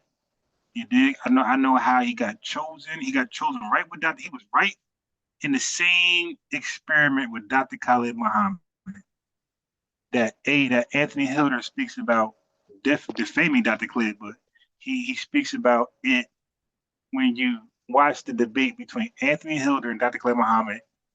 Anthony Hilder speaks on what Dr. Khalid Muhammad was chosen for, but he was defaming Dr. Khalid. He had a conspiracy behind it. Dr. Khalid come behind, clean it up. But Reginald Lewis is part of that same experiment. Okay, now most people don't even know that. So if you do know Dr. Khalid Muhammad, you don't know that Reginald Lewis is part of the same experiment. But again, that's something that's beyond Ross Sun knowledge, and people come over with the gotcha. Matter of fact, hey, Essa, I'm not lying, bro. I forget more than what people know. Because for me, it's not about like trying to prove, something. I just speak to my heart, and I speak to what's relevant. And everything I said just now, I don't believe is relevant or more relevant than what we talk about, which is delineation and reparation. I think that's more important. That's why I speak on just that. But I can easily beat y'all down, beat your ears down, speaking on other stuff that's not delineation, that's not reparations. But it's also important. So, W. Du Bois wrote a book called The Souls of Black Folk. He was covering Black Wall Street in Durham, North Carolina. But notice the book is called The Souls of Black Folks. It's not called The Souls of African Folks. So people knew what it was. It was blackity, black. And we're the only black people. Everybody else is just where they from or their tribe. That's it. They're not black. They're just Jamaican. You're not black Jamaican. You're just Jamaican. You're not black Yoruba. You're just Yoruba. You're not black Igbo. You're not black Kenyan. You're not black Nigerian. You're not black Haitian. You're not black Brit. You're fucking West African from not Ghana, some Benin, somewhere living in Britain, and you're calling yourself black to copy us, but you're using it incorrectly because you're not using it as an ethnonym. You're using it as a descriptor, adjective to describe what type of Britain person you are. You're not Britain at all. You're fucking African booty scratcher living in Britain cosplaying. Absolutely. So when I argue black got a damn golden dome with it. Like these guys can't penetrate it at all. And that's why I'm willing to test it worth against whoever. It could be Dr. Ruxpin, Dr. Ancient Mama Maya, whatever doctor and party name, come in here. Because you're a doctor in that bullshit. You're not a doctor in linguistics. So come over and let's talk about the terminology.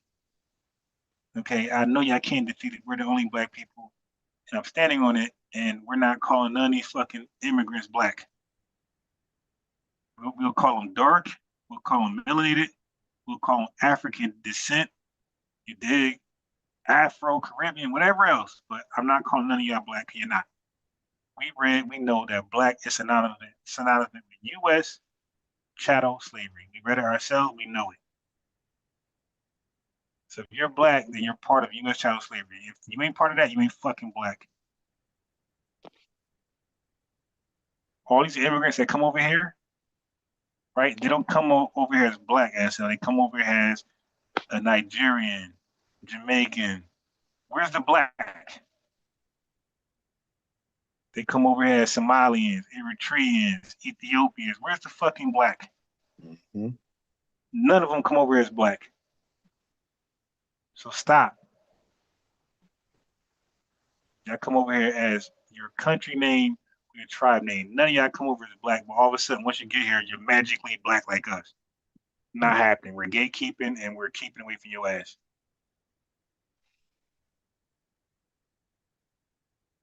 And the link is there for anybody who opposes that. The link is there. Click the link. What we're not going to do is, hey, Gordon Brown, listen, there's a rule here. There's a rule. I'm gonna warn you one time.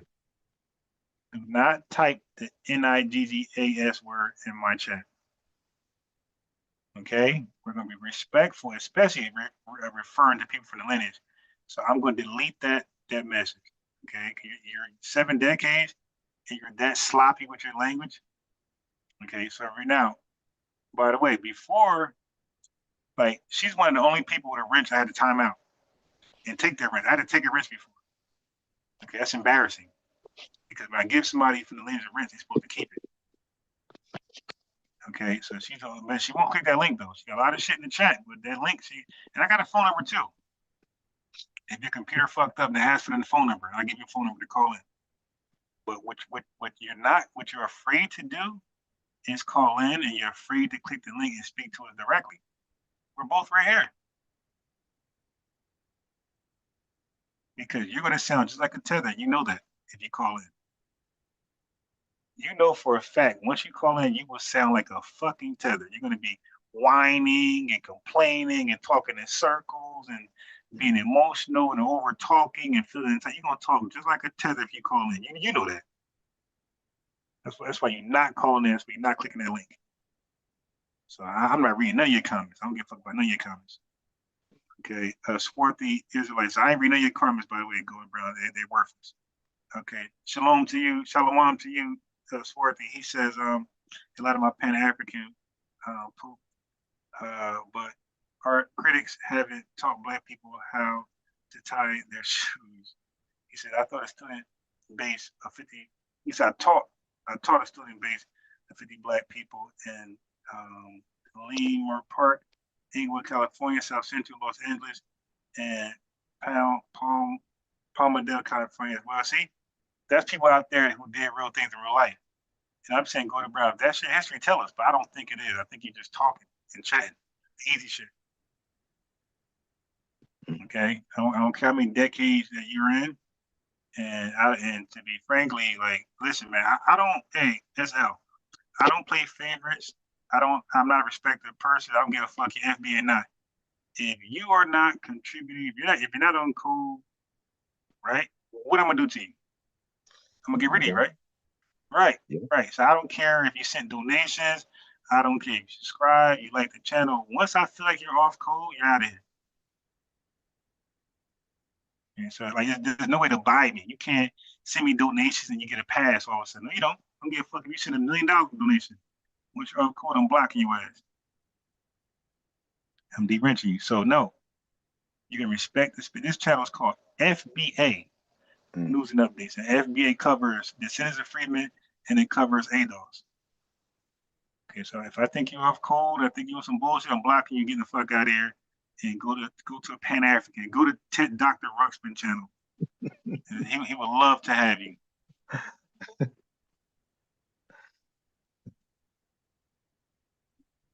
Okay.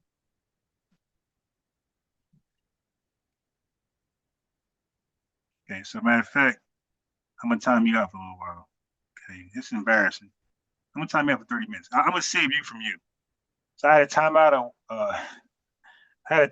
a person with a wrench for 30 minutes. That's embarrassing. You're embarrassing yourself, bro. Take your goofy ass to bed and take your medicine. You're embarrassing yourself in the chat, man. You're losing respect. So I timed you out for 30 minutes so you can stop embarrassing yourself. Hope you hit link one day. I love to hear him talk. I'm sure you got it's a woman. She clicked the link one time and she was not popular. Yeah, she clicked the link one time. Her ass was not talking like that. She had fucking humble pie when she called in. Hello. Hello.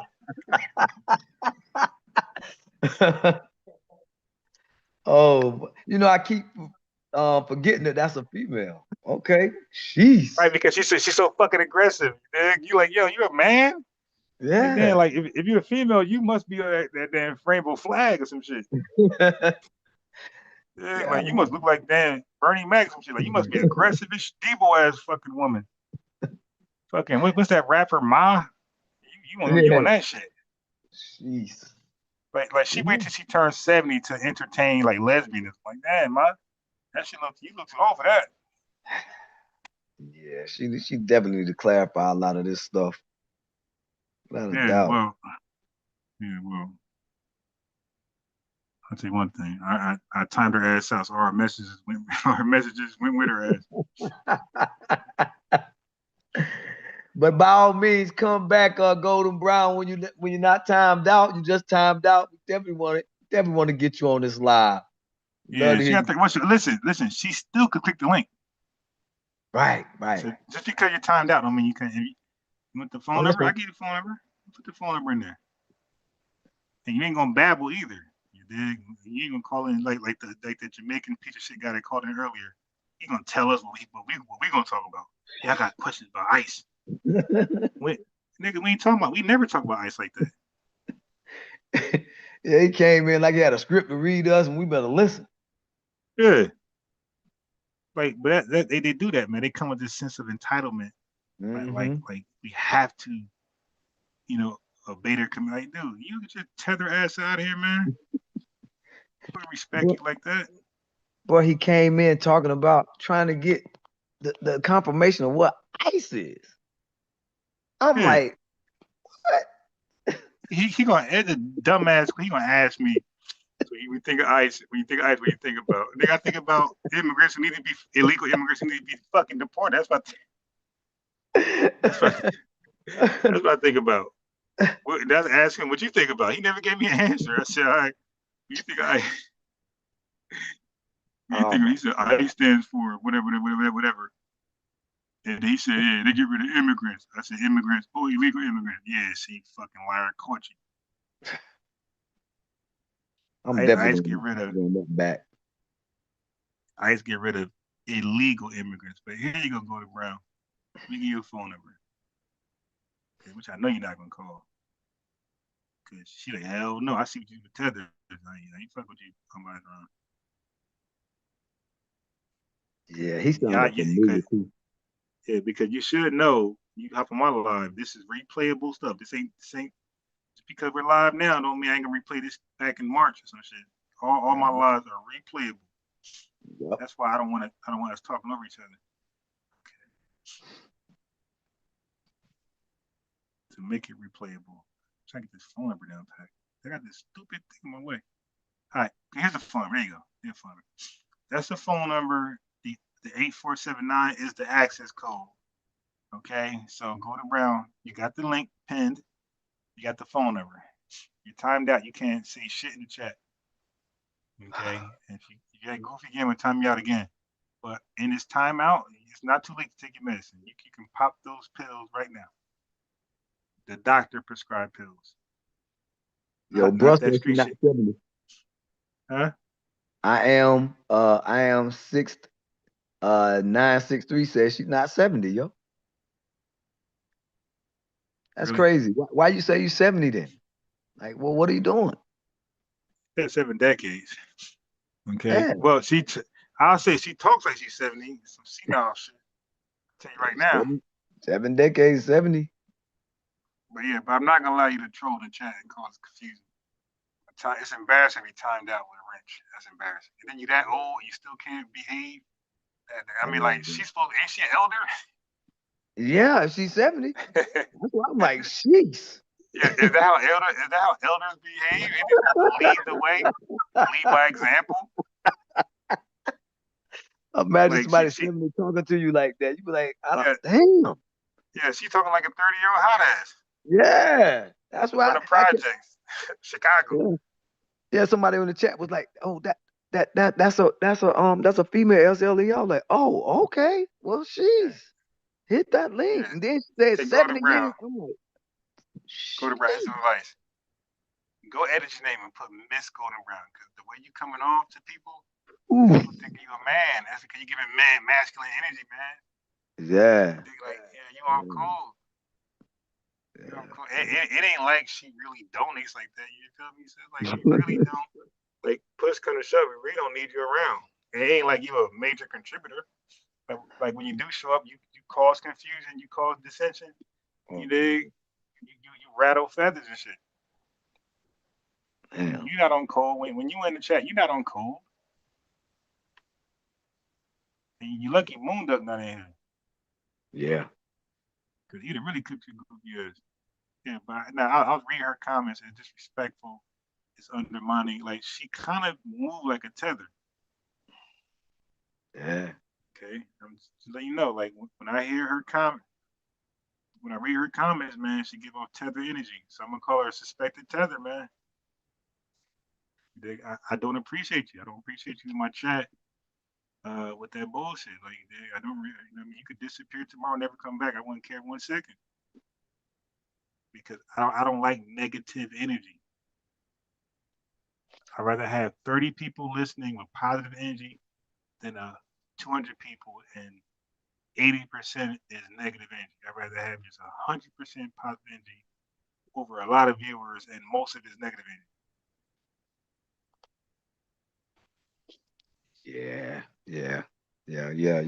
Golden Brown, you know what I'm saying?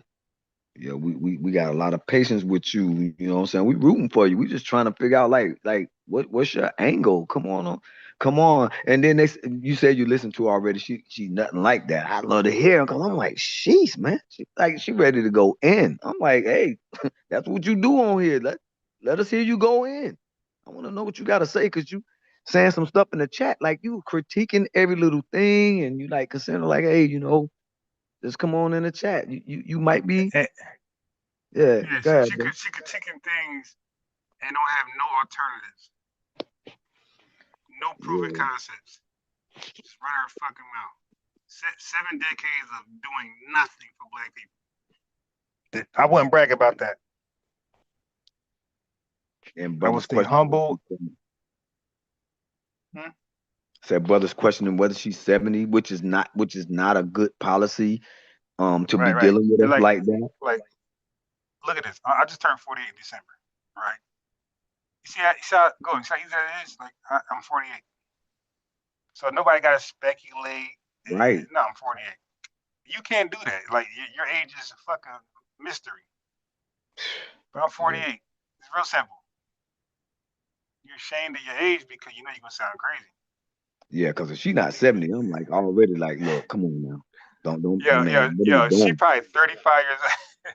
She sound like something like that. That's why I'm like, that's a. Well, I thought it was a guy. Like a little young thought. You dig? Yeah. The Miko said. The Miko said, "Mommy's a dot." Oh yeah, the song. Yeah, she was the one, and I'm like, jeez. Let me see. Somebody saying something that depending on the year, you are born to get to see 1 or 2 decades. That is why she is not 70 years old. I am 6'9", 6'3". Do not believe she's 70. Man. Hey, Golden, you got some explaining to do, man. Hell yeah. Like, yo, what's her Facebook shit? Because on Facebook don't lie. Because you got a birthday there, and that shit pop up. Everybody who knows you knows your birthday. They're like, hey, happy birthday. But if you got a fake account and your birthday passed and nobody say happy birthday, and nobody knows. See, the thing is, look. Let me tell you the secret. I know there's a lot of Facebook fake accounts. Family, listen how I can spot a fake Facebook account really easy. I'm going to check when it's your birthday, right? And then when I check your birthday, I read the comments. When people are just saying happy birthday and nobody say happy birthday cuz, happy birthday sis, happy birthday mom, when nobody say that and everybody just say happy birthday, I know it's a fake account. Oh, okay. It's a fake account because in Black American culture, if you're somebody's cousin, brother, sister, they're going to say that. Right. Wait, we should have happy birthday, brother. Man, I miss you. Love you. Spend a long time together. That's how they're going to talk when they know you for real, for real. When they don't know you, it's short and sweet. Happy birthday, live it up, something like that.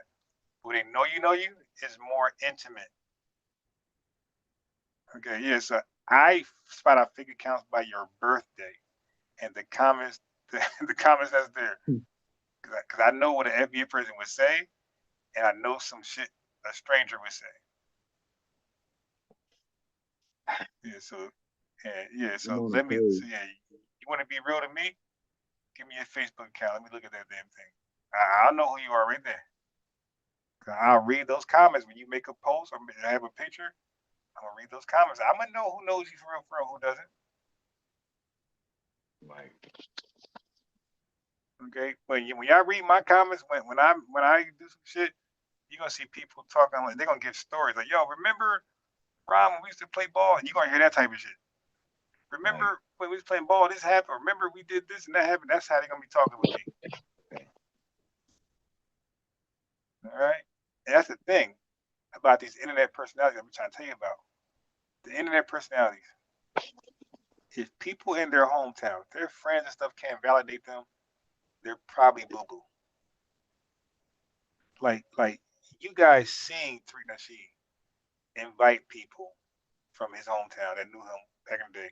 They used to party with him. You've seen him invite people that are like locally known in those certain cities. You seen him with reputations come more and vouch for him. Y'all guys seen that. You can't act like you didn't see that. Okay? You got Yvette who knows Tone Talk in real life. Dr. Sandy Darity. They met each other. They know each other. Okay? So you got Dr. Claude Anderson, like he did work for the Democratic Party, like he's well known. They like him or love him, people could vouch for him. When it comes to Ross' son, the guy who called in and got beat up for 7 hours, who the fuck knows him in real life? Like you look at him as a scumbag, a robber or some shit, like some negativity attributes, like nothing positive. If you look at Reverend Reggie, they look at him as a bum. Like Unc be bringing up a lot of Baltimore people, but we can't respect that because we know Baltimore is like very criminal. Like they might be your codees, bro. That don't count. You dig? I'm bringing up DJ Focus, somebody who got a reputation, legacy in my city.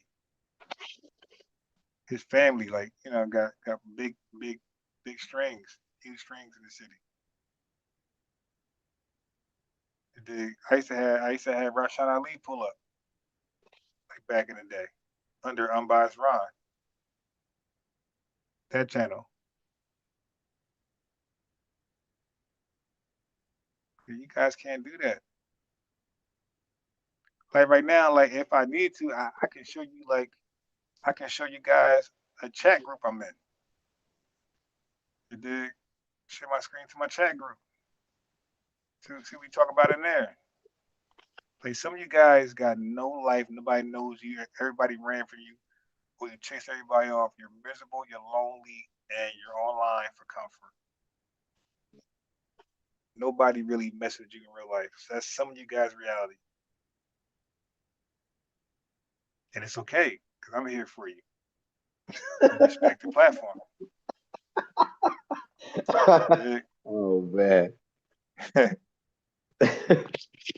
That's what's up, bro. Keep that chat live. I'm here to entertain you. So Tech Bar Billy says, we are here, Black African. Wait, I said we are, what did I say? We are hero. We are hero Black Africans. Yeah, I think they made a mistake, a typo. Hey, Tech Bar Billy, do me a favor. Hop on the panel, man. Why y'all so scary tonight? Hey, yo, click the link, join the panel. Here's the phone number. Tech Billy, whatever your name is. Yeah, why is everybody scared to? Why is everybody scared to talk with us, man? Man, I think they saw that dude to come on, and we dispatched him, and that was one of the fastest dudes ever got off the line, man. About 3 minutes, he was gone, and look, he was getting destroyed in the chat because we were just listening to him. I was listening to him, I'm like, this is terrible. You came on like it was a professional. Hey, Ron, thank you. Right. Right. Yeah. He definitely gave like professor vibes. He was thanking me. Then, yeah, I'm just glad to be here. You know what I'm saying? It was like, yeah, I'm the one, because you told him like, yeah, you want to chat. Then as soon as we start asking questions about like basic questions, it was like, well, just like when the FBA did it. Well, when FBA, right. Yeah, and just like Tether Dream, when I asked them about Jamaica, it's like they get pissed off. Oh no, I'm gonna say right now. I ain't want to say why he was there, but Tether Dream got no love for Jamaica. Like he resents being Jamaican. Like he wants to drop his Jamaican identity and become Black American or white American. He's the one that take him in. He's there. So who is so Tether Dream and Revenue, that they're not the same, right? No, Revenues is with the fake billionaire dad. Oh, okay, yeah. That's why I was laughing when you said when you when said Tether Dream. I was laughing because that wasn't his claim. That was my Revenues. bad. They But sound Revenues, similar though, yo. yeah. But Revenues always saying some wild stuff. He said his dad is a. Yeah. He said his dad got as much money as Elon Musk. He get triggered by me, bro. I'm so happy. Yeah. I love Tether. He said his dad. He said his dad owned all of Africa. Like, dude, you are wild. He said the Chinese owe his dad money. His dad is a millionaire. Yeah. These guys are so defeated. They go to make up wild shit like that. Yo, if my dad was really a millionaire, I still couldn't say it because nobody would believe me. Right. Like, let's say my dad was biologically Smokey Robinson. Right. You guys would never believe me, so I just won't say it. Ask him, what's your dad's name? But no, I'm not gonna tell you. Look, this is what I would do. Like, if Smokey Robinson was my dad and I was living lavish, this is what I would do. I would show you my house. Yeah. Right. Consistently, every live show, I'll show you my cars. You dig? I'll show you my lifestyle, and then I would have you guys ask like, Ron, how the fuck you afford all that? And then I would say, well, my dad's Smokey Robinson, and then it's more believable because y'all already seen it. Right. Yeah, like really, like yeah, my dad, it's my dad's estate, man. Yeah, like, he's my dad, man. And then you want to come out and say my dad's a billionaire. And you never said that before, like oh my God, his dad's a billionaire. What we need to let him talk freely and say whatever he needs to say because you know his dad's a billionaire. You know right. what can we do? I mean, we only the only people with the most millionaires and billionaires, but he's got a millionaire tether father. And by the way, his tether father is like he had you over here. Now your tether father got money, and we gonna think that surely he scammed to get the money. Because if you hold on. Well, we found out his dad's a billionaire in Marcus Garvey money.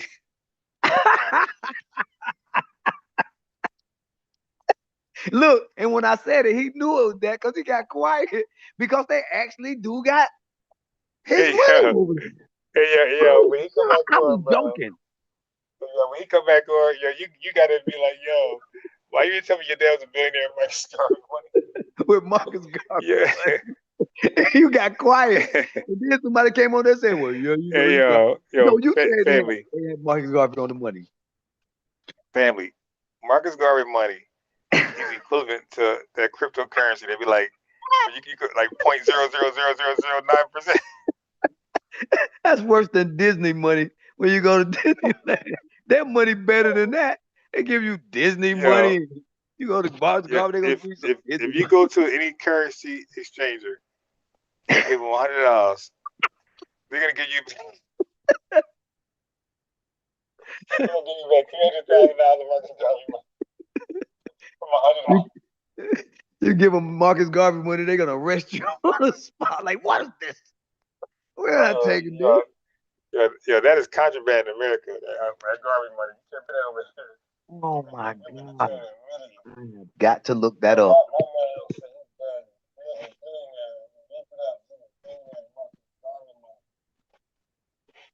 Yeah, listen, my next thumbnail tomorrow is gonna be Marcus Garvey money. Man, do it. Do it. I gotta see this money. Oh God, yeah. I gotta try to incite that Tether Ross son on here. Oh my God. He told me he want to pay me. I'm like, no, I'm gonna pay you $50. Okay, he told me he gonna pay me $2,000 for a rematch. Like, dude, you ain't got no fucking $2,000. But listen, Ross son, in real time, I'll send you $25 to come back on here. Let's talk about Marcus Garvey scamming and that damn dollar, that currency got his face on it. They need to take that off. They can't say nothing else to me if they got Marcus Garvey on their dollar. or any money. I'm just like, nah, man, no more respect. Hey, Tech Bar Belay, man. I want you to hit that phone number, hit the link. If not, it's okay. You're new. That's why I'm asking. You're new. That's why I'm asking you hit that link or hit that phone number. I want to know what's in your mind, bro. You new. Don't be afraid, man. If you look at my background, bro, last night I joined somebody's panel, and all they did was troll me and talk shit and parade me and say all type of stupid shit. Like nobody seriously want to talk to me. Like, it was just an ambush. So, bro, if I could jump on panels blindly and wing it, you can too, bro. Ain't much difference. Absolutely. You know what I mean? Especially because I got the heart of a lion. That's why I don't mind hopping on panels, getting ambushed. But Teg, do you have the heart of a lion? And I'm telling you, we won't get on you. Just call in. You know what I mean? We want to know what you agree with, what you don't agree with. And that's it. Nobody gonna press you too hard. Wow. Dig, like we got bigger fish to fry. You're not one of them. You say a hero. You say you're a hero. That's what I'm saying. Black heroes over here. Brave Black Africans. Man, get on that link, yo. Get on that link, yo, brave. I got the phone number right there too. You can't get in with the link. The phone number is right there. Yeah, call the number. Sheesh, I like to meet a brave hero Black African. Sheesh. That's what we got we got him in the chat. I mean, come on. Definitely like to hear from you. We know you brave. Yeah, it looks like hero must be standing for something else. Yeah, hero might be a shorter version for heroin.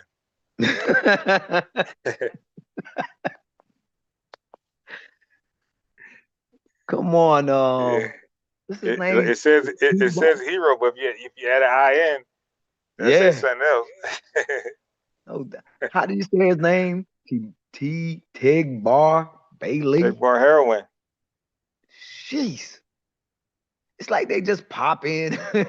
They pop in and they want to talk. And I'm like, yo, all you guys, you won't get another platform like this right here where you can just talk. And, it's just crazy how they just want to run around, get insights, and just get in the chat.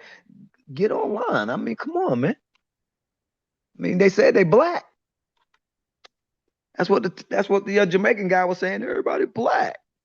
Oh, yeah, he was wild. He said when Jamaicans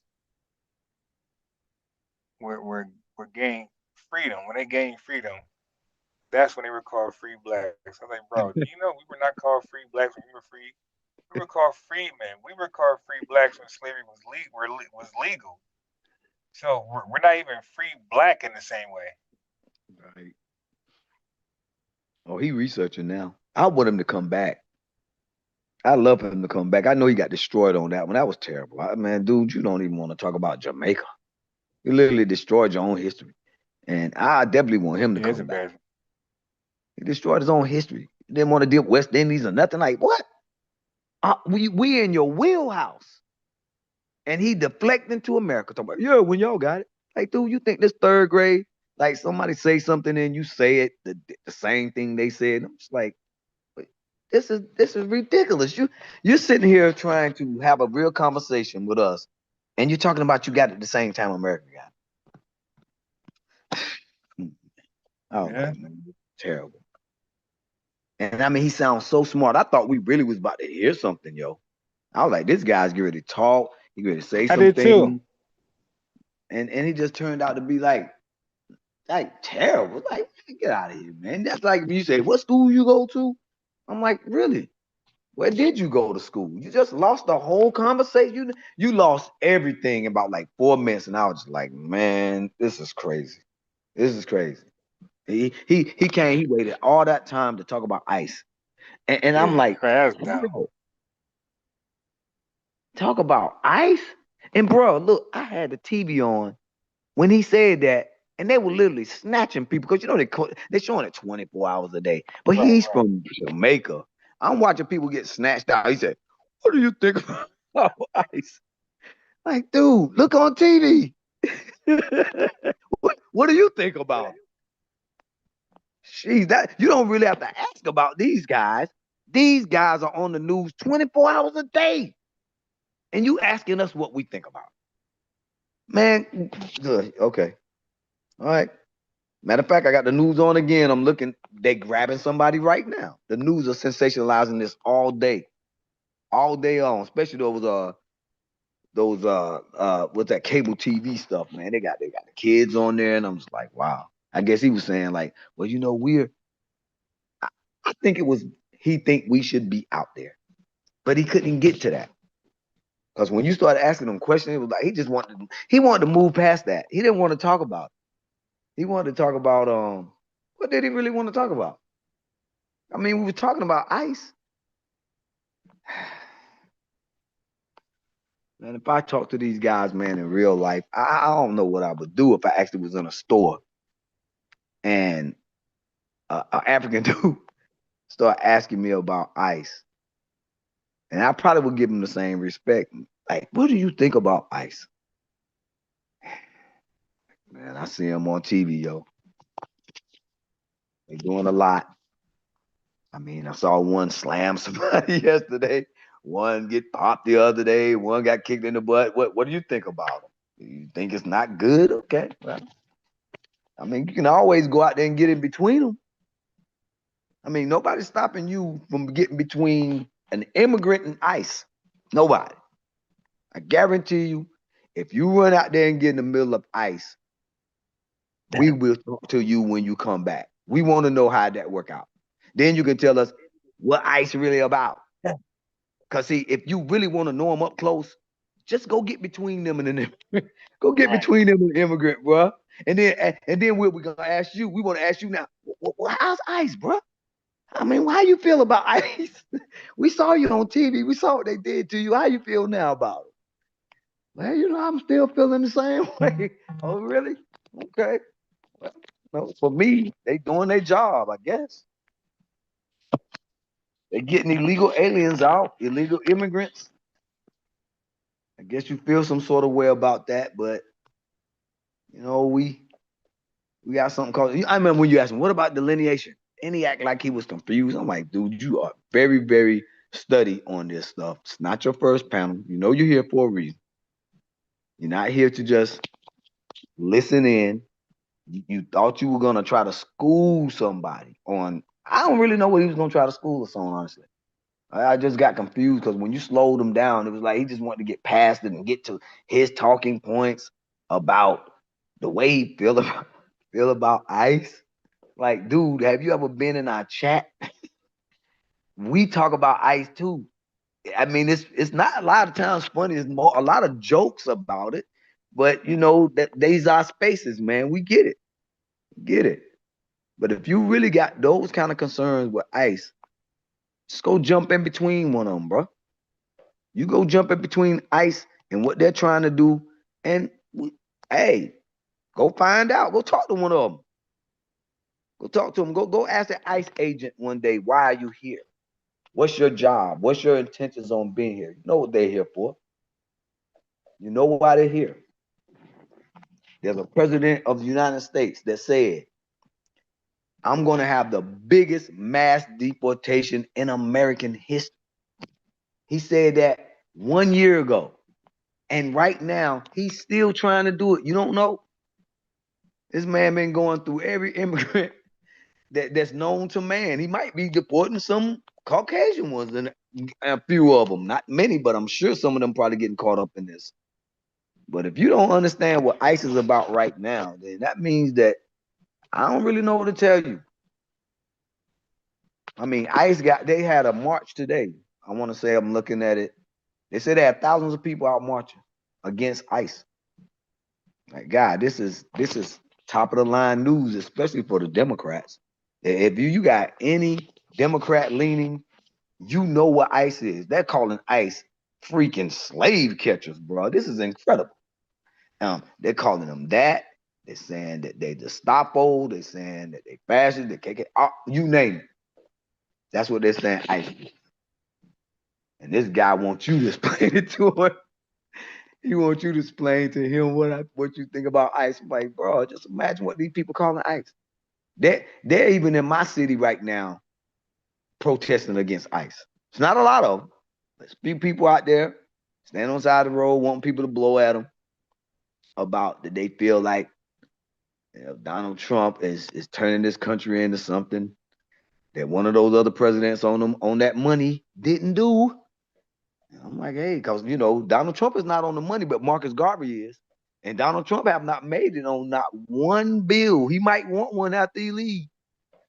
Knowing Donald Trump, he might snatch somebody he might snatch one of them presidents off a bill and put himself on there. Jeez. They gotta understand Donald Trump is trying to just show what he said. He thinks that right there is what he needs to do to fulfill one of his promises. And if you don't know who ICE is, it's Immigration, Customs, and Border Enforcement. They are a law enforcement agency that tries to control our borders and deal with immigration. It's a federal institution that can grab you up for things like being here illegally, staying over your visa, even committing a particular crime as an undocumented immigrant or someone that may be somehow in this country without the proper papers. That's who they are. And for this guy to be asking that, and then I think he gave you a little bit of a definition when I was like, you came here for that, really? I mean, I knew right then, I was like, this dude cannot be serious, bro. Can't be serious that he want us to explain who ICE is.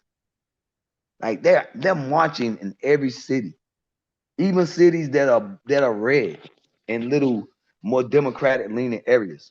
They're marching about ICE every day. It's on the news 24 hours a day. Obviously, you got a big problem with them, but I'd love to see you jump in the middle of one of them. Go ahead. He want them guys to think, oh, you're next, you're next. Yeah, we got a problem with these folks. Because it's almost like everybody wondering, like, are they want the pressure off. But the only pressure valve is people at us. Got ill will towards us, then everybody else can get behind us. Like, no, you're not getting behind us. We know what happens. All of y'all agendas gonna come up to the forefront. You're gonna start doing crazy stuff to start things like you're doing now. And they're gonna be trying to attack us for that. But nah, we don't need to be out in front of you because you are just trying to keep an illegal immigrant here, talking about that immigration is not a crime.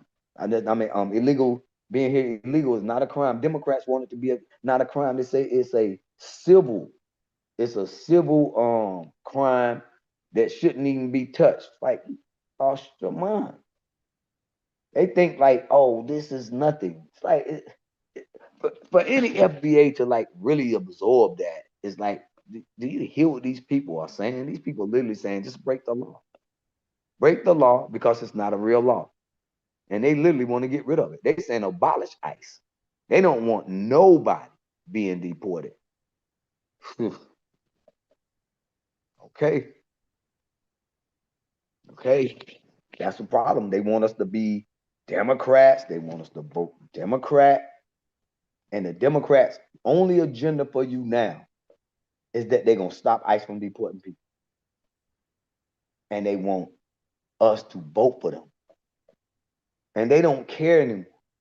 They say it's a winning strategy for them now because they believe that America is so disappointed with some of Donald Trump's other policies, some of the things he's doing is overshadowing what he's doing good, and it's negatively affecting him and the Republican Party because of ICE, because of his economic things. They think all that right there. The Democrats just 100% with immigrants. They like, Donald Trump is giving us the best way back. We don't really have to do anything to him. We don't have to listen to black people, which is crazy that they're in the party now still. I mean, FBA at some point just got to understand that's in the Democratic Party that Why are you voting for them? They think like, well, Donald Trump is worse. I'm like, no. These people have no agenda for you. They're not going to give you any money. They're not going to do anything. The only thing they're going to do is reverse these immigration laws. And matter of fact, they're going to expand those immigration laws. Those people are going to come to the border as soon as the Democrats come back. You're going to see them lines like you used to do back in 2020, 2018, all the rest of the time. We had all those immigrants trying to come over. And the Democrats going to be like, well, let them in. And we can just thank some of these content creators that be on here crying about these immigrants. It's just beyond me. Like, what are you so upset for? And then at the same time, they're saying, but we're sitting this one out. Okay, you FBA, you sitting them out, but you want to get more of them over here? You're just sitting there like, well, Donald Trump. So the only thing they got is like, I don't like Donald Trump, so I can't vote with him. I can't vote with him. You're gonna be basically looked down on in your party if you vote for Donald Trump, or if you stay home. Tether's gonna start talking crap to you. No way you should let a Tether talk any crap to you, no matter who you vote for. Should never allow a Tether to embarrass you or tell you anything about who to vote for. You should never worry about if somebody say you're not a Democrat or you're not voting Democrat. You should never be worried about it as an FBA. These people are on TV 24 hours a day crying about immigrants. They just a one-party issue right now. They think that Donald Trump is messing up everything and that they can get back the White House, or they can get back the House, they can get back the Senate simply by just Donald Trump is bad and we're going to deal with you with affordability. Like, it's just very strange that FBA will vote for that. They basically want you to come back and help immigrants. That's all they want. It's just crazy. And at some point, I do believe, I know that these elections are coming up. But at some point, man, we're gonna start to get like a little bit more, shall I say, more visible when it comes to these elections with Democrats just voting for FBA voting for Democrats. I think that they're gonna see a shift. I think they're gonna get people more boisterous when they go vote, and Democrats are gonna start screening people so they don't come to town halls, because they don't want nobody talking to them about immigration. They don't want nobody saying nothing to them. But we're gonna have to start standing up to this, because, like I said, man, you can't be freaking covering the news like 12, 13 hours out of the day talking about immigrants. I mean, it just doesn't make any sense. Why are you going to vote for people that really think that, honestly, think that you saving immigrants is for you? And we're not immigrants. We have to get that. Well, I know FBA know it, that's voting Democrat, but we really have to get this message out to them that you can't keep on voting for immigrants. Why? I mean, you're just voting for immigrants. The immigrants are sitting back thinking now that they have enough people even without you. They think they have swung public opinion in America that snatching them up is bad. And that's what they offer you, FBA and Democratic Party. So they don't have to offer you anything. It's that immigrants are being snatched up and look bad, so people are going to vote for Democrats. And FBA, what you get for that? Yeah, I think we're going to be a little bit more boisterous when this midterm come. I just don't think the Democrats really see that. But I do think that they are definitely trying to shut that out, because they don't even want to mention FBA. They know it's a problem, but as long as they can keep all these fires that they see Donald Trump just sitting everywhere, they want to come and They want some to burn out. They want to put out some. They think Donald Trump is like, and I remember the sister was on saying that she don't think Donald Trump is gonna leave office again. Hey, like I said, I mean, the presidency and what they're doing is not the way it used to be. You know, what we want now is what we want. Doesn't matter who's in the White House. Doesn't matter. But we definitely don't need to be running on a one-party agenda that we're just gonna save immigrants. I mean, don't you care about yourself at all? You know, you're trying to say that God only cares about other people other than yourself. You saving them is gonna save you. These immigrants are not going to save you. These immigrants are just so deep into America right now that their children are their anchors or their buffer class. They got a buffer class inside of a buffer class. They don't want to go back home. But if you vote for them to stay, they're going to turn around and just give you their natural, you know what, to kiss. These people are not going to change. They see right now that these people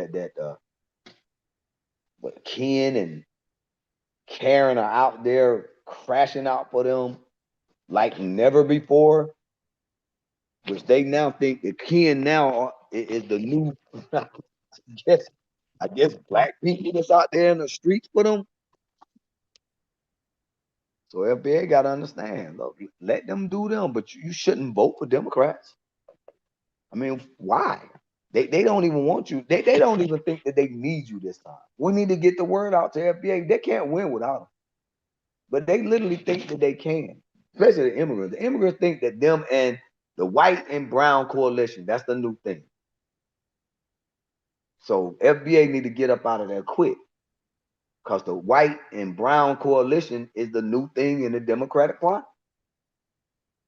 They think right now that they can get enough of these so-called moderate Republicans to stop this stuff from them grabbing folks. They think grabbing them is hurting Donald Trump and Republicans. And it may very well be. But as FBA, you cannot be voting for people that only want you to save somebody else. So you can keep what? What are you losing with Donald Trump? You're going to gain 5 more problems with Democrats. And you're not going to be able to turn that off. You're not going to be able to turn that faucet off that the Democrats are going to do. The Democrats are going to unleash billions of dollars to try to get these people back home. They're going to have, I don't know how many lawsuits against America. They're going to be backing these immigrants. They're going to make immigrants rich. The immigrants are going to get reparations just for being disrespected. The Democrats are going to make that be assaults on them. Right now, they're pushing people out the way. They're going to have them in court. The Democrats get there, but these freaking immigrants going to be getting paid. They're not going to send them home. They're going to start giving them money for being yelled at, money for jumping in front of cars and all that. They're gonna be getting them all rich. FBA cannot, look, you can't get immigrants rich because they just want to stay over here. These people are going to be suing the country. The Democrats right now are mobilizing immigrant, which those immigrant organizations are already suing America. But when you get the rest of these U.S. attorneys and these local attorneys right now to start putting all those cases against America, a lot of those judges, they're immigrants. They tethers. Every time you see Donald Trump lose a little bit before it gets to the Supreme Court, which is disappointing, a lot of those be immigrants. They be like first, second generation immigrants being a judge.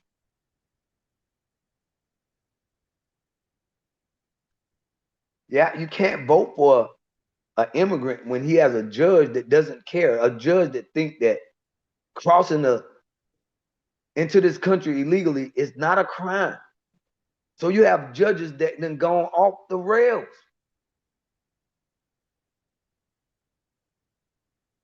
Just FBA, if you are thinking about voting Democrat, you just shouldn't do it.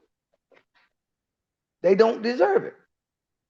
You don't save America by trying to save immigrants if you're not an immigrant. Stop acting like an immigrant.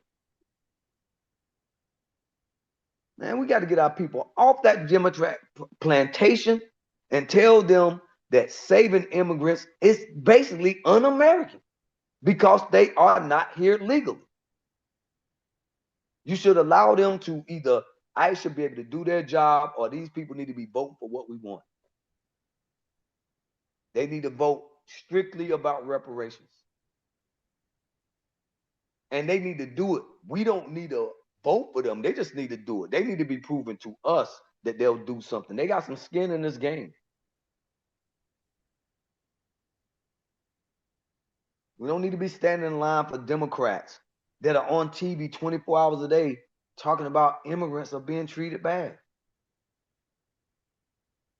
Talking about, about God and like, God, ain't God supposed to care about us? They think that we're good because nobody's doing anything to us. Well, everybody thought they were, though. Everybody thought they were going to be doing this to us. Just that alone shows you that you don't have any friends. You're in a party that basically all of them over there want ICE to be going after you. And you're playing games, not really helping them as much, but still voting for them.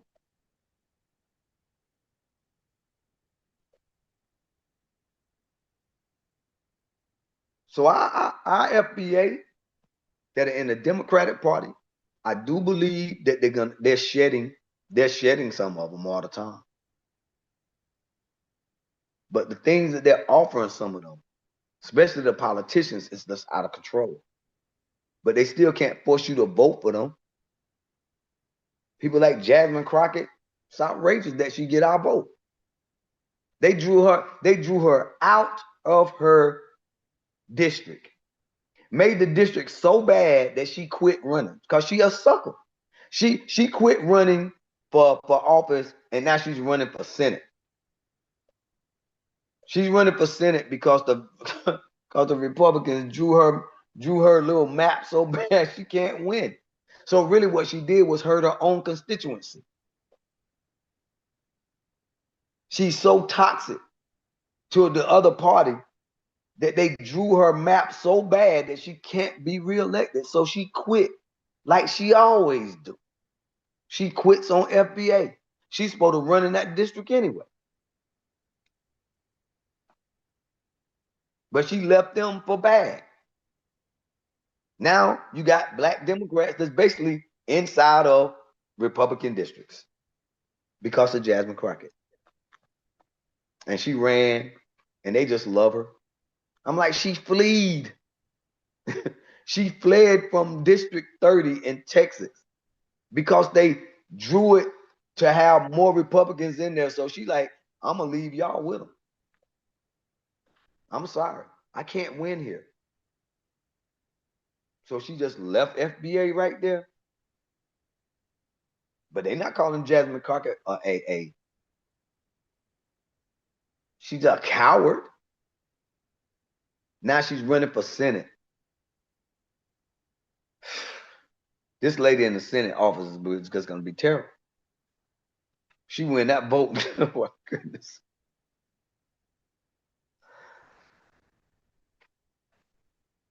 Six years of Jasmine Crockett in Texas. It'll be historical if she wins. But she's already saying that we don't really deserve reparations too. She calls FBA immigrants.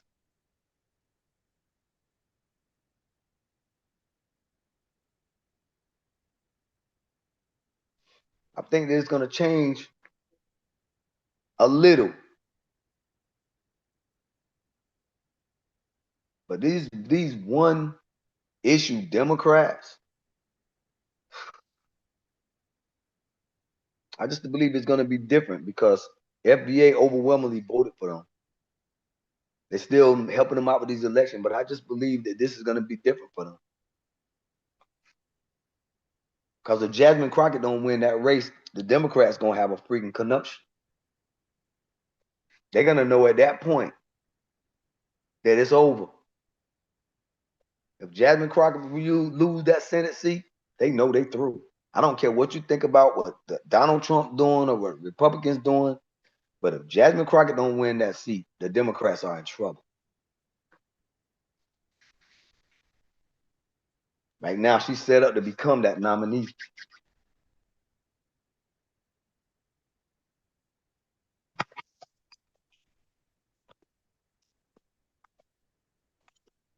Ron, you there? I'm stepped away.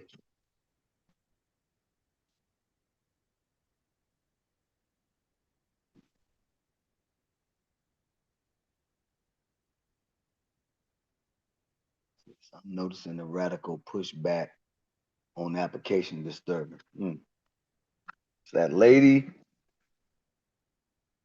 See, I can't mention the middle name, but returns. Yeah, I'm with you on that. So P, preparation or no vote, reparation or no vote, absolutely.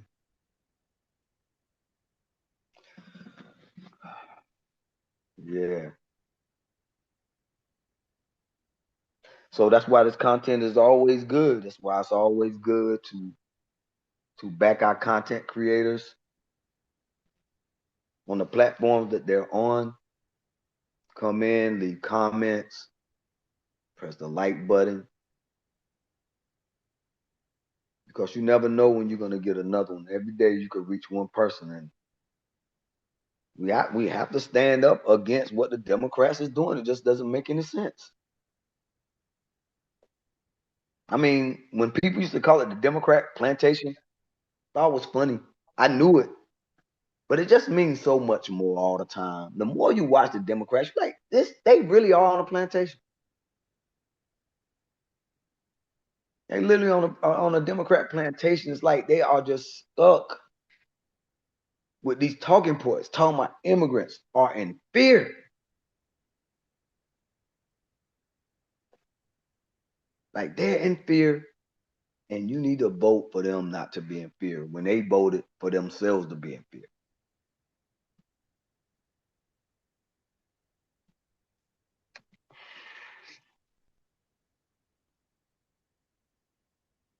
I know I'm just talking to the choir on this one.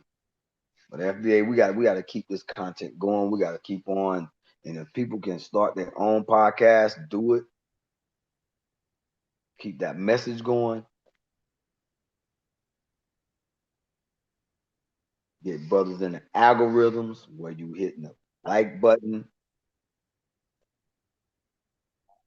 Keep that button in the ass.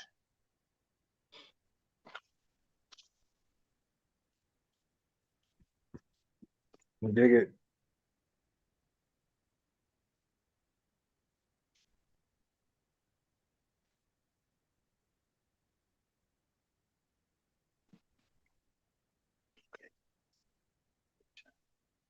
Yeah, it's funny. People wait till I get on the phone to call. I'm not on the phone, nobody calls. People wait till I get on the phone, then they call. Somebody call? I'm saying like that's normally what happens. Oh. I'm saying normally, on average, they only call when I'm live.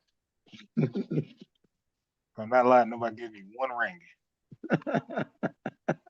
Oh yeah, bruh. The other day I called. It was one of your playbacks.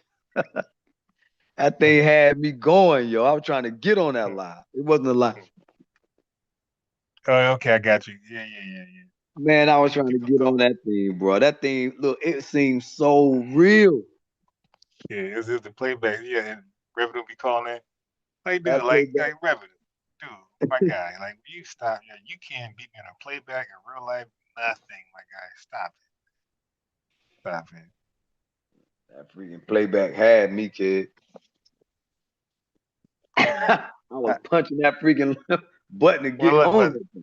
That was probably the last playback. Like I'm back live every morning because I'm running out of material. So like, fuck, because what happens? I did a bad job of categorizing like certain videos. There's no real title. I did a bad job of documenting what type of live it is. I know it's live, but I don't know if it's a call in, if I'm lecturing. I don't know. Still good to run them because I think I had a lot of people watching them. It was good. You know what I'm saying? Those the last one I did, man, like 1,500. Right, listen. Yeah. When it was done in 3 hours, it was 1,500 people like total viewing. And that means that like when I was live, I had like almost like 180 people live watching. Absolutely. And they thought it was super live. I said I stayed on about 15 minutes before somebody said, I think FBA Combo said it's a repeat. I'm like, oh, okay. Guess I need to step back. I think you did have him on there. Some guy, which one that was? This guy was on there. I don't think it was revenue. Matter of fact, he was going in on this other guy that was Pan-African, bro. That just kept saying, he was just going back and forth talking about African Americans. He kept saying African American, calling us African Americans. But he also said he was FBA. And he just was going back and forth. He was trying to be funny.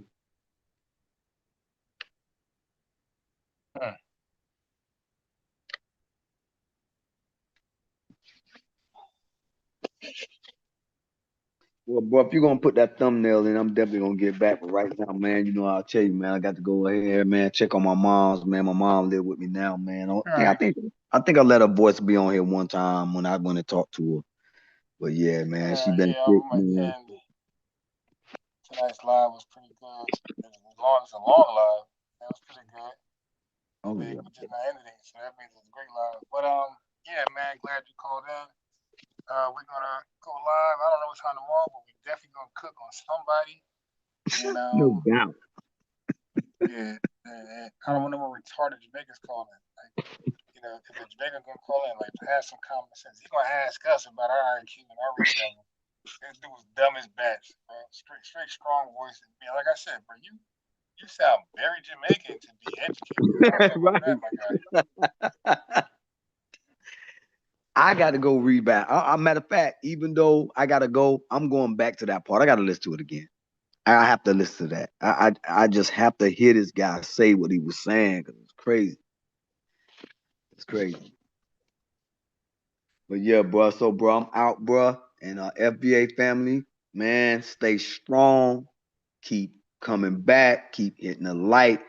Keep backing your family. Hold on to this lineage. And we got to run these people up out the paint. Peace, bro. Yes, sir. Peace to the family. We'll see you tomorrow early, cooking on some